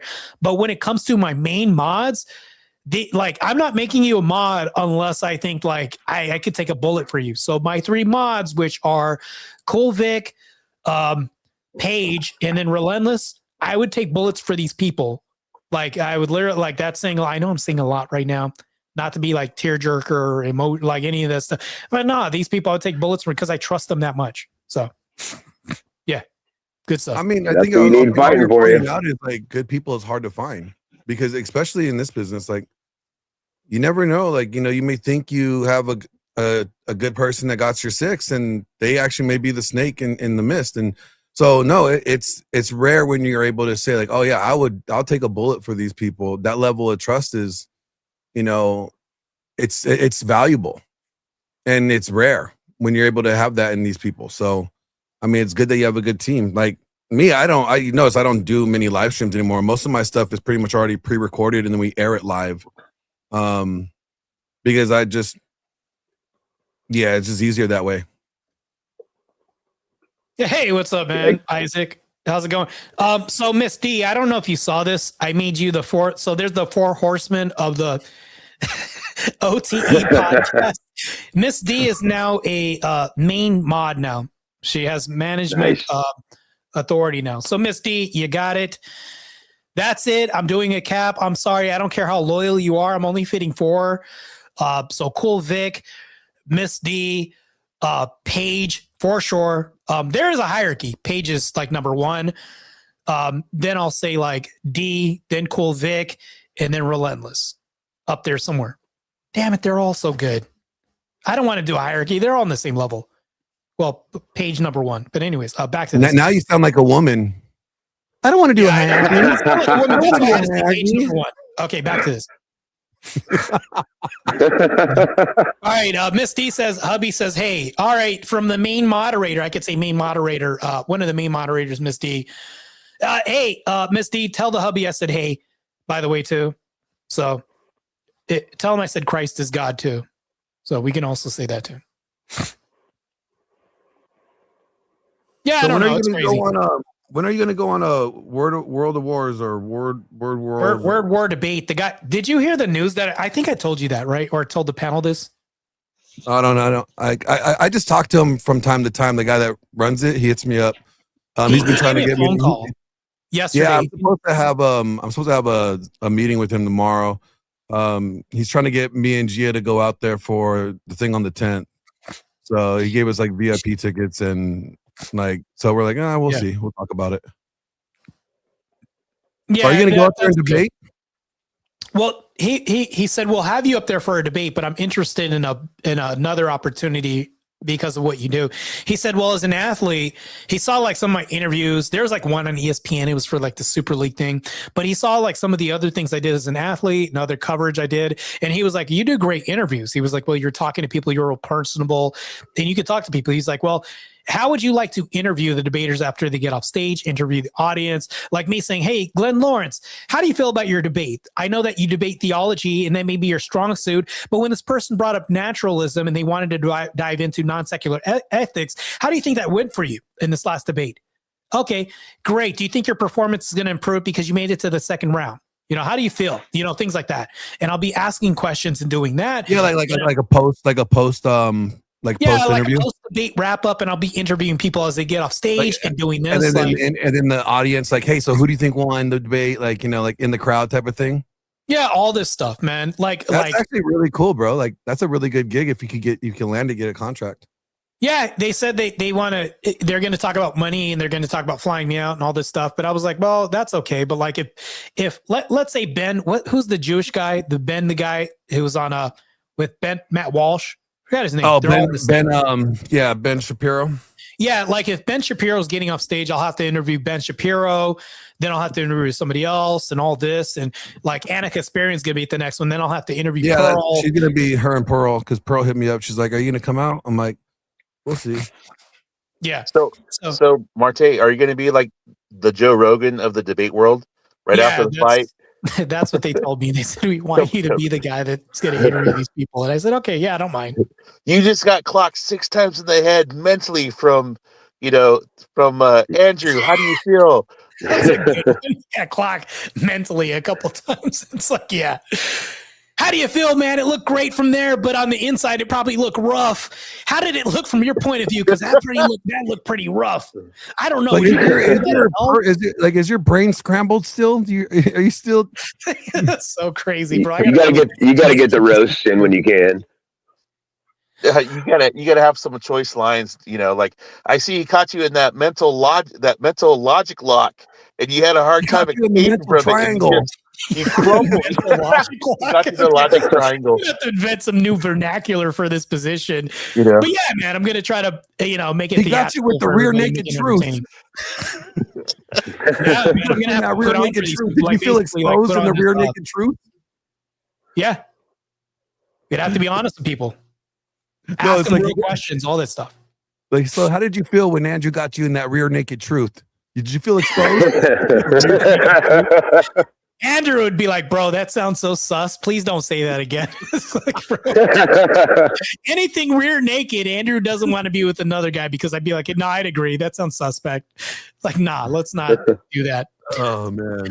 But that's another thing too. These people are attacking me with the whole gay thing. And I said, you're calling me gay because I was doing bodybuilding too? Well, isn't UFC gay because they have a mount and then they have a double mount and then they have rear naked chokes? And I'm like, this other guy is willfully choking another guy while he's between his legs. And like, I can go on with this. And then they're wearing like only amount of clothes that I can ball up in my hands right now. But then they're having physical contact. And I'm like, bro. Okay, come on.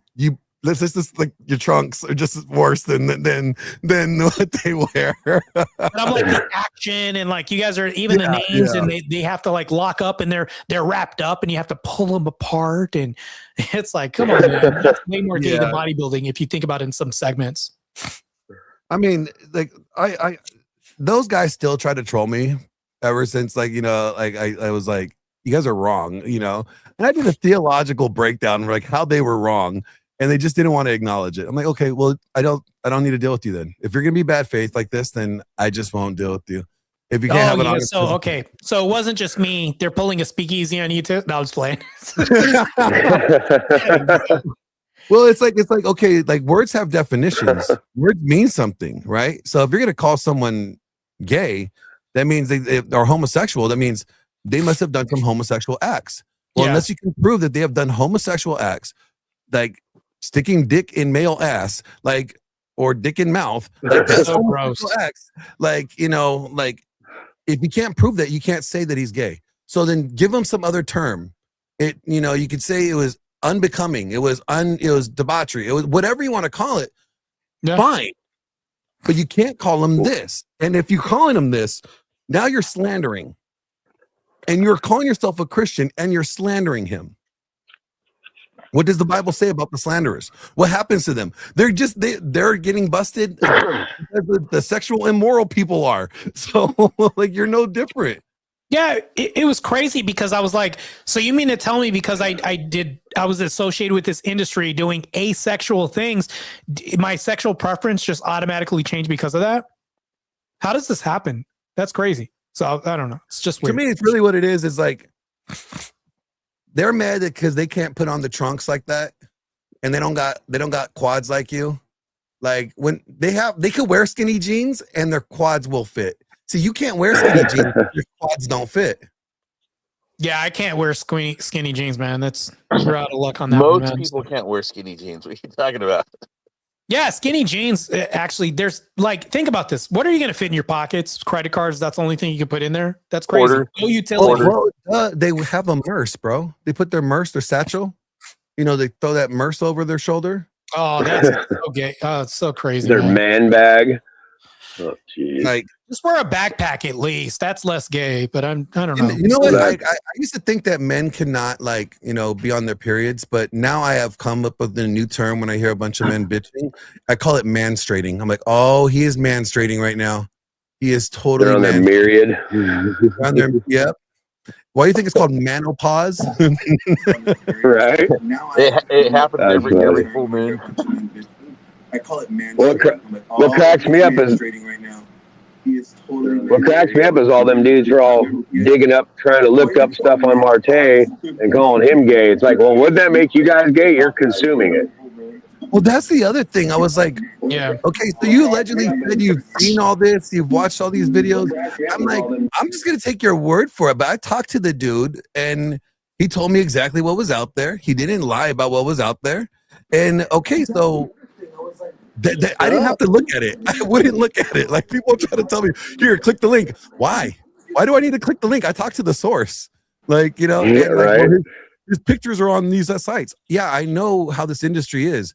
If he took pictures and the photographer has them, he has no authority over those pictures. Those pictures are the photographers unless it's in a contract. Unless it's spelled out that he has the right to determine where those pictures go. If he doesn't have the right to determine where those pictures go, he got paid for his time. And the photographer can do whatever the fuck he wants with them. You know, like that's how bad they seem to be really excited about looking through all that stuff, looking for Martae. So I mean, that's a little sus if you ask me. Oh yeah, Dusty definitely wants Martae bad. He's all like, "Oh, how about you take your pants off? How about you take your shirt off?" It's like, dude, you really want the D from Martae, don't you? Yeah, that's the fact that he's harping on like my orientation when I'm like not even harping on that is crazy. Yeah, I don't understand that. It's creepy. That's as bad as Shapiro and Rob. Here's the real thing. Like everybody has done something that they would rather not have to deal with publicly, you know? Unfortunately, Martae is public. His came out public. It's embarrassing too. Nobody is sinless. Like, oh, I've never done stuff like that. Cool, but you probably did something else, maybe weird to your cat or something. I don't know. But everybody has something in their past that they are ashamed of that they don't want to have to address. They moved on from that. They're not that person, and that's fine. Some girl out there has a dog, and for some reason she's missing peanut butter. Like we all know these. Like invested in a lot of Jif. She invested in a lot of Jif. And she didn't eat the Jif. The dog did somehow. I don't know how, but you know, it's whatever. Now the sad part is hella people have been busted doing that in public. Oh, like what the hell? That's crazy, bro. Leave the animals alone. That's nuts. I'll be right back real quick, gentlemen. Give me a I'm second. just saying, like, you know, we all have all fallen short. We all have some shit in our past. Yeah. And I think that we deal with a lack of grace. You know, I think we need to extend more grace. You know, like trust but verify. Okay, so they did this thing in their past. They're saying they're not doing it anymore. Unless their behavior does not align with their words, then you know, I'm just gonna trust that they're living the right way until proven otherwise. That's fair. Yeah. Right? Like, I mean, oh, they did sex stuff. I'm sure you did sex stuff too. Maybe you didn't get paid for it, but I'm sure you did a whole lot of, you know, sex stuff that you shouldn't have been doing. Right? Okay. So what makes you any better? Exactly. Yep. They want to harp on stuff, and they're purely guilty of it because they're like actively searching these things out. It's like, yeah, you guys are literally like nailing your own coffin shut with this one, because I mean, you're literally consuming what you're accusing him of. So what the hell does that make you? Exactly. You know? And it's like, that goes down to the whole what is thou dost protest too much thing, where it's like the dudes that's the loudest in the room about that. It's like, dude, none of us is on this conversation, but you're talking about it. You're like, why is it every time that you see Martae, you think of hot, sweaty dudes? Right. You know, that ink blot is an ink blot. You see what you see. Yeah, for real. Yeah, exactly. You know, what does it say that the devil is in the Bible? The devil is your accuser. And it's really like antichrist behavior. Like, you know, like when you're constantly trying to accuse somebody of a past that they're no longer living. Like, yep. It's just like you're kind of showing who you serve. Oh yeah. For sure. You know, that's why I just tried not to go down that road with people. Like, I just stay away from it. So I want to show you guys something real quick. And this is the crazy thing about this. I don't know if you guys know this, but I'm going to, for a second, I'm going to bring you guys back on stage, but I'm just going to show myself because I need to show this. I have a whole stack of magazines with just me in them. Well, they're not just me, but okay, this is kind of weird. right. Sounds weird, but let me show you guys what I mean. So let me just zoom in on me real quick. Give me 1 second real quick. So this looks like a porn cover, right? But it's not a porn. Would you say that this is a porn magazine, Glenn? No, it's not. I know what that is. Look at that fitness. Yeah, it's fitness. I wouldn't say it's porn. So if we open up this magazine, hold on, let's get to this real quick. There's like her right there. I met her in real life, PJ Braun's wife. Mm-hmm. But if you look at this, right, there's like advertisements. Yep. Who is that? Now that guy looks a little weird. Like, I mean, you know, he's kind of weird looking. He has a big head. And then so I have a ton of magazines that I was in. And then not only this, but if you can read who wrote the article. Oh, it's by you. You wrote your article. Oh, nice. Yeah, so I wrote a column for 2 years in Iron Man magazine, which means in the whole article. So if you go over this magazine, this is like one of them. There's a whole box of there. The whole article, when I came out with this article, it's called a series called "So You Want to Be a Pro," and I had this, and I was telling people how to become a pro athlete. And of course, there's like other pictures of me in the magazine, and I'm like writing about, hey, this is, but Dusty would say that this is gay. Yeah, he would. Well, he would say that, oh, that's gay because he's making that face and all this. But meanwhile, this guy's gay too. Well, I mean, so if you notice, like, it's always the ones that are not in shape. When that's on the next page, bro. If you notice, it's always the ones that are not in shape, that don't prioritize like fitness, whatever. Will say guys that are in shape, that are chiseled out or whatever, that's gay. Oh, well, yeah. how is that gay? Because women like it. So how is that gay? Like, it's just like, for real. It's like the women that are not attractive that will call out an attractive woman like, oh, she's such a slut. How is she a slut? You know, it's like, well, here's the other thing too is let's bring everybody back on stage real quick. Bring everybody back. So here's the thing though, when people were saying Martae needs clout, Martae needs visibility, he's doing this because he's a nobody and all this, I'm like, I was literally getting messages all over social media. Hey bro, I saw you when I was in Walmart. I was never in Walmart in Tennessee. No bro, I picked up the latest edition of Iron Man magazine. Meanwhile, for the 2 years during this whole run, I wrote this column, and then they blasted me all like I have magazines that I was on the cover of as well too, like Muscular Development. I was in that. I was on the men's health and all this. I have magazines here, but people are constantly telling me, bro, I saw you again. There's like 3 pictures in Arizona with big ass posters of me. But then Dusty's like, well, he needs to get this clout. This guy isn't nobody. He's whatever this. And I'm like, bro, I literally have an interview on ESPN too. Like, and I have this, like I showed you guys my column that I wrote. Well, they're always like, if I don't know you, if you're not in my circle of knowledge or like of interest, then you must not be famous, right? And it's like, okay, well, that means either you're not cultured or you don't get out very much. You don't have a well enough like knowledge of what goes on in the world, in other like arenas in the world, right? So if I have to base my metric of whether or not my success or fandom or notoriety is based off of what you think, well, that's really limited scope, you know, right? Like, so it just kind of shows like how much they don't know about things, if anything. I want to show you guys something, and this costs like about $350 to buy, which is going to blow you guys' mind because of the whole racism not real thing. I'll be right back, and I'm going to show you that this professor tried to prove that racism was so real. Let me demonstrate this. It was like a college professor who built this, and it cost me like $300-$400. If you look it up, it's like $400. You can't find it. I probably may have gotten the last copy of this. It's still intact, but let me go grab this because this is a very fascinating body of work that this person made. Thomas Sowell is a good Black History or doctor or whatever they call. Like Thomas Sowell will put you on the point about Black history. Like he don't play, and everyone's all like saying he should be getting the Nobel Peace Prize for his work, which he should, because he's proven everybody wrong about the whole history of back then in the I guess the 50s or something.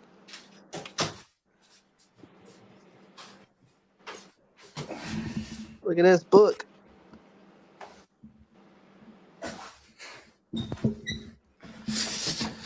You know, what's funny is, Martae's magazines are probably all sitting on Dusty's shelf right now. Oh, I bet he's sitting there probably like doing all right. whatever. I don't personally have a problem with Flo. Like, I mean, I don't have a problem. I wish you guys could get along, but I just know you guys are at odds, and he always fights Christian men. He always does. And I don't know what that is, because I mean there was at one point he was on he was doing Vibe Show where where it was like the awkward Bible study where we had like 3 Christians and then like 3 atheists on there, and we're talking about certain concepts of the Bible, and he would go in there with good faith and have the conversation. I don't know what it is with. Maybe it's been a bad experience with certain Christians, and I think that could be very much the truth. I mean, I know a lot of people that have been burned by zealots, and they see them go to the extreme, and they're like, okay, well, that doesn't seem very Christ-like behavior, right? So I could see that could leave a bad taste in people's mouths. So what I wanted to show you guys, back to this was pretty expensive, and I don't think that I may have gotten the last copy, thank God, because I like really weird shit. But this is something that this professor made, and it's like, you guys heard of Monopoly, right? Well, there's a game called Blacks and Whites, and then there's the ghetto zone and the white zone, right? There's ghettos, and then they talk about this. So in the game, you could pull cards. And it was like a really racist game at the time. This professor tried to prove racism exists. If you're black, when you go around the circle, you have to go around twice, and you don't collect anything. You can't collect money. You can't collect $200, but the whites can do this. And also there's a card saying that you picked up a mysterious disease that turned your complexion dark. You can't have a job anymore. You can't collect this and that. You lose all your property, and you automatically go to jail. If you roll this, you can get out of jail and maybe earn your rights back and things like there's cards you pull that are like that. And it's crazy. Damn. They would not. I want to play that game. Hey, you got to bring that game with you next time you come out here. Yeah, it was really expensive because of the rarity, because you can't find this game anywhere else. And if you look at this, they have the electric company and all this, but then on the black side, you only have liquor stores here. The white neighborhoods actually have different estates and stuff. But if you look, there's only the police stations only on the black side, liquor store, Liberty Liquor Store, Sugar Hill, EBT, Harlem. It's all this stuff. So it's crazy, bro. There's no Warfare Avenue. Okay, but there's no churches, and there's no like Popeyes. That I'm not sure if that's legit. So there's the evil hook-nosed Jay Banker, and then we have oh yeah, this is the one with the mirror right here that has the black on the mirror. It says, you have contracted a strange skin disease. For your next 3 turns, make your moves as a black player. You are not eligible for the black bonus cards. Keep this card for the 3 turns that you make. And I'm just this is crazy. So, mind you, it says whites on this one. Right? That's nuts, dude. That is nuts. But these are the only ones that affect white people. You get this, and it's oh, you're stricken with being black, and you have to experience the life as a black person. And then, if you draw the black card, you get to live the experience of a white person. You inherit. I'm going to be late. Formerly slave plantation. You get all the benefits, but you can only live as a white person for 4 turns or whatever this is. It's weird. I'm no, I don't want to end up going back to black. I would like being on time, and I like not drinking Kool-Aid, grape drink. Yeah, it's crazy, man. It makes you think, did Chappelle have a copy of this game when he was doing a sketch show? It's right. Yeah, I don't know, but this game is expensive as shit. I was there's no way this game exists, so I got it. And if you look at it, the pieces are black and white. They literally have black and white kids, but they have black and white cards. But then if you think about it, there's one Native American that exists on the panel or on the game. You can play as the lonely Native American, and of course it's red, so it's he got the worst out of it because he's not even in the cards. He is in some cards, but it's rare to get that. Dang. Never gets to leave the reservation. And then you could be the policeman, but you can never be black. You always draw the black cards for being a white person. So the police can automatically experience being black rarely, and they can never go to jail because they run. They can't get the reverse Michael Jackson card. Yeah, the rules to this game are crazy, but it's wow. And if you read the rules and the cards, they're racist as hell. It's such a racist, dude. But hey, this game doesn't exist according to Speakeasy. It's not real. Yeah. Okay, like there's like I okay, what are you guys' thoughts on the whole like Somalian thing? I have an issue with that. I want them all gone. I mean, I just want them all out of here. Oh yeah. Yeah, I want them all gone too. Like and like I want Texas to get back to being Texas again and get rid of all those mosques. Like, I mean, they have like tons of mosques out there. I was just out there in November. I'm like in Dallas. I'm like, damn, when did all these like mosques pop up? There's like every other block, there's like a mosque. Like, I just want America to go back to being America. Yeah, Yeah, 100%, dude. Like, call it racist if you want, but I mean, if you're Somali, go, boy. Just like the Mexicans. I don't care where you're from. Any Muslim, period. Get the hell out. We don't want you here. You don't fit here. You're not welcome. Get the hell out of our country, as far as I'm concerned. Yeah, they refuse to assimilate or even do any good. All they've been doing is terrorist acts. They can go back to their shithole for all I care. I mean, like, how much fraud did they commit in Minneapolis or Minnesota? Like, 12 like million or like billion at this billion. Those like in the billions, wasn't it? Billions. Like, I think 12 billion. Yeah, it was. Like, it's like, Well, they're about to hit California too. Yep. So they've already indicted 2 of Nuisance's cronies, and they are already looking into him for election fraud and regular fraud. And now Trump just even came out and said, "No, we're going after California. We're gonna hit them hard." Yeah. So I'm all for it. Lock all these cocksuckers up. I agree. Same here. Well, technically, they're all committing treason, and treason is definitely can be used for death penalty because that's what the act of treason Works for is. me. You're supporting. They're literally supporting terrorists. They put terrorists in Minnesota, in Dearborn, and any other place that the Muslim. This literally is an invasion, and Democrats are the ones supporting and funding with all these frauds. And they it's off the hook out here in California too. Oh yeah, it's bad in Cali.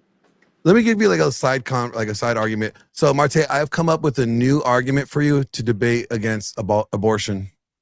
Abortion you actually mean AB or baby deletion? I'm sorry. You too stupid that way. I know. Yeah. Whatever the you know what I'm talking about. Okay, Yeah. You know what I'm saying. It's actually un-American to do that, right? So, what does our Declaration of Independence say? We have the right to life, liberty, and the pursuit of happiness. By who? Our unalienable rights by who? Our Creator. So our Creator giving us these unalienable rights, which is the life, liberty, and the pursuit of happiness. If you are unilaterally ending a life somewhere in a womb, right, then you are infringing upon their unalienable rights. What our Declaration of Independence says that the government cannot do. We don't have the right to do that, impose somebody else's right to life, liberty, and pursuit of happiness. So that means that it has to be illegal and un-American. And also murder. Agreed. Yeah, I agree. I don't see any qualms with that. I could definitely have this argument. I don't mind. That's good. I think you could just use it. Be like, oh, like somebody wants to say they want to do it. Like, you're just not even American. Go to some other country. Like, you're not American. Yeah. Because our right said that they should have this right to life, liberty, pursuit of happiness. You're infringing upon it. That's un-American of you. 100%. But because you're deleting a human life, because they'll say, well, a fetus isn't a person, but is it a human life? They can't argue that it isn't, because if you have 2 cells on Mars, they'd say we discovered life on Mars. So it's like stupid. It's a clump of cells, as they call it, which is not. It's as soon as the they have sperm to hits use the egg, that's life right there.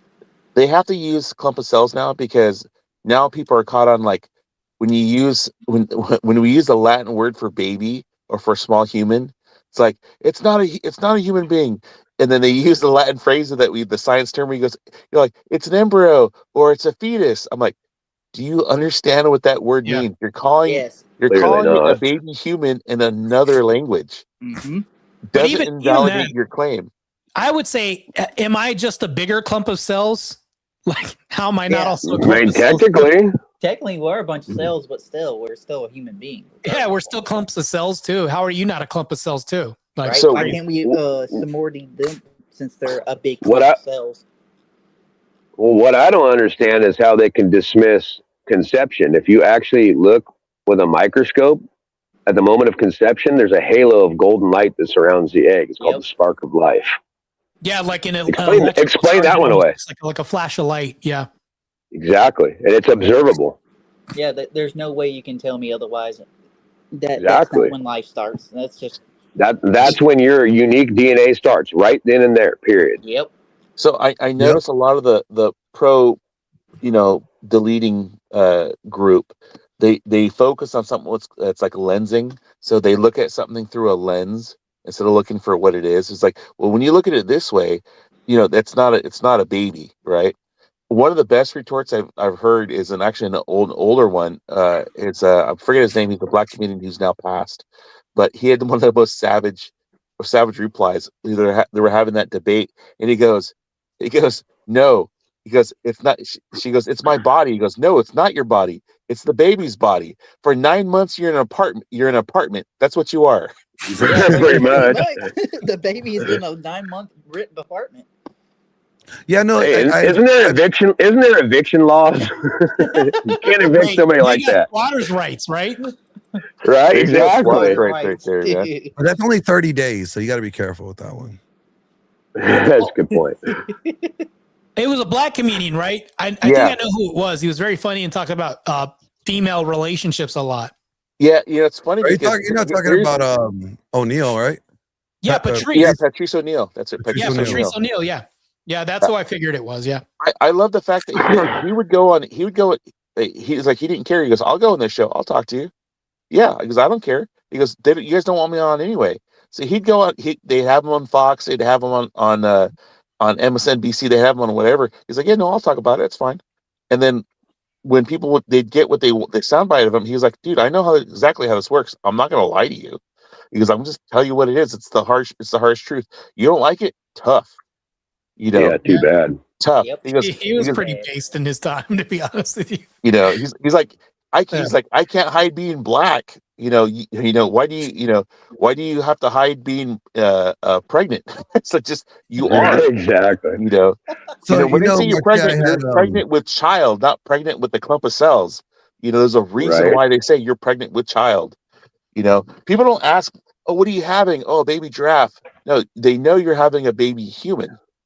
Well, that's why if you end up like injuring a woman in a car accident and she was pregnant, you could get convicted for a double homicide. Yeah, if you kill the mother and the child, that's literally. Wait, hold on. That's a birthing person. That's not a mother of a child anymore. Remember? I hate that word. Oh, just because people want to sound retarded doesn't mean I have to play in the retarded world with them. Okay. Seriously, You mean it wasn't a pregnant guy? So wait a minute. Get pregnant. Well, I had James Sexton on like a couple weeks ago, right, Martae? What's that? The divorce lawyer. I had the divorce lawyer James Sexton on. Yeah. Had a great interview with him. Like he read the bill that I drafted, for marriage and the marriage reform bill. The only thing that he contended with me on was a no fault. But then he actually took it back. He goes, you know what? Actually, I don't have a problem with it being considered like the breaching party is like the person like trying to instigate the divorce, as long as you have grounds like to disprove it, right? Like what? So he actually agreed with the bill, and I asked him like, why don't you think we'll ever get this in in law? He goes, because nobody wants it. Yeah, well, at least Yeah, right. But it was a good conversation. I don't know about that one. It was a good. There's a lot of dudes who get taken. There's a lot of dudes who get taken for a ride just because a girl just decides, I don't know, I'm just done for whatever stupid reason.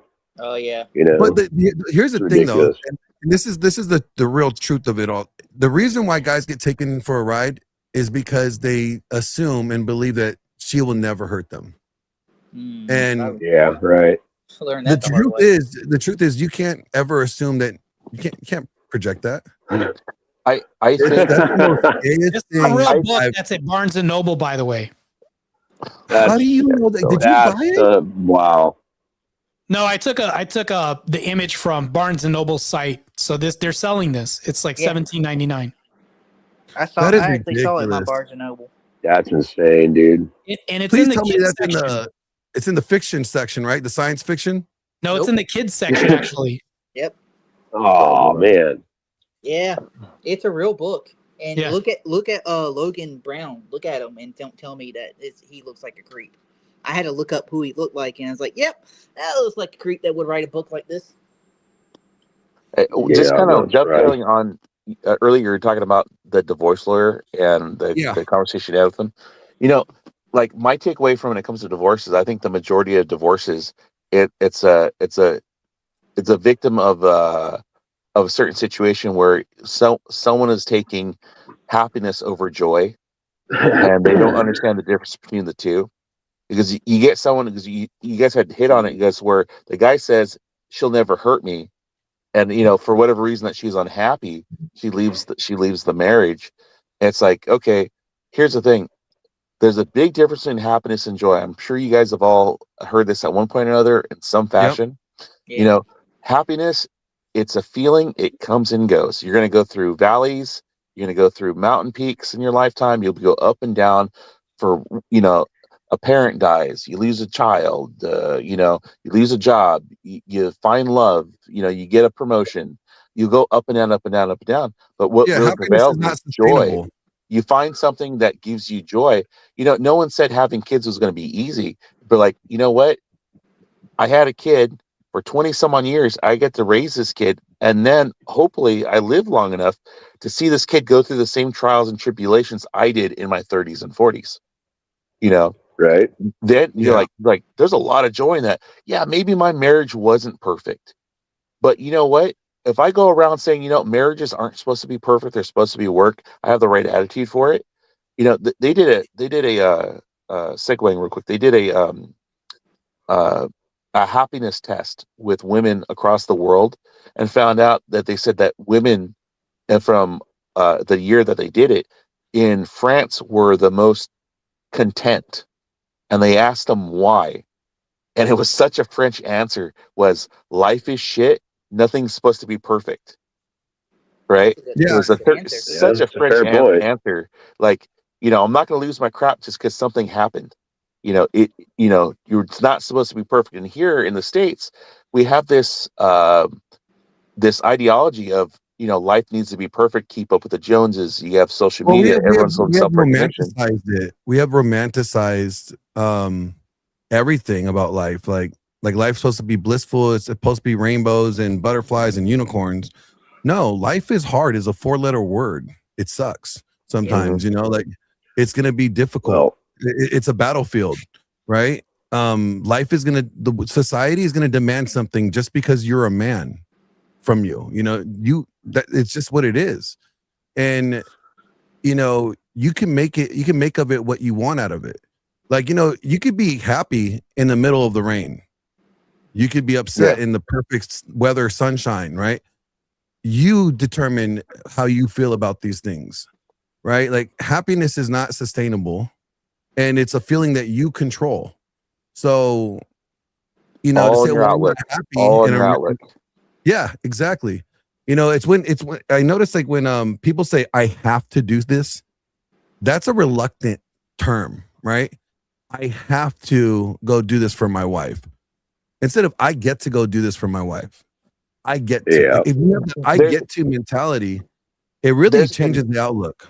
Yeah, there's a connection with that when it comes to obligation, and I've noticed this from a certain type of person. Unfortunately, I'm going to get kind of interpersonal for a second. I have a sibling who, she's 51. She ran away from a marriage. She hated to be obligated to stuff, right? So she ended up being a runner. She ran away from her obligations. And I remember having a very candid conversation with this person 15 years ago. And it struck me as like, self-awareness. You have a generation of women that bought into this thing where they're lighting candles, looking at chakras, buying gemstones, and they're all about self-awareness. And then they're so not self-aware, right?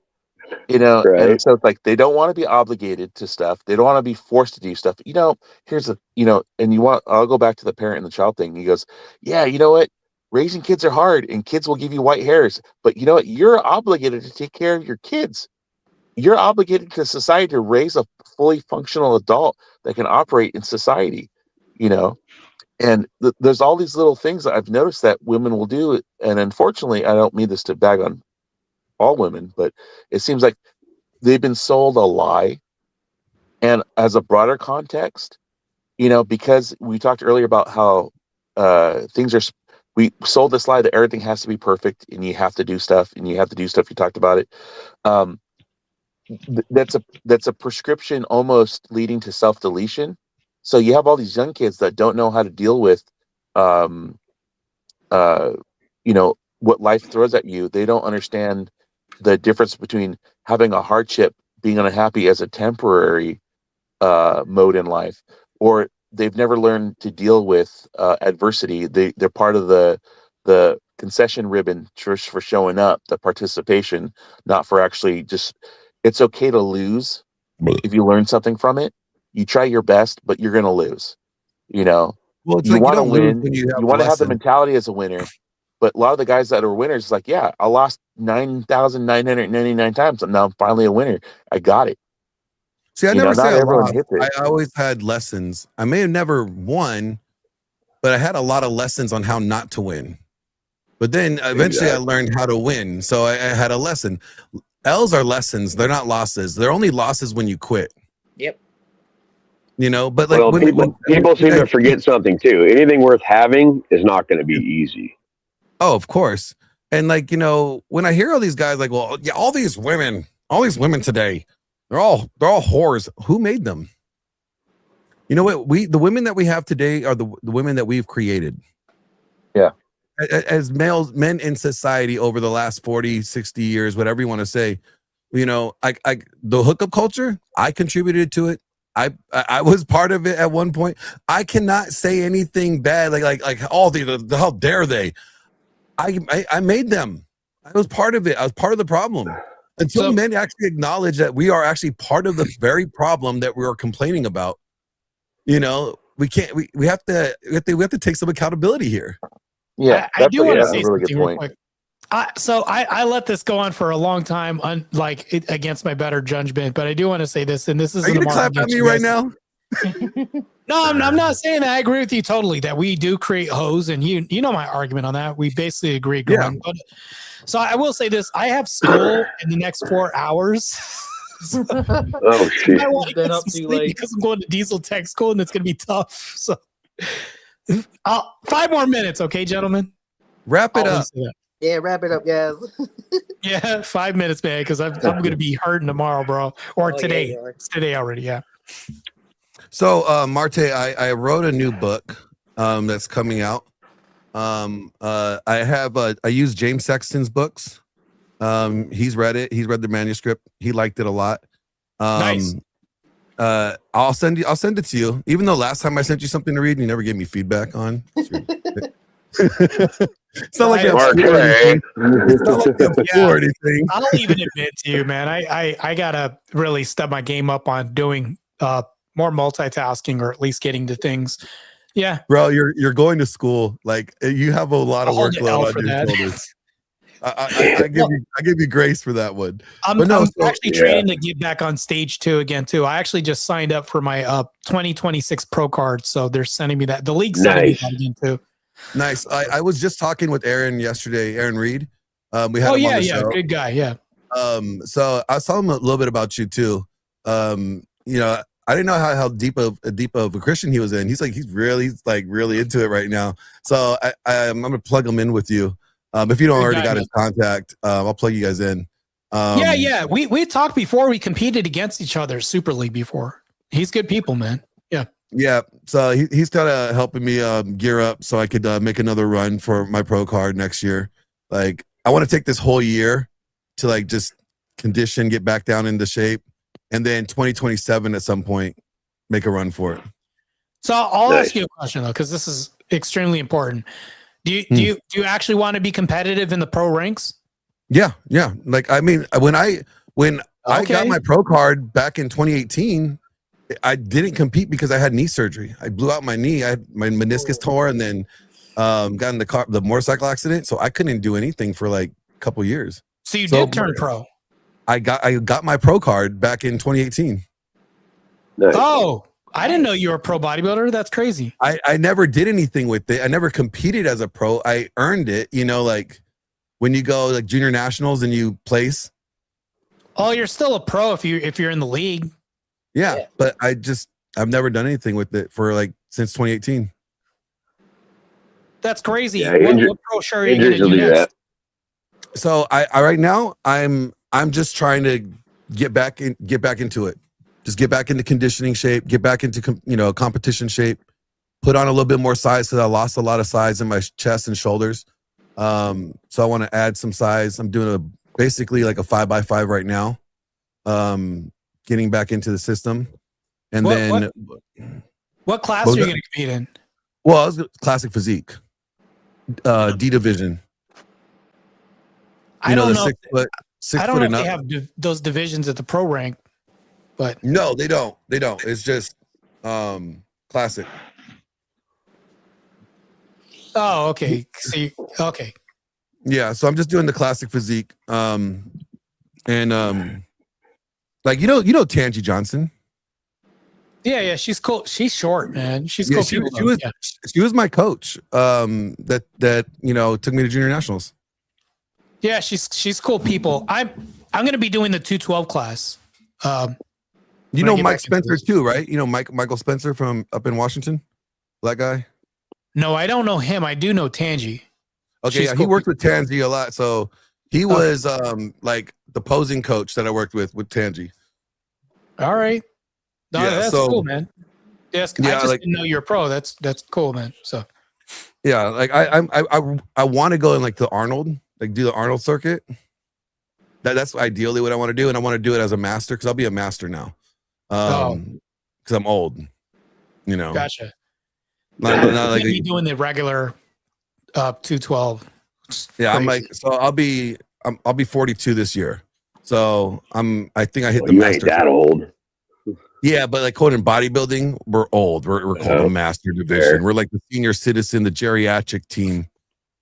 Yeah, that's all right. When I race now, I have to compete in the vet class. There you go. But yeah, no, so I've told him about you because like we're planning this network thing and we're working on building out a studio eventually and filming together. So we were gonna do like a competition show, like have 2 pros, bring on like 5 of the subscribers to train for 90 days, and to see which pro could get the most results out of their team, right? Like, so which team wins? It's kind of like The Biggest Loser, but kind of like do it like for people that want to compete. So you guys will take 5 members that underneath your, under your wing, and you're going to train them for 90 days and try to get them ready. See. I don't know. I would be a bad example because even though I was Andrew Wilson's personal trainer, he didn't open the pickle jar, so that's an automatic L for me. I don't know if I'm actually gonna, according to like everybody else, they're like, "How did you personal train Andrew? He couldn't open a pickle." So it's like, bro, I'm already taking an L because of this, and I'm just like, oh. I don't know, man. We'll just say, hey, I tried my best. It's whatever. He's good people, man. I can't. It's so dumb for them to hold this stupid pickle jar over his head. The guy would destroy any of them in a debate. Oh yeah. It's like the guy would wreck the shit out of anybody. He's it the is best so leader on the funny planet too. So this is the funny thing is like they shame guys like us that like lift strong and like, oh, you think that's all masculinity is, oh, you're just a stupid jarhead. What about intellectual skills? What about like okay, so then Andrew could destroy you in intellectual skill, then that's masculinity. Oh, but he's not masculine enough because he can't open up a pickle jar. He had an issue with the pickle jar. Like, it's like, which one is it? Is it intelligence is masculine or physical strength is masculine? Which one is it? Because you can't have, why can't they both be masculine? Yeah, that's what I talk to a lot of liberals about. And I'll tell them, hey, they'll say, well, you're just a box of rocks. And then they find out I do debates. And I'm like, hey, let's have a simple conversation. And the simple conversation just happens to have a moderator. And they're just like, what the fuck am I doing here? Oh, shit, you do this for real. And I'm like, yeah, man. So it's like, yeah, they just have these assumptions and this prejudice about them. They're prejudging me, right? So I don't know. They have egg on their face. Yeah, by the time it's all done. because you're No homo, black. by the way. It's because you're black and they're not racist because racism doesn't exist, but it's because you're black. Yeah, it doesn't exist. My takeaway from it is that it's discipline. You have a discipline or you get disciplined. And I think when someone shows excellence, whether it's bodybuilding or having debating skills, like they have a problem with, they don't like the discipline. That's my takeaway from, because like, all right, they don't like Andrew because he's spanking them in that arena, and then they go, okay, he's not masculine, and then you guys are masculine in the sense that you guys have discipline and have built your bodies up. They're like, hey man, that's not what it is. I think I think there's a segment of people out there that they fall into this group where any example of someone who's disciplined they don't like. Yep. Because someone that's disciplined is going to come at them, and it's going to come on correct, and that's going to totally destroy their worldview, or their feeling based assertion. So I that's my kind of takeaway of it. I don't know if that's accurate, but no, I think you're right. That's I think accurate. it's a lack of discipline, and they want to criticize. Like, I had this pastor tell me one time. He goes, working out, physical strength, fitness is of some use. Like, he's like, that's what Paul says, but spiritual training is a better use. I was like, yeah, very true. But he also tells you not to be a fucking glutton, you fat fuck. So like, can you like your body's a temple. Why you like it's like a piece of shit. Like it's being a good steward. And I posed this when Martae had the bodybuilding a debate recently with who was it, Counterpoint, or who was it that you have it with, Martae? It was against the guy, and you know him, Glenn. The guy's name was the Aftermath. Oh, okay. Yeah. I'm familiar with them. I don't know, so they were having this debate, and it was a friendly debate. I really, I did enjoy the thought process that they were going down, challenging a logic system. And one of the things I said in chat, and I go, okay, well, if it's biblical or not, I go, didn't David have mighty men? How did those men get so mighty? They trained for it. It said David even said that the Lord trains my hands for battle, and like what is it, like my fingers for war or something like that. Like it was just training physically is good. Yeah, it's good for the body. It keeps you in shape and doesn't make you, Well, think about this. Fat. Your body is the first gift that God gave you. That's the first thing that He told you to steward, right? You is giving your body for you to steward. If you let your body go and you're like fat, you're a slob, whatever the case is, and then you're complaining about like not having a wife or children, why would God give you wife and children? Like, you can't even be responsible for the first thing that He gave you, right? Like, why would you take care of yourself first? And no, you don't have to be a bodybuilder and be 4% body fat. Like that's not necessarily always a good thing, but you know what? Be healthy. And then I'd put the asterisk on that. It's like when God created man, we were purpose driven. He gave us a purpose. He gave us a labor. So we are we're laborious beings. We're made to labor in some way. We have a purpose to do something. We're not made to be wallflowers and just stand there. Oh yeah. I have a little mini course, like a video course called Masculine Purpose. And the whole concept of it is like God gave man a purpose before He gave him a wife. And too many men are making their wives their purpose. And then they're wonder why everything falls apart. Oh yeah, that whole happy wife, happy life thing. Yeah. It's just like a guy's like, oh, I'm not complete because I don't have a wife yet. Well, my wife, I need to find a wife. I need to be a husband. That's my purpose in life. Well, then you haven't found your purpose, because God would never make a woman your purpose. It's funny because people talk about there being roles in relationships, and men have something, women have something that they bring to the table. It's funny, if you were to reverse it, it's not something that most men would have a problem with. If a woman said, I'm called to be a mom, a mother, to have kids, to be a wife, most guys are like, okay, perfect, man.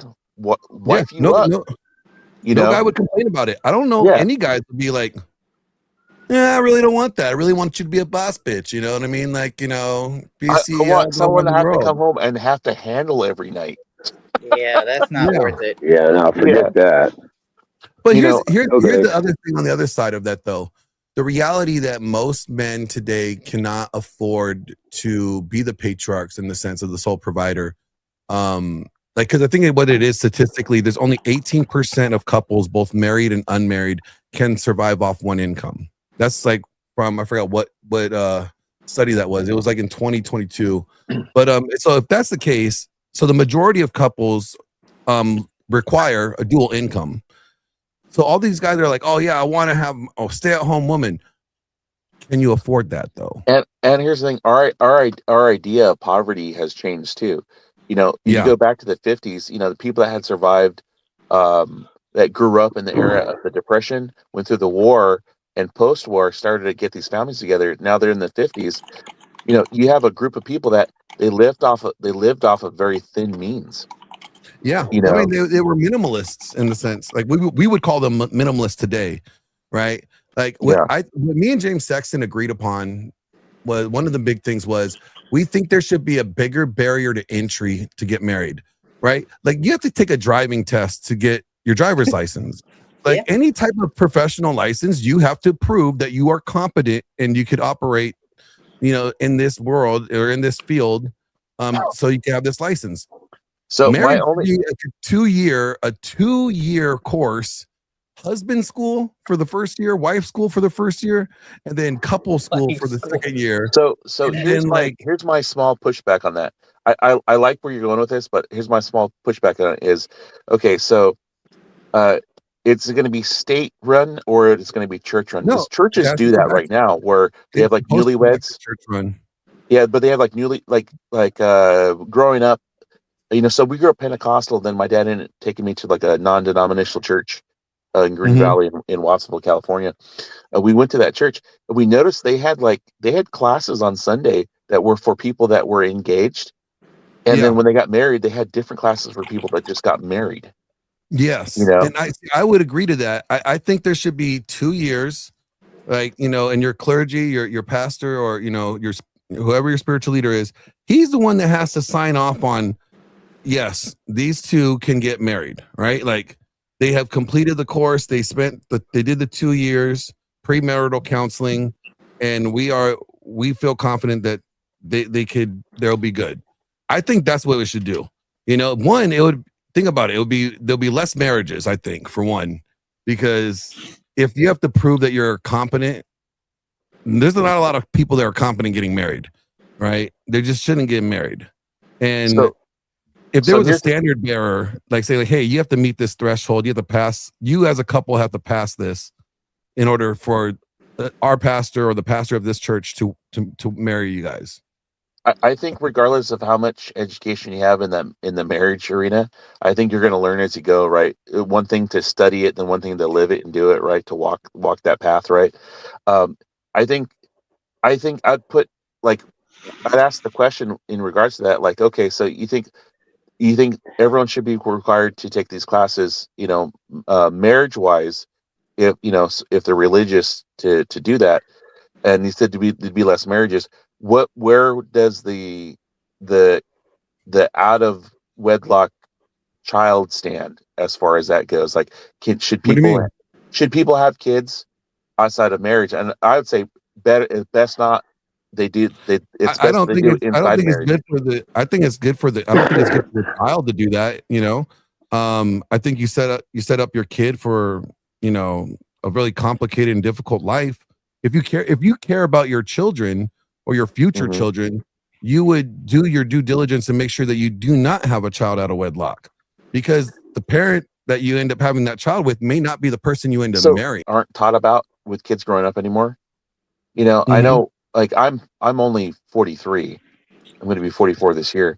You know, I remember my dad telling me, he goes, hey, you know, if you don't want a bunch of arguments every day, find a woman that's of the same faith as you.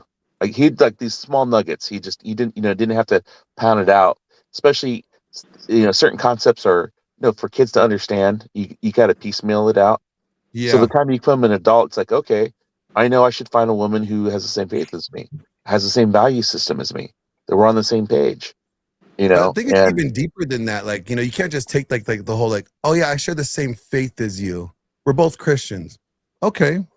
But are you like evangelical trans feminist Christian? Well, I think those words don't go together. You know, I agree with you, but I mean, they would consider themselves Christian, so like they label themselves. Yeah, well, okay, well, you can consider yourself a fart in the wind. That doesn't make it so. Well, I mean, You know, how do you like for know? I example, can smell, like and I could here be in the in my wind. town, we had a Baptist church in our South Salinas. They had broken away from the main church, right? And now it's a Compass church because they're following biblical doctrine. You know, so you have churches now that are going, hey, we don't like this stuff that you guys are putting in. We're going to stick to what the word says. You know, we're going to stick to what biblical doctrine says. We're not going to, just because you feel like now is the time for us to change it. You know, there, even in churches, not just people, you know, so, you know, an institution which is run by people, like they have with different churches where, you know, anything goes. You know, they'll go ahead and baptize you in petals and the Holy Spirit, which is mist coming from the ceiling. You know, those are charlatans. Oh yeah. Oh yeah, like with the fog I do want machines to and say stuff. this though. I do got to wrap it up, gents. Yeah, we got to. I was like being super gracious and like, all Hey, right, 5 minutes. Martae, thank you very much, man. I saw you nodding off there. Yeah. But thank you for sticking with us, brother. Yeah, man, it's 8 hours actually. Yeah, I should've you told you. don't want to hold out for 3 more minutes and make the 8 hour mark. Minutes, you know. No, stop. Okay, Like- now it's like We gotta let 7:58 him go to now. bed. No, it's 7:57 still. You know, Wait, hold I on. still think. 5, 4, 3. So if you're 2, supposed to do 8 hours, you know, like you still have 2 minutes. 2 minutes left. No, bro, I'm out. Come on, I've been out of here You already. guys have a wonderful night. That's mighty Martae, black of you. thank Good night, very much. gentlemen. Very I have to entertaining. clip this actually. That's a lot of clipping and editing I have to do to just show my debate. So, Yeah. Martae, you're leaving 2 minutes early. It's mighty black of you. I showed up late to the debate too. It's mighty black of me to show up late to the debate. So, yeah. Wait, hold on. Martae, are you reneging on something? No. Yeah, I'm reneging for sure. And I love fried chicken. And the reason why I love it is because of my complexion. It's delicious. Hey, fried Actually, he chicken's likes good tacos. regardless. Okay, he likes tacos. I've seen this in action. Those tacos were actually pretty delicious. They were bomb. Yeah, they were pretty good. All Man. right, man. I'll let you All right, go. man, go to bed. All right, guys. All I right, got man. school You guys in like have a great 4 night. hours. Thank Maybe you I'll very get some much. sleep. Who knows? Later, So- guys. Later. Guys. All right, Christ is God, man. See you guys later. Christ is God. Take care. Take care. I hit the wrong button.